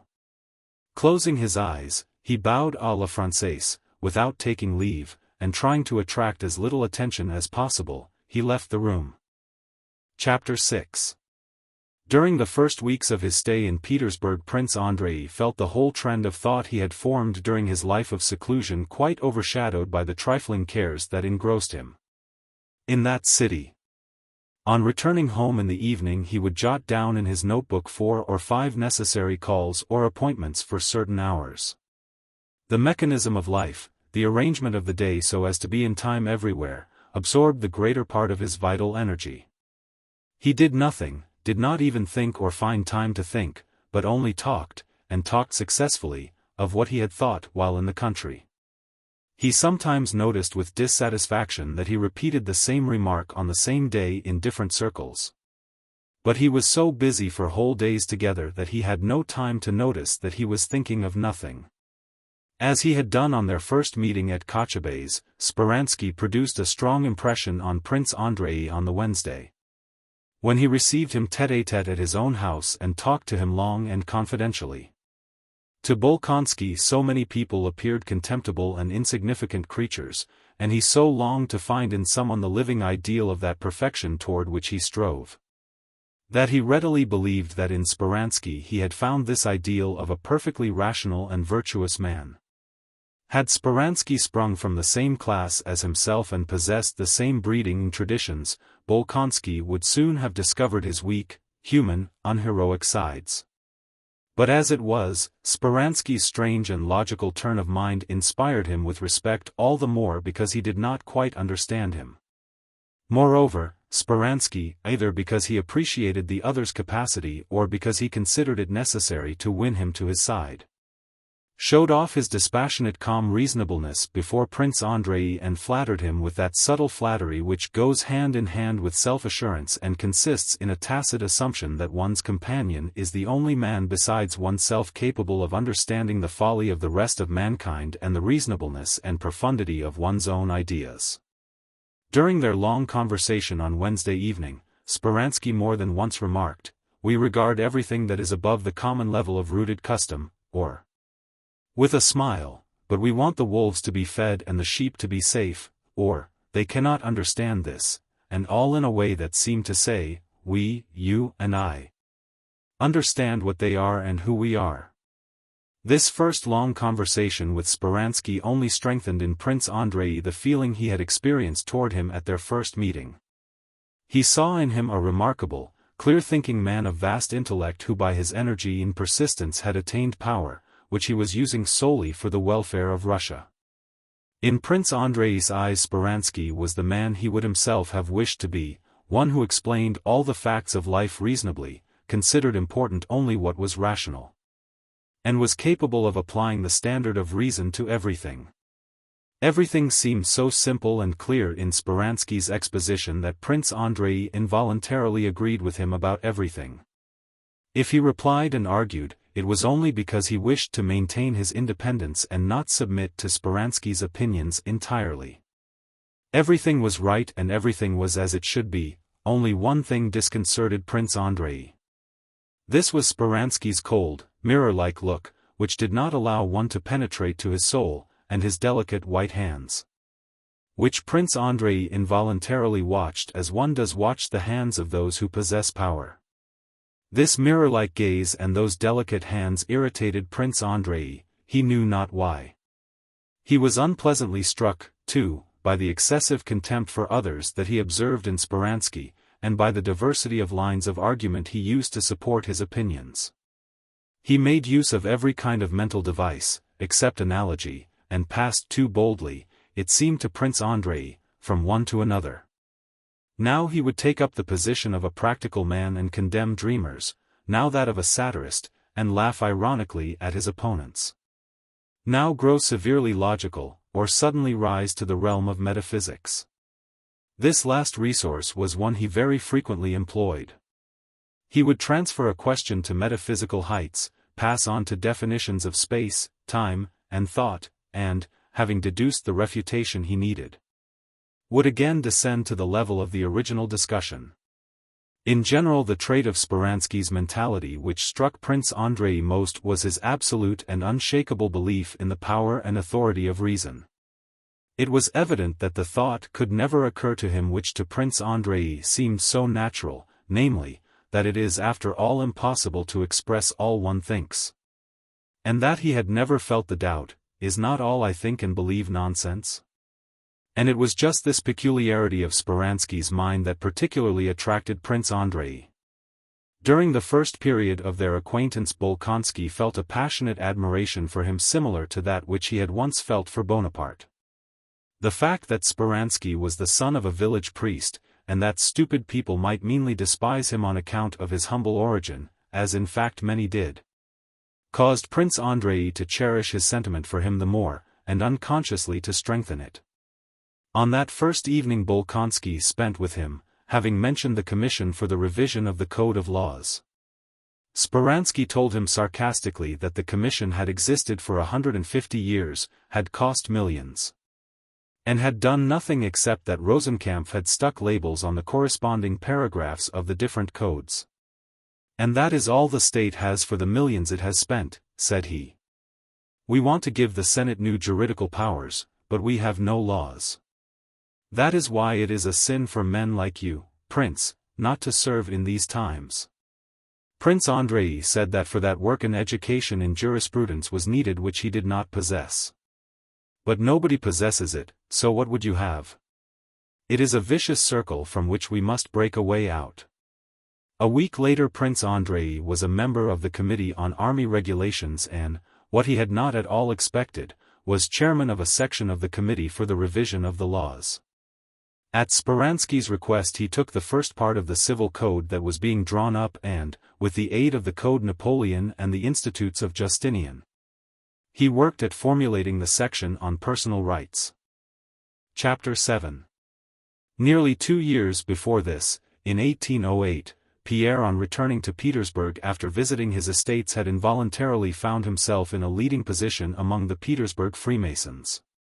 He arranged dining and funeral lodge meetings, enrolled new members, and busied himself uniting various lodges and acquiring authentic charters. He gave money for the erection of temples and supplemented as far as he could the collection of alms, in regard to which the majority of members were stingy and irregular. He supported almost single-handed a poorhouse the order had founded in Petersburg. His life meanwhile continued as before, with the same infatuations and dissipations. He liked to dine and drink well, and though he considered it immoral and humiliating, could not resist the temptations of the bachelor circles in which he moved. Amid the turmoil of his activities and distractions, however, Pierre at the end of a year began to feel that the more firmly he tried to rest upon it, the more Masonic ground on which he stood gave way under him.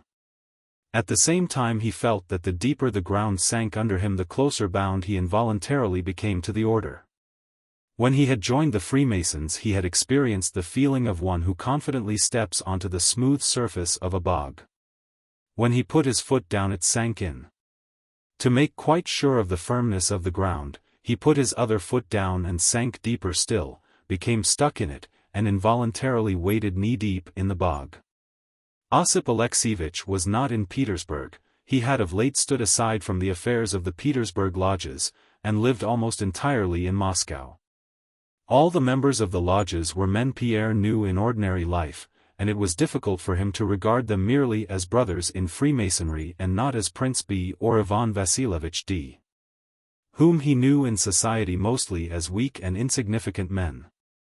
Under the Masonic aprons and insignia he saw the uniforms and decorations at which they aimed in ordinary life.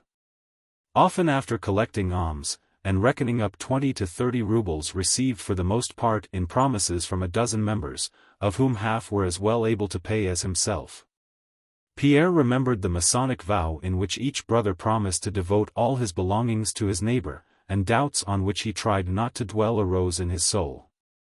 He divided the brothers he knew into 4 categories. In the first he put those who did not take an active part in the affairs of the lodges or in human affairs, but were exclusively occupied with the mystical science of the order, with questions of the threefold designation of God, the 3 primordial elements, sulfur, mercury, and salt, or the meaning of the square and all the various figures of the Temple of Solomon. Pierre respected this class of brothers to which the elder ones chiefly belonged, including, Pierre thought, Osip Alexievich himself, but he did not share their interests. His heart was not in the mystical aspect of Freemasonry. In the second category Pierre reckoned himself and others like him, seeking and vacillating, who had not yet found in Freemasonry a straight and comprehensible path, but hoped to do so. In the third category he included those brothers, the majority, who saw nothing in Freemasonry but the external forms and ceremonies, and prized the strict performance of these forms without troubling about their purport or significance. Such were Wilarski and even the Grand Master of the principal lodge. Finally, to the fourth category also a great many brothers belonged, particularly those who had lately joined. These according to Pierre's observations were men who had no belief in anything, nor desire for anything, but joined the Freemasons merely to associate with the wealthy young brothers who were influential through their connections or rank, and of whom there were very many in the lodge. Pierre began to feel dissatisfied with what he was doing. Freemasonry, at any rate as he saw it here, sometimes seemed to him based merely on externals. He did not think of doubting Freemasonry itself, but suspected that Russian Masonry had taken a wrong path and deviated from its original principles. And so toward the end of the year he went abroad to be initiated into the higher secrets of the order. In the summer of 1809 Pierre returned to Petersburg. Our Freemasons knew from correspondence with those abroad that Bezukhov had obtained the confidence of many highly placed persons, had been initiated into many mysteries, had been raised to a higher grade, and was bringing back with him much that might conduce to the advantage of the Masonic cause in Russia. The Petersburg Freemasons all came to see him, tried to ingratiate themselves with him, and it seemed to them all that he was preparing something for them and concealing it. A solemn meeting of the Lodge of the Second Degree was convened, at which Pierre promised to communicate to the Petersburg brothers what he had to deliver to them from the highest leaders of their order. The meeting was a full one. After the usual ceremonies Pierre rose and began his address. "Dear brothers," he began, blushing and stammering, with a written speech in his hand, "it is not sufficient to observe our mysteries in the seclusion of our lodge, we must act. We are drowsing, but we must act." Pierre raised his notebook and began to read. "For the dissemination of pure truth and to secure the triumph of virtue," he read, "we must cleanse men from prejudice, diffuse principles in harmony with the spirit of the times, undertake the education of the young, unite ourselves in indissoluble bonds with the wisest men, boldly yet prudently overcome superstitions, infidelity, and folly, and form of those devoted to us a body linked together by unity of purpose and possessed of authority and power. To attain this end we must secure a preponderance of virtue over vice and must endeavor to secure that the honest man may, even in this world, receive a lasting reward for his virtue. But in these great endeavors we are gravely hampered by the political institutions of today. What is to be done in these circumstances? To favor revolutions, overthrow everything, repel force by force? No. We are very far from that. Every violent reform deserves censure, for it quite fails to remedy evil while men remain what they are, and also because wisdom needs no violence. The whole plan of our order should be based on the idea of preparing men of firmness and virtue bound together by unity of conviction, aiming at the punishment of vice and folly, and patronizing talent and virtue, raising worthy men from the dust and attaching them to our brotherhood. Only then will our order have the power unobtrusively to bind the hands of the protectors of disorder and to control them without their being aware of it.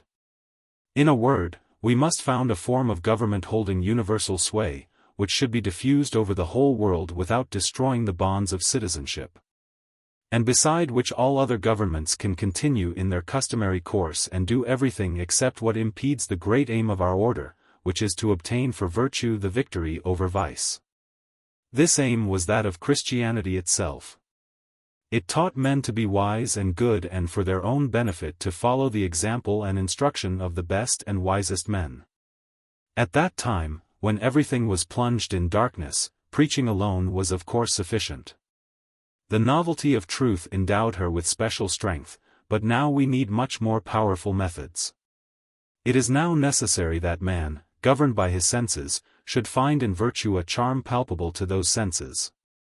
It is impossible to eradicate the passions, but we must strive to direct them to a noble aim, and it is therefore necessary that everyone should be able to satisfy his passions within the limits of virtue. Our order should provide means to that end. As soon as we have a certain number of worthy men in every state, each of them again training two others and all being closely united, everything will be possible for our order, which has already in secret accomplished much for the welfare of mankind. This speech not only made a strong impression, but created excitement in the lodge. The majority of the brothers, seeing in it dangerous designs of Illuminism, XXII met it with a coldness that surprised Pierre. The Grand Master began answering him, and Pierre began developing his views with more and more warmth. It was long since there had been so stormy a meeting. Parties were formed, some accusing Pierre of Illuminism, others supporting him. At that meeting he was struck for the first time by the endless variety of men's minds, which prevents a truth from ever presenting itself identically to two persons. Even those members who seemed to be on his side understood him in their own way with limitations and alterations he could not agree to. As what he always wanted most was to convey his thought to others just as he himself understood it. At the end of the meeting the Grand Master with irony and ill will reproved Bezukhov for his vehemence and said it was not love of virtue alone, but also a love of strife that had moved him in the dispute. Pierre did not answer him and asked briefly whether his proposal would be accepted. He was told that it would not, and without waiting for the usual formalities he left the lodge and went home. Chapter 8. Again Pierre was overtaken by the depression he so dreaded. For 3 days after the delivery of his speech at the lodge he lay on a sofa at home receiving no one and going nowhere. It was just then that he received a letter from his wife, who implored him to see her, telling him how grieved she was about him and how she wished to devote her whole life to him. At the end of the letter she informed him that in a few days she would return to Petersburg from abroad. Following this letter one of the Masonic brothers whom Pierre respected less than the others forced his way in to see him and, turning the conversation upon Pierre's matrimonial affairs, by way of fraternal advice expressed the opinion that his severity to his wife was wrong and that he was neglecting one of the first rules of Freemasonry by not forgiving the penitent. At the same time his mother-in-law, Prince Vasily's wife, sent to him imploring him to come if only for a few minutes to discuss a most important matter. Pierre saw that there was a conspiracy against him and that they wanted to reunite him with his wife, and in the mood he then was, this was not even unpleasant to him. Nothing mattered to him. Nothing in life seemed to him of much importance, and under the influence of the depression that possessed him he valued neither his liberty nor his resolution to punish his wife. No one is right and no one is to blame, so she too is not to blame, he thought. If he did not at once give his consent to a reunion with his wife, it was only because in his state of depression he did not feel able to take any step. Had his wife come to him, he would not have turned her away. Compared to what preoccupied him, was it not a matter of indifference whether he lived with his wife or not? Without replying either to his wife or his mother-in-law, Pierre late one night prepared for a journey and started for Moscow to see Osip Alexievich. This is what he noted in his diary. Moscow, November 17th. I have just returned from my benefactor, and hasten to write down what I have experienced. Osip Alexievich is living poorly and has for 3 years been suffering from a painful disease of the bladder. No one has ever heard him utter a groan or a word of complaint. From morning till late at night, except when he eats his very plain food, he is working at science. He received me graciously and made me sit down on the bed on which he lay. I made the sign of the Knights of the East and of Jerusalem, and he responded in the same manner, asking me with a mild smile what I had learned and gained in the Prussian and Scottish lodges. I told him everything as best I could, and told him what I had proposed to our Petersburg lodge, of the bad reception I had encountered, and of my rupture with the brothers. Osip Alexievich, having remained silent and thoughtful for a good while, told me his view of the matter, which at once lit up for me my whole past and the future path I should follow. He surprised me by asking whether I remembered the threefold aim of the order: 1. The preservation and study of the mystery. 2. The purification and reformation of oneself for its reception, and 3. The improvement of the human race by striving for such purification. Which is the principal aim of these three? Certainly self-reformation and self-purification. Only to this aim can we always strive independently of circumstances. But at the same time just this aim demands the greatest efforts of us. And so, led astray by pride, losing sight of this aim, we occupy ourselves either with the mystery which in our impurity we are unworthy to receive, or seek the reformation of the human race while ourselves setting an example of baseness and profligacy. Illuminism is not a pure doctrine, just because it is attracted by social activity and puffed up by pride. On this ground Osip Alexievich condemned my speech and my whole activity, and in the depth of my soul I agreed with him. Talking of my family affairs he said to me, "The chief duty of a true Mason, as I have told you, lies in perfecting himself. We often think that by removing all the difficulties of our life we shall more quickly reach our aim, but on the contrary, my dear sir. It is only in the midst of worldly cares that we can attain our three chief aims: 1. Self-knowledge, for man can only know himself by comparison; 2. Self-perfecting, which can only be attained by conflict; and 3. The attainment of the chief virtue, love of death. Only the vicissitudes of life can show us its vanity and develop our innate love of death or of rebirth to a new life." These words are all the more remarkable because, in spite of his great physical sufferings, Osip Alexievich is never weary of life though he loves death. For which, in spite of the purity and loftiness of his inner man, he does not yet feel himself sufficiently prepared. My benefactor then explained to me fully the meaning of the great square of creation and pointed out to me that the numbers 3 and 7 are the basis of everything. He advised me not to avoid intercourse with the Petersburg brothers, but to take up only second-grade posts in the lodge, to try, while diverting the brothers from pride, to turn them toward the true path, self-knowledge and self-perfecting. Besides this he advised me for myself personally above all to keep a watch over myself, and to that end he gave me a notebook. The one I am now writing in and in which I will in future note down all my actions. Petersburg, November 23. I am again living with my wife. My mother-in-law came to me in tears and said that Elin was here and that she implored me to hear her. That she was innocent and unhappy at my desertion, and much more. I knew that if I once let myself see her I should not have strength to go on refusing what she wanted. In my perplexity I did not know whose aid and advice to seek. Had my benefactor been here he would have told me what to do. I went to my room and reread Osip Alexievich's letters and recalled my conversations with him, and deduced from it all that I ought not to refuse a supplicant, and ought to reach a helping hand to everyone, especially to one so closely bound to me, and that I must bear my cross. But if I forgive her for the sake of doing right, then let union with her have only a spiritual aim. That is what I decided, and what I wrote to Osip Alexievich. I told my wife that I begged her to forget the past, to forgive me whatever wrong I may have done her, and that I had nothing to forgive. It gave me joy to tell her this. She need not know how hard it was for me to see her again. I have settled on the upper floor of this big house and am experiencing a happy feeling of regeneration. Chapter 9.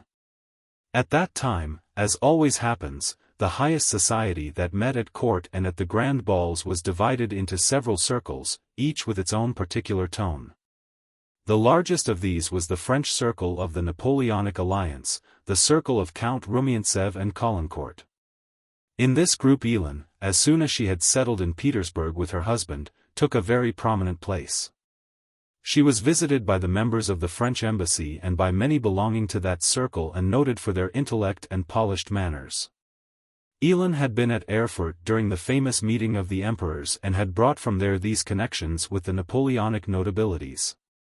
At Erfurt her success had been brilliant. Napoleon himself had noticed her in the theatre and said of her, "C'est un superbe animal." 62 Her success as a beautiful and elegant woman did not surprise Pierre, for she had become even handsomer than before. What did surprise him was that during these last 2 years his wife had succeeded in gaining the reputation d'une femme charmante, aussi spirituelle que belle. 63 The distinguished Prince de Ligne wrote her 8-page letters. Bilibin saved up his epigrams to produce them in Countess Bezukhova's presence. To be received in the Countess Bezukhova's salon was regarded as a diploma of intellect. Young men read books before attending Elin's evenings, to have something to say in her salon, and secretaries of the embassy, and even ambassadors, confided diplomatic secrets to her. So that in a way Elin was a power. Pierre, who knew she was very stupid, sometimes attended, with a strange feeling of perplexity and fear, her evenings and dinner parties, where politics, poetry, and philosophy were discussed. At these parties his feelings were like those of a conjurer who always expects his trick to be found out at any moment.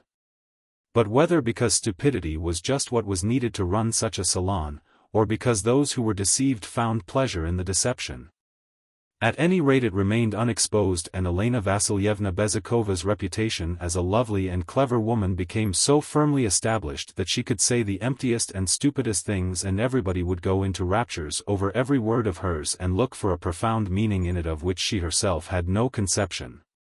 Pierre was just the husband needed for a brilliant society woman. He was that absent-minded crank, a grand seigneur husband who was in no one's way, and far from spoiling the high tone and general impression of the drawing-room he served. By the contrast he presented to her, as an advantageous background to his elegant and tactful wife.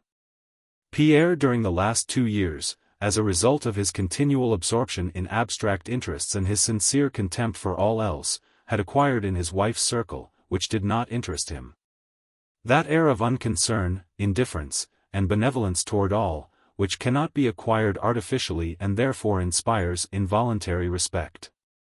He entered his wife's drawing-room as one enters a theatre, was acquainted with everybody, equally pleased to see everyone, and equally indifferent to them all. Sometimes he joined in a conversation which interested him and, regardless of whether any gentlemen of the embassy were present or not, lispingly expressed his views, which were sometimes not at all in accord with the accepted tone of the moment. But the general opinion concerning the queer husband of the most distinguished woman in Petersburg was so well established that no one took his freak seriously. Among the many young men who frequented her house every day, Boris Drobetskoy, who had already achieved great success in the service, was the most intimate friend of the Bezukhov household since Elin's return from Erfurt. Elin spoke of him as mon page and treated him like a child. Her smile for him was the same as for everybody, but sometimes that smile made Pierre uncomfortable. Toward him Boris behaved with a particularly dignified and sad deference. This shade of deference also disturbed Pierre. He had suffered so painfully 3 years before from the mortification to which his wife had subjected him that he now protected himself from the danger of its repetition. First by not being a husband to his wife, and secondly by not allowing himself to suspect. No, now that she has become a bluestocking she has finally renounced her former infatuations, he told himself. There has never been an instance of a bluestocking being carried away by affairs of the heart, a statement which, though gathered from an unknown source, he believed implicitly. Yet strange to say Boris' presence in his wife's drawing-room, and he was almost always there, had a physical effect upon Pierre. It constricted his limbs and destroyed the unconsciousness and freedom of his movements. What a strange antipathy, thought Pierre, yet I used to like him very much. In the eyes of the world Pierre was a great gentleman, the rather blind and absurd husband of a distinguished wife, a clever crank who did nothing but harmed nobody and was a first-rate, good-natured fellow. But a complex and difficult process of internal development was taking place all this time in Pierre's soul, revealing much to him and causing him many spiritual doubts and joys. Chapter 10. Pierre went on with his diary, and this is what he wrote in it during that time. November 24th. Got up at 8, read the scriptures, then went to my duties. By Osip Alexievich's advice Pierre had entered the service of the state and served on one of the committees. Returned home for dinner and dined alone. The countess had many visitors I do not like. I ate and drank moderately and after dinner copied out some passages for the brothers.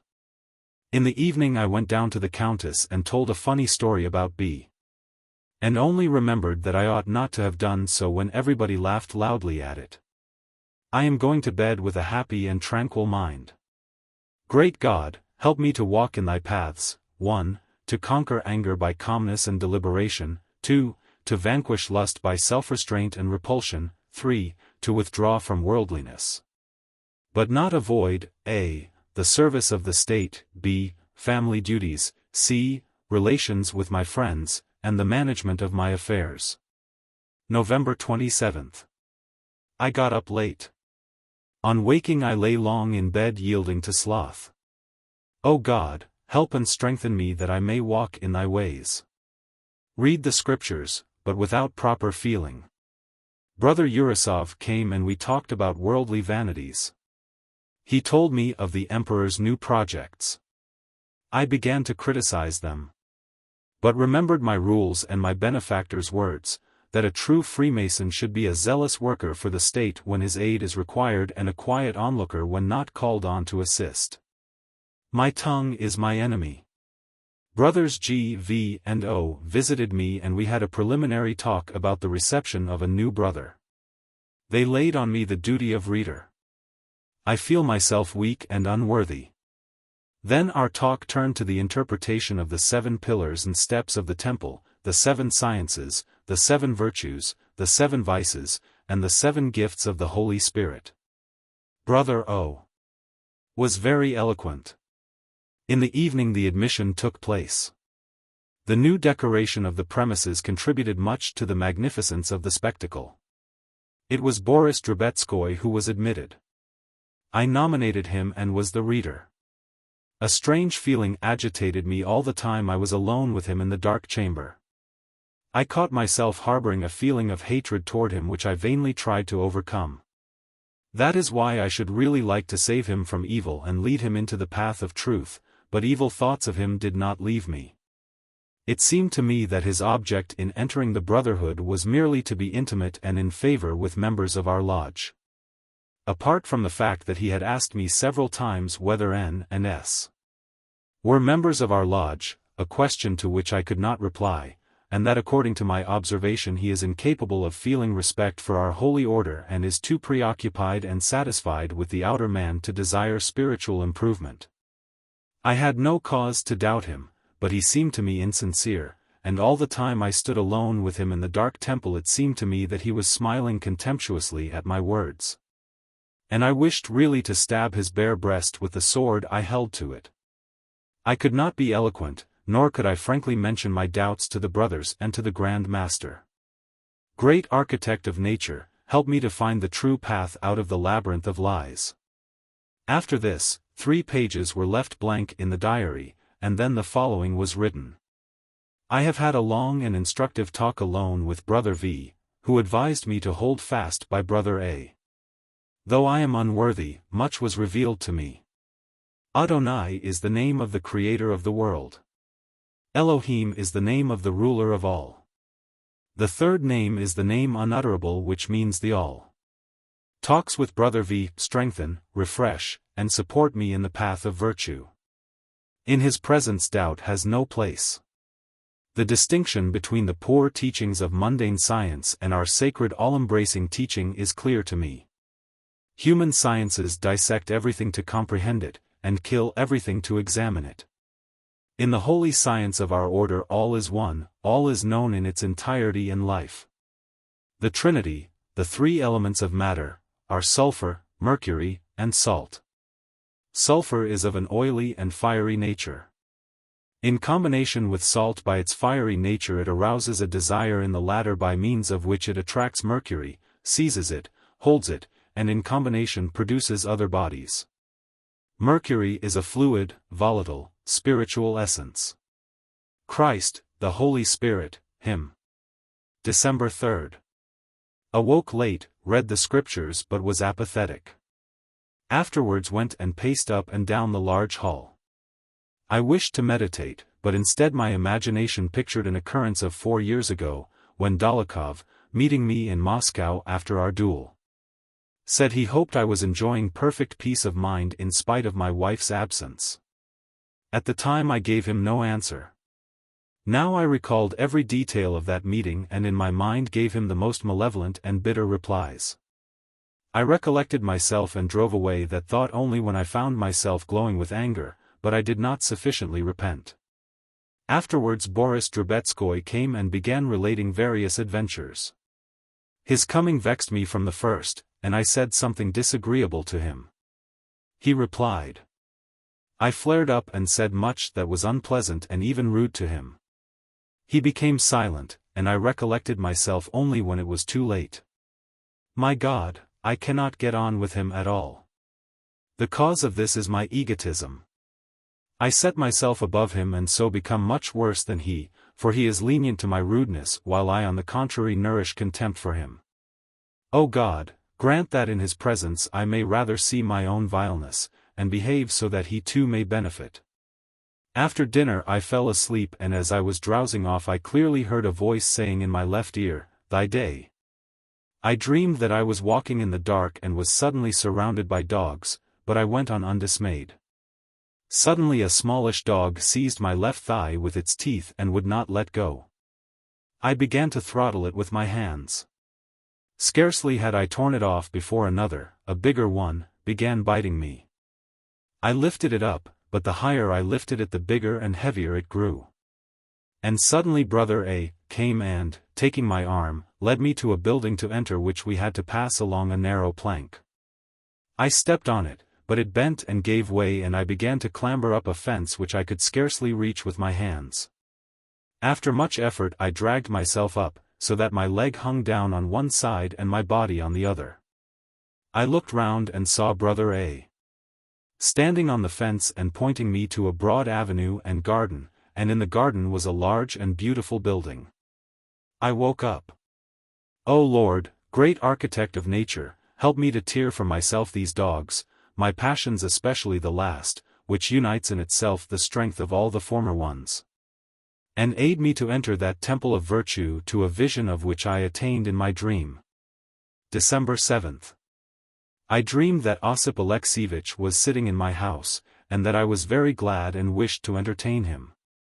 It seemed as if I chattered incessantly with other people and suddenly remembered that this could not please him, and I wished to come close to him and embrace him. But as soon as I drew near I saw that his face had changed and grown young, and he was quietly telling me something about the teaching of our order, but so softly that I could not hear it. Then it seemed that we all left the room and something strange happened. We were sitting or lying on the floor. He was telling me something, and I wished to show him my sensibility. And not listening to what he was saying I began picturing to myself the condition of my inner man and the grace of God sanctifying me. And tears came into my eyes, and I was glad he noticed this. But he looked at me with vexation and jumped up, breaking off his remarks. I felt abashed and asked whether what he had been saying did not concern me, but he did not reply, gave me a kind look, and then we suddenly found ourselves in my bedroom where there is a double bed. He lay down on the edge of it and I burned with longing to caress him and lie down too. And he said, "Tell me frankly, what is your chief temptation? Do you know it? I think you know it already." Abashed by this question, I replied that sloth was my chief temptation. He shook his head incredulously. And even more abashed, I said that though I was living with my wife as he advised, I was not living with her as her husband. To this he replied that one should not deprive a wife of one's embraces and gave me to understand that that was my duty. But I replied that I should be ashamed to do it, and suddenly everything vanished. And I awoke and found in my mind the text from the Gospel, "The life was the light of men. And the light shineth in darkness, and the darkness comprehended it not." Osip Alexeyevitch's face had looked young and bright. That day I received a letter from my benefactor in which he wrote about conjugal duties. December 9th. I had a dream from which I awoke with a throbbing heart. I saw that I was in Moscow in my house, in the big sitting room, and Osip Alexeyevitch came in from the drawing room. I seemed to know at once that the process of regeneration had already taken place in him, and I rushed to meet him. I embraced him and kissed his hands, and he said, "Hast thou noticed that my face is different?" I looked at him, still holding him in my arms, and saw that his face was young, but that he had no hair on his head and his features were quite changed. And I said, "I should have known you had I met you by chance," and I thought to myself, "Am I telling the truth?" And suddenly I saw him lying like a dead body. Then he gradually recovered and went with me into my study carrying a large book of sheets of drawing paper. I said, "I drew that," and he answered by bowing his head. I opened the book, and on all the pages there were excellent drawings. And in my dream I knew that these drawings represented the love adventures of the soul with its beloved. And on its pages I saw a beautiful representation of a maiden in transparent garments and with a transparent body, flying up to the clouds. And I seemed to know that this maiden was nothing else than a representation of the Song of Songs. And looking at those drawings I dreamed I felt that I was doing wrong, but could not tear myself away from them. Lord, help me. My God, if thy forsaking me is thy doing, thy will be done. But if I am myself the cause, teach me what I should do. I shall perish of my debauchery if thou utterly desertest me. Chapter 11. The Rostovs' monetary affairs had not improved during the 2 years they had spent in the country. Though Nikolai Rostov had kept firmly to his resolution and was still serving modestly in an obscure regiment, spending comparatively little. The way of life at Otradno, Mitenka's management of affairs, in particular, was such that the debts inevitably increased every year. The only resource obviously presenting itself to the old count was to apply for an official post, so he had come to Petersburg to look for one and also, as he said, to let the lassies enjoy themselves for the last time. Soon after their arrival in Petersburg, Berg proposed to Vera and was accepted. Though in Moscow the Rostovs belonged to the best society without themselves giving it a thought, yet in Petersburg their circle of acquaintances was a mixed and indefinite one. In Petersburg they were provincials, and the very people they had entertained in Moscow without inquiring to what set they belonged, here looked down on them. The Rostovs lived in the same hospitable way in Petersburg as in Moscow, and the most diverse people met at their suppers. Country neighbors from Otradno, impoverished old squires and their daughters, Perenskaya a maid of honor, Pierre Bezukhov, and the son of their district postmaster who had obtained a post in Petersburg. Among the men who very soon became frequent visitors at the Rostovs' house in Petersburg were Boris, Pierre whom the count had met in the street and dragged home with him, and Berg who spent whole days at the Rostovs and paid the eldest daughter, Countess Vera, the attentions a young man pays when he intends to propose. Not in vain had Berg shown everybody his right hand wounded at Austerlitz and held a perfectly unnecessary sword in his left. He narrated that episode so persistently and with so important an air that everyone believed in the merit and usefulness of his deed, and he had obtained 2 decorations for Austerlitz. In the Finnish War he also managed to distinguish himself. He had picked up the scrap of a grenade that had killed an aide-de-camp standing near the commander-in-chief and had taken it to his commander. Just as he had done after Austerlitz, he related this occurrence at such length and so insistently that everyone again believed it had been necessary to do this. And he received 2 decorations for the Finnish War also. In 1809 he was a captain in the Guards, war medals, and held some special lucrative posts in Petersburg. Though some skeptics smiled when told of Berg's merits, it could not be denied that he was a painstaking and brave officer, on excellent terms with his superiors. And a moral young man with a brilliant career before him and an assured position in society. For years before, meeting a German comrade in the stalls of a Moscow theater, Berg had pointed out Vera Rostova to him and had said in German, "Das soll mein Weib werden."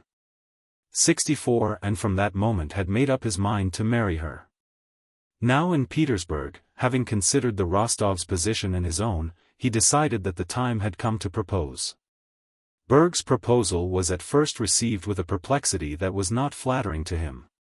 At first it seemed strange that the son of an obscure Livonian gentleman should propose marriage to a Countess Rostova.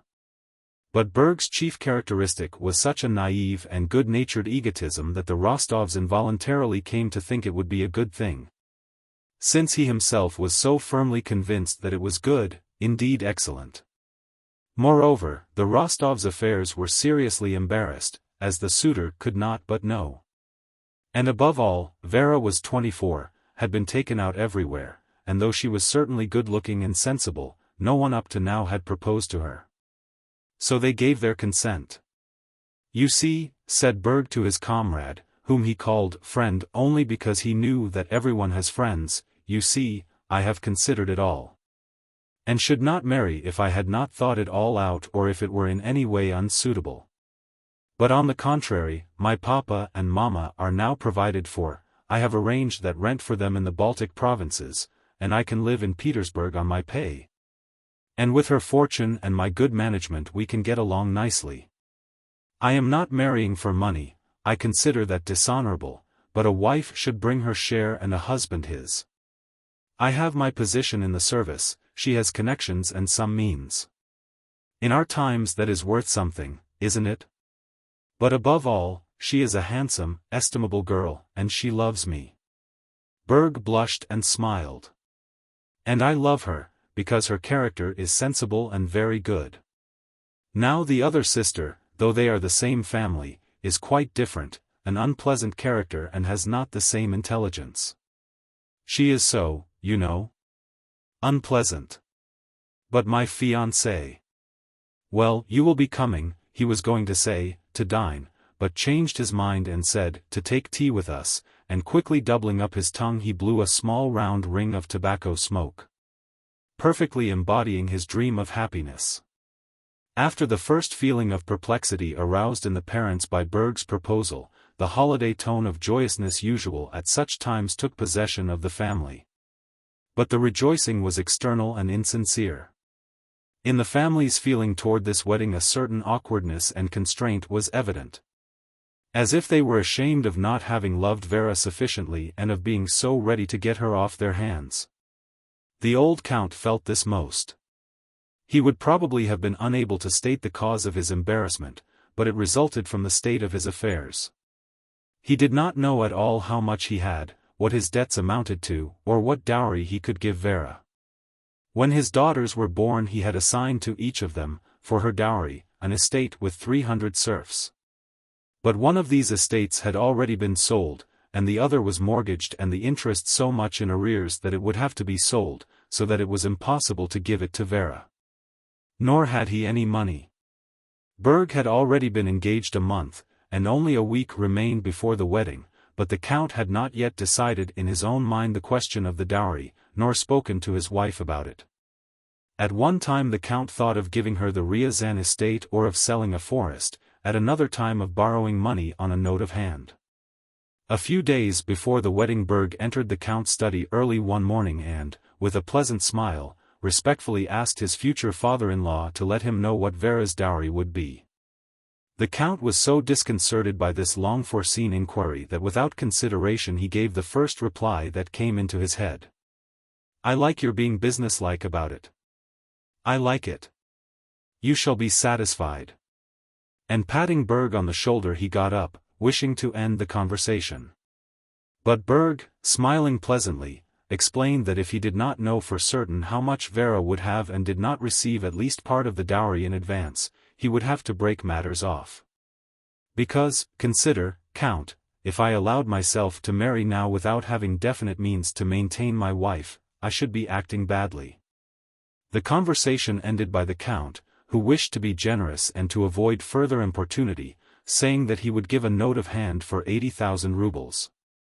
Berg smiled meekly, kissed the Count on the shoulder, and said that he was very grateful, but that it was impossible for him to arrange his new life without receiving 30,000 in ready money.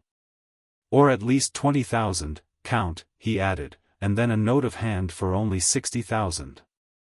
Yes, all right," said the Count hurriedly. "Only excuse me, my dear fellow, I'll give you 20,000 and a note of hand for 80,000 as well." Yes. Kiss me." Chapter 12. Natasha was 16 and it was the year 1809, the very year to which she had counted on her fingers with Boris after they had kissed 4 years ago. Since then she had not seen him. Before Sonia and her mother, if Boris happened to be mentioned, she spoke quite freely of that episode as of some childish, long-forgotten matter that was not worth mentioning. But in the secret depths of her soul the question whether her engagement to Boris was a jest or an important, binding promise tormented her. Since Boris left Moscow in 1805 to join the army he had not seen the Rostovs. He had been in Moscow several times, and had passed near Otradno, but had never been to see them. Sometimes it occurred to Natasha that he did not wish to see her, and this conjecture was confirmed by the sad tone in which her elders spoke of him. "Nowadays old friends are not remembered," the Countess would say when Boris was mentioned. Anna Mikhailovna also had of late visited them less frequently, seemed to hold herself with particular dignity, and always spoke rapturously and gratefully of the merits of her son and the brilliant career on which he had entered. When the Rostovs came to Petersburg Boris called on them. He drove to their house in some agitation. The memory of Natasha was his most poetic recollection. But he went with the firm intention of letting her and her parents feel that the childish relations between himself and Natasha could not be binding either on her or on him. He had a brilliant position in society thanks to his intimacy with Countess Bezukhova. A brilliant position in the service thanks to the patronage of an important personage whose complete confidence he enjoyed. And he was beginning to make plans for marrying one of the richest heiresses in Petersburg, plans which might very easily be realized. When he entered the Rostovs' drawing room Natasha was in her own room. When she heard of his arrival she almost ran into the drawing room, flushed and beaming with a more than cordial smile. Boris remembered Natasha in a short dress, with dark eyes shining from under her curls and boisterous, childish laughter, as he had known her 4 years before. And so he was taken aback when quite a different Natasha entered, and his face expressed rapturous astonishment. This expression on his face pleased Natasha. "Well, do you recognize your little madcap playmate?" asked the Countess. Boris kissed Natasha's hand and said that he was astonished at the change in her. "How handsome you have grown." "I should think so," replied Natasha's laughing eyes. "And is Papa older?" she asked. Natasha sat down and, without joining in Boris' conversation with the Countess, silently and minutely studied her childhood suitor. He felt the weight of that resolute and affectionate scrutiny and glanced at her occasionally. Boris' uniform, spurs, tie, and the way his hair was brushed were all comme il faut and in the latest fashion. This Natasha noticed at once. He sat rather sideways in the armchair next to the Countess, arranging with his right hand the cleanest of gloves that fitted his left hand like a skin. And he spoke with a particularly refined compression of his lips about the amusements of the highest Petersburg society, recalling with mild irony old times in Moscow and Moscow acquaintances. It was not accidentally, Natasha felt, that he alluded, when speaking of the highest aristocracy, to an ambassador's ball he had attended, and to invitations he had received from N and S. All this time Natasha sat silent, glancing up at him from under her brows. This gaze disturbed and confused Boris more and more. He looked round more frequently toward her, and broke off in what he was saying. He did not stay more than 10 minutes, then rose and took his leave. The same inquisitive, challenging, and rather mocking eyes still looked at him. After his first visit Boris said to himself that Natasha attracted him just as much as ever, but that he must not yield to that feeling, because to marry her, a girl almost without fortune, would mean ruin to his career, while to renew their former relations without intending to marry her would be dishonorable.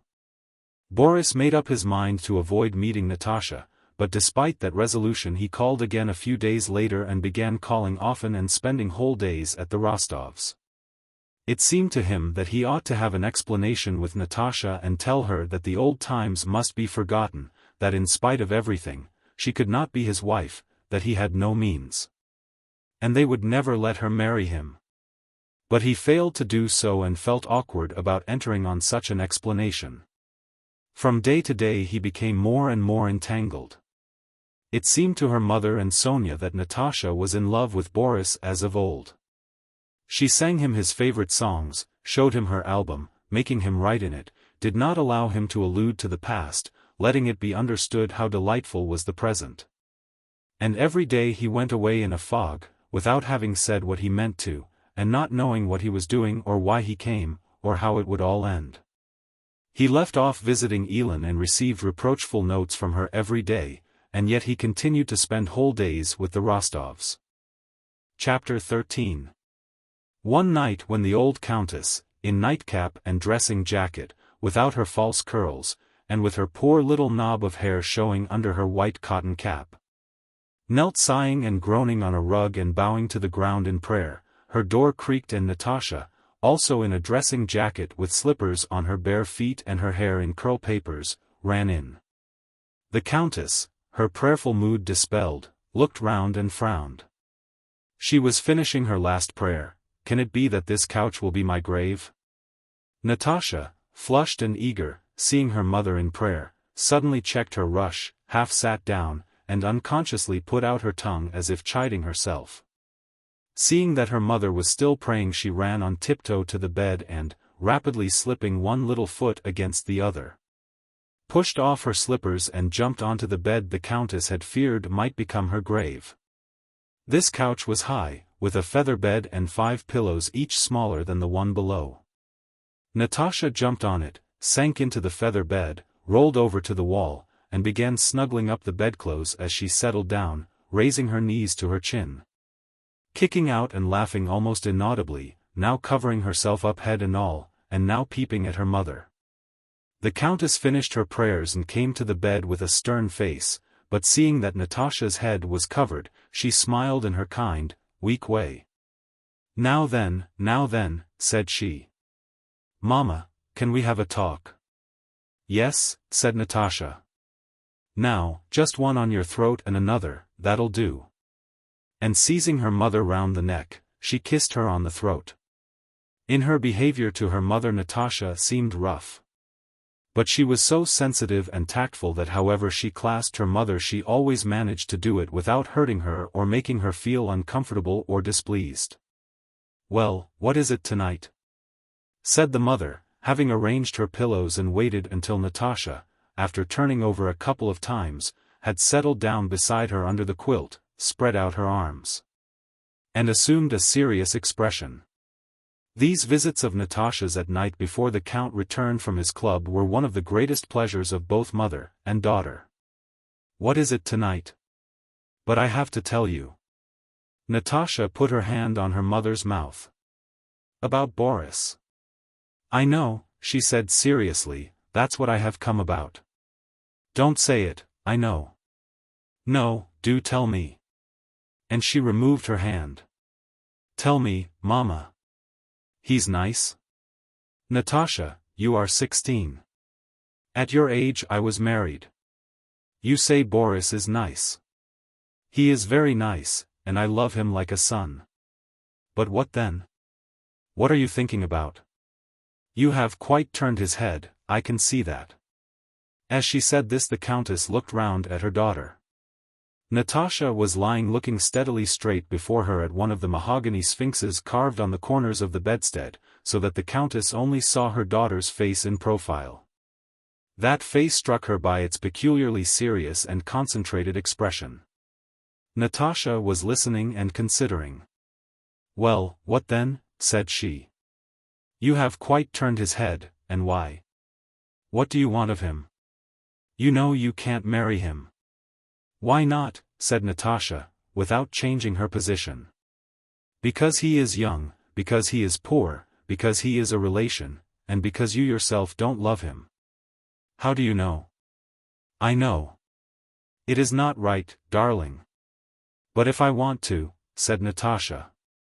"Leave off talking nonsense," said the countess. "But if I want to." "Natasha, I am in earnest." Natasha did not let her finish.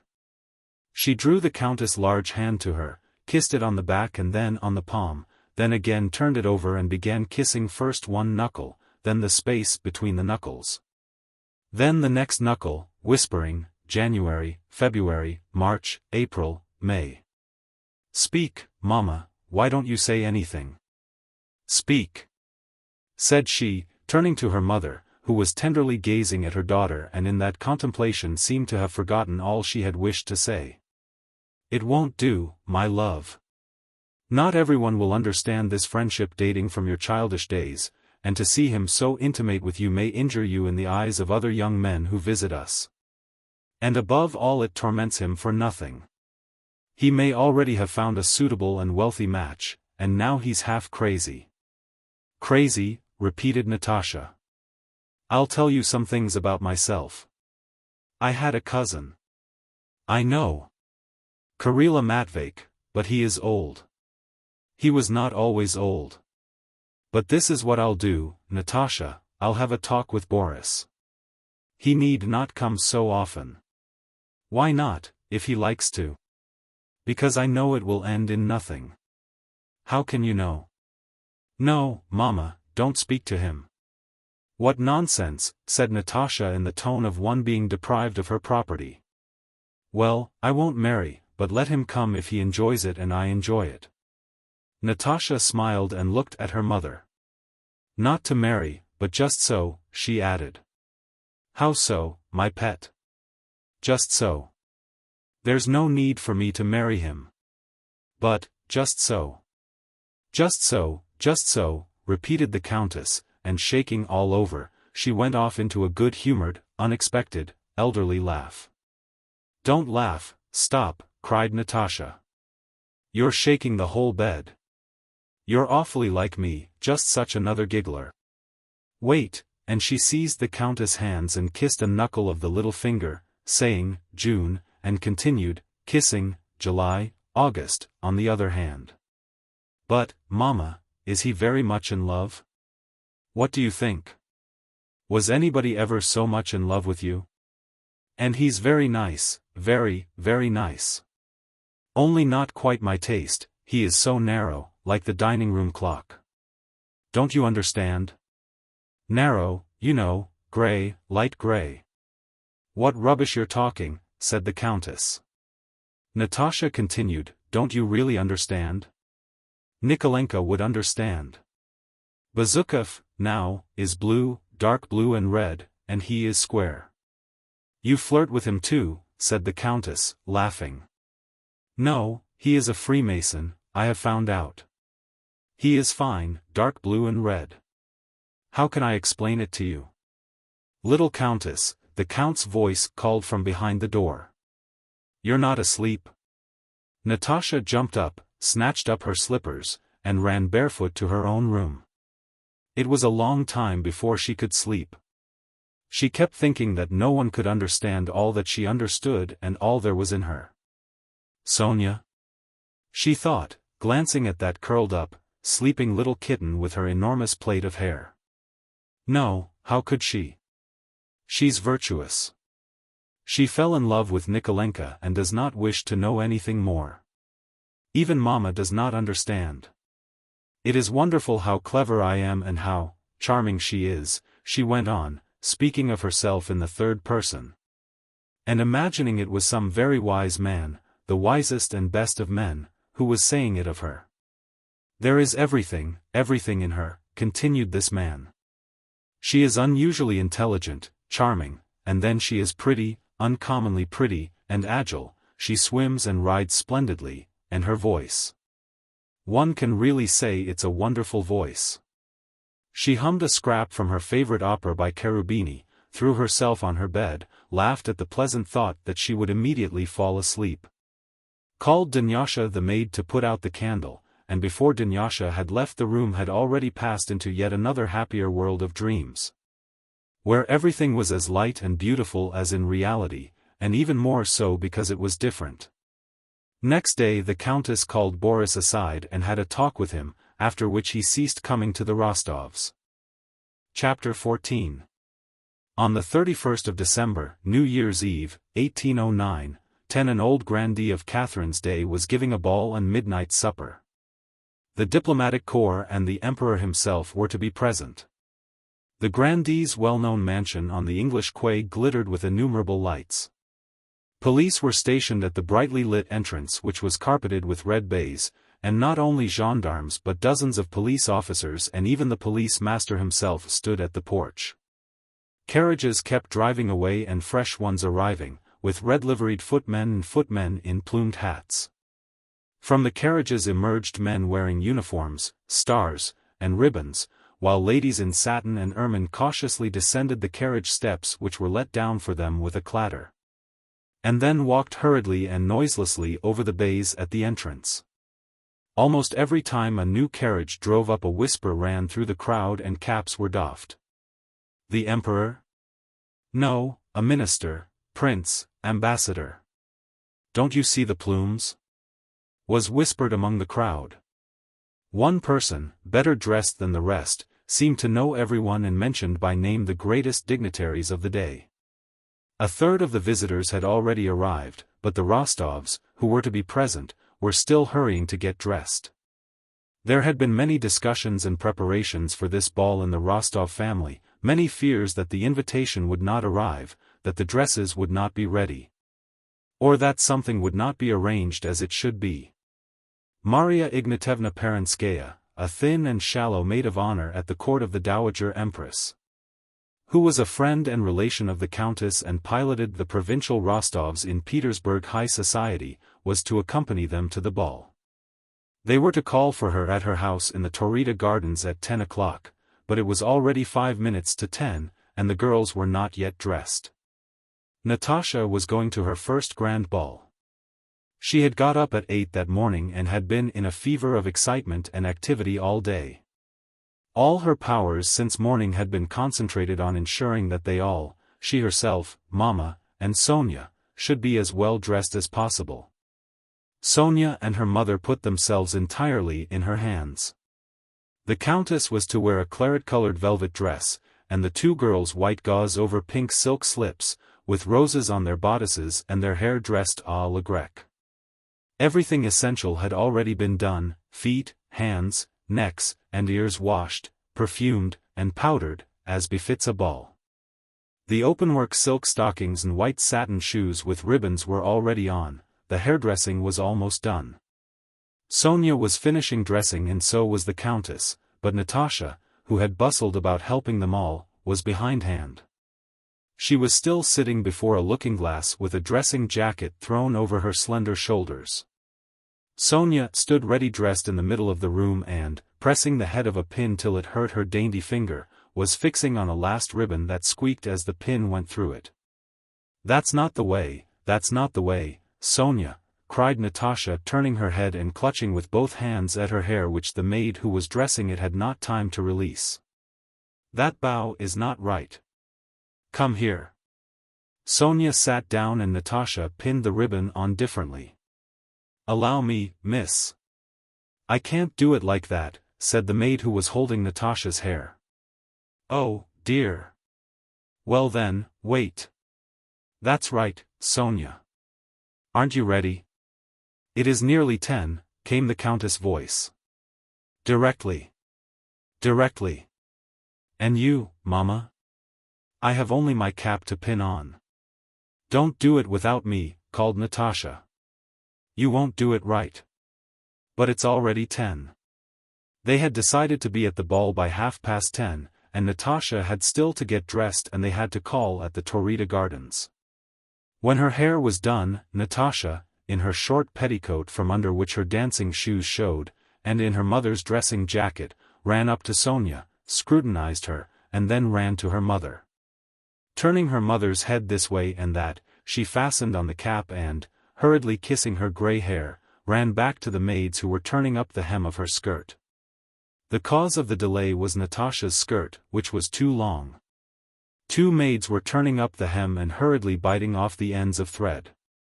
A third with pins in her mouth was running about between the Countess and Sonia, and a fourth held the whole of the gossamer garment up high on one uplifted hand.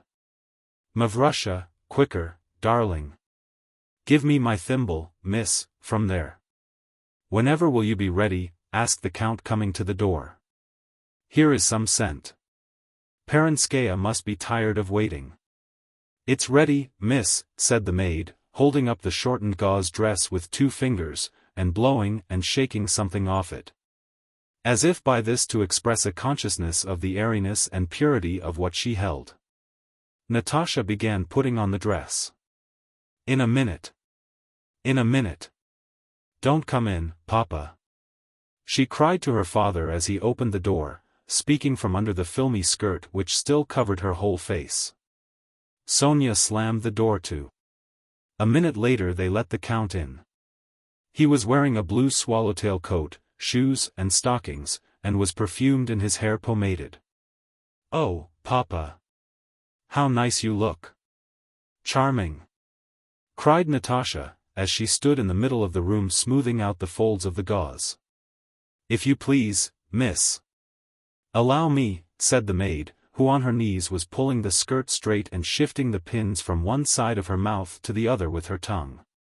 Say what you like, exclaimed Sonia, in a despairing voice as she looked at Natasha, say what you like, it's still too long.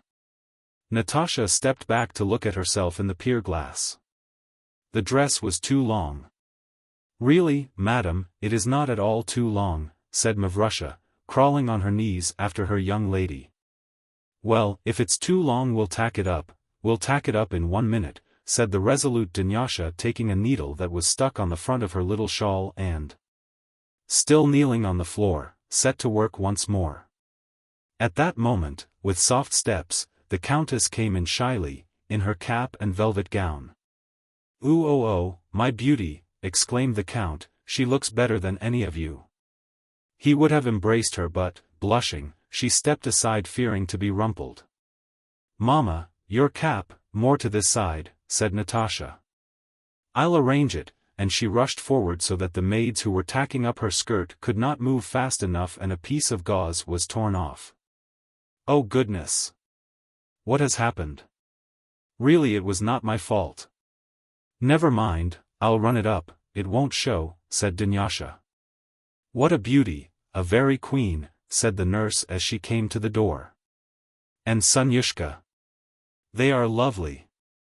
At 10:15 they at last got into their carriages and started. But they had still to call at the Taurida Gardens. Perenskaya was quite ready. In spite of her age and plainness she had gone through the same process as the Rostovs, but with less flurry, for to her it was a matter of routine. Her ugly old body was washed, perfumed, and powdered in just the same way. She had washed behind her ears just as carefully, and when she entered her drawing-room in her yellow dress, wearing her badge as maid of honor. Her old lady's maid was as full of rapturous admiration as the Rostov servants had been. She praised the Rostovs' toilets. They praised her taste and toilet, and at 11 o'clock, careful of their coiffures and dresses, they settled themselves in their carriages and drove off. Chapter 15. Natasha had not had a moment free since early morning and had not once had time to think of what lay before her.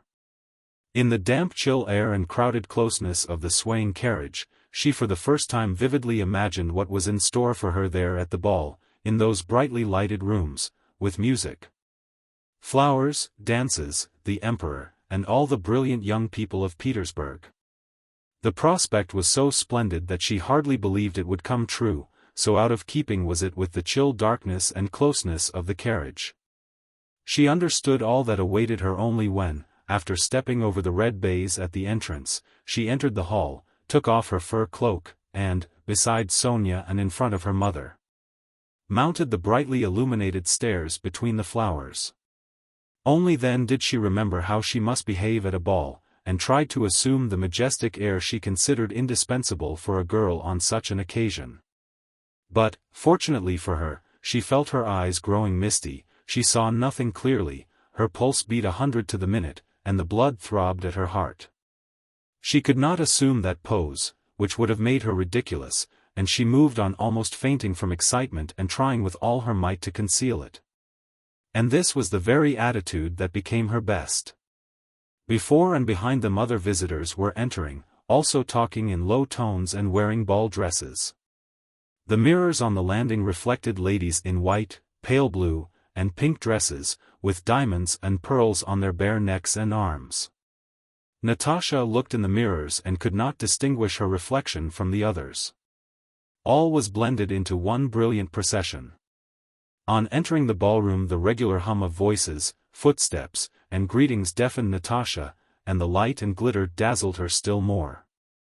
The host and hostess, who had already been standing at the door for half an hour repeating the same words to the various arrivals, charmed de vous voir. 65 greeted the Rostovs and Perenskaya in the same manner. The two girls in their white dresses, each with a rose in her black hair, both curtsied in the same way, but the hostess' eye involuntarily rested longer on the slim Natasha. She looked at her and gave her alone a special smile in addition to her usual smile as hostess. Looking at her she may have recalled the golden, irrecoverable days of her own girlhood and her own first ball. The host also followed Natasha with his eyes and asked the count which was his daughter. "Charming," said he, kissing the tips of his fingers. In the ballroom guests stood crowding at the entrance doors awaiting the emperor. The countess took up a position in one of the front rows of that crowd. Natasha heard and felt that several people were asking about her and looking at her. She realized that those noticing her liked her, and this observation helped to calm her. There are some like ourselves and some worse, she thought. Perenskaya was pointing out to the countess the most important people at the ball. "That is the Dutch ambassador, do you see? That gray-haired man," she said, indicating an old man with a profusion of silver-gray curly hair, who was surrounded by ladies laughing at something he said. "Ah, here she is, the Queen of Petersburg, Countess Bezukhova," said Perenskaya, indicating Elin who had just entered. "How lovely! She is quite equal to Maria Antonovna. See how the men, young and old, pay court to her. Beautiful and clever, they say Prince, is quite mad about her. But see, those two, though not good-looking, are even more run after." She pointed to a lady who was crossing the room followed by a very plain daughter. "She is a splendid match, a millionairess," said Perenskaya. "And look, here come her suitors. That is Bezukhova's brother, Anatole Kuragin," she said, indicating a handsome officer of the horse guards who passed by them with head erect, looking at something over the heads of the ladies. "He's handsome, isn't he? I hear they will marry him to that rich girl.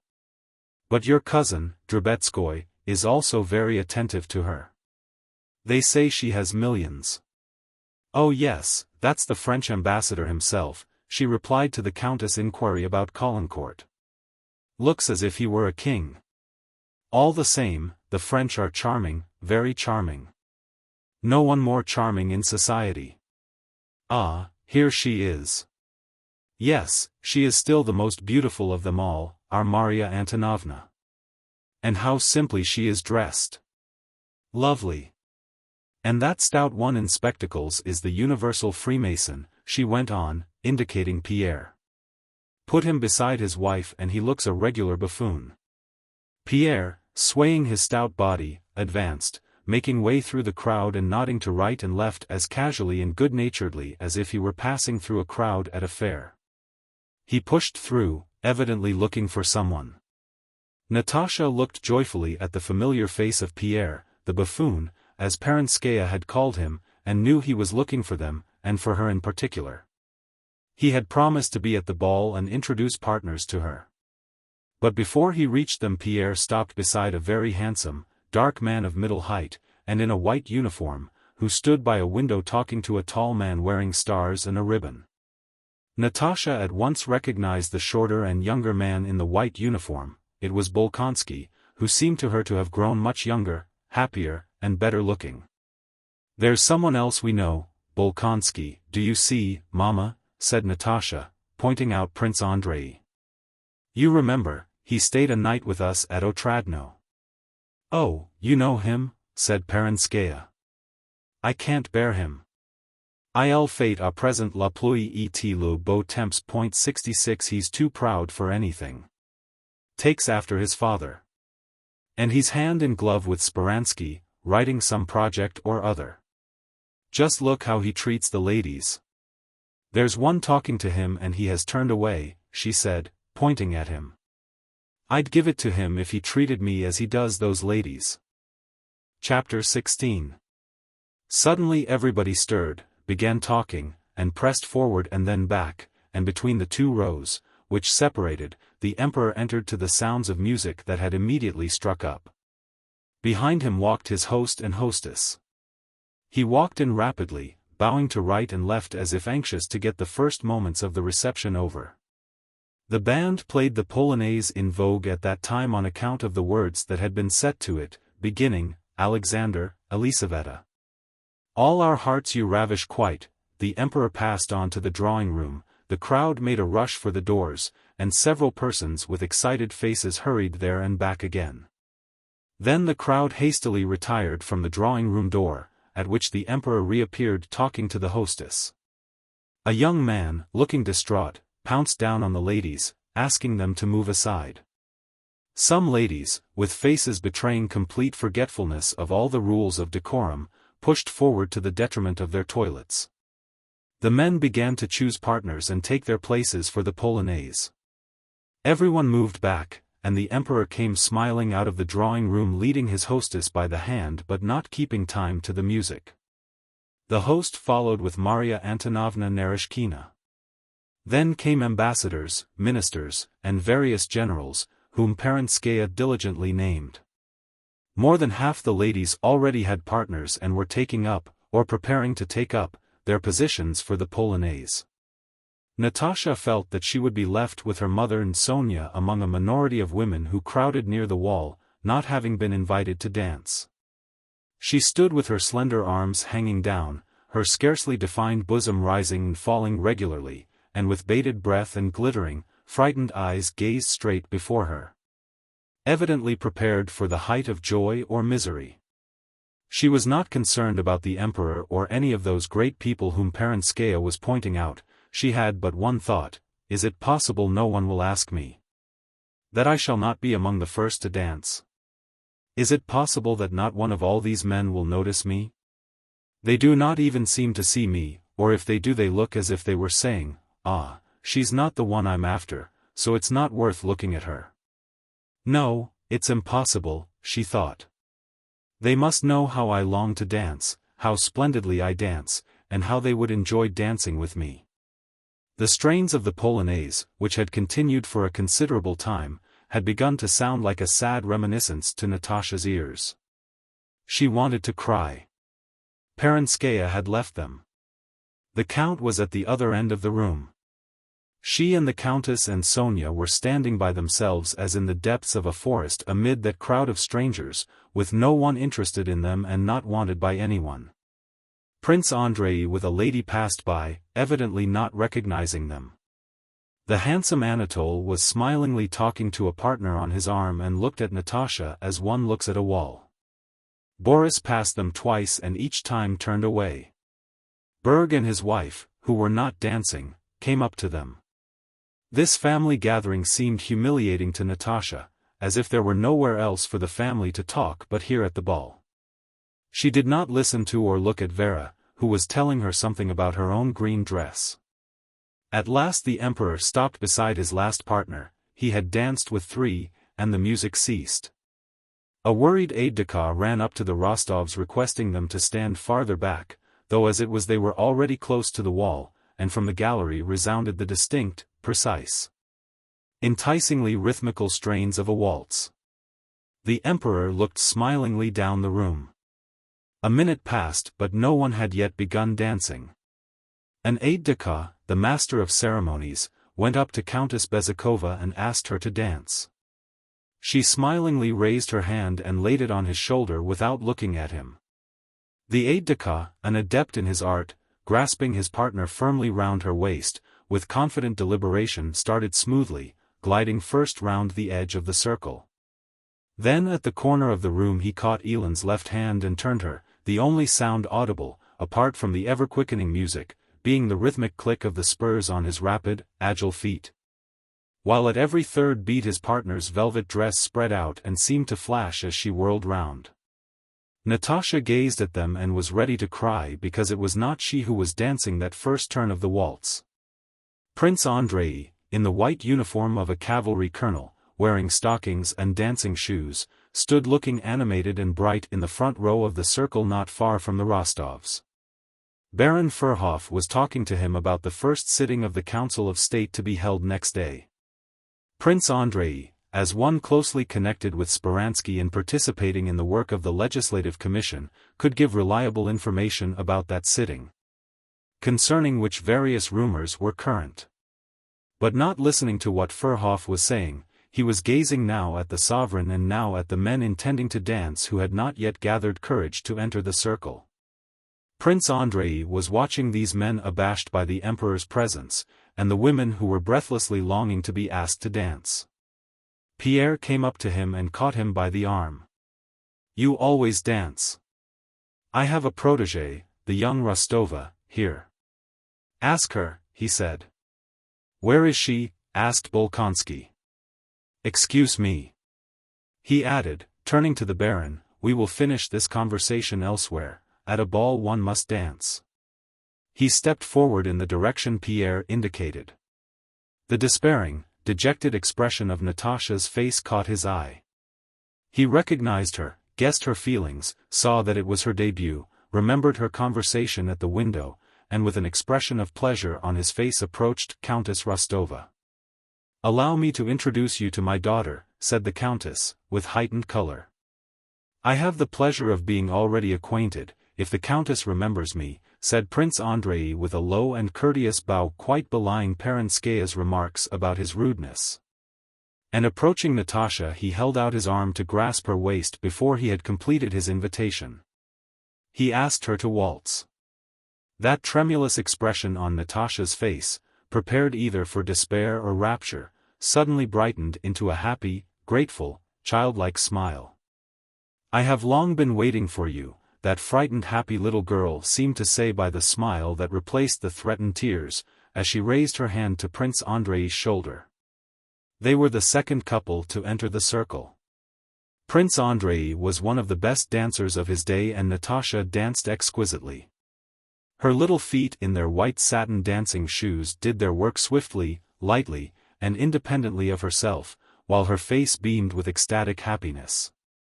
Her slender bare arms and neck were not beautiful, compared to Ellen's her shoulders looked thin and her bosom undeveloped.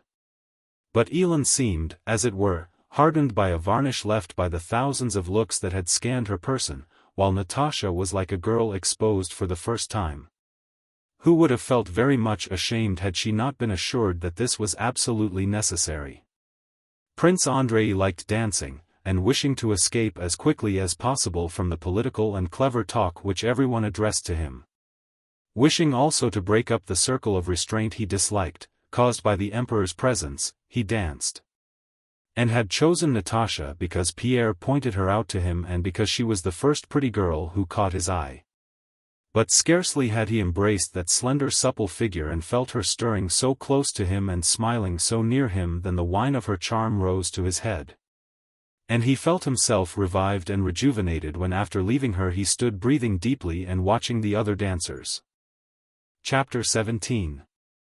After Prince Andrei, Boris came up to ask Natasha for a dance, and then the aide-de-camp who had opened the ball, and several other young men, so that, flushed and happy, and passing on her superfluous partners to Sonia, she did not cease dancing all the evening. She noticed and saw nothing of what occupied everyone else.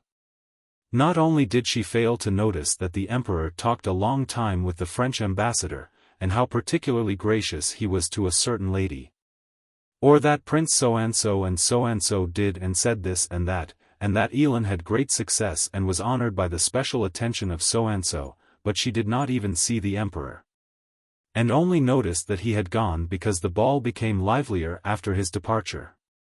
For one of the merry cotillions before supper Prince Andrei was again her partner. He reminded her of their first encounter in the Otradno Avenue, and how she had been unable to sleep that moonlight night, and told her how he had involuntarily overheard her. Natasha blushed at that recollection and tried to excuse herself, as if there had been something to be ashamed of in what Prince Andrei had overheard. Like all men who have grown up in society, Prince Andrei liked meeting someone there not of the conventional society stamp. And such was Natasha, with her surprise, her delight, her shyness, and even her mistakes in speaking French. With her he behaved with special care and tenderness, sitting beside her and talking of the simplest and most unimportant matters. He admired her shy grace. In the middle of the cotillion, having completed one of the figures, Natasha, still out of breath, was returning to her seat when another dancer chose her. She was tired and panting and evidently thought of declining, but immediately put her hand gaily on the man's shoulder, smiling at Prince Andrei. "I'd be glad to sit beside you and rest, I'm tired. But you see how they keep asking me, and I'm glad of it, I'm happy and I love everybody, and you and I understand it all," and much, much more was said in her smile. When her partner left her Natasha ran across the room to choose two ladies for the figure. "If she goes to her cousin first and then to another lady, she will be my wife," said Prince Andrei to himself quite to his own surprise, as he watched her. She did go first to her cousin. What rubbish sometimes enters one's head, thought Prince Andrei, but what is certain is that that girl is so charming, so original, that she won't be dancing here a month before she will be married. Such as she are rare here, he thought, as Natasha, readjusting a rose that was slipping on her bodice, settled herself beside him. When the cotillion was over the old count in his blue coat came up to the dancers. He invited Prince Andrei to come and see them, and asked his daughter whether she was enjoying herself. Natasha did not answer at once but only looked up with a smile that said reproachfully, "How can you ask such a question? I have never enjoyed myself so much before," she said, and Prince Andrei noticed how her thin arms rose quickly as if to embrace her father and instantly dropped again. Natasha was happier than she had ever been in her life. She was at that height of bliss when one becomes completely kind and good and does not believe in the possibility of evil, unhappiness, or sorrow. At that ball Pierre for the first time felt humiliated by the position his wife occupied in court circles. He was gloomy and absent-minded. A deep furrow ran across his forehead, and standing by a window he stared over his spectacles seeing no one. On her way to supper Natasha passed him. Pierre's gloomy, unhappy look struck her. She stopped in front of him. She wished to help him, to bestow on him the superabundance of her own happiness. "How delightful it is, Count," said she. "Isn't it?" Pierre smiled absent-mindedly, evidently not grasping what she said. "Yes, I am very glad," he said. How can people be dissatisfied with anything, thought Natasha. Especially such a capital fellow as Bezukhov. In Natasha's eyes all the people at the ball alike were good, kind, and splendid people, loving one another. None of them capable of injuring another, and so they ought all to be happy. Chapter 18.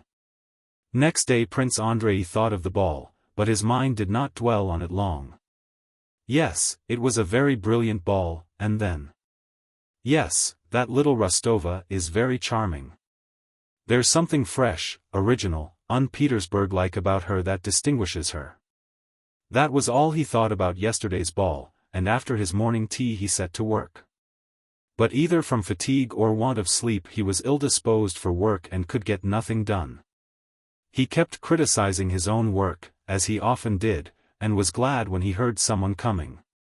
The visitor was Bitsky, who served on various committees, frequented all the societies in Petersburg, and was a passionate devotee of the new ideas and of Speransky.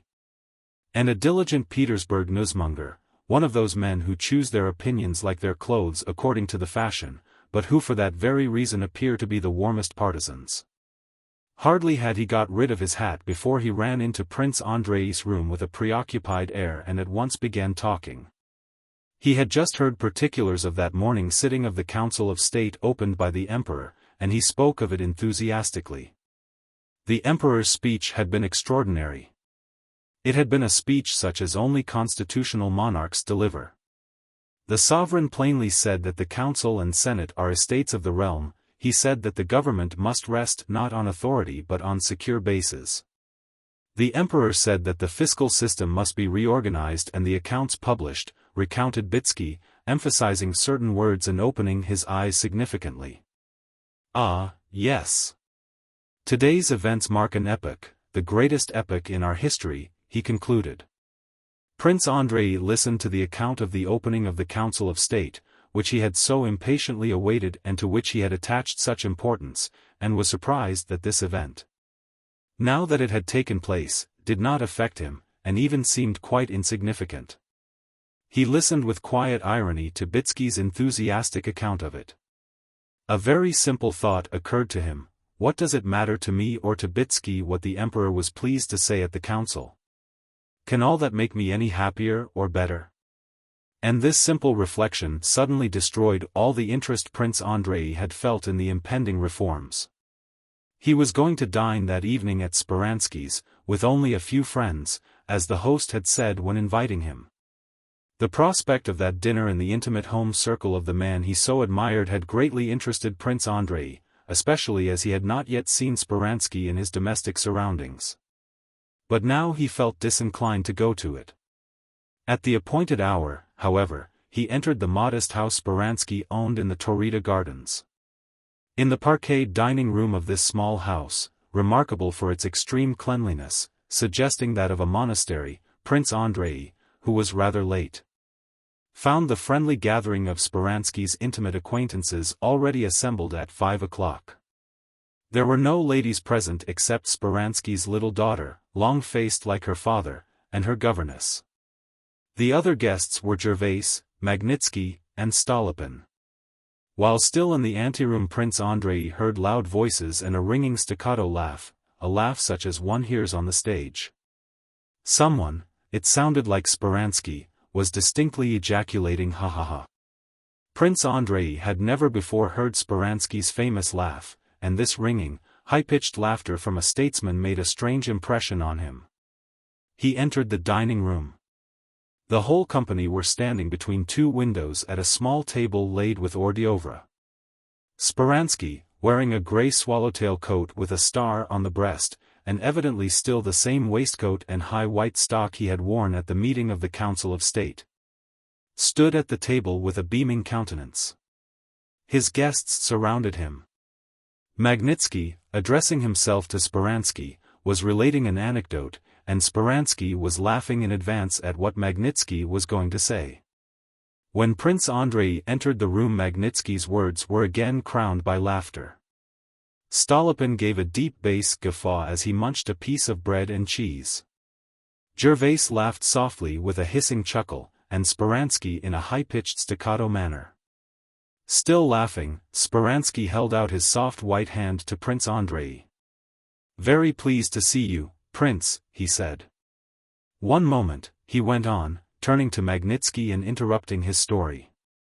"We have agreed that this is a dinner for recreation, with not a word about business," and turning again to the narrator he began to laugh afresh.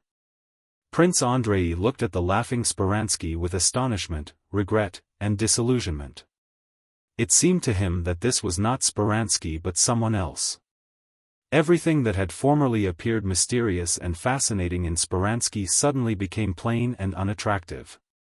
At dinner the conversation did not cease for a moment and seemed to consist of the contents of a book of funny anecdotes. Before Magnitsky had finished his story someone else was anxious to relate something still funnier. Most of the anecdotes, if not relating to the state service, related to people in the service. It seemed that in this company the insignificance of those people was so definitely accepted that the only possible attitude toward them was one of good-humored ridicule. Speransky related how at the council that morning a deaf dignitary, when asked his opinion, replied that he thought so too. Gervaise gave a long account of an official revision, remarkable for the stupidity of everybody concerned. Stolypin, stuttering, broke into the conversation and began excitedly talking of the abuses that existed under the former order of things, threatening to give a serious turn to the conversation. Magnitsky started quizzing Stolypin about his vehemence. Gervaise intervened with a joke, and the talk reverted to its former lively tone. Evidently Speransky liked to rest after his labors and find amusement in a circle of friends, and his guests, understanding his wish, tried to enliven him and amuse themselves. But their gaiety seemed to Prince Andrei mirthless and tiresome. Speransky's high-pitched voice struck him unpleasantly, and the incessant laughter grated on him like a false note. Prince Andrei did not laugh and feared that he would be a damper on the spirits of the company, but no one took any notice of his being out of harmony with the general mood. They all seemed very gay. He tried several times to join in the conversation, but his remarks were tossed aside each time like a cork thrown out of the water, and he could not jest with them. There was nothing wrong or unseemly in what they said, it was witty and might have been funny, but it lacked just that something which is the salt of mirth. And they were not even aware that such a thing existed. After dinner Speransky's daughter and her governess rose. He patted the little girl with his white hand and kissed her. And that gesture, too, seemed unnatural to Prince Andrei. The men remained at table over their port, English fashion. In the midst of a conversation that was started about Napoleon's Spanish affairs, which they all agreed in approving, Prince Andrei began to express a contrary opinion. Speransky smiled and, with an evident wish to prevent the conversation from taking an unpleasant course, told a story that had no connection with the previous conversation. For a few moments all were silent. Having sat some time at table, Speransky corked a bottle of wine and, remarking, "Nowadays good wine rides in a carriage and pair," passed it to the servant and got up. All rose and continuing to talk loudly went into the drawing-room. 2 letters brought by a courier were handed to Speransky and he took them to his study. As soon as he had left the room the general merriment stopped and the guests began to converse sensibly and quietly with one another. "Now for the recitation," said Speransky on returning from his study.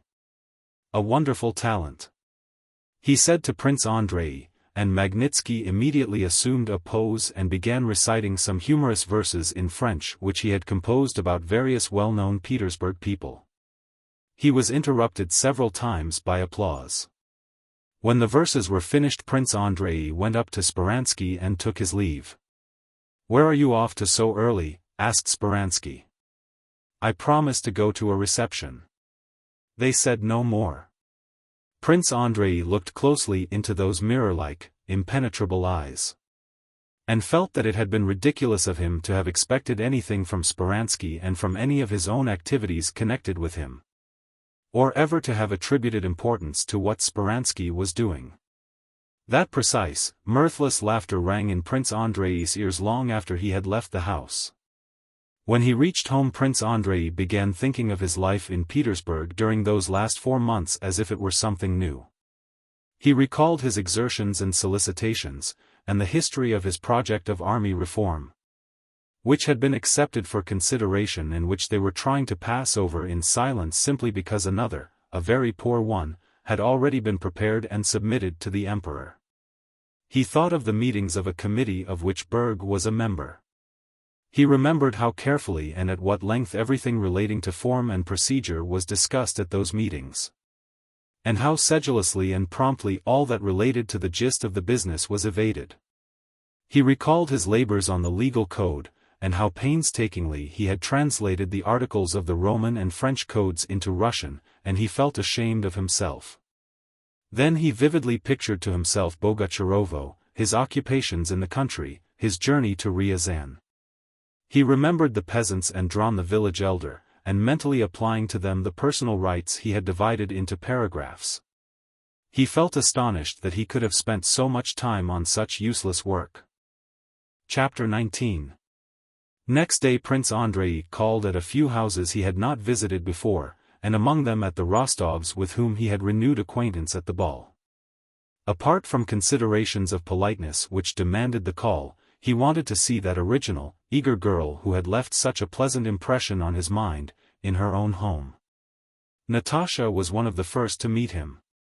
She was wearing a dark blue house dress in which Prince Andrei thought her even prettier than in her ball dress. She and all the Rostov family welcomed him as an old friend, simply and cordially. The whole family, whom he had formerly judged severely, now seemed to him to consist of excellent, simple, and kindly people. The old count's hospitality and good nature, which struck one especially in Petersburg as a pleasant surprise, were such that Prince Andrei could not refuse to stay to dinner. Yes, he thought, they are capital people, who of course have not the slightest idea what a treasure they possess in Natasha.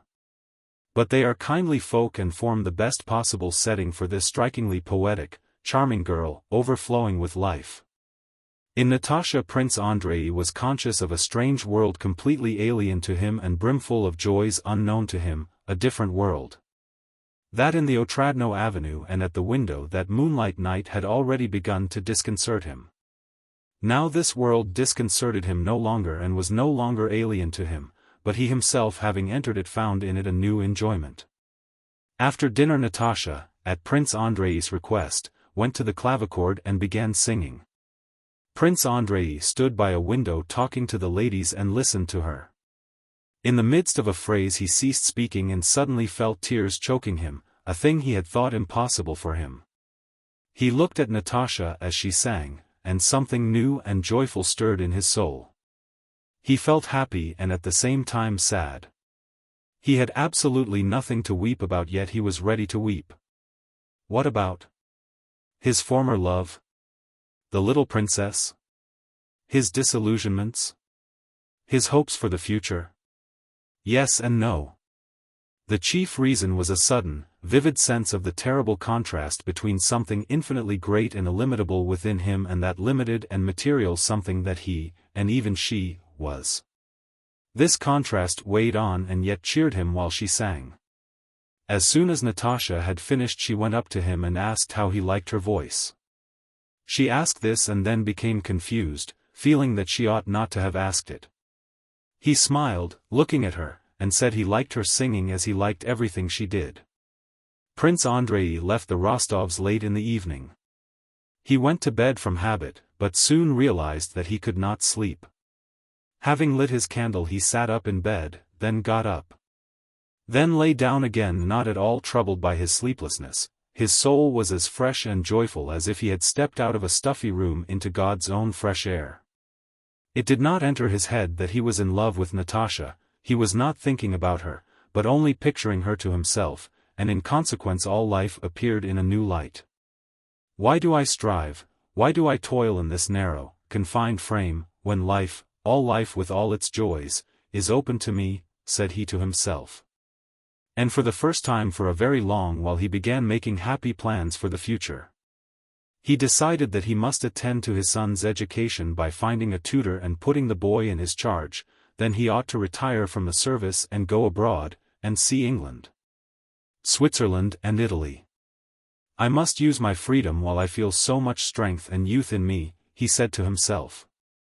Pierre was right when he said one must believe in the possibility of happiness in order to be happy, and now I do believe in it.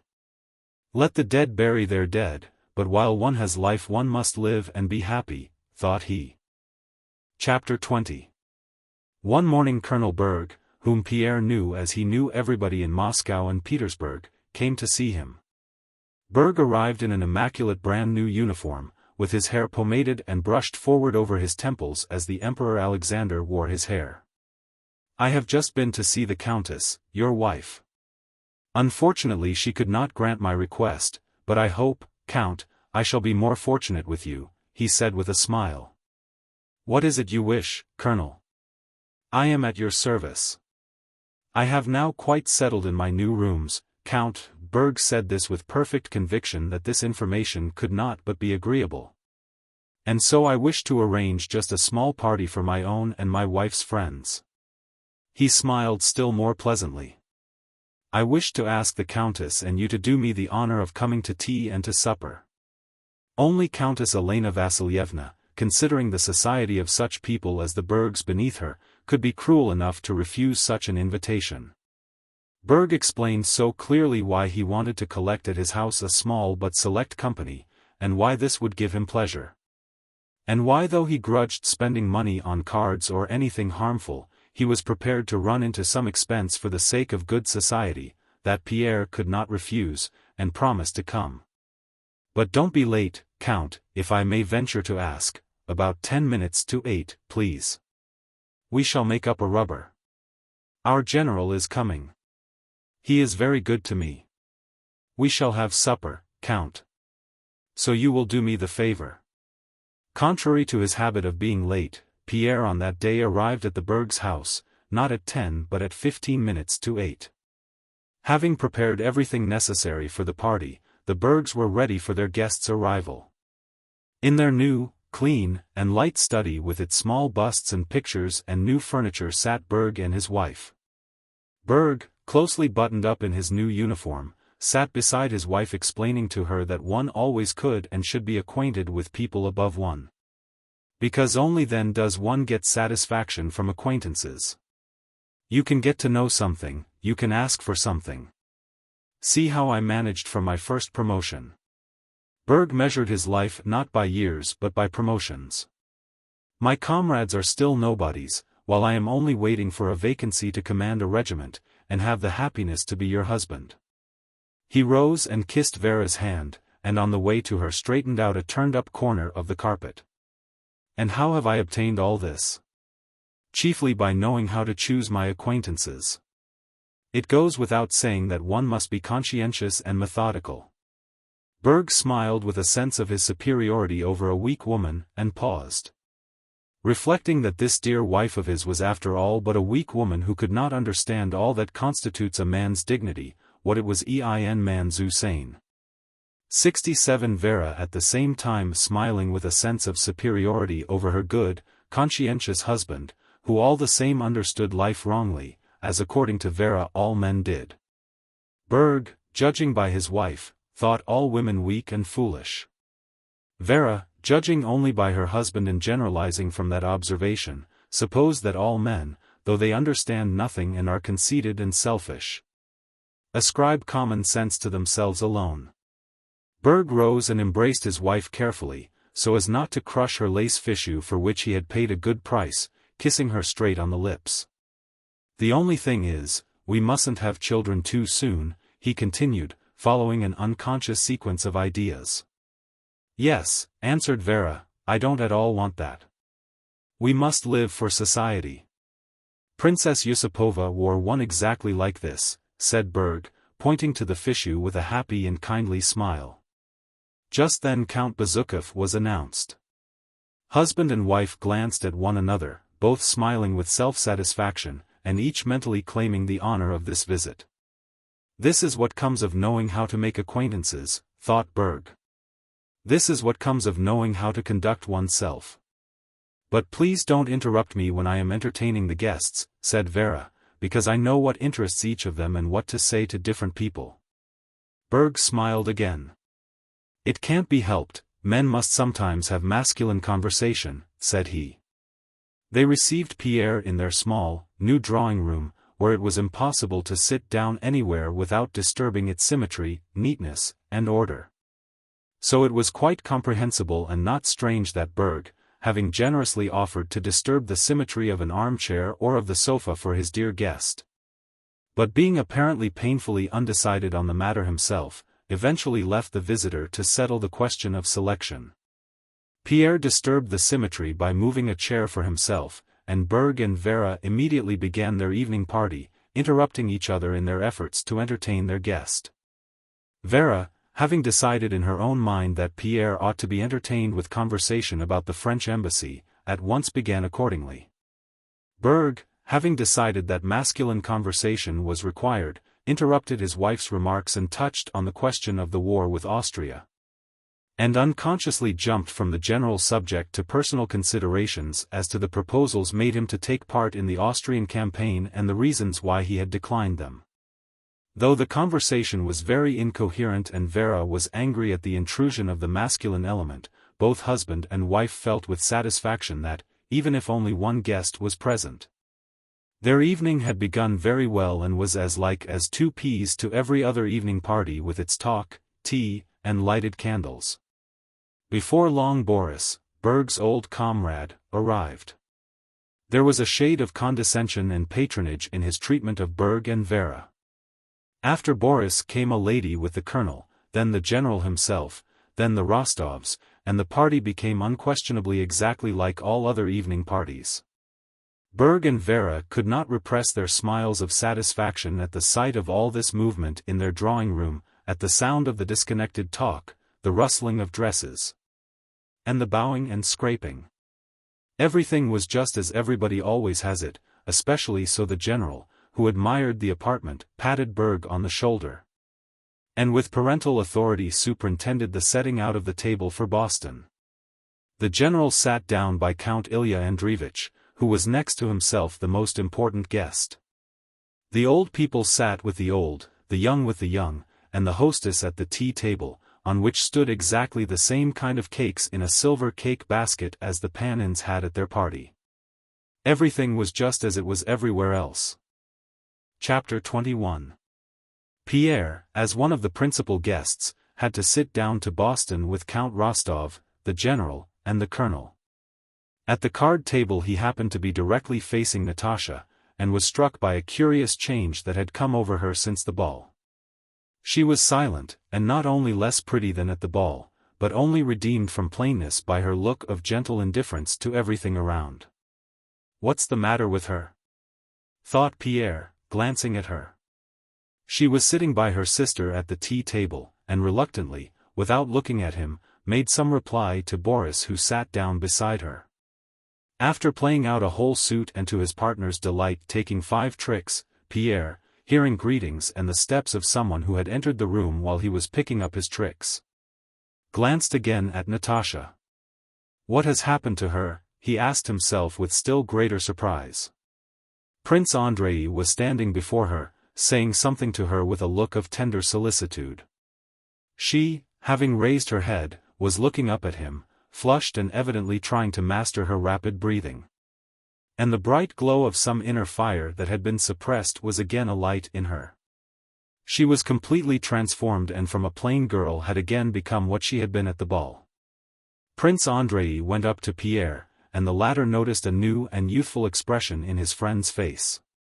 Pierre changed places several times during the game, sitting now with his back to Natasha and now facing her, but during the whole of the 6 rubbers he watched her and his friend.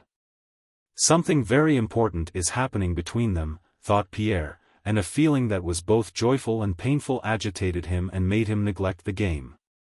After 6 rubbers the general got up, saying that it was no use playing like that, and Pierre was released. Natasha on one side was talking with Sonia and Boris, and Vera with a subtle smile was saying something to Prince Andrei. Pierre went up to his friend and, asking whether they were talking secrets, sat down beside them. Vera, having noticed Prince Andrei's attentions to Natasha, decided that at a party, a real evening party, subtle allusions to the tender passion were absolutely necessary and, seizing a moment when Prince Andrei was alone, began a conversation with him about feelings in general and about her sister. With so intellectual a guest as she considered Prince Andrei to be, she felt that she had to employ her diplomatic tact.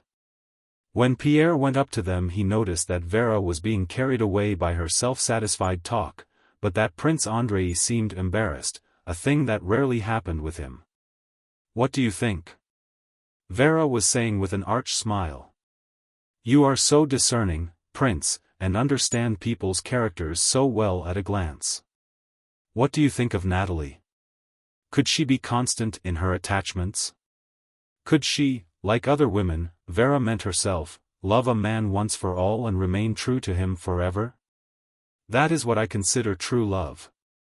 What do you think, Prince? I know your sister too little, replied Prince Andrei, with a sarcastic smile under which he wished to hide his embarrassment, to be able to solve so delicate a question. And then I have noticed that the less attractive a woman is the more constant she is likely to be, he added, and looked up at Pierre who was just approaching them. Yes, that is true, Prince. In our days, continued Vera, mentioning our days, as people of limited intelligence are fond of doing. Imagining that they have discovered and appraised the peculiarities of our days, and that human characteristics change with the times, in our days a girl has so much freedom that the pleasure of being courted often stifles real feeling in her. And it must be confessed that Natalie is very susceptible. This return to the subject of Natalie caused Prince Andrei to knit his brows with discomfort. He was about to rise. But Vera continued with a still more subtle smile. I think no one has been more courted than she went on, but till quite lately she never cared seriously for anyone. Now you know, Count, she said to Pierre, even our dear cousin Boris, who, between ourselves, was very far gone in the land of tenderness, alluding to a map of love much in vogue at that time. Prince Andrei frowned and remained silent. You are friendly with Boris, aren't you? Asked Vera. Yes, I know him. I expect he has told you of his childish love for Natasha. Oh, there was childish love? Suddenly asked Prince Andrei, blushing unexpectedly. Yes, you know between cousins intimacy often leads to love. Le cousinage est un danger XVIII. 68, don't you think so? Oh, undoubtedly. Said Prince Andrei, and with sudden and unnatural liveliness he began chaffing Pierre about the need to be very careful with his 50-year-old Moscow cousins. And in the midst of these jesting remarks he rose, taking Pierre by the arm, and drew him aside. Well? Asked Pierre, seeing his friend's strange animation with surprise, and noticing the glance he turned on Natasha as he rose. I must have a talk with you, said Prince Andrei. You know that pair of women's gloves? He referred to the Masonic gloves given to a newly initiated brother to present to the woman he loved. But no, I will talk to you later on, and with a strange light in his eyes and restlessness in his movements, Prince Andrei approached Natasha and sat down beside her. Pierre saw how Prince Andrei asked her something and how she flushed as she replied. But at that moment Berg came to Pierre and began insisting that he should take part in an argument between the general and the colonel on the affairs in Spain. Berg was satisfied and happy. The smile of pleasure never left his face. The party was very successful and quite like other parties he had seen. Everything was similar, the ladies' subtle talk, the cards, the general raising his voice at the card table, and the samovar and the tea cakes. Only one thing was lacking that he had always seen at the evening parties he wished to imitate. They had not yet had a loud conversation among the men and a dispute about something important and clever. Now the general had begun such a discussion and so Berg drew Pierre to it. Chapter 22. Next day, having been invited by the Count, Prince Andrei dined with the Rostovs and spent the rest of the day there. Everyone in the house realized for whose sake Prince Andrei came, and without concealing it he tried to be with Natasha all day. Not only in the soul of the frightened yet happy and enraptured Natasha, but in the whole house, there was a feeling of awe at something important that was bound to happen. The Countess looked with sad and sternly serious eyes at Prince Andrei when he talked to Natasha and timidly started some artificial conversation about trifles as soon as he looked her way. Sonia was afraid to leave Natasha and afraid of being in the way when she was with them. Natasha grew pale, in a panic of expectation, when she remained alone with him for a moment. Prince Andrei surprised her by his timidity. She felt that he wanted to say something to her but could not bring himself to do so. In the evening, when Prince Andrei had left, the Countess went up to Natasha and whispered, "Well, what?" "Mama. For heaven's sake don't ask me anything now." "One can't talk about that," said Natasha. But all the same that night Natasha, now agitated and now frightened, lay a long time in her mother's bed gazing straight before her. She told her how he had complimented her, how he told her he was going abroad, asked her where they were going to spend the summer, and then how he had asked her about Boris. "But such a, never happened to me before," she said. "Only I feel afraid in his presence. I am always afraid when I'm with him." "What does that mean? Does it mean that it's the real thing?" "Yes." "Mama, are you asleep?" "No, my love, I am frightened myself," answered her mother. "Now go." "All the same I shan't sleep." "What silliness, to sleep." "Mummy. Mummy. Such a thing never happened to me before," she said, surprised and alarmed at the feeling she was aware of in herself. "And could we ever have thought?" It seemed to Natasha that even at the time she first saw Prince Andrei at Otradno she had fallen in love with him.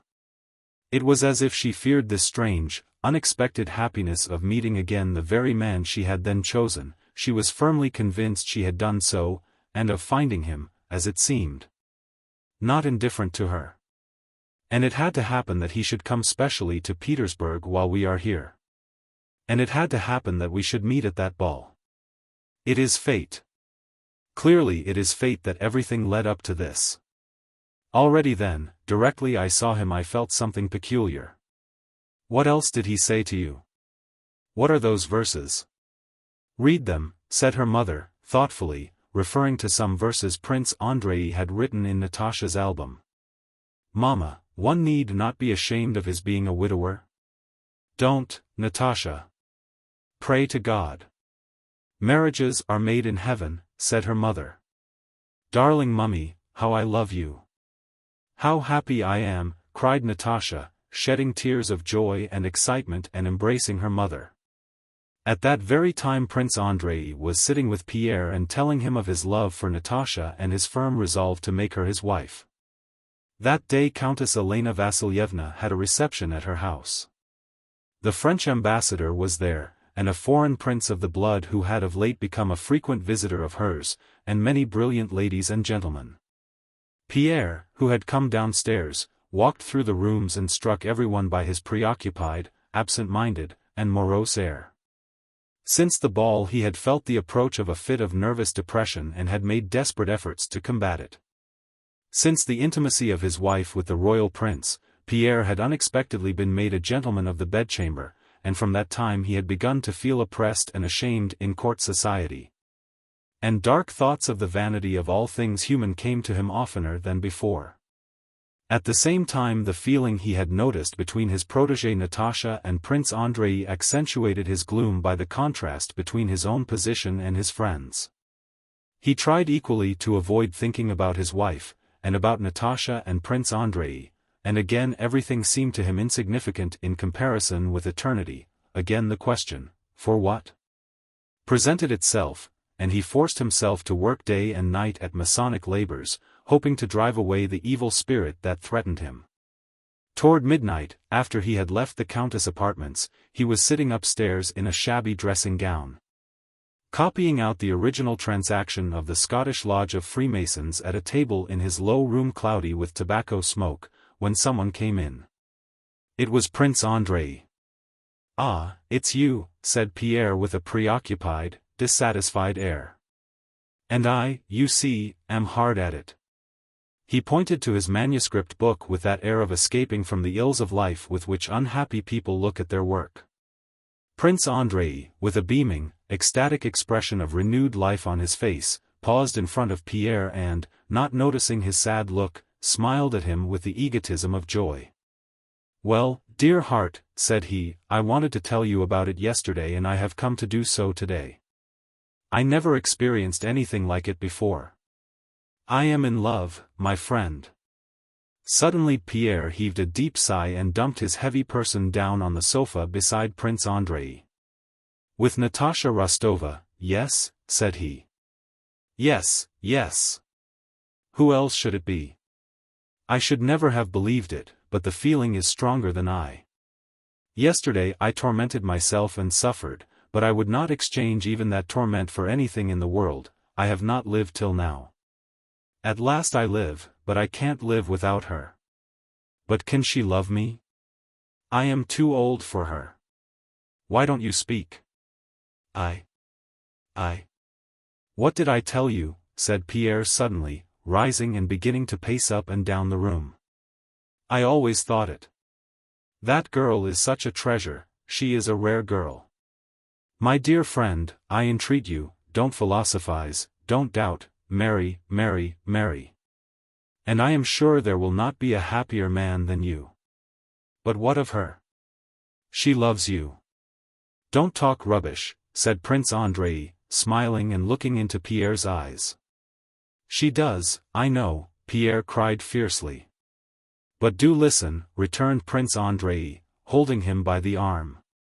"Do you know the condition I am in? I must talk about it to someone." "Well, go on, go on." "I am very glad," said Pierre, and his face really changed, his brow became smooth, and he listened gladly to Prince Andrei. Prince Andrei seemed, and really was, quite a new man. Where was his spleen, his contempt for life, his disillusionment? Pierre was the only person to whom he made up his mind to speak openly, and to him he told all that was in his soul. Now he boldly and lightly made plans for an extended future, said he could not sacrifice his own happiness to his father's caprice. And spoke of how he would either make his father consent to this marriage and love her, or would do without his consent. Then he marveled at the feeling that had mastered him as at something strange, apart from and independent of himself. "I should not have believed anyone who told me that I was capable of such love," said Prince Andrei. "It is not at all the same feeling that I knew in the past. The whole world is now for me divided into two halves, one half is she, and there all is joy, hope, light, the other half is everything where she is not, and there is all gloom and darkness." "Darkness and gloom," reiterated Pierre. Yes, I understand that. I cannot help loving the light, it is not my fault. And I am very happy. You understand me? I know you are glad for my sake." Yes, Pierre assented, looking at his friend with a touched and sad expression in his eyes. The brighter Prince Andrei's lot appeared to him, the gloomier seemed his own. Chapter 23.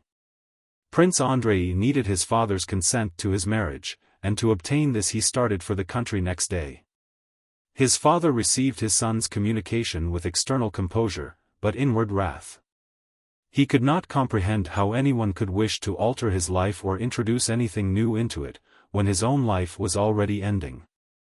"If only they would let me end my days as I want to," thought the old man, "then they might do as they please."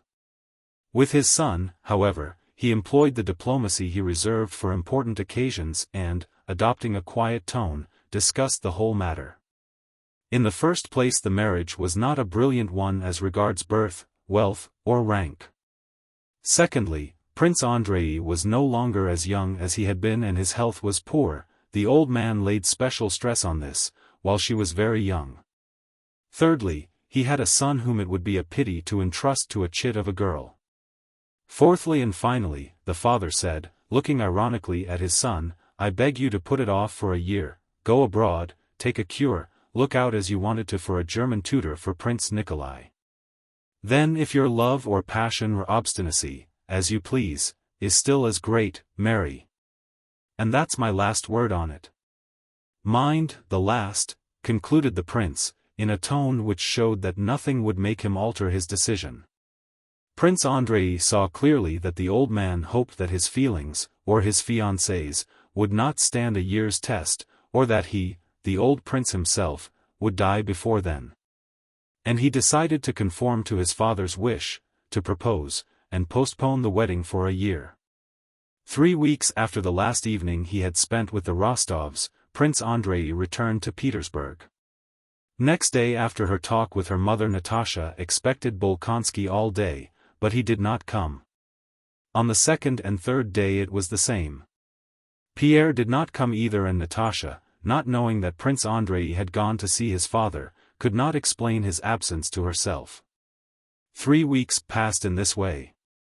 Natasha had no desire to go out anywhere and wandered from room to room like a shadow, idle and listless. She wept secretly at night and did not go to her mother in the evenings. She blushed continually and was irritable.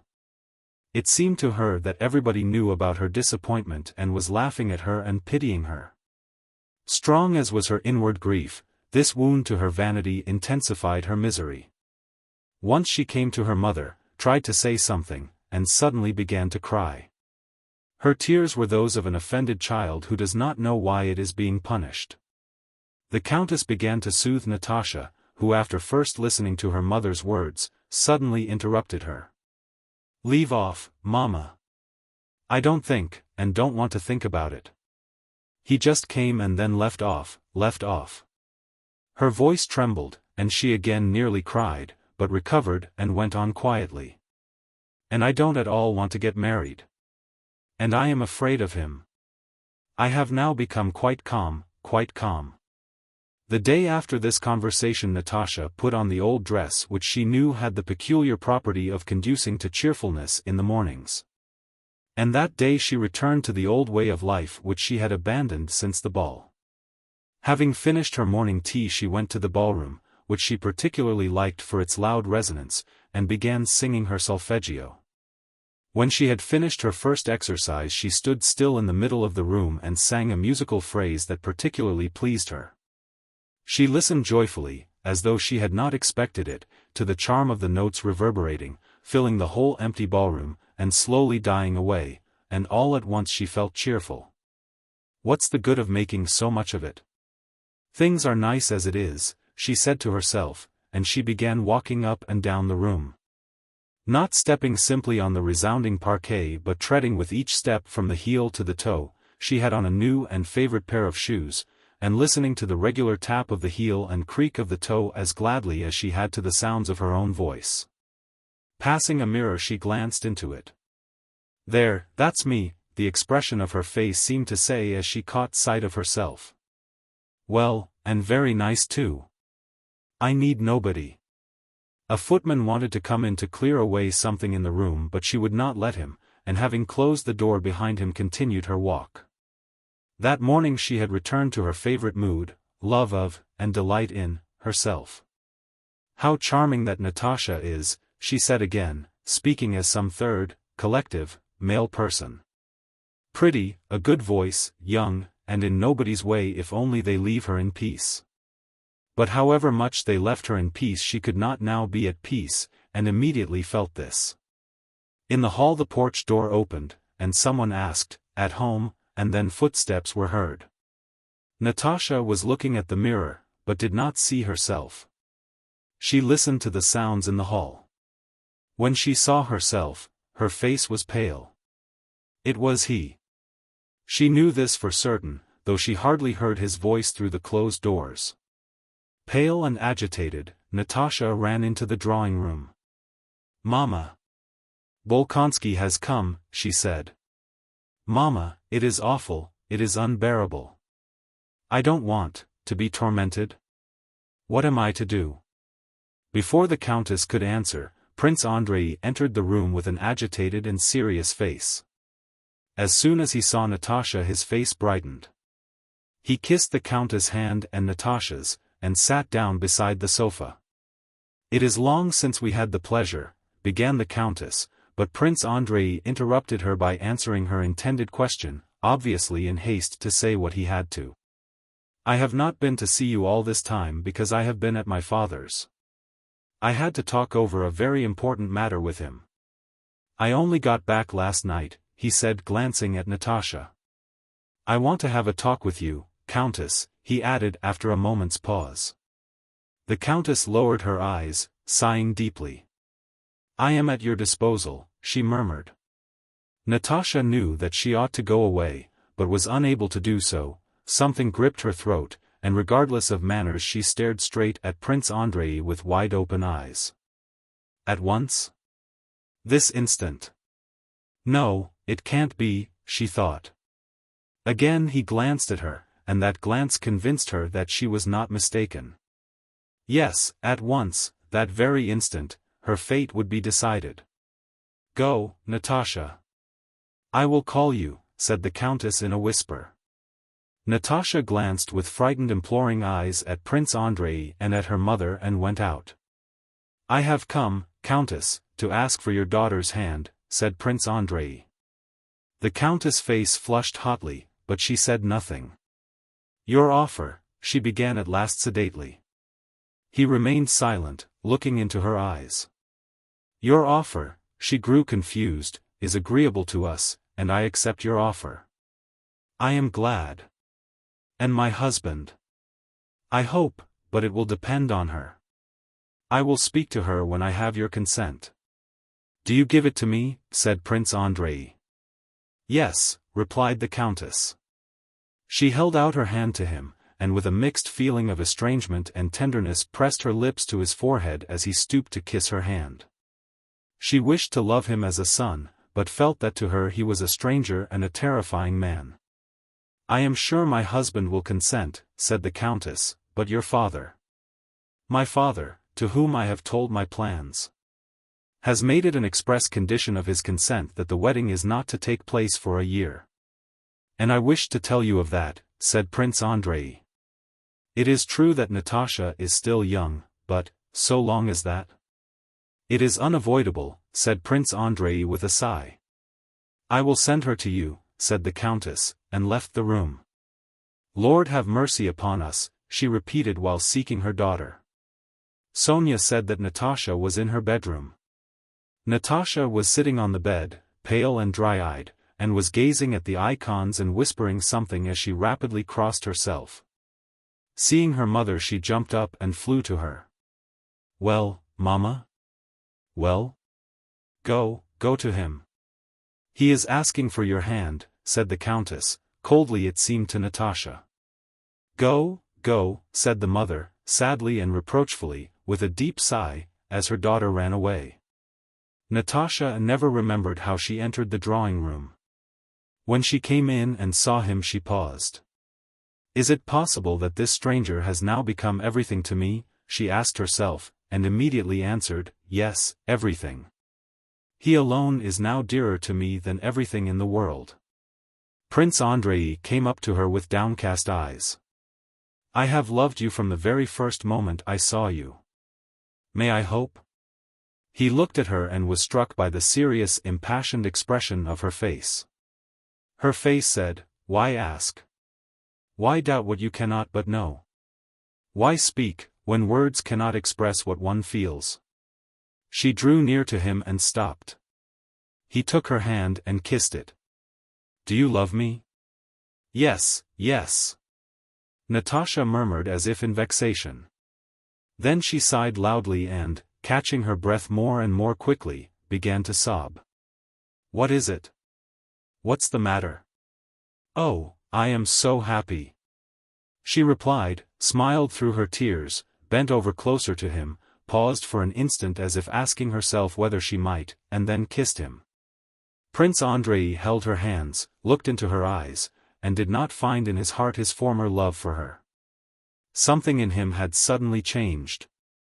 There was no longer the former poetic and mystic charm of desire, but there was pity for her feminine and childish weakness, fear at her devotion and trustfulness, and an oppressive yet joyful sense of the duty that now bound him to her forever. The present feeling, though not so bright and poetic as the former, was stronger and more serious.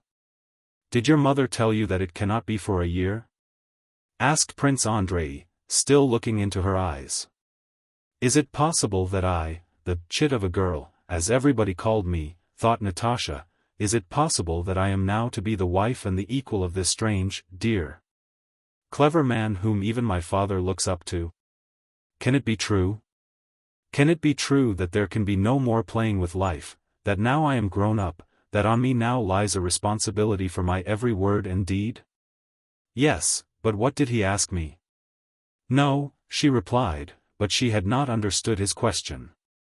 Forgive me, he said. But you are so young, and I have already been through so much in life. I am afraid for you, you do not yet know yourself.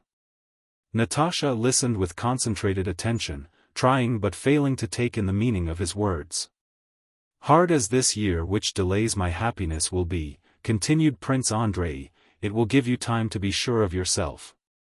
I ask you to make me happy in a year, but you are free, our engagement shall remain a secret, and should you find that you do not love me, or should you come to love, said Prince Andrei with an unnatural smile. Why do you say that? Natasha interrupted him. You know that from the very day you first came to Otradno I have loved you, she cried, quite convinced that she spoke the truth. In a year you will learn to know yourself. A whole year. Natasha repeated suddenly, only now realizing that the marriage was to be postponed for a year. But why a year? Why a year?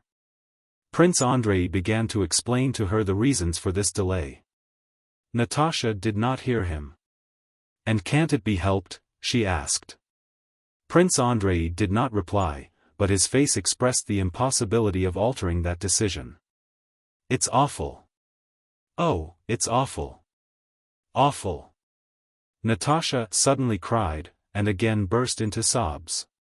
I shall die, waiting a year, it's impossible, it's awful. She looked into her lover's face and saw in it a look of commiseration and perplexity. No, no.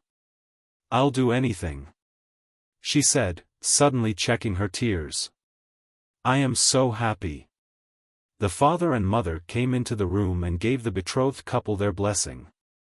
From that day Prince Andrei began to frequent the Rostovs as Natasha's affianced lover. Chapter 24. No betrothal ceremony took place and Natasha's engagement to Bolkonsky was not announced. Prince Andrei insisted on that. He said that as he was responsible for the delay he ought to bear the whole burden of it.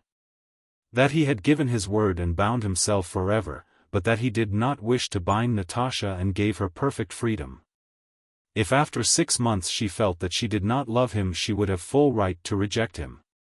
Naturally neither Natasha nor her parents wished to hear of this, but Prince Andrei was firm. He came every day to the Rostovs, but did not behave to Natasha as an affianced lover. He did not use the familiar thou, but said you to her, and kissed only her hand. After their engagement, quite different, intimate, and natural relations sprang up between them. It was as if they had not known each other till now. Both liked to recall how they had regarded each other when as yet they were nothing to one another.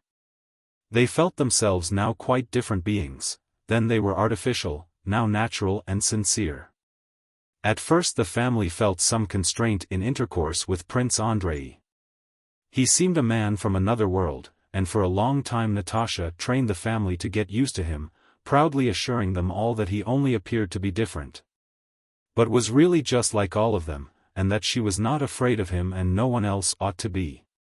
After a few days they grew accustomed to him, and without restraint in his presence pursued their usual way of life, in which he took his part. He could talk about rural economy with the Count, fashions with the Countess and Natasha, and about albums and fancy work with Sonia. Sometimes the household both among themselves and in his presence expressed their wonder at how it had all happened. And at the evident omens there had been of it, Prince Andrei's coming to Otradno and their coming to Petersburg. And the likeness between Natasha and Prince Andrei which her nurse had noticed on his first visit, and Andrei's encounter with Nikolai in 1805, and many other incidents betokening that it had to be. In the house that poetic dullness and quiet reigned which always accompanies the presence of a betrothed couple. Often when all sitting together everyone kept silent. Sometimes the others would get up and go away and the couple, left alone, still remained silent. They rarely spoke of their future life. Prince Andrei was afraid and ashamed to speak of it. Natasha shared this as she did all his feelings, which she constantly divined. Once she began questioning him about his son. Prince Andrei blushed, as he often did now. Natasha particularly liked it in him, and said that his son would not live with them. "Why not?" asked Natasha in a frightened tone. "I cannot take him away from his grandfather, and besides—" "How I should have loved him," said Natasha, immediately guessing his thought. "But I know you wish to avoid any pretext for finding fault with us." Sometimes the old count would come up, kiss Prince Andrei, and ask his advice about Petya's education or Nikolai's service. The old countess sighed as she looked at them. Sonia was always getting frightened lest she should be in the way and tried to find excuses for leaving them alone, even when they did not wish it. When Prince Andrei spoke, he could tell a story very well. Natasha listened to him with pride. When she spoke she noticed with fear and joy that he gazed attentively and scrutinizingly at her. She asked herself in perplexity, "What does he look for in me? He is trying to discover something by looking at me. What if what he seeks in me is not there?" Sometimes she fell into one of the mad, merry moods characteristic of her, and then she particularly loved to hear and see how Prince Andrei laughed. He seldom laughed, but when he did he abandoned himself entirely to his laughter, and after such a laugh she always felt nearer to him. Natasha would have been completely happy if the thought of the separation awaiting her and drawing near had not terrified her, just as the mere thought of it made him turn pale and cold. On the eve of his departure from Petersburg Prince Andrei brought with him Pierre, who had not been to the Rostovs once since the ball. Pierre seemed disconcerted and embarrassed. He was talking to the countess, and Natasha sat down beside a little chess table with Sonia, thereby inviting Prince Andrei to come too. He did so. "You have known Bezukhov a long time?" he asked. "Do you like him?" "Yes, he's a dear, but very absurd." And as usual when speaking of Pierre, she began to tell anecdotes of his absent-mindedness, some of which had even been invented about him. "Do you know I have entrusted him with our secret? I have known him from childhood. He has a heart of gold." "I beg you, Natalie," Prince Andrei said with sudden seriousness, "I am going away and heaven knows what may happen." "You may cease to, all right, I know I am not to say that. Only this, then, whatever may happen to you when I am not here." "What can happen?" "Whatever trouble may come," Prince Andrei continued, "I beg you, Mademoiselle Sophie, whatever may happen, to turn to him alone for advice and help. He is a most absent-minded and absurd fellow, but he has a heart of gold." Neither her father, nor her mother, nor Sonia, nor Prince Andrei himself could have foreseen how the separation from her lover would act on Natasha. Flushed and agitated she went about the house all that day, dry-eyed, occupied with most trivial matters as if not understanding what awaited her. She did not even cry when, on taking leave, he kissed her hand for the last time. "Don't go," she said in a tone that made him wonder whether he really ought not to stay, and which he remembered long afterwards. Nor did she cry when he was gone. But for several days she sat in her room dry-eyed, taking no interest in anything and only saying now and then, "Oh, why did he go away?"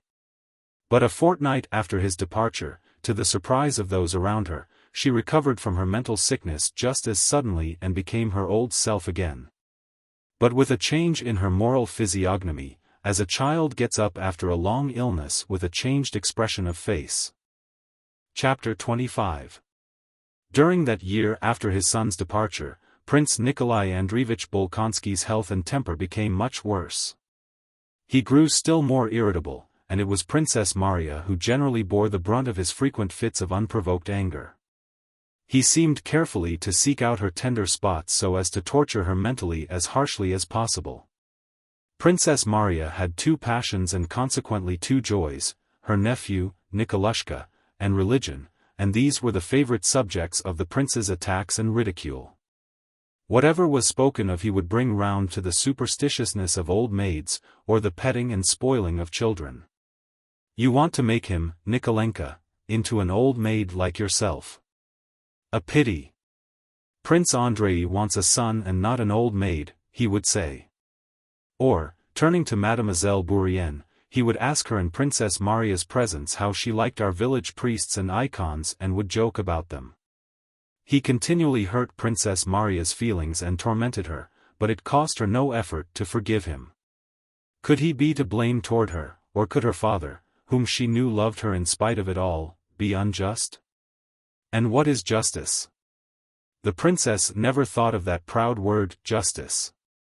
All the complex laws of man centered for her in one clear and simple law, the law of love and self-sacrifice taught us by him who lovingly suffered for mankind though he himself was God. What had she to do with the justice or injustice of other people? She had to endure and love, and that she did.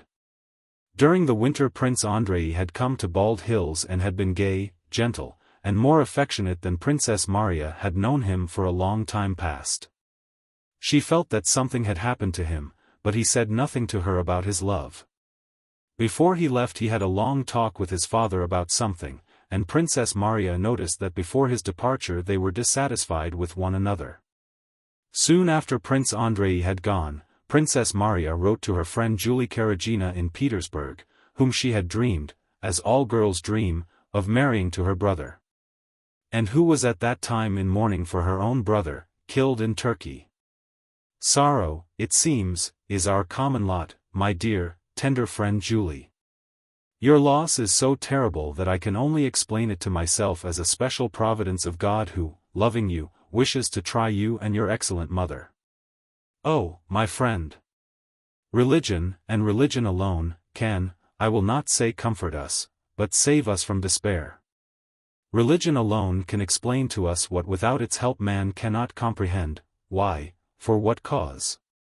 Kind and noble beings able to find happiness in life, not merely harming no one but necessary to the happiness of others, are called away to God, while cruel, useless, harmful persons, or such as are a burden to themselves and to others, are left living. The first death I saw, and one I shall never forget, that of my dear sister-in-law, left that impression on me. Just as you asked destiny why your splendid brother had to die, so I asked why that angel Liza, who not only never wronged anyone, but in whose soul there were never any unkind thoughts, had to die. And what do you think, dear friend? 5 years have passed since then, and already I, with my petty understanding, begin to see clearly why she had to die. And in what way that death was but an expression of the infinite goodness of the Creator, whose every action, though generally incomprehensible to us, is but a manifestation of his infinite love for his creatures. Perhaps, I often think, she was too angelically innocent to have the strength to perform all a mother's duties. As a young wife she was irreproachable, perhaps she could not have been so as a mother. As it is, not only has she left us, and particularly Prince Andrei, with the purest regrets and memories, but probably she will there receive a place I dare not hope for myself. But not to speak of her alone, that early and terrible death has had the most beneficent influence on me and on my brother in spite of all our grief. Then, at the moment of our loss, these thoughts could not occur to me, I should then have dismissed them with horror, but now they are very clear and certain. I write all this to you, dear friend, only to convince you of the gospel truth which has become for me a principle of life. Not a single hair of our heads will fall without his will. And his will is governed only by infinite love for us, and so whatever befalls us is for our good. You ask whether we shall spend next winter in Moscow. In spite of my wish to see you, I do not think so and do not want to do so. You will be surprised to hear that the reason for this is Bonaparte. The case is this: my father's health is growing noticeably worse, he cannot stand any contradiction and is becoming irritable. This irritability is, as you know, chiefly directed to political questions. He cannot endure the notion that Bonaparte is negotiating on equal terms with all the sovereigns of Europe and particularly with our own, the grandson of the great Catherine. As you know, I am quite indifferent to politics. But from my father's remarks and his talks with Mikhail Ivanovich I know all that goes on in the world and especially about the honors conferred on Bonaparte, who only at Bald Hills in the whole world, it seems, is not accepted as a great man, still less as Emperor of France. And my father cannot stand this. It seems to me that it is chiefly because of his political views that my father is reluctant to speak of going to Moscow. For he foresees the encounters that would result from his way of expressing his views regardless of anybody. All the benefit he might derive from a course of treatment he would lose as a result of the disputes about Bonaparte which would be inevitable. In any case it will be decided very shortly. Our family life goes on in the old way except for my brother Andrei's absence. He, as I wrote you before, has changed very much of late. After his sorrow he only this year quite recovered his spirits. He has again become as I used to know him when a child, kind, affectionate, with that heart of gold to which I know no equal. He has realized, it seems to me, that life is not over for him. But together with this mental change he has grown physically much weaker. He has become thinner and more nervous. I am anxious about him and glad he is taking this trip abroad which the doctors recommended long ago. I hope it will cure him. You write that in Petersburg he is spoken of as one of the most active, cultivated, and capable of the young men. Forgive my vanity as a relation, but I never doubted it. The good he has done to everybody here, from his peasants up to the gentry, is incalculable. On his arrival in Petersburg he received only his due. I always wonder at the way rumors fly from Petersburg to Moscow, especially such false ones as that you write about, I mean the report of my brother's betrothal to the little Rostova. I do not think my brother will ever marry again, and certainly not her. And this is why, first, I know that though he rarely speaks about the wife he has lost, the grief of that loss has gone too deep in his heart for him ever to decide to give her a successor and our little angel a stepmother. Secondly because, as far as I know, that girl is not the kind of girl who could please Prince Andrei. I do not think he would choose her for a wife, and frankly I do not wish it. But I am running on too long and am at the end of my second sheet. Goodbye, my dear friend. May God keep you in his holy and mighty care. My dear friend, Mademoiselle Bourrienne, sends you kisses. Maria. Chapter 26. In the middle of the summer Princess Maria received an unexpected letter from Prince Andrei in Switzerland in which he gave her strange and surprising news. He informed her of his engagement to Natasha Rostova. The whole letter breathed loving rapture for his betrothed and tender and confiding affection for his sister. He wrote that he had never loved as he did now and that only now did he understand and know what life was. He asked his sister to forgive him for not having told her of his resolve when he had last visited Bald Hills, though he had spoken of it to his father. He had not done so for fear Princess Maria should ask her father to give his consent, irritating him and having to bear the brunt of his displeasure without attaining her object. Besides, he wrote, the matter was not then so definitely settled as it is now. My father then insisted on a delay of a year and now already 6 months, half of that period, have passed, and my resolution is firmer than ever. If the doctors did not keep me here at the spas I should be back in Russia, but as it is I have to postpone my return for 3 months. You know me and my relations with father. I want nothing from him. I have been and always shall be independent. But to go against his will and arouse his anger, now that he may perhaps remain with us such a short time, would destroy half my happiness. I am now writing to him about the same question. And beg you to choose a good moment to hand him the letter and to let me know how he looks at the whole matter and whether there is hope that he may consent to reduce the term by 4 months. After long hesitations, doubts, and prayers, Princess Maria gave the letter to her father. The next day the old prince said to her quietly, "Write and tell your brother to wait till I am dead. It won't be long, I shall soon set him free." The princess was about to reply, but her father would not let her speak and, raising his voice more and more, cried, "Mary, Mary, my boy. A good family. Clever people, eh? Rich, eh? Yes, a nice stepmother Nikolushka will have. Write and tell him that he may marry tomorrow if he likes. She will be Nikolushka's stepmother and I'll marry Bourrienne. Ha, ha, ha. He mustn't be without a stepmother either. Only one thing, no more women are wanted in my house, let him marry and live by himself. Perhaps you will go and live with him too, he added, turning to Princess Maria. Go in heaven's name. Go out into the frost, the frost, the frost. After this outburst the prince did not speak any more about the matter. But repressed vexation at his son's poor-spirited behavior found expression in his treatment of his daughter. To his former pretexts for irony a fresh one was now added, allusions to stepmothers and amiabilities to Mademoiselle Bourienne. Why shouldn't I marry her? He asked his daughter. She'll make a splendid princess. And latterly, to her surprise and bewilderment, Princess Maria noticed that her father was really associating more and more with the Frenchwoman. She wrote to Prince Andrei about the reception of his letter, but comforted him with hopes of reconciling their father to the idea. Nikolushka and his education, her brother Andrei, and religion were Princess Maria's joys and consolations.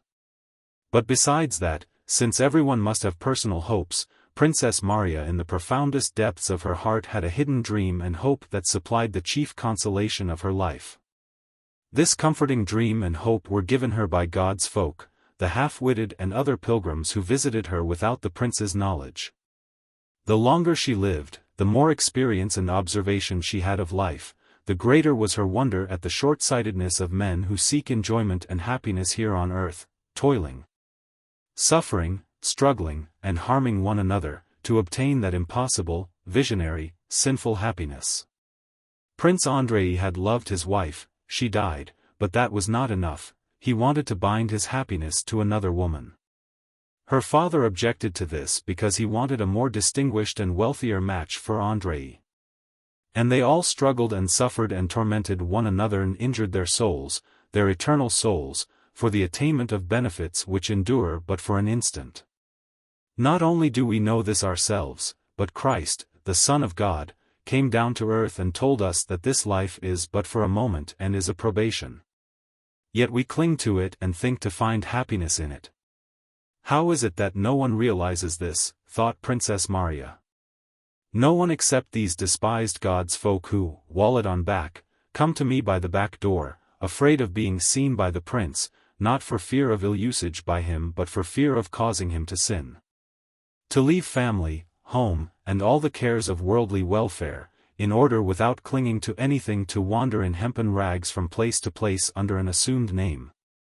Doing no one any harm but praying for all, for those who drive one away as well as for those who protect one, higher than that life and truth there is no life or truth.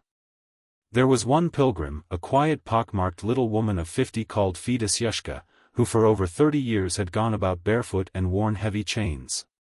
Princess Maria was particularly fond of her. Once, when in a room with a lamp dimly lit before the icon Fedosyushka was talking of her life. The thought that Fedosyushka alone had found the true path of life suddenly came to Princess Maria with such force that she resolved to become a pilgrim herself. When Fedosyushka had gone to sleep Princess Maria thought about this for a long time, and at last made up her mind that, strange as it might seem, she must go on a pilgrimage.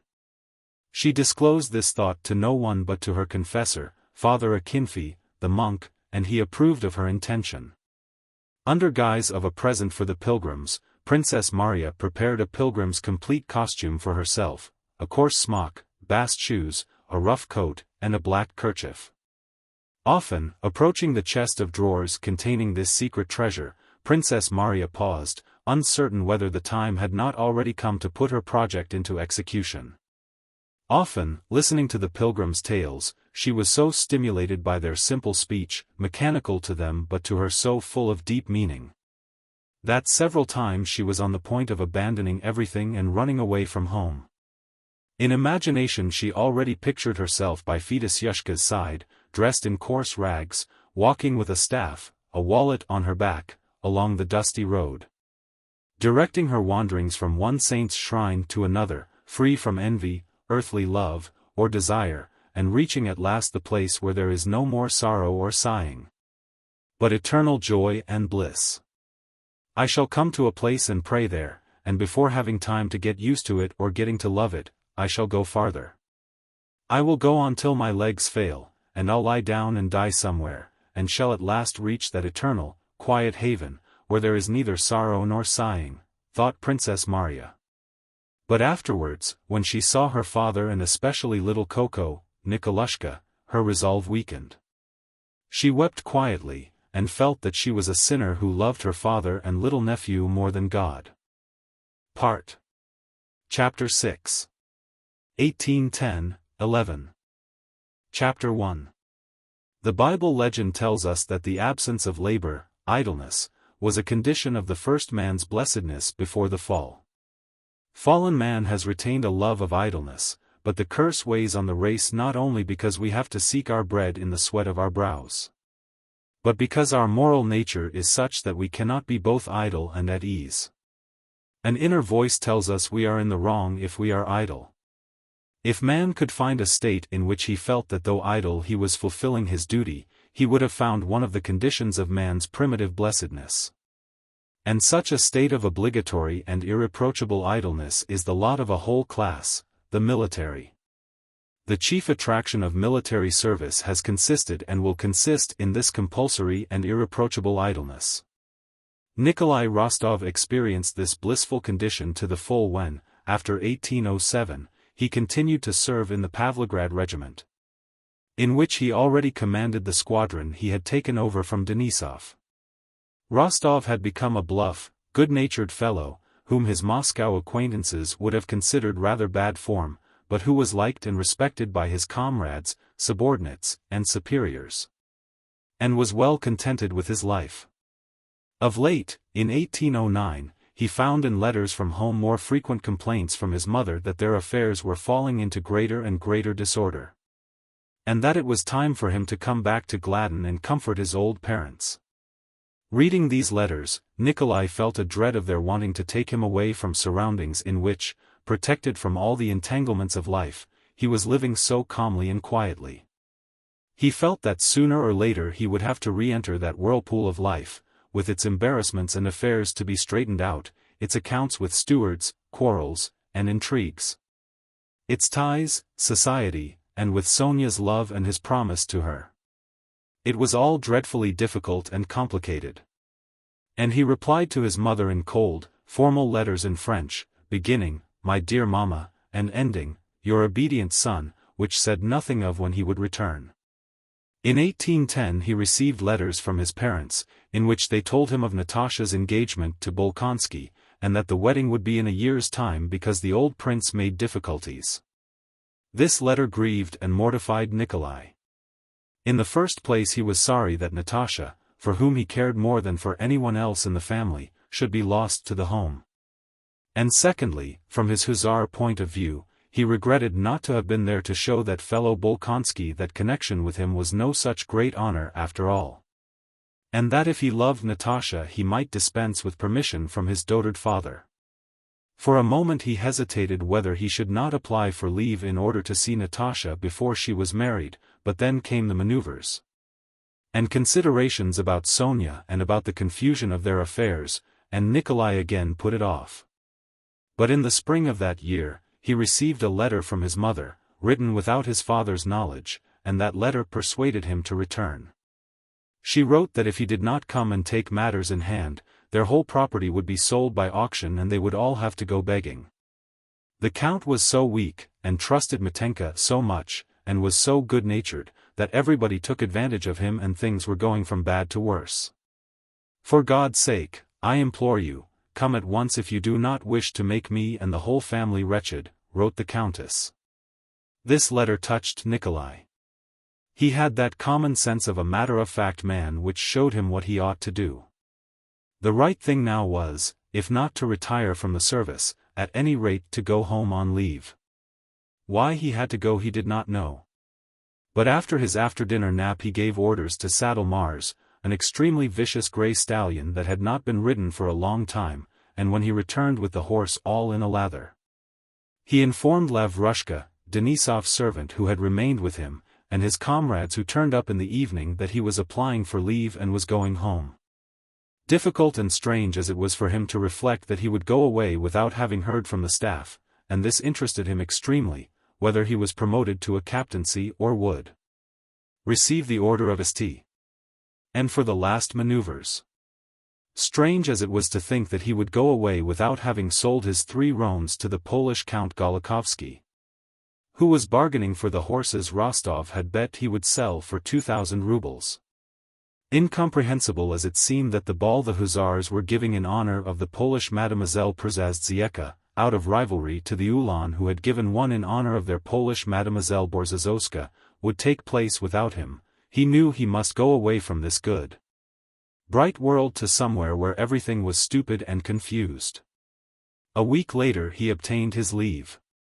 His hussar comrades, not only those of his own regiment, but the whole brigade, gave Rostov a dinner to which the subscription was 15 rubles a head, and at which there were 2 bands and 2 choirs of singers. Rostov danced the tripak with Major Basov, the tipsy officers tossed, embraced, and dropped Rostov, the soldiers of the 3rd Squadron tossed him too, and shouted, "Hurrah!"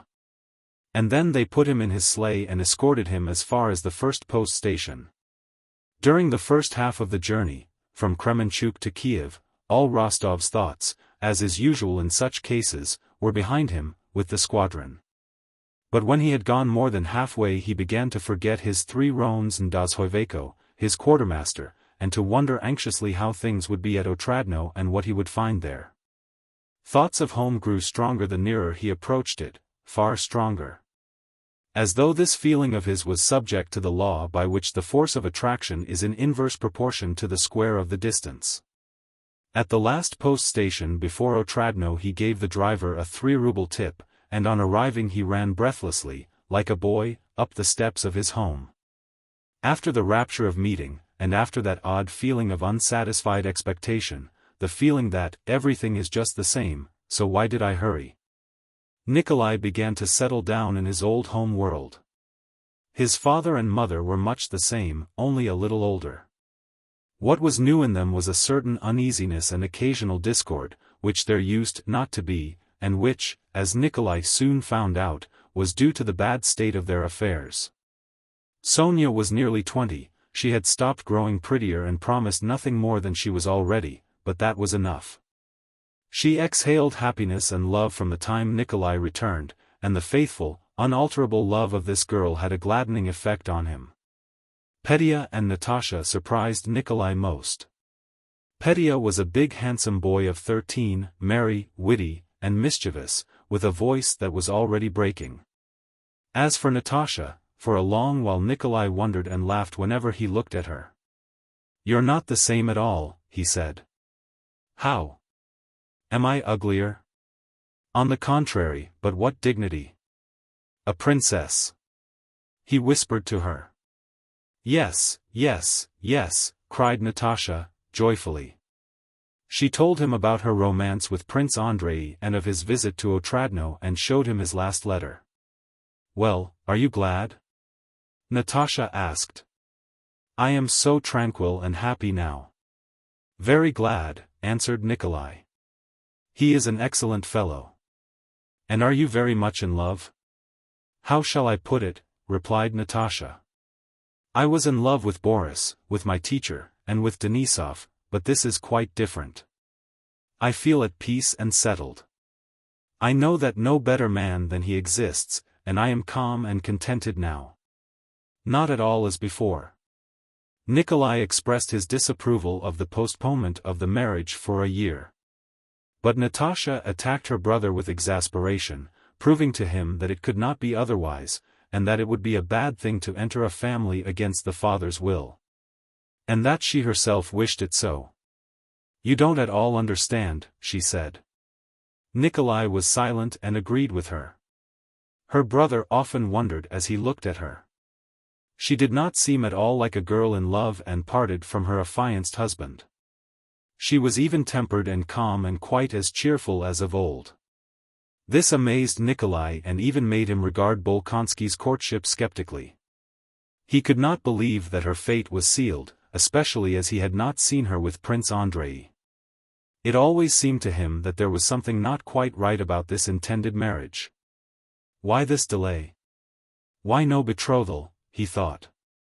Once, when he had touched on this topic with his mother, he discovered, to his surprise and somewhat to his satisfaction, that in the depth of her soul she too had doubts about this marriage. "You see he writes," said she, showing her son a letter of Prince Andrei's, with that latent grudge a mother always has in regard to a daughter's future married happiness. "He writes that he won't come before December. What can be keeping him? Illness, probably. His health is very delicate. Don't tell Natasha. And don't attach importance to her being so bright, that's because she's living through the last days of her girlhood, but I know what she is like every time we receive a letter from him. However, God grant that everything turns out well." She always ended with these words. "He is an excellent man." Chapter 2. After reaching home, Nikolai was at first serious and even dull. He was worried by the impending necessity of interfering in the stupid business matters for which his mother had called him home. To throw off this burden as quickly as possible, on the third day after his arrival he went, angry and scowling and without answering questions as to where he was going, to Mitenka's lodge and demanded an account of everything. But what an account of everything might be Nikolai knew even less than the frightened and bewildered Mitenka. The conversation and the examination of the accounts with Mitenka did not last long. The village elder, a peasant delegate, and the village clerk, who were waiting in the passage, heard with fear and delight first the young count's voice roaring and snapping and rising louder and louder, and then words of abuse, dreadful words, ejaculated one after the other. "Robber! Ungrateful wretch! I'll hack the dog to pieces! I'm not my father! Robbing us," and so on. Then with no less fear and delight they saw how the young count, red in the face and with bloodshot eyes, dragged Mitenka out by the scruff of the neck and applied his foot and knee to his behind with great agility at convenient moments between the words, shouting, "Be off! Never let me see your face here again, you villain!" Mitenka flew headlong down the 6 steps and ran away into the shrubbery. This shrubbery was a well-known haven of refuge for culprits at Otradno. Mitenka himself, returning tipsy from the town, used to hide there, and many of the residents at Otradno, hiding from Mitenka, knew of its protective qualities. Mitenka's wife and sisters-in-law thrust their heads and frightened faces out of the door of a room where a bright samovar was boiling and where the steward's high bedstead stood with its patchwork quilt. The young count paid no heed to them, but, breathing hard, passed by with resolute strides and went into the house. The countess, who heard at once from the maids what had happened at the lodge, was calmed by the thought that now their affairs would certainly improve. But on the other hand felt anxious as to the effect this excitement might have on her son.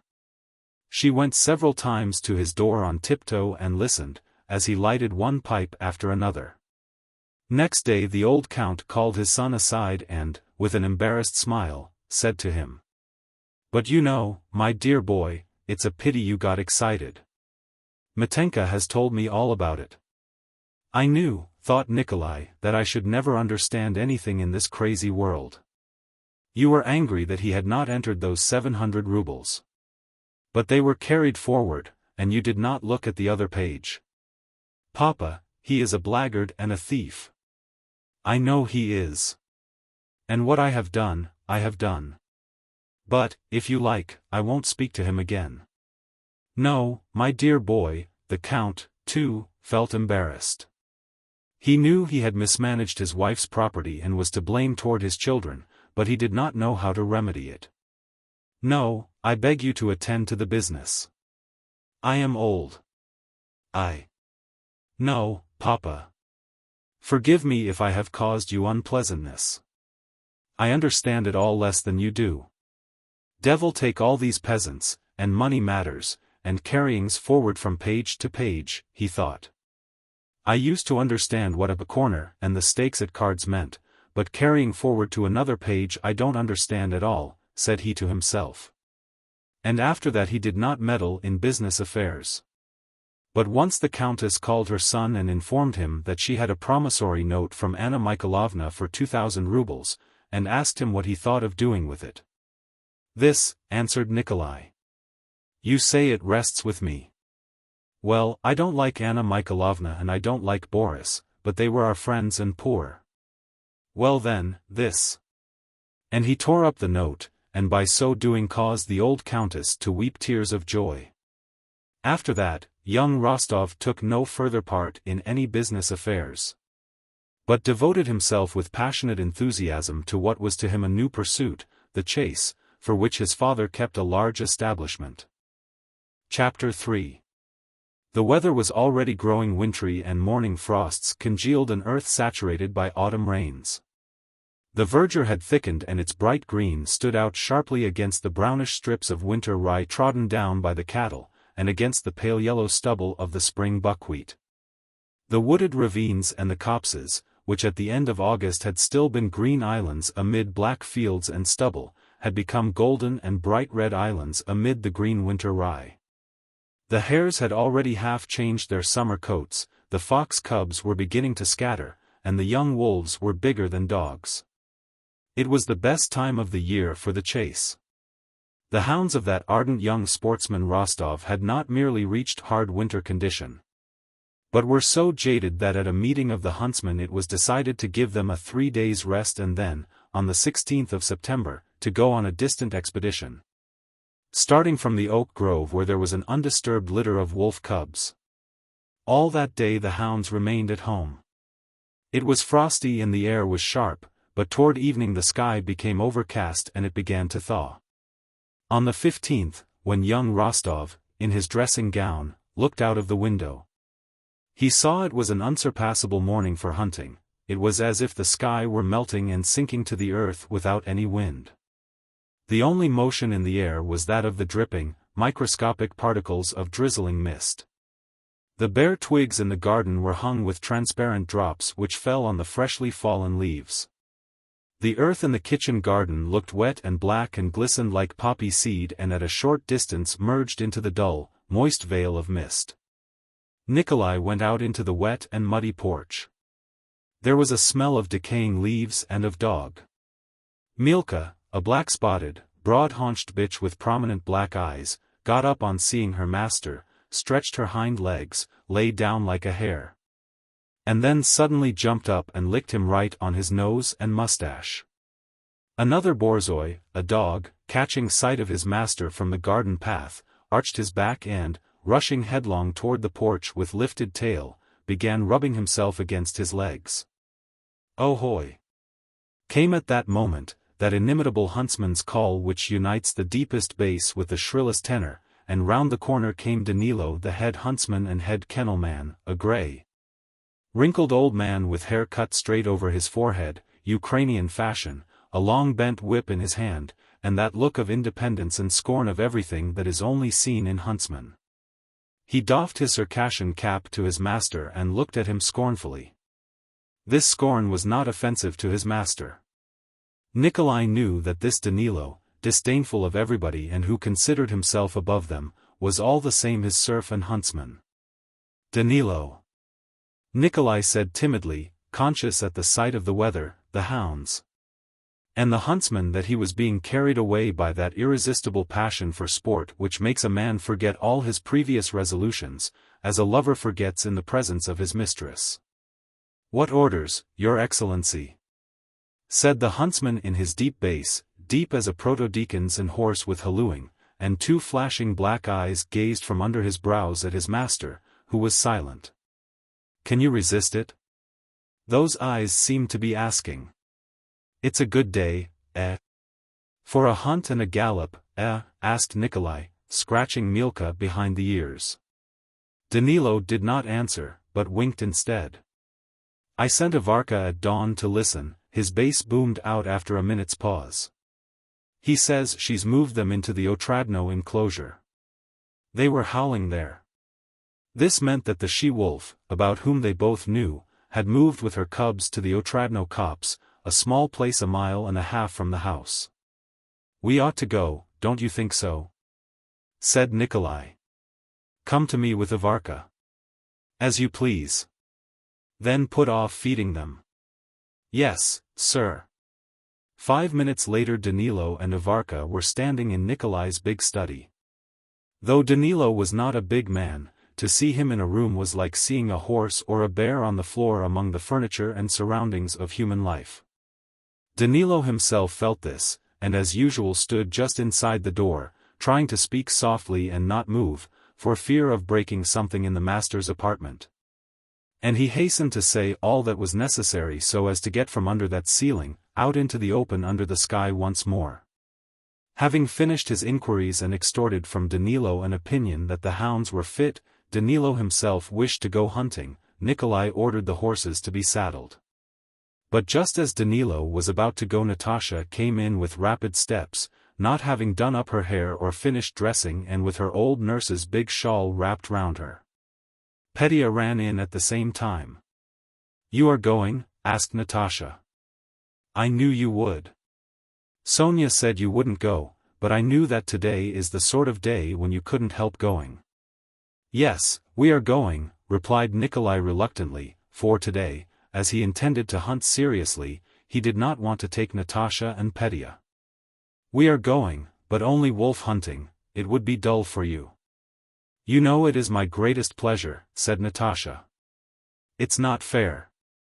You are going by yourself, are having the horses saddled, and said nothing to us about it."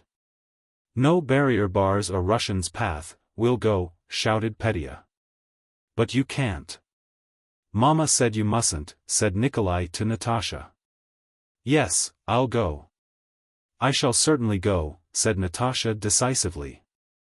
"Danilo, tell them to saddle for us, and Mikhailo must come with my dogs," she added to the huntsman. It seemed to Danilo irksome and improper to be in a room at all, but to have anything to do with a young lady seemed to him impossible. He cast down his eyes and hurried out as if it were none of his business, careful as he went not to inflict any accidental injury on the young lady. Chapter 4. The old count, who had always kept up an enormous hunting establishment but had now handed it all completely over to his son's care, being in very good spirits on this 15th of September, prepared to go out with the others. In an hour's time the whole hunting party was at the porch. Nikolai, with a stern and serious air which showed that now was no time for attending to trifles, went past Natasha and Petya, who were trying to tell him something. He had a look at all the details of the hunt, sent a pack of hounds and huntsmen on ahead to find the quarry, mounted his chestnut Donets, and whistling to his own leash of borzois, set off across the threshing ground to a field leading to the Otradno wood. The old count's horse, a sorrel gelding called Viflyanka, was led by the groom in attendance on him, while the count himself was to drive in a small trap straight to a spot reserved for him. They were taking 54 hounds, with 6 hunt attendants and whippers in. Besides the family, there were 8 borzoi kennelmen and more than 40 borzois, so that, with the borzois on the leash belonging to members of the family, there were about 130 dogs and 20 horsemen. Each dog knew its master and its call. Each man in the hunt knew his business, his place, what he had to do. As soon as they had passed the fence they all spread out evenly and quietly, without noise or talk, along the road and field leading to the Otradno covert. The horses stepped over the field as over a thick carpet, now and then splashing into puddles as they crossed a road. The misty sky still seemed to descend evenly and imperceptibly toward the earth, the air was still, warm, and silent. Occasionally the whistle of a huntsman, the snort of a horse, the crack of a whip, or the whine of a straggling hound could be heard. When they had gone a little less than a mile, 5 more riders with dogs appeared out of the mist, approaching the Rostovs. In front rode a fresh-looking, handsome old man with a large grey mustache. "Good morning, uncle," said Nikolai, when the old man drew near. "That's it. Come on." "I was sure of it," began uncle. He was a distant relative of the Rostovs, a man of small means, and their neighbor. "I knew you wouldn't be able to resist it, and it's a good thing you're going." "That's it. Come on." This was uncle's favorite expression. "Take the covert at once, for my Gurchik says the Illigins are at Korniki with their hounds." "That's it. Come on. They'll take the cubs from under your very nose." "That's where I'm going." "Shall we join up our packs?" asked Nikolai. The hounds were joined into one pack, and Uncle and Nikolai rode on side by side. Natasha, muffled up in shawls which did not hide her eager face and shining eyes, galloped up to them. She was followed by Petya, who always kept close to her, by Mikhailo, a huntsman, and by a groom appointed to look after her. Petya, who was laughing, whipped and pulled at his horse. Natasha sat easily and confidently on her black Arabchik and reined him in without effort with a firm hand. Uncle looked round disapprovingly at Petya and Natasha. He did not like to combine frivolity with the serious business of hunting. "Good morning, Uncle." "We are going too," shouted Petya. "Good morning, good morning." "But don't go overriding the hounds," said Uncle sternly. "Nikolenka, what a fine dog Trunilla is." "He knew me," said Natasha, referring to her favorite hound.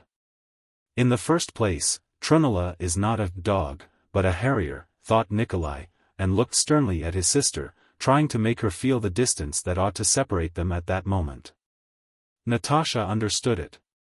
"You mustn't think we'll be in anyone's way, Uncle," she said. "We'll go to our places and won't budge."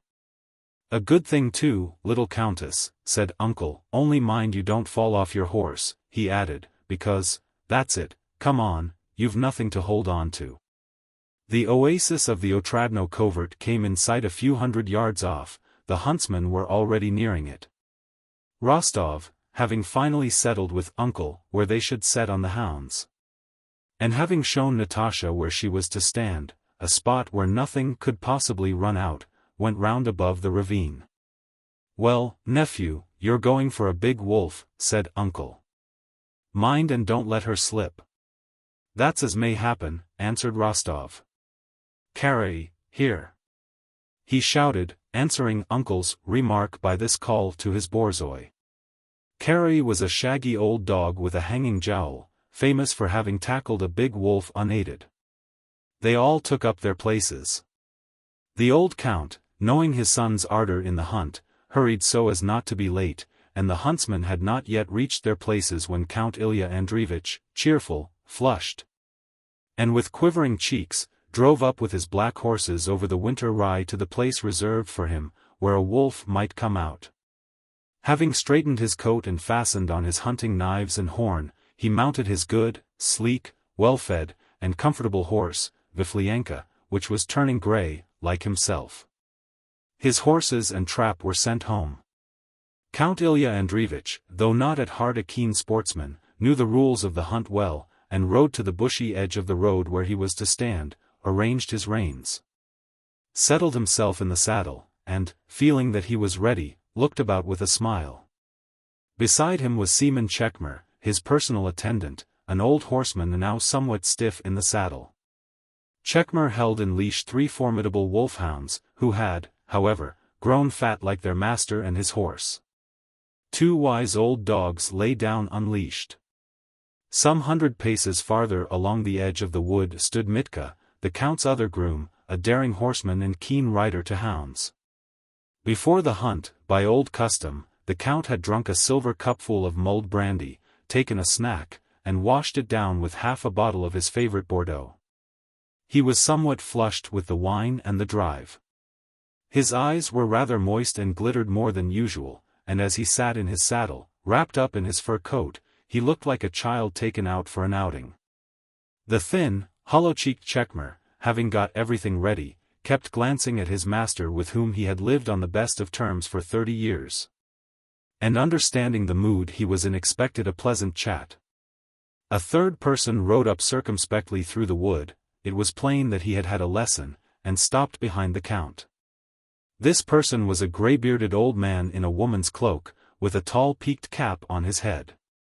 He was the buffoon, who went by a woman's name, Nastasia Ivanovna. "Well, Nastasia Ivanovna," whispered the count, winking at him. "If you scare away the beast, Danilo'll give it you." "I know a thing or two myself," said Nastasia Ivanovna. "Hush," whispered the count and turned to Seaman. "Have you seen the young countess?" he asked. "Where is she?" "With Pyotr Ilyich, by the Tsar of rank grass," answered Seaman, smiling. Though she's a lady, she's very fond of hunting. And you're surprised at the way she rides, Seaman, said the Count. She's as good as many a man. Of course. It's marvelous. So bold, so easy. And Nikolasha? Where is he? By the Lyadov upland, isn't he? Yes, sir. He knows where to stand. He understands the matter so well that Danilo and I are often quite astounded, said Seaman, well knowing what would please his master. Rides well, eh? And how well he looks on his horse, eh? A perfect picture. How he chased a fox out of the rank grass by the Zaverzhinsk thicket the other day. Leaped a fearful place. What a sight when they rushed from the covert, the horse worth 1,000 rubles and the rider beyond all price. Yes, one would have to search far to find another as smart. To search far, repeated the Count, evidently sorry Seaman had not said more.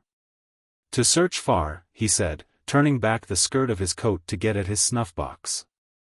The other day when he came out from Mass in full uniform, Mikhail Sidorik, Seaman did not finish. For on the still air he had distinctly caught the music of the hunt with only 2 or 3 hounds giving tongue. He bent down his head and listened, shaking a warning finger at his master.